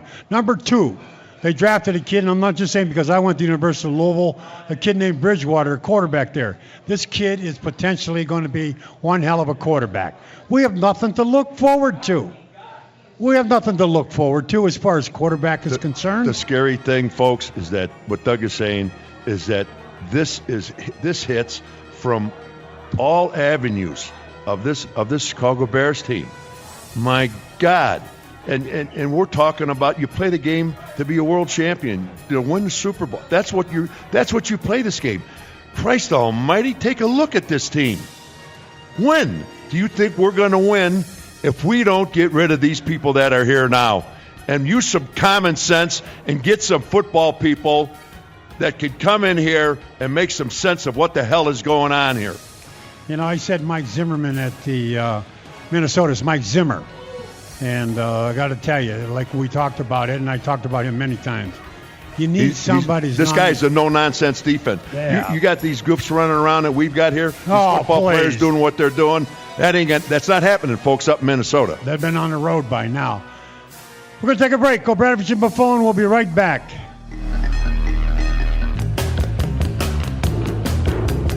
Welcome back to Majestic Star Post Game Show presented by Motorworks. Nobody works like Motorworks to earn your business. We're live at Mahoney's. That's right, 531 Ogden Avenue. Terrific food here, guys. And people here have been so nice to Ed and I and enjoyed watching the game Not the losing part of it, but the fact that the eating part of it was outstanding. We're on the Score, Sports Radio 670, thanks to UV Vodka. This football season, BUV, Obradovich and Buffon. Our phone number, 312-644-6767. Talking about the Chicago Bears loss to the Lions, 20-14. Let's go out to Mike in Beecher. Doug O.B. What's up, Mike? I'll tell you, this is one of the best games I've watched them play, even though they lost. Right. Because there's two things, though. The one thing that kind of upset me and one thing I was impressed with is we finally saw a quarterback with some leadership and some gusto in Clausen. I mean, you see him come off the side, Yes. Off the sideline. He's actually talking to his offensive lineman. Yes. Bringing them, and that I think gets you a lot more than sitting there and sulking, And then the other thing I'm kind of ticked off at is Allen. At the end of the game, if you saw that one picture of him, I saw that. Why don't you stick your tongue in Riola's mouth? Why don't you kiss him a little bit? He's your buddy. I tell you, when I played ball, you don't cheap shot my line mate or my quarterback without paying for something. And the thing is, that's crap. I'm sick and tired of this kumbaya stuff. They just, they just beat you and cheap shotted you a lot of the day, and you're just going to let them walk away like nothing happened. What he's saying, Doug, is that what Mike's saying is that at the end of the game, George Allen. Raiola. Yeah. Allen went over to Raiola and they're having this big laugh and they're putting hands around each other or whatever the hell they were doing. What he should have done was walked over there, took his helmet off, and ripped his jaw off. That's right. There's no question about it, because if you see the replay of that, it was deliberate. The ankle was out there by Ferguson. He deliberately You end the guy's career. Stomped on it. He did that 3 weeks ago against the center in Minnesota with New England and ripped his knee out. So, I mean, yeah, you're right. I mean, hold it. Again, too. Like I said, a lot of times I think these guys are out there for show. They're out there for money. And I see Allen pumping his hand and doing all these things. I want to see somebody with some guts and some balls. Before we go to the next caller, Doug, I'd like to. I think it was about a week ago or so, or it was last week, and they had. I think it was Monday Night Football, and they had all their ex-football players and all that after the game and talking. I can't remember which the hell one of them, but he was talking about, and he made such a point about Cutler's demeanor, how pathetic his demeanor is out on that field, his non-leadership. And he ripped them apart from one thing to the other. But what he doesn't know, that goes on every game with Cutler. I sit there and I watched Rodgers. You watch the rest of the top quarterbacks. They're going up and down the sidelines, talking to their offensive linemen, talking to their coach. They run after the guy who catches a pass in the end zone or a runner that scores a touchdown. They give him a hug. They high five. Take a look at our guy. Take a look at what the hell he does. If you saw Clausen did it today. You watch Clausen go up and down the bench? Absolutely. You see him, congratulating the guys, getting them together, doing certain things? When they scored the touchdown, He was over there high-fiving them. Right. Yeah, there's a lot of things that have to be corrected up there. Let's go to Julio in Wyoming. Julio. Hey, Doug and Opie, Merry Christmas, Happy Hanukkah to all the Jewish Bears fans out there, and happy other holidays to those that celebrate this time of year.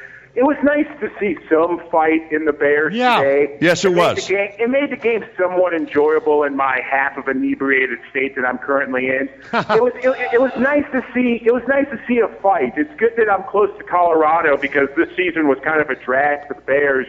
But you guys have mentioned this all season long. It starts from the top down.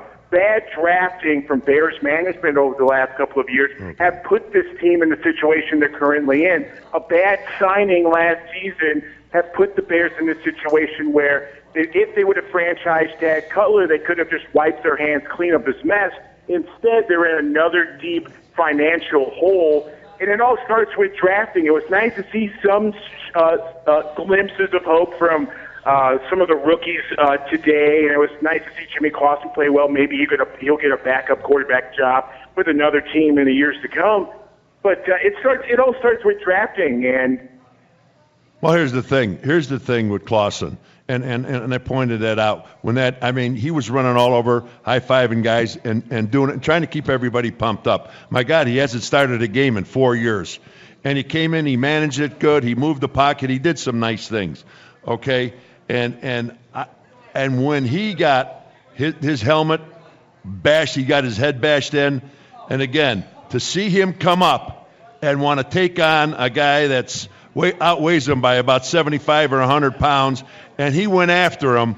That was so refreshing to see somebody on this roster have some guts to stand up to somebody and fight. That was really nice to see.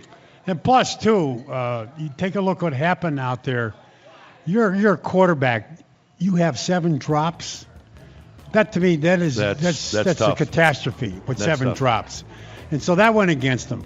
But all in all, like you said, and I do respect the fight that was in it. I respect the fight that happened with the defense. You know, because don't forget we had some guys missed on the offensive line. Certain things here, but still, as Ed and I talked, we take a look at those stats. They haven't changed. They haven't changed. They haven't changed. Yep, they haven't changed. That's the whole thing. We're gonna take a break. We'll be right back. Obradovich and Buffone.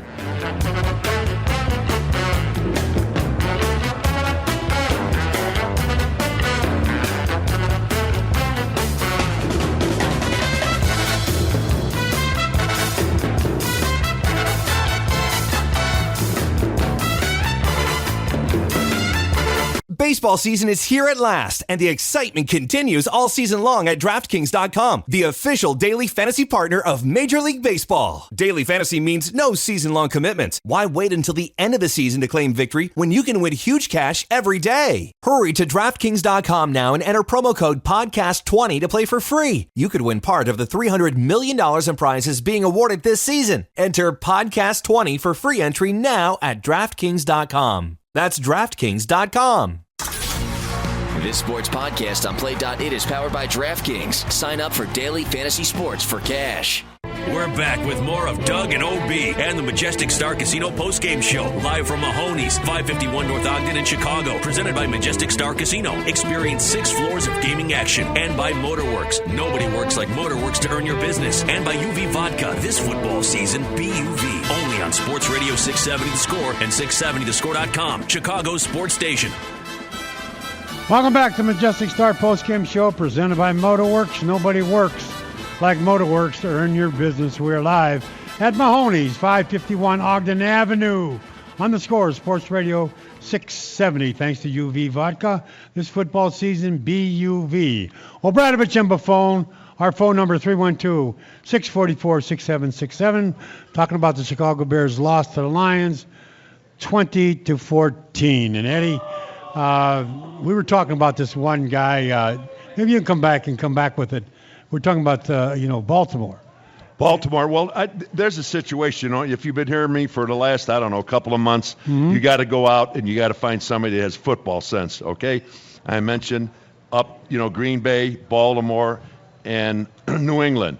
Well, they have a guy called Eric DaCosta, who has been on both sides, pro and college, in scouting, and he is the number 1 man behind Ozzie Newsome, who runs the football operations for Baltimore.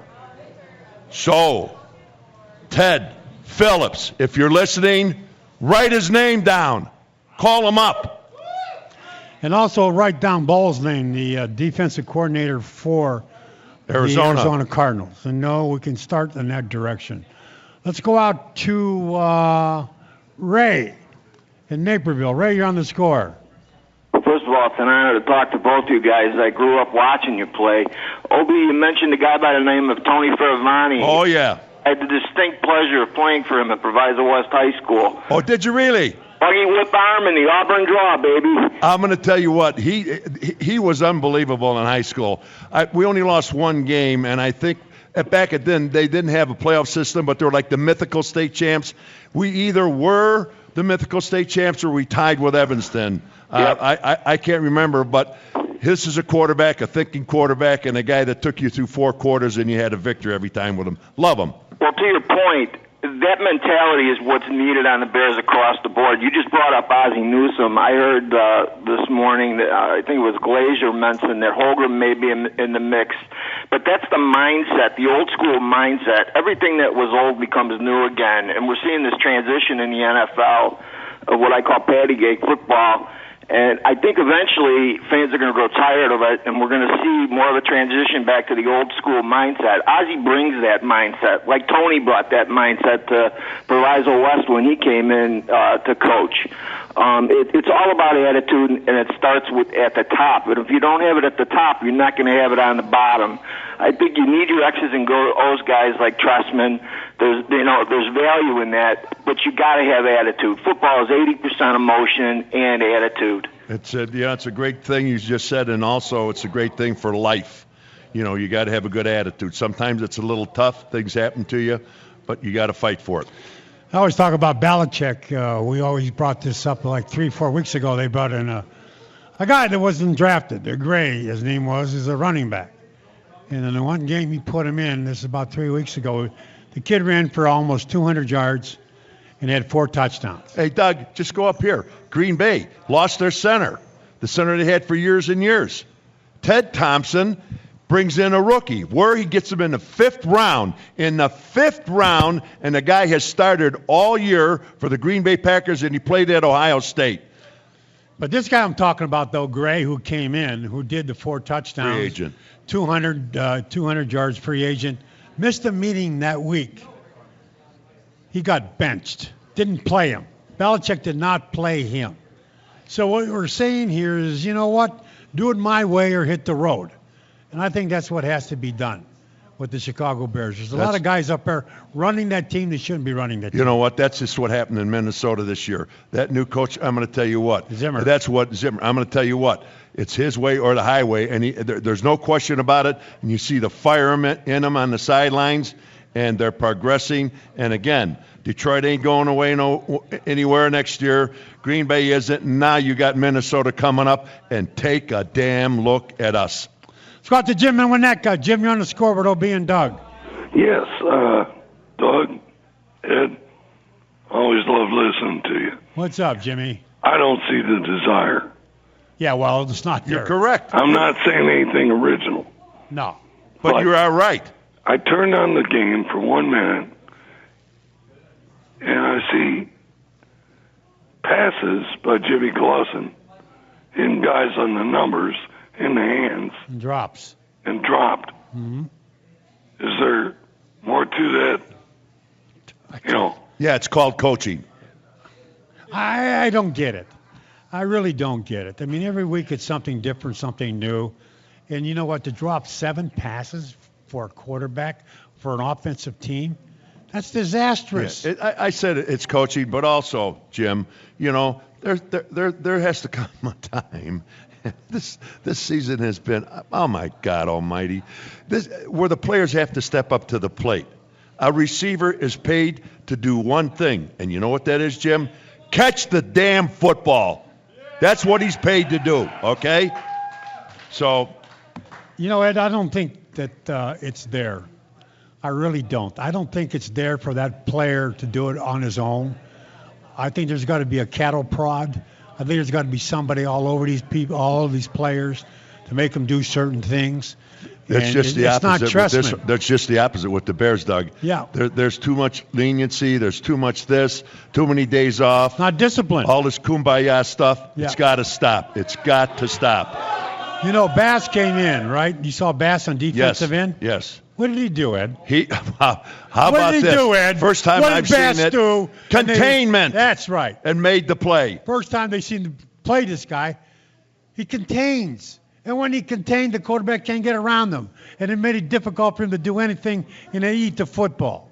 So that's what I'm talking about, discipline, when it comes to ball players. Let's go out to Tiffany in Orland Park. Tiffany, you're on the score. Hey, guys. My 3rd week in a row talking to you. How are you guys doing? Hey, way to go, Tiff. All right, Tiff, Merry Christmas to you, by the way. It's Stephanie, not Chip. Oh, Stephanie. Well, that's Doug. That's Doug. Yeah, that's he says I'm going to take Tiffany. it for that, Tiffany, because it looks like it's Tiffany. Stephanie again. Did I just Stephanie, not say Tiffany. They said it looks like Tiffany on the board? Because I'll tell you what, my daughter's name is Stephanie. So I know. Well, then okay. I know. Okay. Well, all right, happy Steph. holidays, you guys. All right, Steph. You're on, kid. All right. I know that the offense didn't magically improve under Clausen, But in your two opinions, do you think the way that the game went today makes Emery more culpable than Trestman for this year's debacle that we've gotten ourselves in? Well, I got to tell you, the fact is you can't take Emery out of the picture. You can't take Trestman out of the picture. No. You can't take Mel Tucker out of the picture. They can't hide, honey. You can't hide. They can't hide. You can't take Cromer out of the picture. They're all involved. But the main thing, which Ed has been saying for the last year or so, is the fact that the main dog is Emery. He's the guy, and everything drops down from him. And so they're all to blame. But again, too, if you want to make a change, if you want to turn something over, we're saying that Emery's not the guy to do it. We're saying that the same thing will happen. You're going to get the same type of coach. You're going to get the same kind of defensive players, the same monies that you're going to be putting out. There's a ton of money going out. It's like magically, Doug, him signing these bombastic, unbelievable contracts, the Bears money that he's given the players that can't play. It's incredible, Doug, and I can't say it enough. And This guy is here, and he's getting away with this. If this guy was in the corporate world, he'd have been launched a hell of a long time ago. Because you got to answer to the bottom line, pal. And guess what? He doesn't answer the bottom line. That's a fact. No one minds you paying as long as you get the product. That's right. And without the product, you pay that type of money, and you might as well go home. It's all over with. Let's go out to John in Lombard. John, you're on the score. Hey, guys, Merry Christmas to you all, and enjoying you. Always enjoy y'all. I always flip you on. Right back at you. Yeah, and just want to bring out the great points. Emery will have to go. All of them will have to go. And I would start all over. We ain't going to make the playoffs in the next 2 years, period. So you got to get rid of Marshall for some draft picks. You get rid of Long. I know he's a great player. We need to build draft picks. Long and Forte. Build on draft picks, good players, and hire Mike Ditka for the general manager job. I'll say about Mike Ditka coming back and doing what he did. Mike Ditka took a lot of heat. The way he handled the Bear game, the Bear players, and the wild-eyed and the guy that was there. But what Mike Ditka had he was furious. And he also had one of the better GMs. You talk about Jim Finks. Jerry Vanisi, folks. Yeah. Remember that name. He did a phenomenal job. He signed all the contracts, made the trades, won that great World Championship team in '85. Jerry Vanisi, and for whatever reason, I don't know what happened, the Bears let him go. But I'll tell you what, he was a very integral part of the Bears becoming the world champs again. And Finks was the same way. Jim Finks was the same way. There's no question about it. The Bears have lost some good people. I'll go back to the guy that drafted me. And the guy that drafted me, George Allen. George Allen. There's no way in hell the guy should have left Chicago. The record that he had, Doug, and the innovations on defense and his drafts. Gale Sayers and Dick Butkus, 2 number 1 draft choices in 1 year, which people call the greatest draft in the history of professional football. Who put all that together? It was George Allen. And somehow Coach Hallis couldn't see it to retire and make him the head coach. Lo and behold, he leaves for the Rams and eventually winds up in the Hall of Fame of coaching. Let's go out to Pete in Decatur. Pete, on the score with OB and Doug. Hello, Doug. Hello, Pete. Hey, I was wondering, is there a way to package Jay Cutler with another player to sweeten the pot to get rid of him, such as, like the last caller said, it's like Forte? I'd hate to see him go, but maybe that would be something that would interest a team. Pat, you don't ever want to get rid of Forte. That's a no-no. Package him up with Brandon Marshall. You see, the Bears got a major problem here with Cutler. There's no question about it. He can go to another team, right? They could spend, let's say they spend $5 million on him. They give him the $5 million. The $5 million come off the top of what the Bears owe him, and he's still in the market for what, another 18 or 20 million, whatever it is. They're not going to be able to get their money back on the deal. No one's going to pick up that contract. They put him in. I tell you what, Emery put the Bears in such critical state financially, and I don't know how you get out of it. I really don't. You're going to have to bite the bullet. You can't find somebody as dumb as that to take this guy. and eat all that money. That's not going to happen. Yeah, they'll take him, but they're not going to pay that money. The Bears still owe him that money. So consequently, he'll go no matter where it is. He'll play, but the fact is the Bears still got to pay him all that money. There's no way to get out of that. No. There's no way to get out of that. No. You're listening to Score, Sports Radio 670. Obradovich and Buffone. We'll be right back.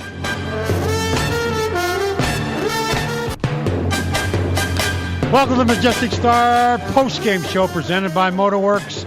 Nobody works like Motorworks. To earn your business. We are live in Mahoney's, 151 Ogden Avenue. There you on go. The Score, Sports Radio 670.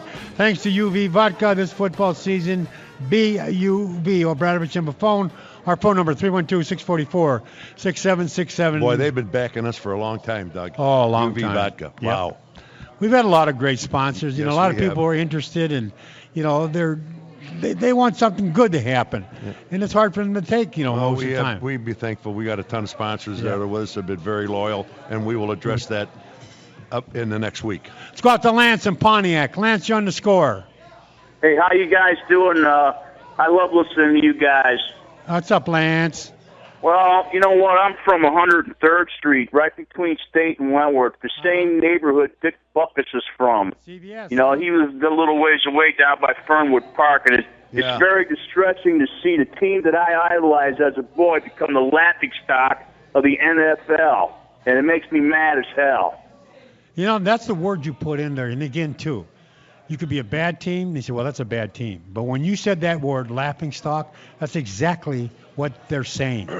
I'm talking about not only fans, other coaches. They're saying it's a laughingstock. The Bears is a joke. It's a joke what's going on up there. And I got to tell you, they got to have to put an end to it. And again, too, like we said, and like Ed has been saying, we need some football people up there. We need somebody to take over the reins, because what is going to happen? The same thing in 3 or 4 years?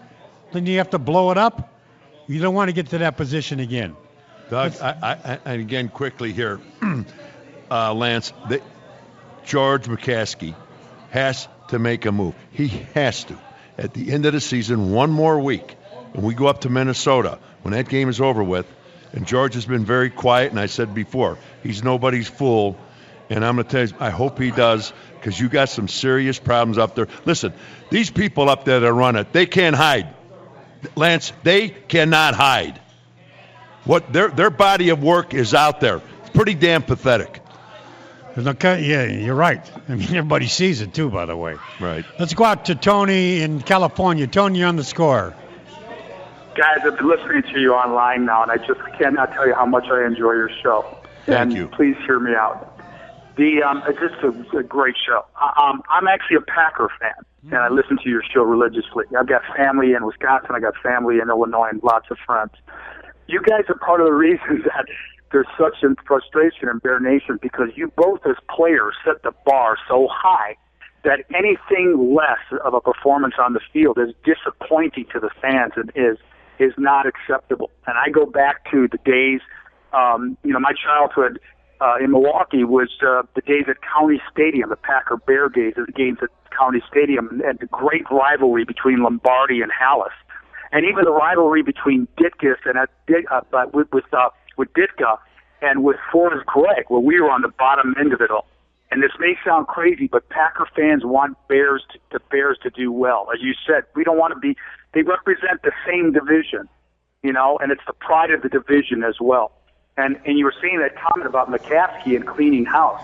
I think it would make sense, a lot of sense, for McCaskey to have a consultation, and I may regret saying this as a Packer fan, to talk to Bob Harlan and talk to Ron Wolf and see what their recommendations are as to how to set up the organization, because you guys have said this repeatedly over and over again for weeks.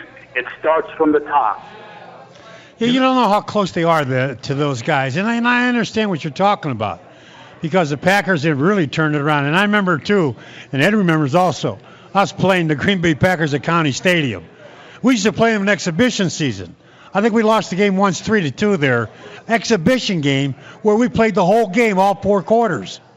I mean, So it was did they. it was a battle all the way through. So, yeah, again, if they could get around the league, talk to somebody. There's got to be somebody there that's willing, that has learned from somebody from Belichick. They cannot. Or Newsom or whatever. They cannot continue to go down this path, Doug. No, they can't. It's enough. It's enough. They can't continue this madness. Let's go out to Ryland, in Oakwood. How's it going, guys? What's up, Ryland? I just called to talk about Jimmy Clausen and Jay Cutler. Uh-huh. Jimmy had an average game today. He didn't really put together any drives. The 2 touchdowns that he scored were off of special teams turnovers. Do you think that the Bears will finish the season out with Jimmy, or they'll put Jay back in there? No, they'll finish with Clausen. There'd be no reason to put Cutler back in it, because here's the other reason. You don't want him that. damaged. He's got a lot of money in there. That's right. That's if you're going to move him. And you want to be in a position, if you're going to move them, that you don't have damaged goods. And that means you want Cutler as healthy as he can possibly be. If a Tennessee would want him, if a Miami would want him, whoever. The worst thing could happen is you put him in there and he gets hurt. And besides that, if he gets hurt, you're going to owe him more money, because that's the way his contract is. If he sits out for so much time, then you have to pay him more money. So, yeah. I would say right now that Clausen would finish up. There's no doubt about it in my mind. We're back with more of Doug and OB and the Majestic Star Casino postgame show, live from Mahoney's, 551 North Ogden in Chicago. Presented by Majestic Star Casino. Experience 6 floors of gaming action. And by Motorworks. Nobody works like Motorworks to earn your business. And by UV Vodka. This football season, BUV. Only on Sports Radio 670 The Score and 670thescore.com. Chicago's sports station. Welcome back to the Majestic Star post-game show, presented by Motorworks. Nobody works like Motorworks to earn your business. Eddie, let's go out to the phone lines. Let's go out to Robert in Oak Brook. Robert, you're on the Score. Hey, I appreciate your passion. It is outstanding. And I want to wish everyone out there a Merry Christmas. Same to you. Lighten things up a little bit. What does the United States Postal Service and the Chicago Bears have in common? What is it? Neither one delivers on Sunday. Sounds about right. Hey. Now, I love you guys. I love your show, man. Merry Christmas, Robert. Robert. Merry Christmas, Robert. Thank you. I got to tell you, there's something true what Robert says. A lot of times you back up, and, you almost have to say, well, okay, that's the way it is right now. I can't change it. You and I have been aggravated all year. Doug, what the hell all do you think year. It was last year? I know, and the year before. And the year before, and the year before, and the year before. That's what I'm saying. I mean, come on. And you wonder. I mean, it's so frustrating, folks, to sit there and watch. Just a guy like Shea McClellan. I mean, I watched him for the first time a lot today. Christ almighty. The guy does nothing. And he's given a position. They draft him number 1 when nobody had him in that position. They give him the starting left defensive end. He can't play that position. Then they switch him to a linebacker. They give him the strong side linebacker's job. He can't play that either. He's still playing. What about the poor kids underneath him? What the hell is he doing out there, Doug? And I imagine he's a nice kid. He's a wonderful kid. He's just got one problem. He can't play football at this level. You know why he's out there. Number 1 draft choice. And exactly. And Emery's got to cover his their butt. ass. Yeah, exactly right. There's no question about it. See, but here's the problem. We had some hope. We had some hope from last year with the offense would be this offense that could score a lot of points. We ranked number 2 scoring points last year, all right? I mean, some of it obviously came from special teams. The problem was defense. And look at what they did. Look what they did. We said, okay, fine. Now all we have to do is improve the defense. We'll be fine. The defense stayed the same. It was worse. The same. I think they're worse than they were last year. Oh, they are. They're worse than they were last year. And what makes the matter worse is the offense is bad. And so consequently what you have here is a poor record. Let's go out to Jim in Crown Point. Jim, you're on the Score. Jim, are you there? Let's go out to Jimmy. Sound like you're underwater, Jimbo. Oh, yeah. Don't take it that serious. Let's go out to Jim and let's go out to Alex in Beach Park, Illinois. Alex. All right, here's my thing. We got to send Cutler to Tennessee. Get rid of him. He showed no emotions on the sideline at all today. I get rid of Trestman, the defensive coach, and get somebody in there that can coach our Bears and get the Bears back on track. Who do you think? Alex, are you going to trust Emery to do that? Get rid of Emery, too. Okay. No, what he's saying, too, is tell me who the guys are going to be. And Ed brought up a guy, the guy that's assistant to Newsom. This guy that could, Eric DaCosta. DaCosta could Baltimore handle Ravens. If it was me, then I would look at Todd Bowles, from Arizona as a head coach. The guy out there, they're doing extremely great job. How about this? Bruce Arians. We could have had a shot at Bruce Arians. We had Bruce Arians. The guy is he's won 11 or 12 games, and he's down 3 quarterbacks. They've 3 quarterbacks. How about that? How about that? And he's still in the hunt. He's still in the hunt with that type of game. That's what we're looking for. So we're saying they're out there, but as Ed said, and I'm saying also, forget about headhunters. Roll up your sleeve and start calling on the phone. Go to work. What the hell you get paid for? Let's go out to Michael in Aurora. Michael, you're on the score. Hello, gentlemen. Hey, Mike. My problem is Cutler is just poison. I mean, you can say we owe him a lot of money, and that's fine, but he's poisoning everybody else in that locker room. It's not just his salary you're talking about. I would cut him whatever it takes and just get rid of him. I was in the Marines, and I tell you what, I would love to take him out back for an educational beating because he deserves it. And I would take somebody during the offseason. I'd take some of these young kids you like, Fuller, Long, maybe Bostic, and send them out to some kind of a leadership course because the Bears are lacking any kind of leadership. You're right on everything, Mike. Mike, you sound You're right on everything. You sound like my brother. My brother's an ex-Marine, and my brother was in Vietnam, and he calls me up and says the same thing. The fact is, you know what? Somebody needs go behind the woodshed there for a while and see what they can do to make this thing better. Let's go out to Curtis and Glen Allen. Curtis, you on the score. Yeah, hi. What's going on, Ed and Doug? What's up, buddy? We're hanging in there just like you. Yeah. Hey, I'm trying to hang in there. I try to listen to you guys as much as I can. I kind of work on Sundays sometimes. But the thing is, I got 2 points. From what I remember, wasn't it under Lovie Smith's regime that they beat Mel Tucker's Jaguars like 40-something to 6 or something back in the day, right before he got fired? Yeah. And then Emery comes in here and brings in Mel Tucker and brings the whole thing down. Is that correct? I'm going to tell you something. I don't know what the score was, but it was Emery that brought Tucker in here. And he brought Tucker in. But Tucker, like you said, at Jacksonville, his defense ranked, I think, 30th. And then he came from Cleveland. And what was his defense in Cleveland? Dead last. 31st or 32nd. It's just been garbage ever since he's been in the league pretty much, hasn't it? Yeah. Now, what the hell makes a guy decide to make a decision like that, to bring someone in who hasn't proven himself in the past, that you think that he's going to come in to Chicago and prove himself? What kind of mentality is that? Curtis, it's right in front of you. I mean, and like you say, where's these decisions coming from? Okay, is it Trestman?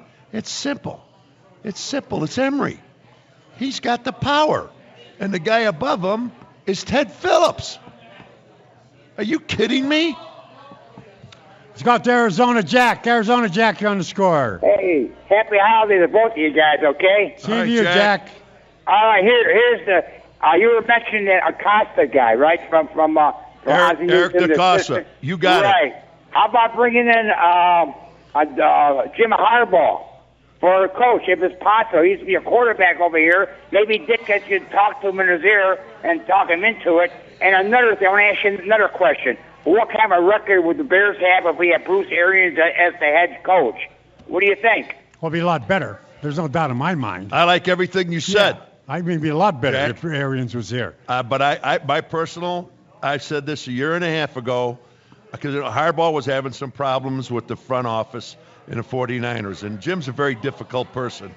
But, boy, you talk about you got a total line, this is the guy. And I believe his alma mater, Michigan, they've got all the money in the world. They seat about 121,000, and he would come back there, and he would bring them back, and he would be the god up in the state of Michigan. And then people say, well, you got to really get involved in the coaching. I mean, in like the college, the scouting, bringing the college players in. Let me tell you something.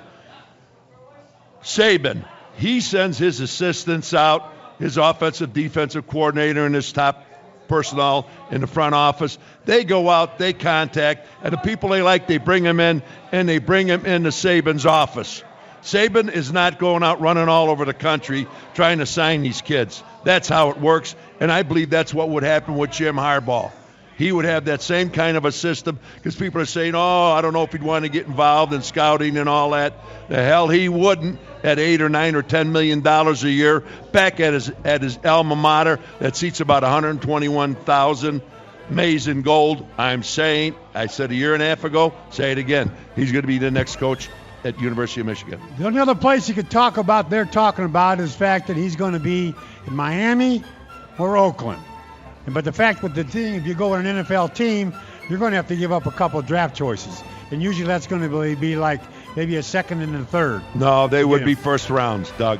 I don't think so. They offered last year. Baltimore offered, I think, not Baltimore, one of the teams offered 2 third rounds for him. And what happened? They wouldn't take it. No? Okay. They wouldn't take it. No question about it. You're listening to Score, Sports Radio 670. Obradovich and Buffon will be right back. Hang in there, callers. Welcome back to Majestic Start Postgame Show presented by Motorworks. Nobody works like Motorworks to earn your business. We're live at Mahoney's, 151 Ogden Avenue. Oh, by the way, Doug, I was with a couple of people this past week. And they said to mention, how are you doing and feeling? Which one was Mike Muller, and the other one was Paul Tamraz. Oh, there's two of the best guys. They're wonderful. And let me tell you this. I said, are you talking about Doug Buffon, my pain in the ass partner? Is that who you're asking? I got to tell you though, Ed. Seriously. These guys have been with us. They've advertised with us.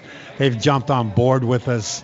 They've been there for us, all the time since we've been on the Score. Yeah. You got to take your hat off to those guys for backing us. You got no question about it. Oh my God, absolutely, yeah. And several others. My God, there's Alpamani. I mean, Alpamani, which we will address next week. Let's go out to Sal on the northwest side. Sal, you're on the Score. Gentlemen, you guys have by far the best show I've ever heard. Breaking down Bears play-by-play. I gotta say, I'm grateful you guys exist. Thank you, Sal. Thanks, Sal. These guys, what a clown show these guys are running over there. They're so ridiculous. No one can step up to the plate. They're all hiding behind each other. It makes me laugh how when they draft the coaches, when they draft the players, they're the first ones to be in the press conference, show their face. But whenever things start going down south, where are they at?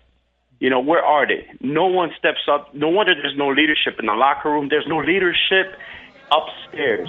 No. That's why nobody takes the cojones to say, it's my fault, I did this, I'm going to do something about it. Nope. Again, too, you listen to the press conferences. And I've listened to Emery and I listened to Trestman.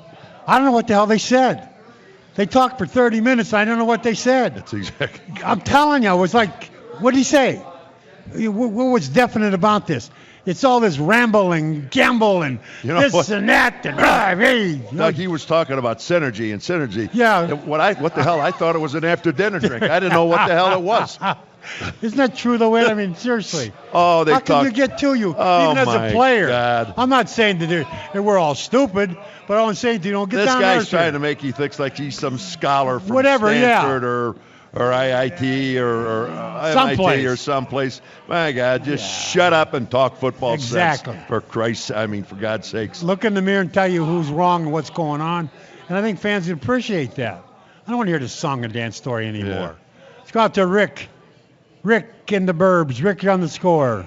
Hey, Hey, Dougie O.B., great to talk to you guys. All right, Listen, Rick. I can sum up the Shea McClellan thing in one sentence. Go ahead. You can run a mule 20 hours a day. He's never going to win a Kentucky Derby. Dump this mule. Thank you, guys. That sounds about right. All right, Rick. Never saw a mule win the Kentucky Derby. You know, Doug, to sit this guy and watch this guy, and folks, I mean, my God, I can't tell you how many guys. I looked at Doug. Doug played that position for 14 years. What the hell is this guy doing? What does he do out there? You know, again, to it, this is the sad thing about my God, sports sometimes is political. Everybody's trying to prove they can find somebody. He is a political child, make no Absolutely. mistake about It's not that. his fault. I mean, the kid should have been like maybe a 5th or 6th rounder. Didn't you tell me you didn't even see his name on the top Nobody picks? had him number 1 draft pick. Yeah. Nobody. As Did, far right? as I know, Doug. Well, that's the point. The point is that, you have guys on there. There's some young linebackers they have I kind of like, but the fact it's all said and done with, they still got a lot. They won't take this kid off the field. No way. Let's go out to Jim in East Chicago. Jim, you're on the score. Yeah, hi, Doug. How you doing? What's up, Jimmy? Okay, happy holidays to you. Right back at you. The thing is, nobody could see what was coming. When this debacle with Cutler started a long time ago. It started when Brandon Marshall got to the Bears. It was one of these deals, hey, you're my buddy, I'm your buddy. Let's get our stats up so when our contract comes up, then it'll look good on your end, look good on my end. Here's the Bears. They need 6 yards or a first down. Okay, he throws a 3-yard pass to Brandon. He tosses, he catches. Okay, that's 1 completion for the quarterback, 1 reception for the receiver. Well, there's no question. See, here's another philosophy I have, and I'm going to run this by you. The Bears were bamboozled. And they were bamboozled by Trestman, and they were bamboozled by Cutler. And how? I'll tell you how. When Cutler went in there, and they had Cutler, they said, you know what? How can this guy be handled? I'll tell you what, if we bring this Trestman guy in, we talked to Trestman, he said he can make this guy a quarterback. He's got a great arm. He can do this, he can do that. Well, what happened was they bring in Cutler, and Cutler goes, yeah, this Trestman, I sat down and talked with him. He's my type of guy. He's not Mike Tice. He's not Mike Martz. We get along pretty damn good together. That in itself told the Bears and told Emery, geez, why don't I make this deal then? They love each other. They're walking through the woods together to each other. Well, it turned out, that's not the way it is, because if that was the case, you don't bench the guy with just 2 games left. You bench the guy because, first of all, he says it was Trestman. I think it was Emery that benched him because the fact is they didn't want to get him hurt, and if they have to, they can move the guy. Damaged goods. There's no question about it. That's why I believe he's not playing. Yeah. Oh, no. You're right. You're right.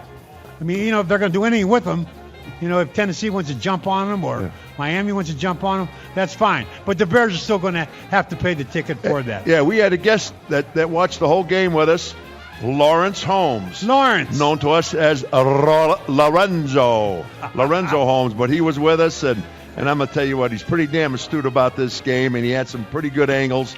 And he's coming on right after us. Is that not correct? That is correct. So, Lawrence, we love you, and have a good show. And then Les will be on tonight, right? Les Grobstein is on tonight. Okay, and we're coming back. Is that correct? We will be back, folks. We'll be back. There's no question about it.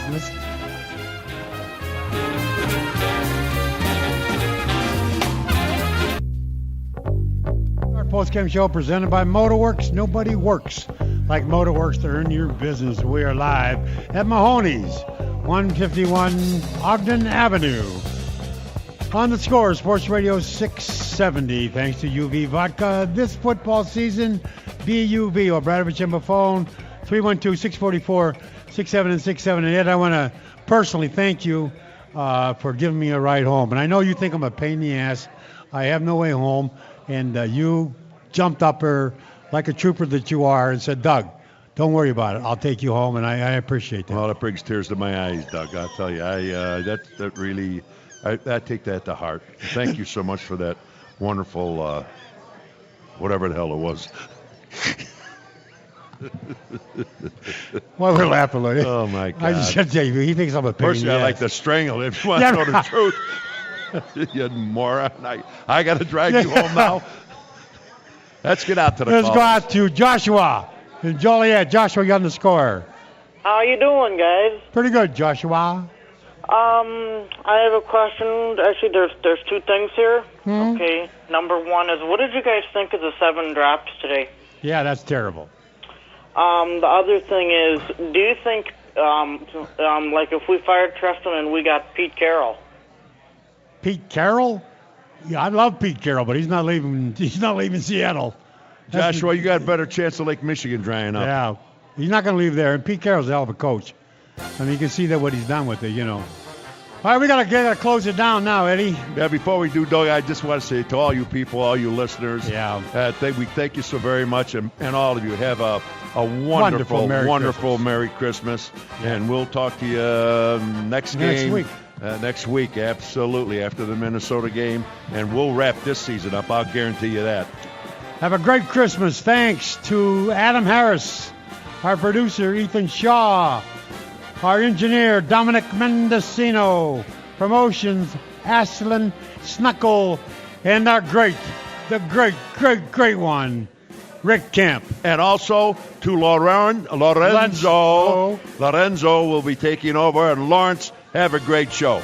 Lawrence will tell you more about what happened today. Take care, everybody. We'll talk to you next week.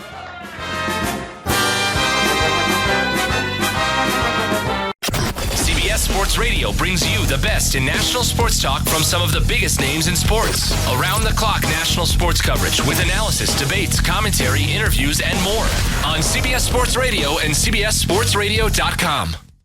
Baseball season is here at last, and the excitement continues all season long at DraftKings.com, the official daily fantasy partner of Major League Baseball. Daily fantasy means no season-long commitments. Why wait until the end of the season to claim victory when you can win huge cash every day? Hurry to DraftKings.com now and enter promo code PODCAST20 to play for free. You could win part of the $300 million in prizes being awarded this season. Enter PODCAST20 for free entry now at DraftKings.com. That's DraftKings.com. Sports podcasts on Play.it are brought to you by DraftKings. Sign up for daily fantasy sports for cash. One back again, Banyard. Play fake. They're going to spin it to the right side. Johnson is brought down to the open field. Big loss with Shea McClellan back there at the 15. That's a loss of 11 yards. They try to get fancy on the end around, and they put him down to the 15-yard line. Cutler takes, back to throw. Pockets clean. Throws over the middle. Caught Jeffrey. 38-yard line to the 35 of the Minnesota Vikings. And a Bears first down. The best pass play of the day for the Bears. Snap is back to Bridgewater. Shuts up short off the hands and intercepted by Fuller. Coming to the near side. Fuller to the 20. To the 15. Bridgewater trips him up at the 9, stays on his feet to the 5, and the Bears are dragging him into the end zone for the touchdown. He had people tugging at his waist in his same uniform. Teddy Bridgewater tripped him up. He did not go down. He used his left hand to push himself up off the ground. That looks to me like a pick six and a Bears touchdown for Kyle Fuller. Snap is back to Bridgewater. Back to throw. He's got an open man inside the 20 to the 15. Thielen got away from everybody. Broken coverage somewhere. He's in for the touchdown. Oh, down to the hold, and Jeremy Kane has sent it back. 43-yard try off the right hash. Slide angle left. Snap placement. Kick by Feely. To the uprights and no good. So the Bears get nothing out of it. Field goal try of 44 yards by Blair Walsh out of the hold of Locke. It's a booming kick, and it's smashed right through the uprights. And the Vikings extend their lead to a touchdown advantage over the Bears, 13-6 with 11:29 to go in the ballgame. On second and 4 out of the gun, they snap it back, and in comes David Bass to sack Bridgewater. Down he goes! And now, live from the penalty box in Plainfield, it's time for the Majestic Star Casino postgame show with your hosts, Doug Buffone and Ed Obradovich, only on Sports Radio 670 The Score and 670thescore.com. Chicago's sports station, presented by Majestic Star Casino. Experience 6 floors of gaming action by Motorworks. Nobody works like Motorworks to earn your business. And by the penalty box, 160-108 South Route 59 in Plainfield. Welcome to the Majestic Star post-game show presented by Motorworks. On the Score Radio 670, we're live at the penalty box in Plainfield. Obradovich and Buffone, 312-644-6767. Talking about the Chicago Bears, another exciting, wonderful game We saw the Bears put out so much effort, and very exciting. Well, I almost didn't make it through, but they did lose. 13-9 was very close, and I almost had a heart attack from the excitement. Well, folks, that about wraps it up for our show today. Thank you so much for coming here. You guys look like a great crowd, but that's it. We'll see you next year. Holy Christ. I hope next year again. And Ed and I talked about this a long time. Not just the last couple games or 3 games. It's time to fire the whole crew. It's time to get rid of everybody up there in Hallis Hall. From all the way down to GM to everybody down the line. Get rid of them. You can't do what they did this year because they're so bad. It is so bad that it's really almost impossible to feel that this could happen. And then we see today what happened. All right, great. Cutler was out there. They lose 13-9. Big deal. Big deal. They're playing the Minnesota Vikings, who are dead last in the division. And now the Bears are dead meat. When you come to Chicago, here's the deal. You got the Cubs, you got the White Sox, you got the Hawks, you got the Bulls, and then you got the Bears, number 5. And that's exactly what they did. That's what they let it happen to the Chicago Bears, and that belongs to the ownership. They need to change it around. Well, let me tell you, fire everybody. Let me tell you, folks, maybe you weren't privy to it or see it, but in the owner's box, the visiting owner's box, George McCaskey, take a wild guess who was sitting next to him. You got it. I'm going to tell you what, folks. There isn't enough time in this 2-hour show to talk about what Jerry Angelo did for 10 years and what Emery has done for 3 years. Now, if you just sit back and look at the offense, the defense, and the special teams, okay? And if there are not wholesale changes, I mean Ted Phillips, you take him away from every football thing there is. Let him count chemicals, whatever. He's an accountant. Get him out of there. Emery, with this guy, with what he has done in 3 years, signing a quarterback. And by the way, did you see J.D. enthusiasm in him this morning? Did you see the game? How he played the game? An amoeba has more enthusiasm than him. And he should be the leader of this team. But how in the world, Emery, you just look at the draft choices that he's had and then the contract signings. How in God's green earth do you, and he is the guy, Emery, come up, you're the general manager, you sign Jay Cutler, who's 31 years old, has played 9 years, and you know what he's won in that time? Nothing. He's done nothing. And sign him to a $126 million contract, of which $54 million is guaranteed, $22.5 million this year. He makes $5.3 million more than Aaron Rodgers. And you're going to have this guy be the general manager. You're going to have this guy run this football team. You're going to have the guy make the draft choices. You're going to have this guy make the trades and tell everybody what somebody's going to get paid. It's an embarrassment to professional football, and more important, it's an embarrassment to the Chicago Bears.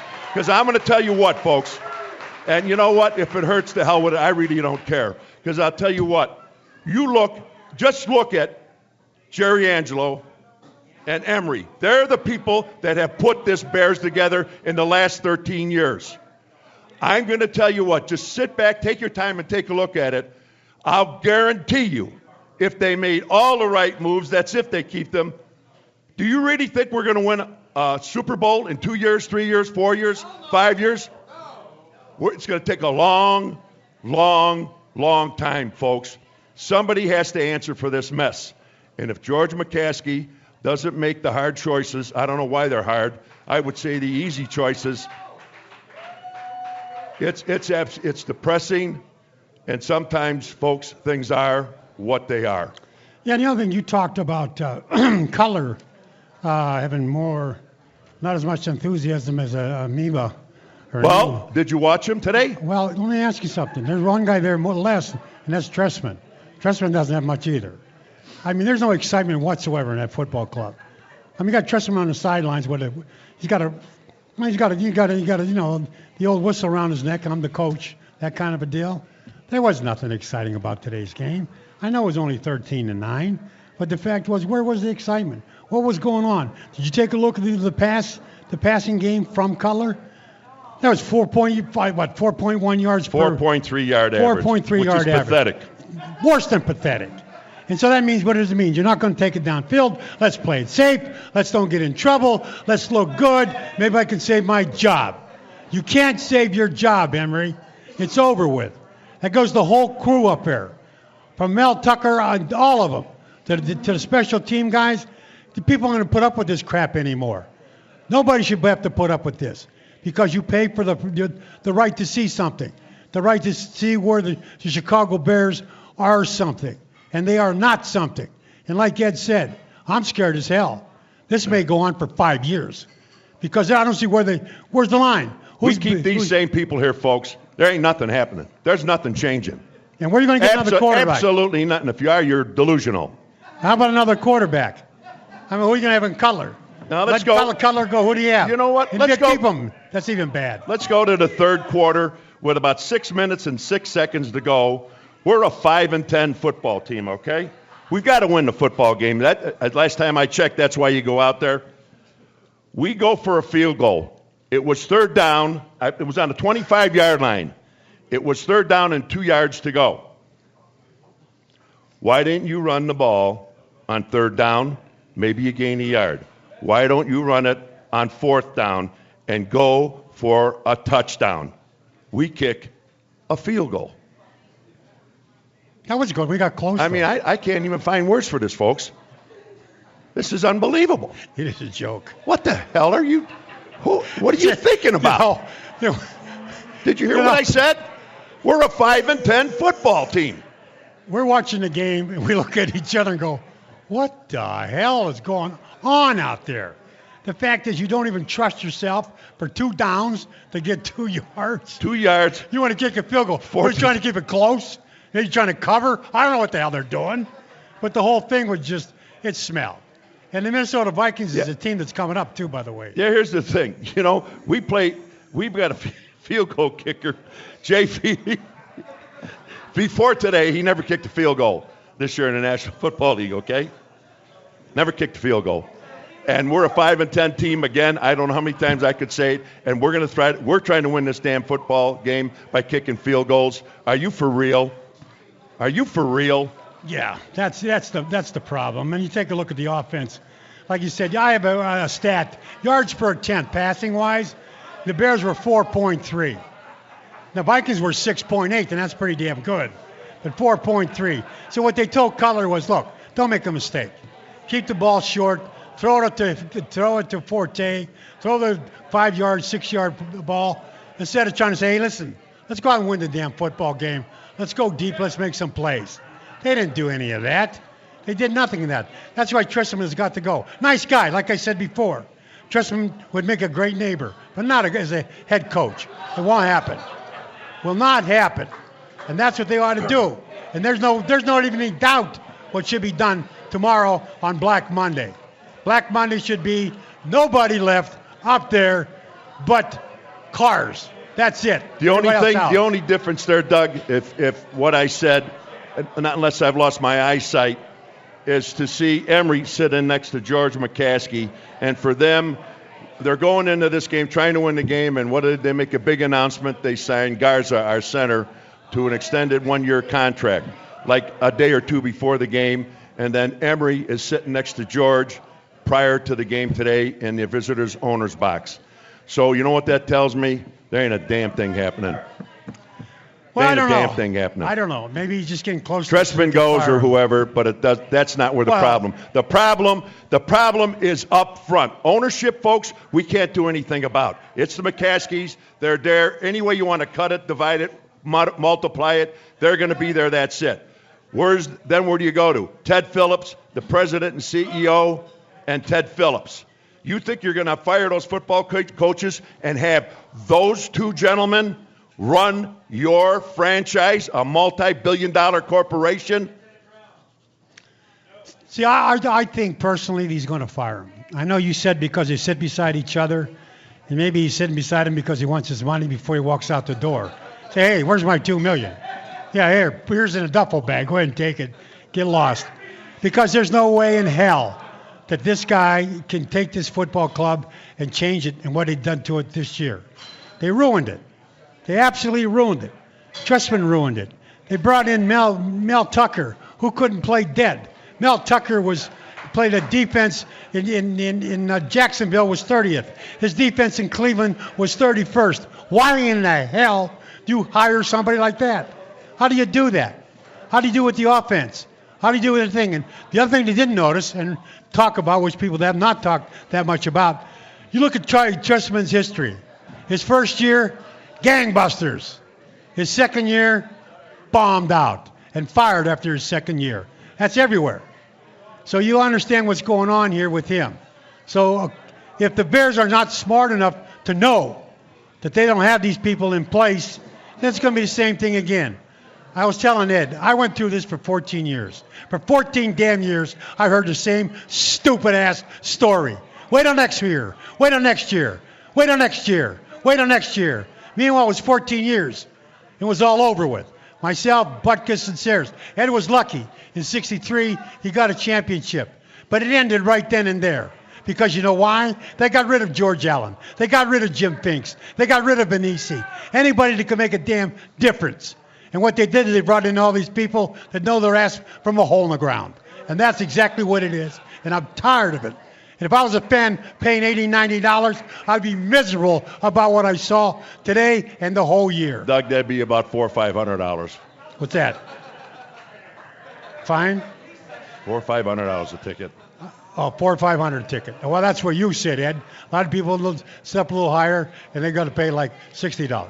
But you sit down there with the $400 ticket guys. All right? Let's go, Doug. Out to All right. the callers.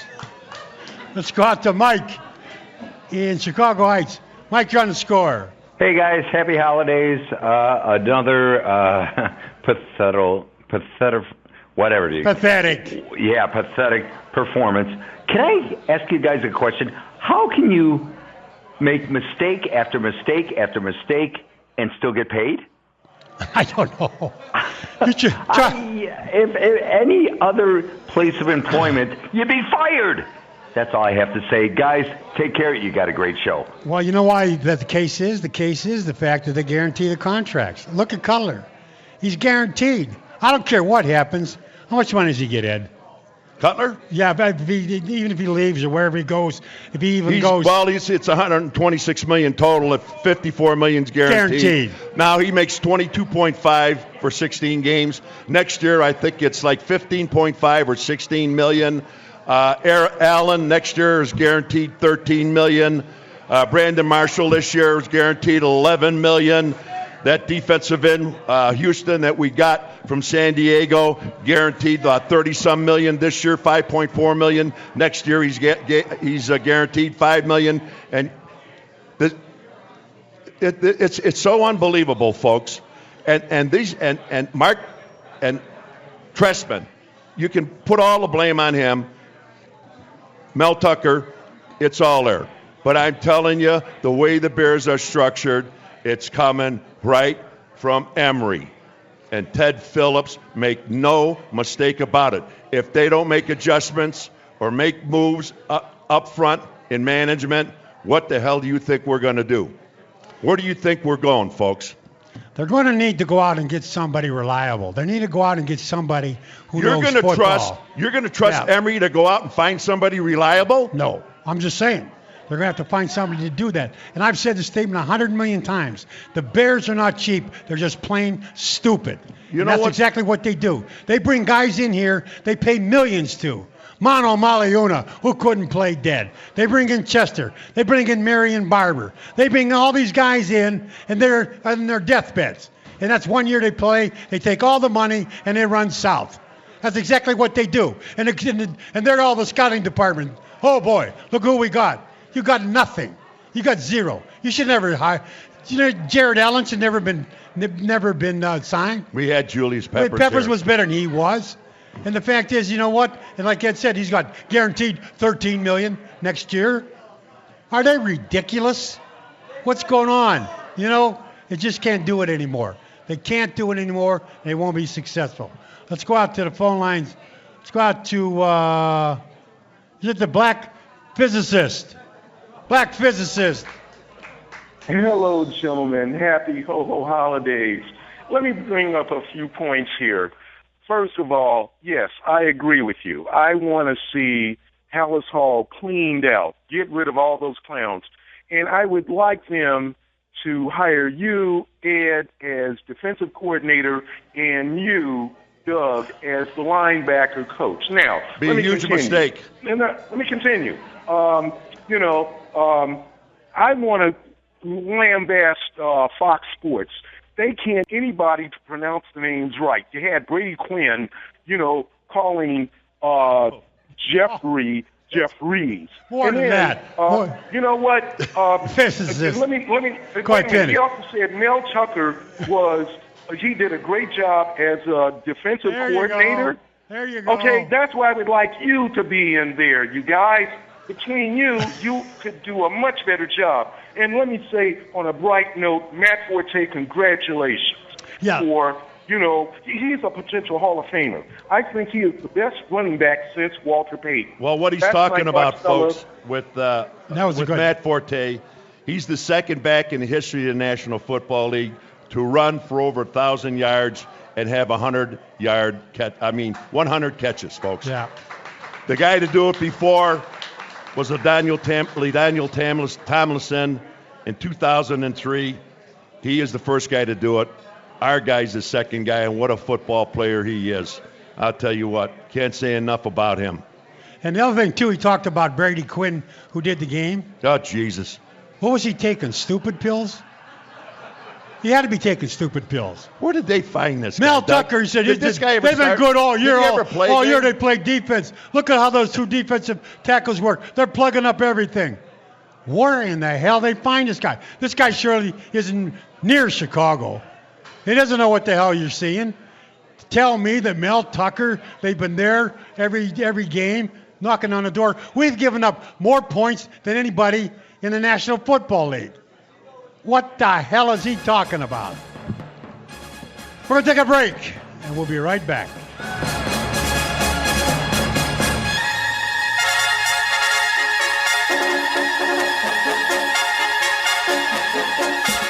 Snap is back, Cutler to throw.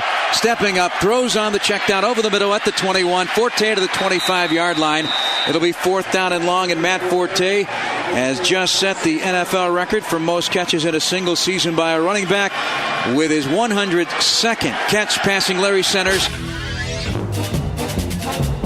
Those highlights courtesy of WBM Radio with Jeff Joniak on the call. Welcome back to the Majestic Star postgame show presented by Motorworks. On the Score, Sports Radio 670. Nobody works like Motorworks. We're in Plainfield, the penalty box. Obradovich and Buffon, our number, 312-644-6767, talking about the Chicago Bears' loss to the Minnesota Vikings 13-9. Well, don't you know, Doug, that's the Bears' way. What way is that, Ed? I don't know. I'm just looking at one of the spokesman for the Bears team, player who's done more for the Bears. He's been in every play, every huddle. He's done a phenomenal job. Robbie or Bobby, whatever the hell his name is, Gold. The Bear way? Yeah, it's the Bears way. Well, he's not wrong. I mean, that's the Bears way. I mean, the Bears way is to lose. It's the Bears way. I guess things. That's what they do. They. That's what we do. Everything's supposed to be kept inside, kept in house, like nobody ever thought of that before. But it's the Bears way. Well, I feel so much better that I heard that. That was the Bears way, not like Green Bay's way or Detroit's way. It was the Bears way. The Bears way. You can't beat that, Ed, no matter how hard you try. There you go. Now, here's the thing we have to do. Al Palmani, and God rest his soul, he died a couple of days ago. New Year's, actually Christmas Eve. And today's game ball, we got to figure out who the game ball goes to. Anybody have any suggestions out there? To who? Give 11 out of them to Minnesota. Yeah, anybody else? Anybody on the report? Good one. Good call. Today's game ball goes to Forte. The game ball is presented by Al Piemonte Ford in Melrose Park. Yeah, go to apford.com. You know, speaking about Al Piemonte, Doug, I go back roughly about 40 years with Al, and when he was back at Burgant Chevrolet. And I can't tell you the amount of people that worked for him that went on to own their own dealerships and were huge, giant dealers. And this guy has been committed to Ford and to the store in Melrose Park. And you talk about a helpful, giving individual. And he's not one of these guys that gives something and then everybody on the planet knows about it. He went about it quiet ways for decades. He's helped a ton of people. Al, you're going to be sorely missed. God bless you. God love you. And the best to your family. Mr. Al Piemonte. That's correct, Ed. He is a guy that always, every time, if you needed anything, you called Al. Big sponsor of our show. Always there with us, especially with Ed, because Ed knew him longer than I did. But the fact was, I was surprised that happened. But it's like everything else, maybe he's in a better place. Let's go out to Frank. I think that's who we got here, don't we? Hey, Doug and OB. Thank you for taking my call. What's up, Frank? It's just all these mistakes that I see in the game today, and I'm just Cutler's decisions. And I saw him on a 1st and 10, and I think the 3rd or 4th quarter, where Minnesota had a penalty, and he could have threw the ball downfield to make a free play, but he didn't, and it just aggravates me. I'm done. I'll hang up and listen to your call. Well, that's the other point, too. The point is the way it's going on out there. The Bears, again, had 8 penalties for 50 yards. How many offsides did you see? How many, delay of games? How many in motion? How many of those damn things false offensively? Starts. False starts all the way. And then you got to call timeout. I don't know what the hell they're doing. Maybe Cutler don't know what he's doing anymore. But the fact is they're not doing the right thing. There's no doubt about it. Well, Frank, you're talking and you're worried about Cutler. Let me tell you something, my friend. You better get used to him, because I don't think there's another franchise that stupid to pick up his contract in the National Football League. Not unless the Bears guarantee it and they get rid of him. Let me say that again. I don't think there's another team that's stupid to give a guy like Cutler at his age and his record of doing nothing that gigantic money. Folks, it is absolutely unreal, unbelievable how the hell Emery could come up with that amount of money and those amount of years to Jay Cutler. Ed, there's one team that is that stupid, and that is Tennessee. Tennessee, he played at Vanderbilt, and Tennessee will take a run at him. That's what I believe. Once again, they'll sign him and give him the rest of that $126 million, of which next year I think about $16 million is guaranteed. It's all good. Next 2 years, something like that. Let's go out to John in Palatine. John, you're on the score. Hey, guys. I don't know. First of all, Gruden called him Jeffries, too, the whole Monday night game, so I guess no one can pronounce his name. But Jeffrey. I don't see a quarterback in the NFL that would be successful behind this team. You have an 80s offense. Matt Forte sets this meaningless record. Yeah, because check down, check down, check down, check down. They have a running team. They can't run the ball. They can't get short yardage. This offense is a joke. And the Cromer shouldn't have been fired for being an idiot or talking or saying what he said. He should be fired for an incompetent line. This line, come on, Obi, you said at the beginning of the year, offensive line is key in the NFL. Have you seen an offensive line this year that can run the ball consistently against anybody? I don't see any quarterback that would be successful behind this team. You build a championship team. Where, Doug? On both lines, offense and defense. You build it up front from the inside out, folks. Don't let anybody ever tell you any different. It doesn't matter what decade. It doesn't matter.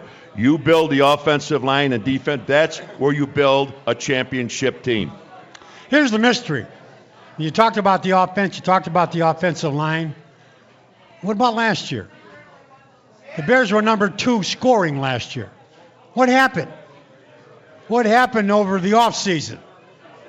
Someone figure it out? Someone understand what the hell Trust was trying to do? And like I'd mentioned to you before, This happened before with him. His first year is gangbusters. His second year, down the tubes and then fired. You figure it out. Well, the key to next year, Doug, offensively, we got to get Brandon Marshall. We got to find a way to keep him here. I think you're right, Ed. He's a strong guy, strong-willed, speaks well. I mean, he's a leader in that locker room. It's not a problem either. And you need guys that... What a leader he is, folks. You know what? It's the Bear way. If you take a look at it. I forgot about that. Because they got Robbie, it's the Bear way. Old Gould. Yeah, it's the Bear way. We're going to go for an update. We'll be right back. We're back with more of Doug and OB and the Majestic Star Casino postgame show, live from the penalty box in Plainfield, presented by Majestic Star Casino. Experience 6 floors of gaming action, and by Motorworks. Nobody works like Motorworks to earn your business. And by the penalty box, 160-108 South Route 59 in Plainfield. Only on Sports Radio 670 The Score and 670thescore.com, Chicago's sports station. Welcome back. Paul Bradovich on the phone talking about the Chicago Bears lost to the Minnesota Vikings, and only 2 good things happened to me today. First of all, is being here at the penalty box. This is a great place. We were here last year, a terrific place. And also, Ed and I went down to La Dolce Vita and had some food. La Dolce Vita. La Dolce Vita. I am telling you, unbelievable. Danny did a phenomenal job. Danny Lombardo, unbelievable. Food was unbelievable. I can't explain it to you how good it was. That's the only thing that saved my day, plus this place. Plus you people being out there. And you guys are interested. And that's still good for the Chicago Bears and for the city that you're interested in what's going on. But you got to be told the truth. And you got to stand up and say, look, that's a bunch of crap. I ain't buying any of that. If you do that, then maybe some changes will be made. Let's go out to Mick in Elmhurst. Mick, you're on the score. Hey, 2 things, guys. First of all, regarding all the Bears coaches and the entire front office, to use an old military quote, when the horse is dead, you get off of it, okay? Well, it's dead, in my mind. Second thing, tomorrow afternoon, George McCaskey needs to hold a press conference. He has to hold the press conference. He needs to apologize to all Bear fans for this train wreck of a football season, and I want to hear him say 2014 was a disaster, and we are now making the changes in coaching and front office personnel to ensure this kind of a season does not happen again. And finally, McCaskey needs to say the Chicago Bear fans deserve so much better, and they will get that. We will be better. End of bleeping story. Mick, that's very, very good, Mick. Thank you. That's exactly right, Mick, and that's what he ought to do. There's no question about it, because you are the customer. The fan is the customer. It's like having a restaurant. You go into a restaurant and you have bad food. Well, say, I got bad food. Well, I'm not going to charge you for that bad food. The Bears have bad players. They have bad management. Everything is bad up there. So you have to answer to that. By answering to that would be to the fans and admit to it that this thing has been a disaster. That we're going to try to change it. And we will change it. We bring the people in here. That's what they have to do. Let's go out to Mike in Tennessee. Mike, you're on the score. Hey, how you guys doing? What's up, Mike? Hey, I just want to say, first off, Merry Christmas and a Happy New Year to you all down there in Chicago. Same to you, Mike. Hey, a couple things, and I'll hang up and listen to you. First thing, the GM and president. We got an accountant as a president, and we have no one with any football sense, no long-range vision. We're throwing money around, but, hey, what are we trying to do? Where are we trying to get? Our end state should be winning the Super Bowl, but we don't hear anything. Hey, Mike. Go ahead. I'm sorry. Second, leadership. Where is it? We have no leadership on offense, defense, special teams. No accountability. Then third, this last one, guys, and I'll hang up and listen to you. No fire, no heart. We're stuck in mediocrity. When are we going to get some guys that are going to show some fire? What are we playing for? What are we working for? The guys on the field, we're out there for a reason. We're out there to win a Super Bowl, not just to get a paycheck. The coaches are out there, hey, we're supposed to win a Super Bowl. Same thing with the GM, the president. The whole thing is about winning a Super Bowl. Hey, Mike, you're in Tennessee, correct? Where at in Tennessee? Yeah, Clarksville, Tennessee. I'm out here in the military. Yeah, have you heard anything about like Cutler going to the Tennessee Titans? No, we haven't heard anything really on the news or anything. There was some speculation, but nothing. Nothing solid. No, nothing solid. I actually have some friends that actually work within the Titan organization, but really haven't heard anything. So, Doug, it's kind of disappointing. When we talk about leadership, that's one of the big things is where is it?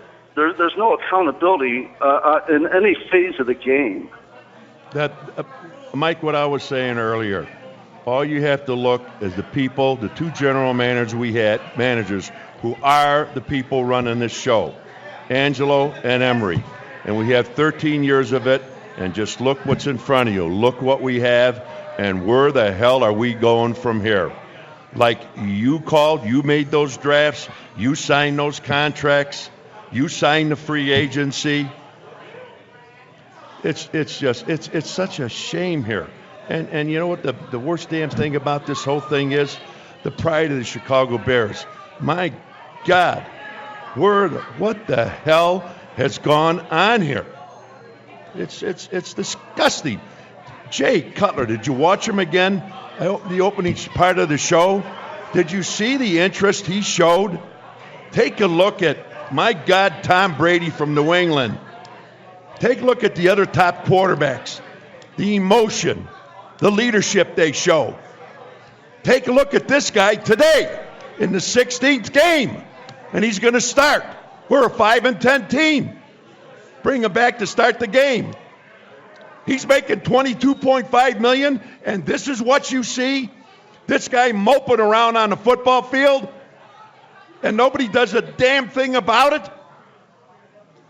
Cutler's got to answer for this. And the problem, too, again, with this is, we know Cutler's a mope. All right, we know that. They call him jerk face. Bryce, you got to have a great sight problem not to figure that one out. Well, the fact is, though, on the sidelines, that guy on the sideline, Tressman, he looks like a zombie. He looks like he's dead. Where's the excitement you see from this guy? See any excitement whatsoever? Who's the guy that brought him in? No excitement there either. Who's the guy that brought him in, Doug? He's there. I'm talking about Tressman is there, and the fact is Who brought him in? Emery brought him in. Thank you. But the fact is, when it's all said and done with, he shouldn't have brought him in. There is no excitement. You talk about leadership. Leadership comes from colonels and generals, all right? I would consider Tressman a colonel. I would consider Emery a general. If they want to go the old Army routine. Neither one are doing the damn job. So consequently, you got Cutler there who's fallen on his face. Who's definitely fallen on his face. And so everybody says this before. Everybody talked about him. But what covered it up was the fact that he does have a lot of gifts. He has a strong arm. But that's as far as it goes. Why do we have to go to a break? I don't know. It's kind of part of the deal. Money? Is that what it is? Okay. Okay, Emery. We're taking a break on kind of money, Emery. All right, bye. Hang in there. Welcome back to the Majestic Star post-game show presented by Motorworks. The Score, Sports Radio 670.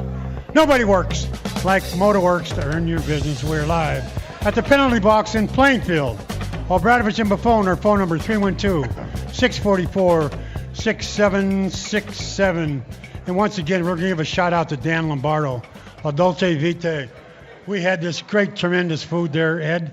Absolutely. And it was just unbelievable. So we had two great places. Two good things happened to us today. Being here, which is a great place. We were here last year. And also being over there. So, Dan Lombardo, thank you so much for all the stuff you gave us. Absolutely. We're talking about the Bears. Of course, they're lost to the Minnesota Vikings, 13-9. Let's go out to Mike in Rockford. Mike, you're on the Score. Hey, guys. What's up, Great Mike? to talk. Hey, I got a question for you. We all know that the Bears organization is a historic franchise. And I talked to you guys last week or whatever and said that McCaskies are running this thing and George Halas is probably rolling over into his grave. But I got a question for you. I'm watching this Green Bay-Detroit game, and Detroit is going to probably lose this game, unfortunately. I'm pulling for Detroit because I can't stand the Packers. Being a Bear fan, They've killed us for 20-plus years. They've owned us. They've owned everybody in the NFC North. The Packers are the nemesis to everybody, the Vikings and the Bears and the Lions. And, the way I see it, the Bears are so far behind. If they don't fire Emery, what direction? Where the heck are they going to go? We're behind Minnesota guys right now. We're 2 years behind them minimally. They've already got an up-and-coming quarterback. We're sunk. We're at the bottom of Lake Michigan. We're at the bottom of Lake Michigan, I'm telling you. With bricks. I don't know what. And you mentioned Green Bay. Everybody hates Green Bay from Illinois, et cetera, whatever. But I'll tell you what. I wouldn't hate him so much if we had Ted Thompson. For you people that don't know who he is, he's the general manager up there.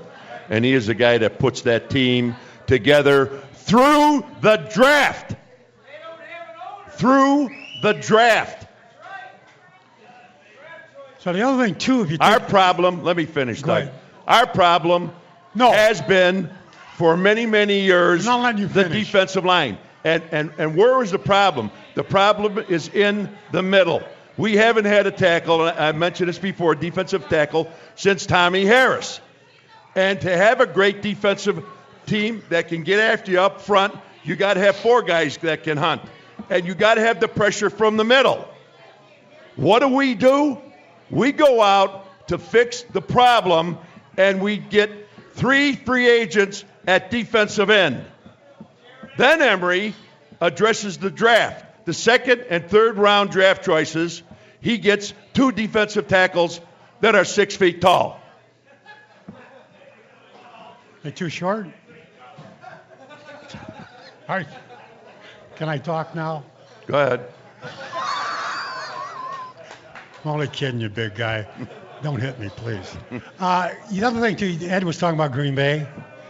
You remember the year that they drafted Aaron Rodgers?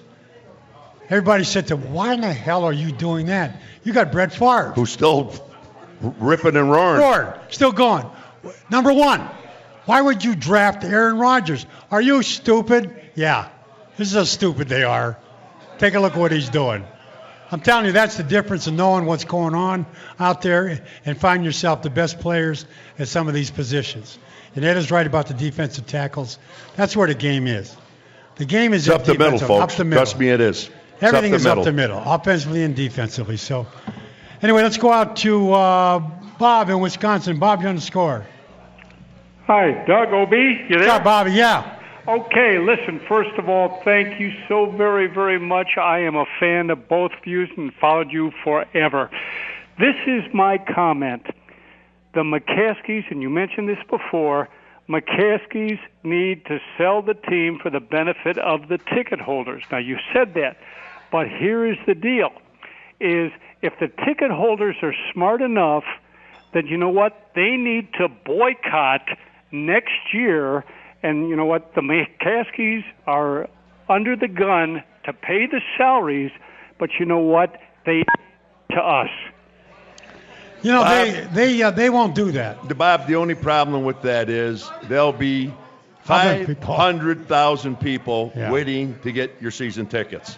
Okay? They say they won't, but I'm telling you, you put them up for sale, they're gone in a New York minute. It's amazing. It's the most amazing city Bears. in the NFL. I don't know. Maybe that is the problem. Well, probably is. Maybe that is the problem. But now that you see, we talked about, Ed, the fact that the other teams in Chicago are now making a run at the Bears. The Bears were, the Chicago Bears, boy, that's it. Now it's going to be totally different. The Bears are dead last. They're number 5 of all the professional teams. If that doesn't piss you off, I don't know what will. Plus the fact that the last couple games, you've had 11,000, 10,000 no-shows. That should start pissing you off. You know what pisses me off today, Doug? I can tell you what it is. A 5-10 team, and we're kicking field goals, and we've got 2 yards to go on a 25-yard line, and use 2 running plays. Go for it. And they kick a field goal. Mm-hmm. Excuse me, or tried kicking a field goal. I mean, folks, it's I don't know, maybe it's not ludicrous, but I mean, the stupidity is there. It's in front. We sit there and we watch this. You're 5-10. and you don't want to get 2 yards, you don't want to score a touchdown and win the damn football game, you're not 10-5. You're 5-10, and you suck on top of it. And see, hopefully that will not be a factor because he's not going to be around anymore to do that. They'll find another guy to do that, but this guy won't do that. The fact is, when it's all said and done with, so many bad decisions, and you're right. Doug, let me ask you a question. Yeah. Jay Cutler. You know he signed whatever, sealed, delivered, whatever. We know there's a couple other teams. Do you actually think that he's tradable? And do you actually think that maybe the Tennessee Titans or the Jets would give up all those millions to get Jay Cutler? They don't have to pay, Ed. The Bears have to pay. Whatever he gets, every money he gets, let's say Tennessee offers him $5 million, they take that off the top of what they're going to pay him. My point is, would the Bears do that? Well, sure. They would? If they could find somebody who would do that, take him. The fact that they looked at and they'd eat $12 million? They'd have to eat $12 million. But here's the point. You really believe that? Who's the guy? Clausen? Who's the guy do you have back, in the pipeline? Where's your quarterback? Where's your young quarterback? What do you have? You don't have anything in the pipeline. You're not like, take a look at Minnesota. They got Bridgewater. Good football player. Take a look at Green Bay. Take a look at Detroit. Take a look at all these teams. It's the Bears that have the problem with the quarterback. So we're going to take a break. Go Bradovich and Buffon. We'll be right back.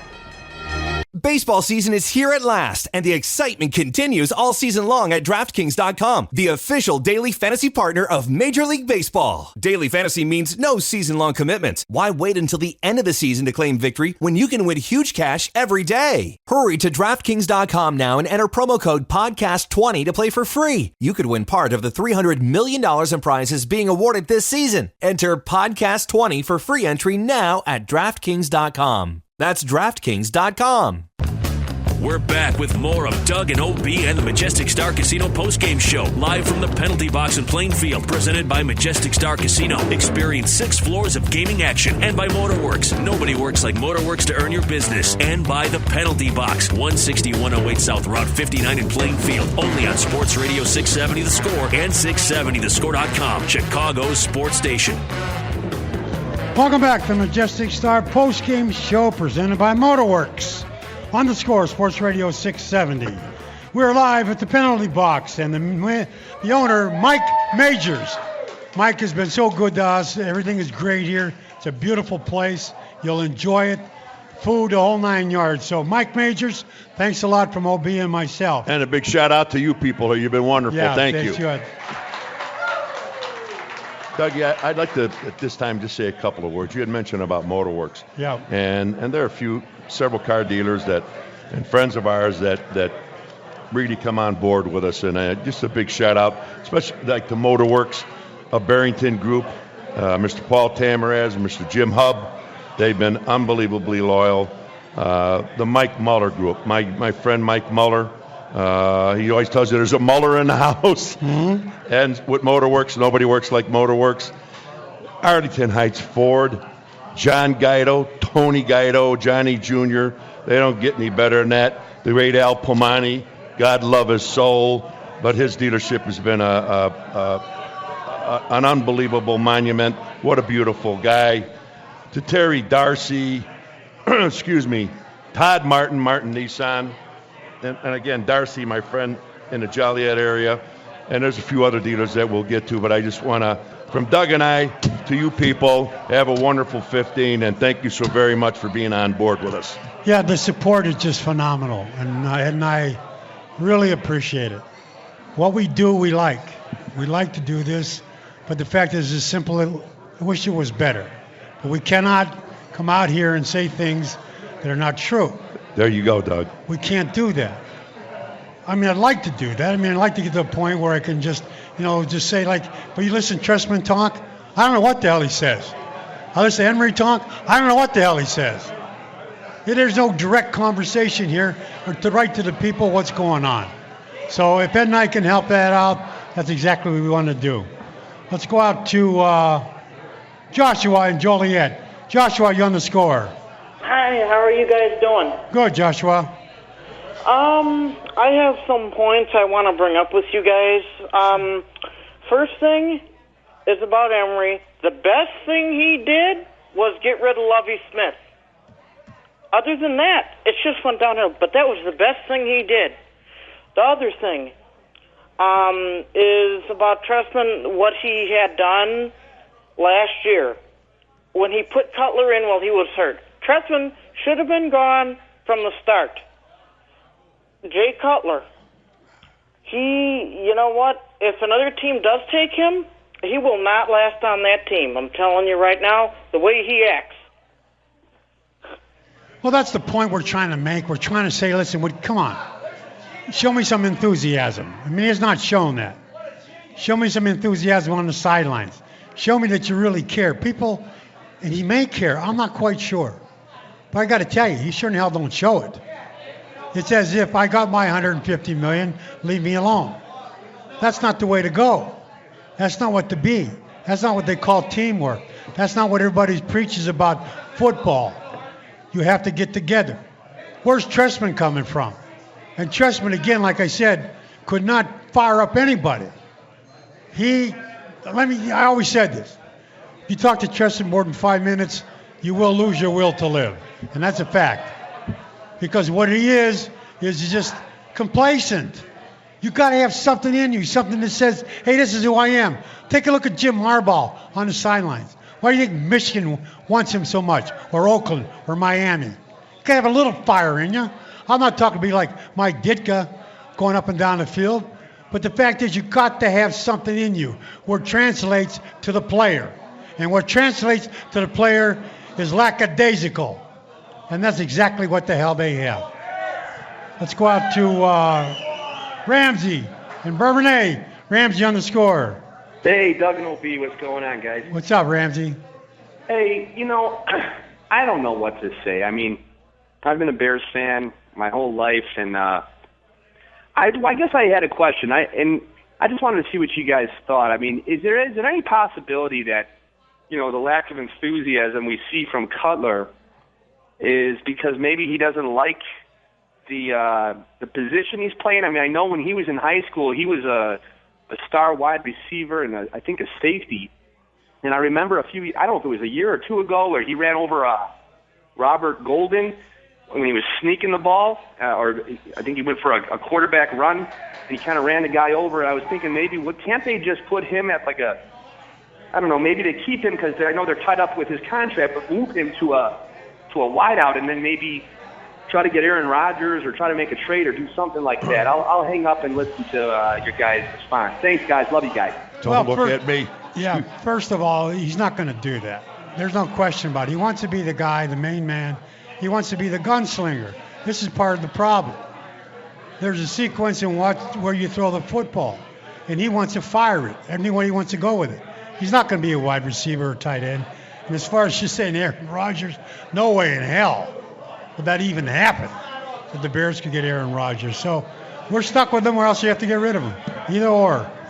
Let's go out to Dave in Wisconsin. Dave, you're on the score. Doug and Ed? Yeah. Dave, yes. Happy New Year to you and your lovely families, and God bless the rest of the year now. Right. Same to you, Dave. Thanks for taking my call. Doug and Ed, when you used to play in Green Bay, Wisconsin, you stayed at the Hotel Northland. Yeah. My dad and I, we got our autographs from you. You had no problem because you represented the Bears on and off the field, especially off the field. Jay Cutler, my wife and I went up to the cities this weekend. Are you still there? Yeah, go ahead. Yeah, my wife and I went up to the cities this weekend. We went to the hotel where they were staying at, waited 2 hours. They came in, got off the bus, went up to their rooms. Didn't want to bother them before that. Some of them came down, were very, very nice. Didn't get any autographs, just would say hi, and my wife took some video. Okay, well, here comes Jay Cutler down by himself. He walks through the hallway. He's walking out the glass doors to go outside, all by himself, not in a hurry. And I'm not lying to you guys. I said, my God, let's go get Mr. Cutler's autograph. I got my ball. I've always been a fan of his. I've been a Bear fan for 64 years. I walk outside. I said, Mr. Cutler, I've been a Bear fan for 64 years. Could you please sign my ball? And my wife was behind me ready to take a picture. Do you know what he told me? What? He said no and walked right past me. Now, if he's representing the organization, my guys, if he's representing the Bears as an organization on and off the field, I hope that all the Bear fans in your whole area are listening to this now on how this person has done it. I couldn't get any sleep last night. I went to the gym today. I said, I can't believe this guy did this to us, Carol. I'm a past salesman, 64 years, and my wife's an ex-teacher, so we're pretty respectable people. And I said, Mr. Cutler, not Jay, not anything, guys. Guys, I don't know if I'm going to stay with the Bears. I don't know, but then my wife made a good comment, guys, and thanks for your time. She said, but look at how wonderful the other guys were, Mr. Jeffries, Mr. Allen. And I said, I know, Carol. Guys, I'll just take your comments. God bless. Have a great year. But I'll tell you, guys, we can't keep this guy. I think he's the biggest put on. How did the parents bring up this guy to be that disrespectful? And guys, thank you for your time. I'm just a little upset and be well. And we hope the Bears straighten us out. That's I gotta okay, tell you, Dave. You got a right to be upset for you and your wife. I absolutely totally believe you because I've seen this guy in action before. And it's just, you know what it is? It's just another story about this guy, story after story, year after year. In the meantime, we play to win a Super Bowl, to be a world champion, and where are we? We're lost in the middle of a damn desert somewhere, out in an ocean or in Chicago, Lake Michigan, where we're just floundering around. No leadership up front, no leadership on the field, and the players do whatever the hell they want. And wow. We're going to look at next year and the following year and the following year, and we're going to win a Super Bowl, not on your life. And if he did do that, if he did not take that autograph and sign it, and he was walking to the bus, that's not acceptable. You understand, and really understand, and I understood and so did you. We got paid. The guys were paying it. Were the guys that are coming in, our fans. They're the ones who are behind us. They're the ones who are with us. The fact is that you turned a guy down and you said no to a simple autograph to a football. To me, that's a moron. And I don't buy into it at all. Because our fact is what we do is, sure, it's not that he was going out into the football field. I can understand that. Wasn't coming off the football field. I can understand that. But you're walking to the bus and you have a guy come up and said, Mr. Cutler, will you please sign my football? That's inexcusable. That is totally inexcusable. Let's go out to Herb on the road. Herb, you're on the score. Hello, guys. Kind of a two-part question. Cutler's earned everything he's got this year as far as criticism. But the last possession the Bears had, Jeffrey gets a penalty. The next guy gets a penalty. Yeah. What coaches or what coordinators are going to change that? I mean, Jeffries is a wideout. He's looking at the ball. How does he move? And he's done it before. All of them do these stupid things. Maybe in a way I can understand why Jay is frustrated, but he earns the criticism and he does some stupid plays too. But I don't know what coaching is going to do for this team. Well, the coaching is so important as far as any position on that field. And I take a look at a lot of these players, and I blame the coaches at times. Well, the position coaches, Doug, is they exactly got to take what care you're of talking them. about. Guess who would a receiver? Who does he spend the time with? He doesn't spend time with Trestman. That's for damn sure. He doesn't spend time with Cromer and offensive linemen with their position coach, defensive linemen, linebackers. That's who they spend the majority of the time from day to day, from the day training camp opens up to the day it all ends. So who's on display? Your head coach, your coordinators, and your position coaches. And guess what? Pretty sorry-ass situation, isn't it, folks? And the fact is, too, the fact that even though the position coaches, and you're absolutely correct, but when a game is going on, you got the head coach out there, then why are you getting all these penalties? Why are you getting these offsides? Why are you all getting everything that's going on against you? That's a reflection of coaching. That's exactly right. That's exactly what happens. But you're a head coach. You think you wouldn't grab somebody by the throat and say, what the hell are you doing? Instead, he sits back there and raises tulips. I don't know what the hell he does. Anyway, you're listening to Score Sports Radio 670. We're going to take a break. We'll be right back.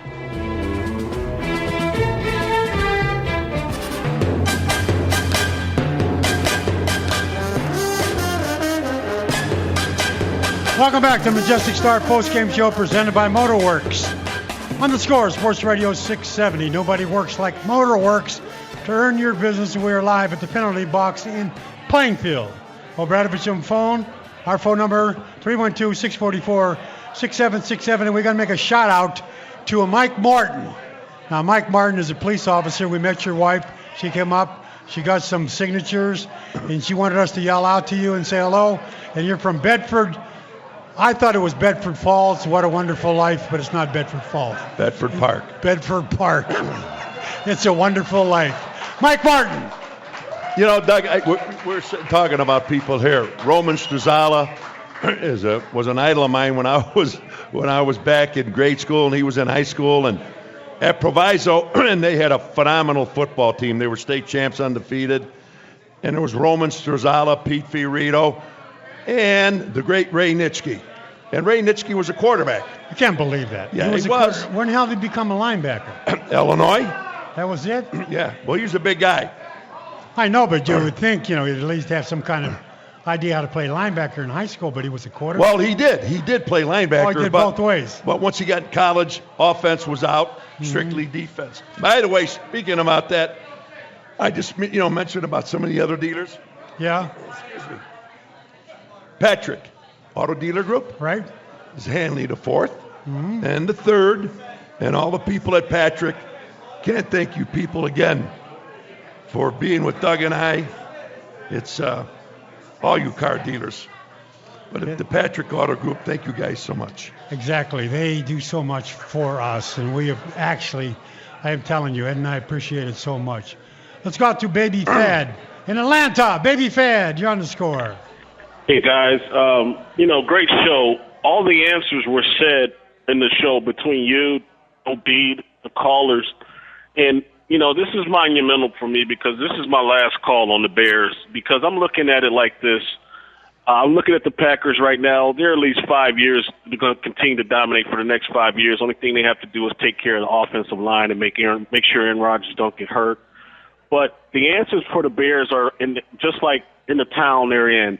When Wirtz died and they let John McDonough take over the team and then they turned it over to hockey guys, they became a good team. When the Tribune sold the Cubs to the Ricketts, they brought in baseball guys, and now they're on the move, and it's a lot of hope. The Bears, and you brought it up, Doug, and I said this earlier, the same point you brought up with when Packers drafted Aaron Rodgers. They had Brett Favre already, but they still drafted Aaron Rodgers, and we drafted Cedric Benson, and we didn't have a quarterback, and we let Rodgers go all the way down to them, and they never missed a beat.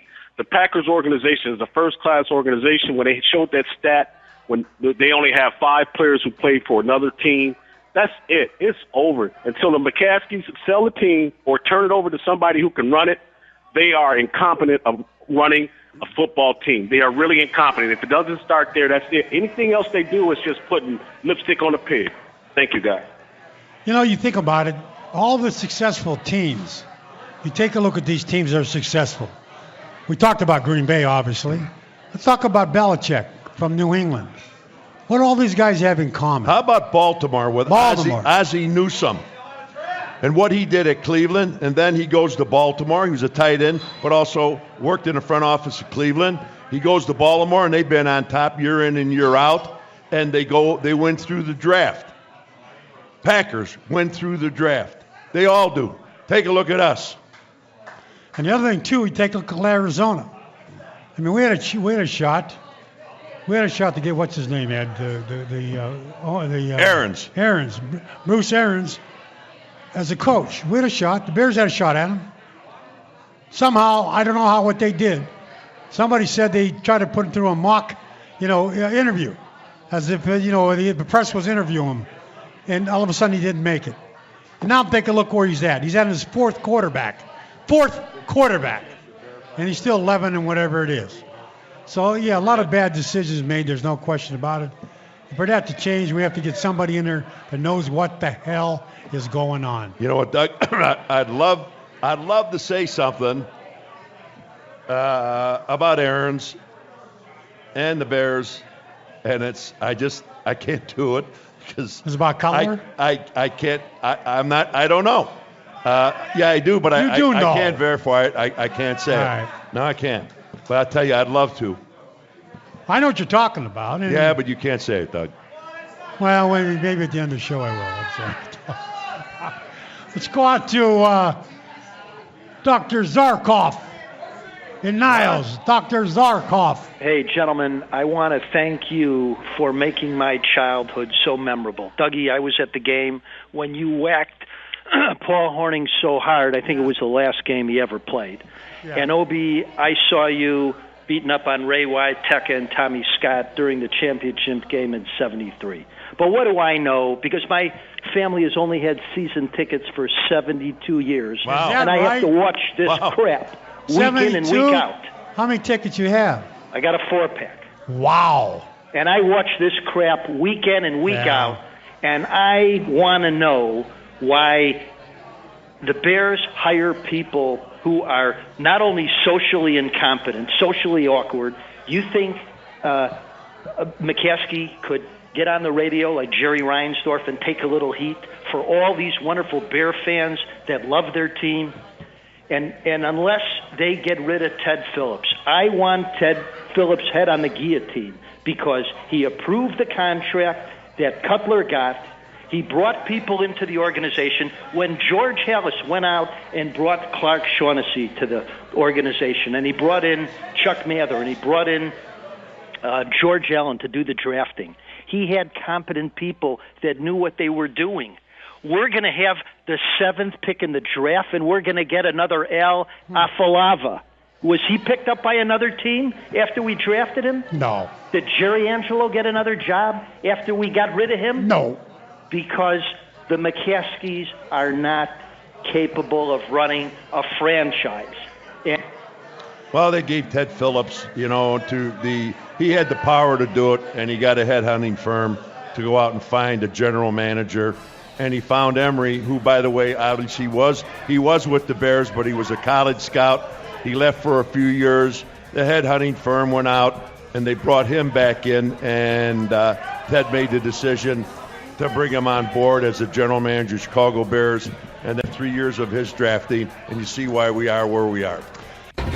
We're back with more of Doug and OB and the Majestic Star Casino postgame show, live from the penalty box in Plainfield, presented by Majestic Star Casino. Experience 6 floors of gaming action, and by Motorworks. Nobody works like Motorworks to earn your business. And by the penalty box, 160-108 South Route 59 in Plainfield. Only on Sports Radio 670 The Score and 670thescore.com, Chicago's sports station.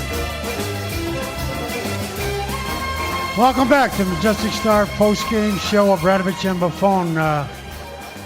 Having to be watching in between, watching the Green Bay Packers and watched Aaron Rodgers go down. No one hit him. I think he might have pulled a hamstring, but anyway, he needed help off the field.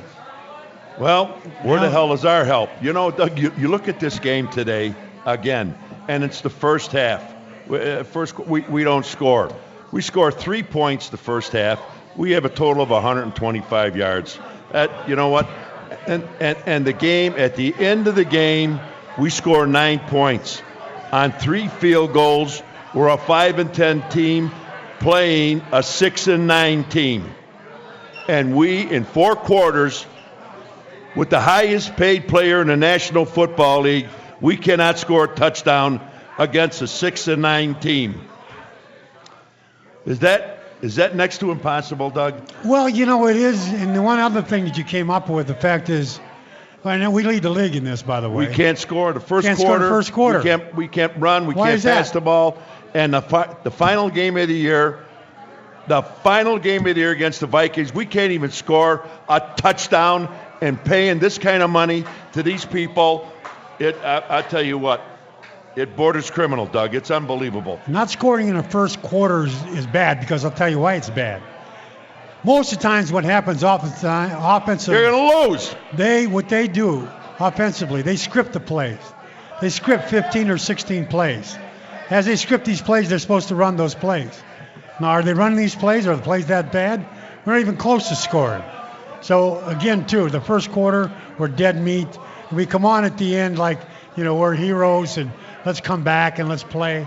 That's not the case. The case is they're 4 terrible. quarters against the Vikings, and we don't score a touchdown. Yep. Don in Wisconsin, you're on. Don. Hello? Don, you're on. Hey, how's it going, guys? Good. I'm from Wisconsin, and it's tough waking up every day and telling people I'm a Bears fan, and then I get the crap every day for all the Packers fans having a good time. You got to get bombarded. But just had a quick thought. A lot of talk about Mike Shanahan being a head coach, the new head coach, if Trestman gets the door. Personally, I just want to hear what you guys think about it, but I like it because he has that fire and he has that Chicago mentality I think that we need in a franchise. And also, looking on the bright side for us, which is slim, if you look at the Cubs and the Blackhawks, they got people that know their respective sports, with McDonough, and then you got Theo Epstein, because Chicago, it is a big city. People want to win in Chicago. So just thought I'd call in. Have a good New Year, guys. Hey, Don, the difference is, you look at John McDonough, what he did. Rocky hired him, okay, to run the front office and run it. He's the one that changed the philosophy, the way of thinking, and the way they're going to do business to the public, to their players. And when they brought in a coach, somebody had to know something. He brought in Scotty Bowman, and they made a bunch of strategical moves that are very positive and good moves. What the Bears have to do, and Doug, I keep going back, hey, you're never going to get a Ted Thompson. You're not going to get Belichick. There's a guy you might have a shot at and throw a lot of money in front of him, is Ozzie Newsome. I think that guy is brilliant, and what he's done in Baltimore and in Cleveland, I think it would be a great move. Bring him in and let him make the moves. If they don't do something like that, Doug, and they keep the present people that we have, where do you think we're going to go, Doug? Yeah, it is so frustrating. I want to rip this microphone off. How the hell? I don't think it's going to happen, and I don't think we're going to keep him. I don't think they can keep him. I think they have to let him go. I think they have to do what you just said, getting somebody like Ozzie Newsome. You've got to bring somebody here that knows what they're doing. Because the McCaskies don't. That's just a fact. They don't. They don't know what's going on. They're nice people. Virginia's a great lady, but they don't know what's going on in football. They need help. They need somebody to run this whole thing. It's enough with the wrong decisions already. There are people out there, George, that believe me are more than qualified, that can help you. Please make the right move. Make the right change. Let's go out to Tom in Kentucky. Tom, you're on the score. Hey, guys. How are you doing? Long-time listener, first-time caller. Just wanted to call in and I may be on the side for keeping Trestman, and the reason is I think there's cancer in that locker room. I think some of these players didn't buy in, and I think some of those veteran players who played under Lovey and were outspoken when Lovey got fired are the cancers on the team.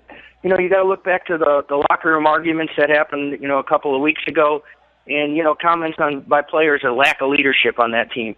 I really think it stems from lack of player leadership and cancers on that team. And I guess my question with that is, how does a coach get around that? How does a coach punish a player who's not buying into the system? The offensive coordinator came out and said Jay Cutler's changing the plays, and, he's undercutting the coaches. So it's just, that's kind of my overall comment. I see lack of leadership on the team. I don't blame Trestman. And what does a coach do? What's a new head coach coming in do to this team? See, I blame Trestman. And I blame Trestman because, number one, let's take a look again. I said this many times. Look at what happened the first year. The Bears were number 2 scoring points. Why did they score last year? There was no cancer. Where did cancer come up? Just this year? Because they were supposed to get better this year. They got better linemen. They went to the defensive line, offensive line. They did all these things. And I do believe part of that, or most of that, is Trestman and Emery. The ball players they brought in. They did bring in the right ball players. There's no question about it. But don't let Trestman off the hook here. That team is lackadaisical. Bad coaches would go out there and do what Trestman does right now. Nothing. Zero. Let it happen. Kumbaya. Go have a good time. I'm with you. You're my buddy. You're my friend. That's not the way this thing works. We're going to take a break. Obradovich on the phone. We'll be right back. Welcome back to Majestic Star Postgame Show presented by Motorworks. On the Score, Sports Radio 670. We are live at the penalty bar in Deerfield. Motorworks. They try to earn your business. There's no question about it.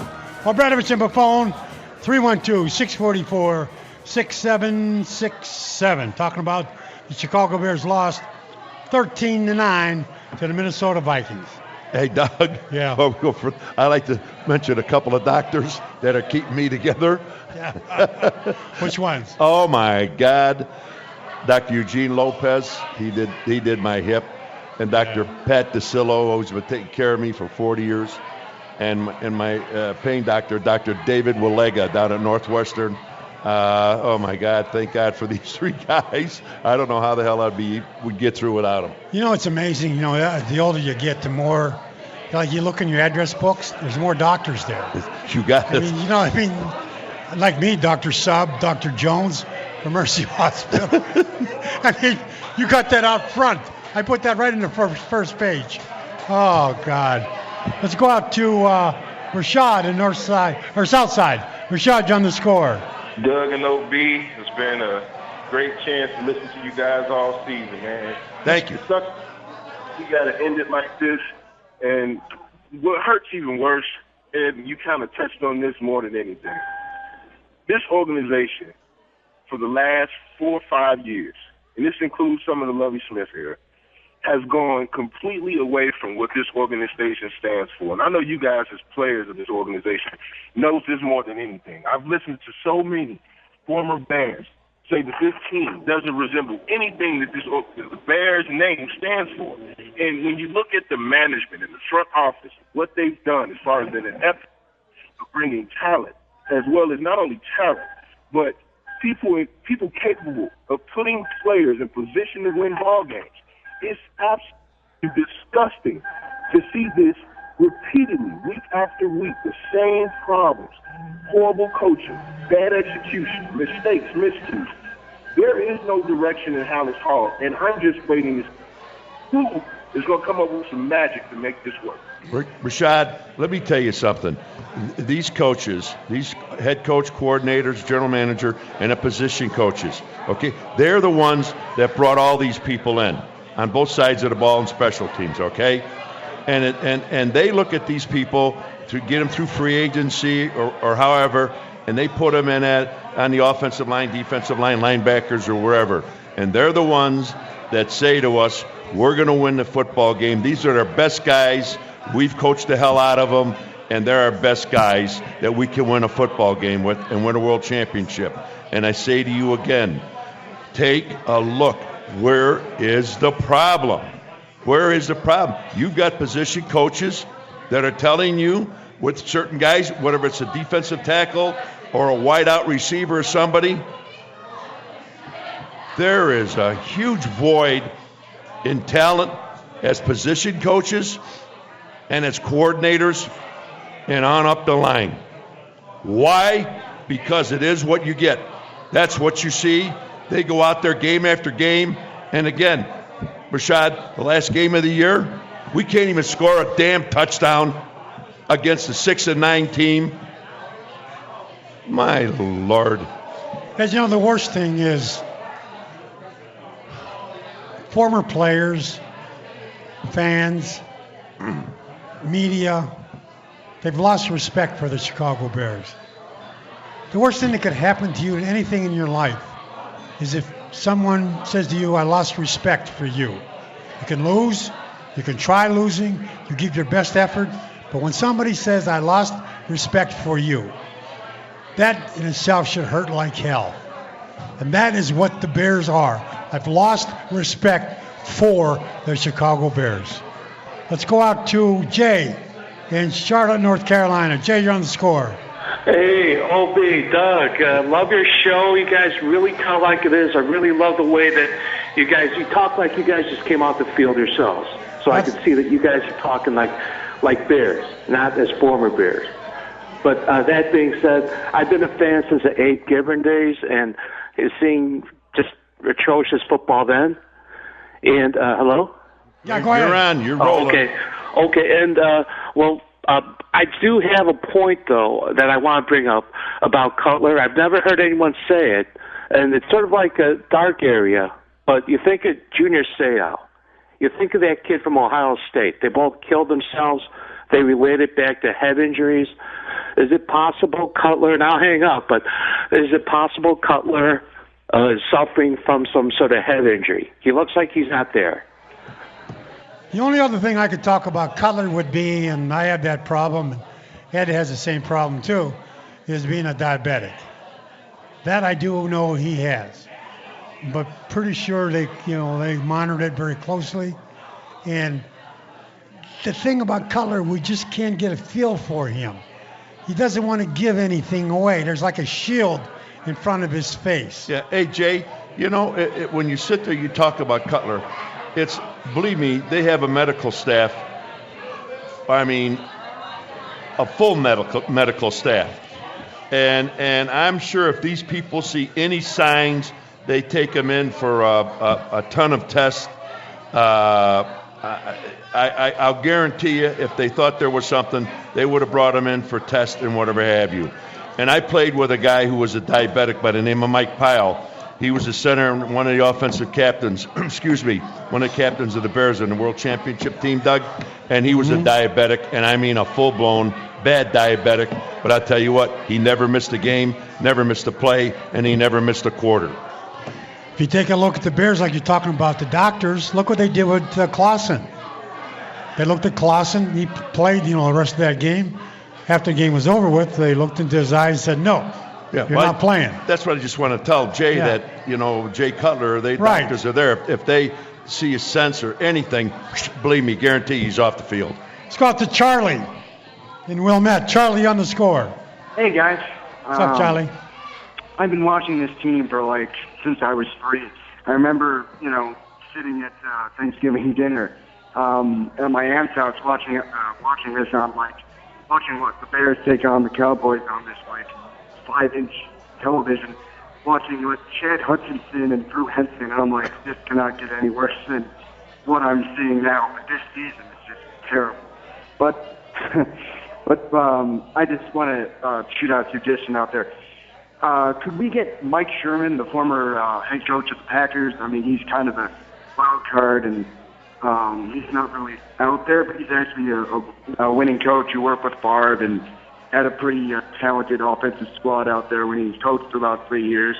So could we, would he be a potential replacement for Trestman if they do choose to replace him?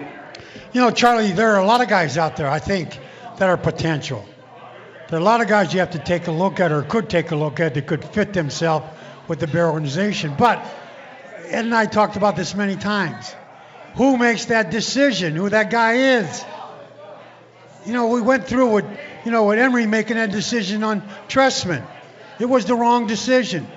Who's to say if Emery stays, we get a new coach, that the same thing don't happen? How do you do that? That's where the problem is, finding who the coach is.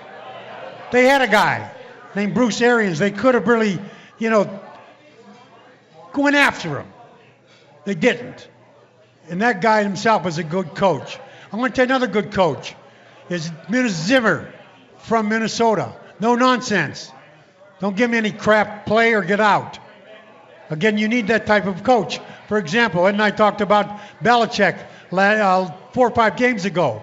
He brought in a rookie, a guy that was going to play, was non-drafted. His name was Gray. The kid ran for 200 yards. 200 yards he had and 4 touchdowns.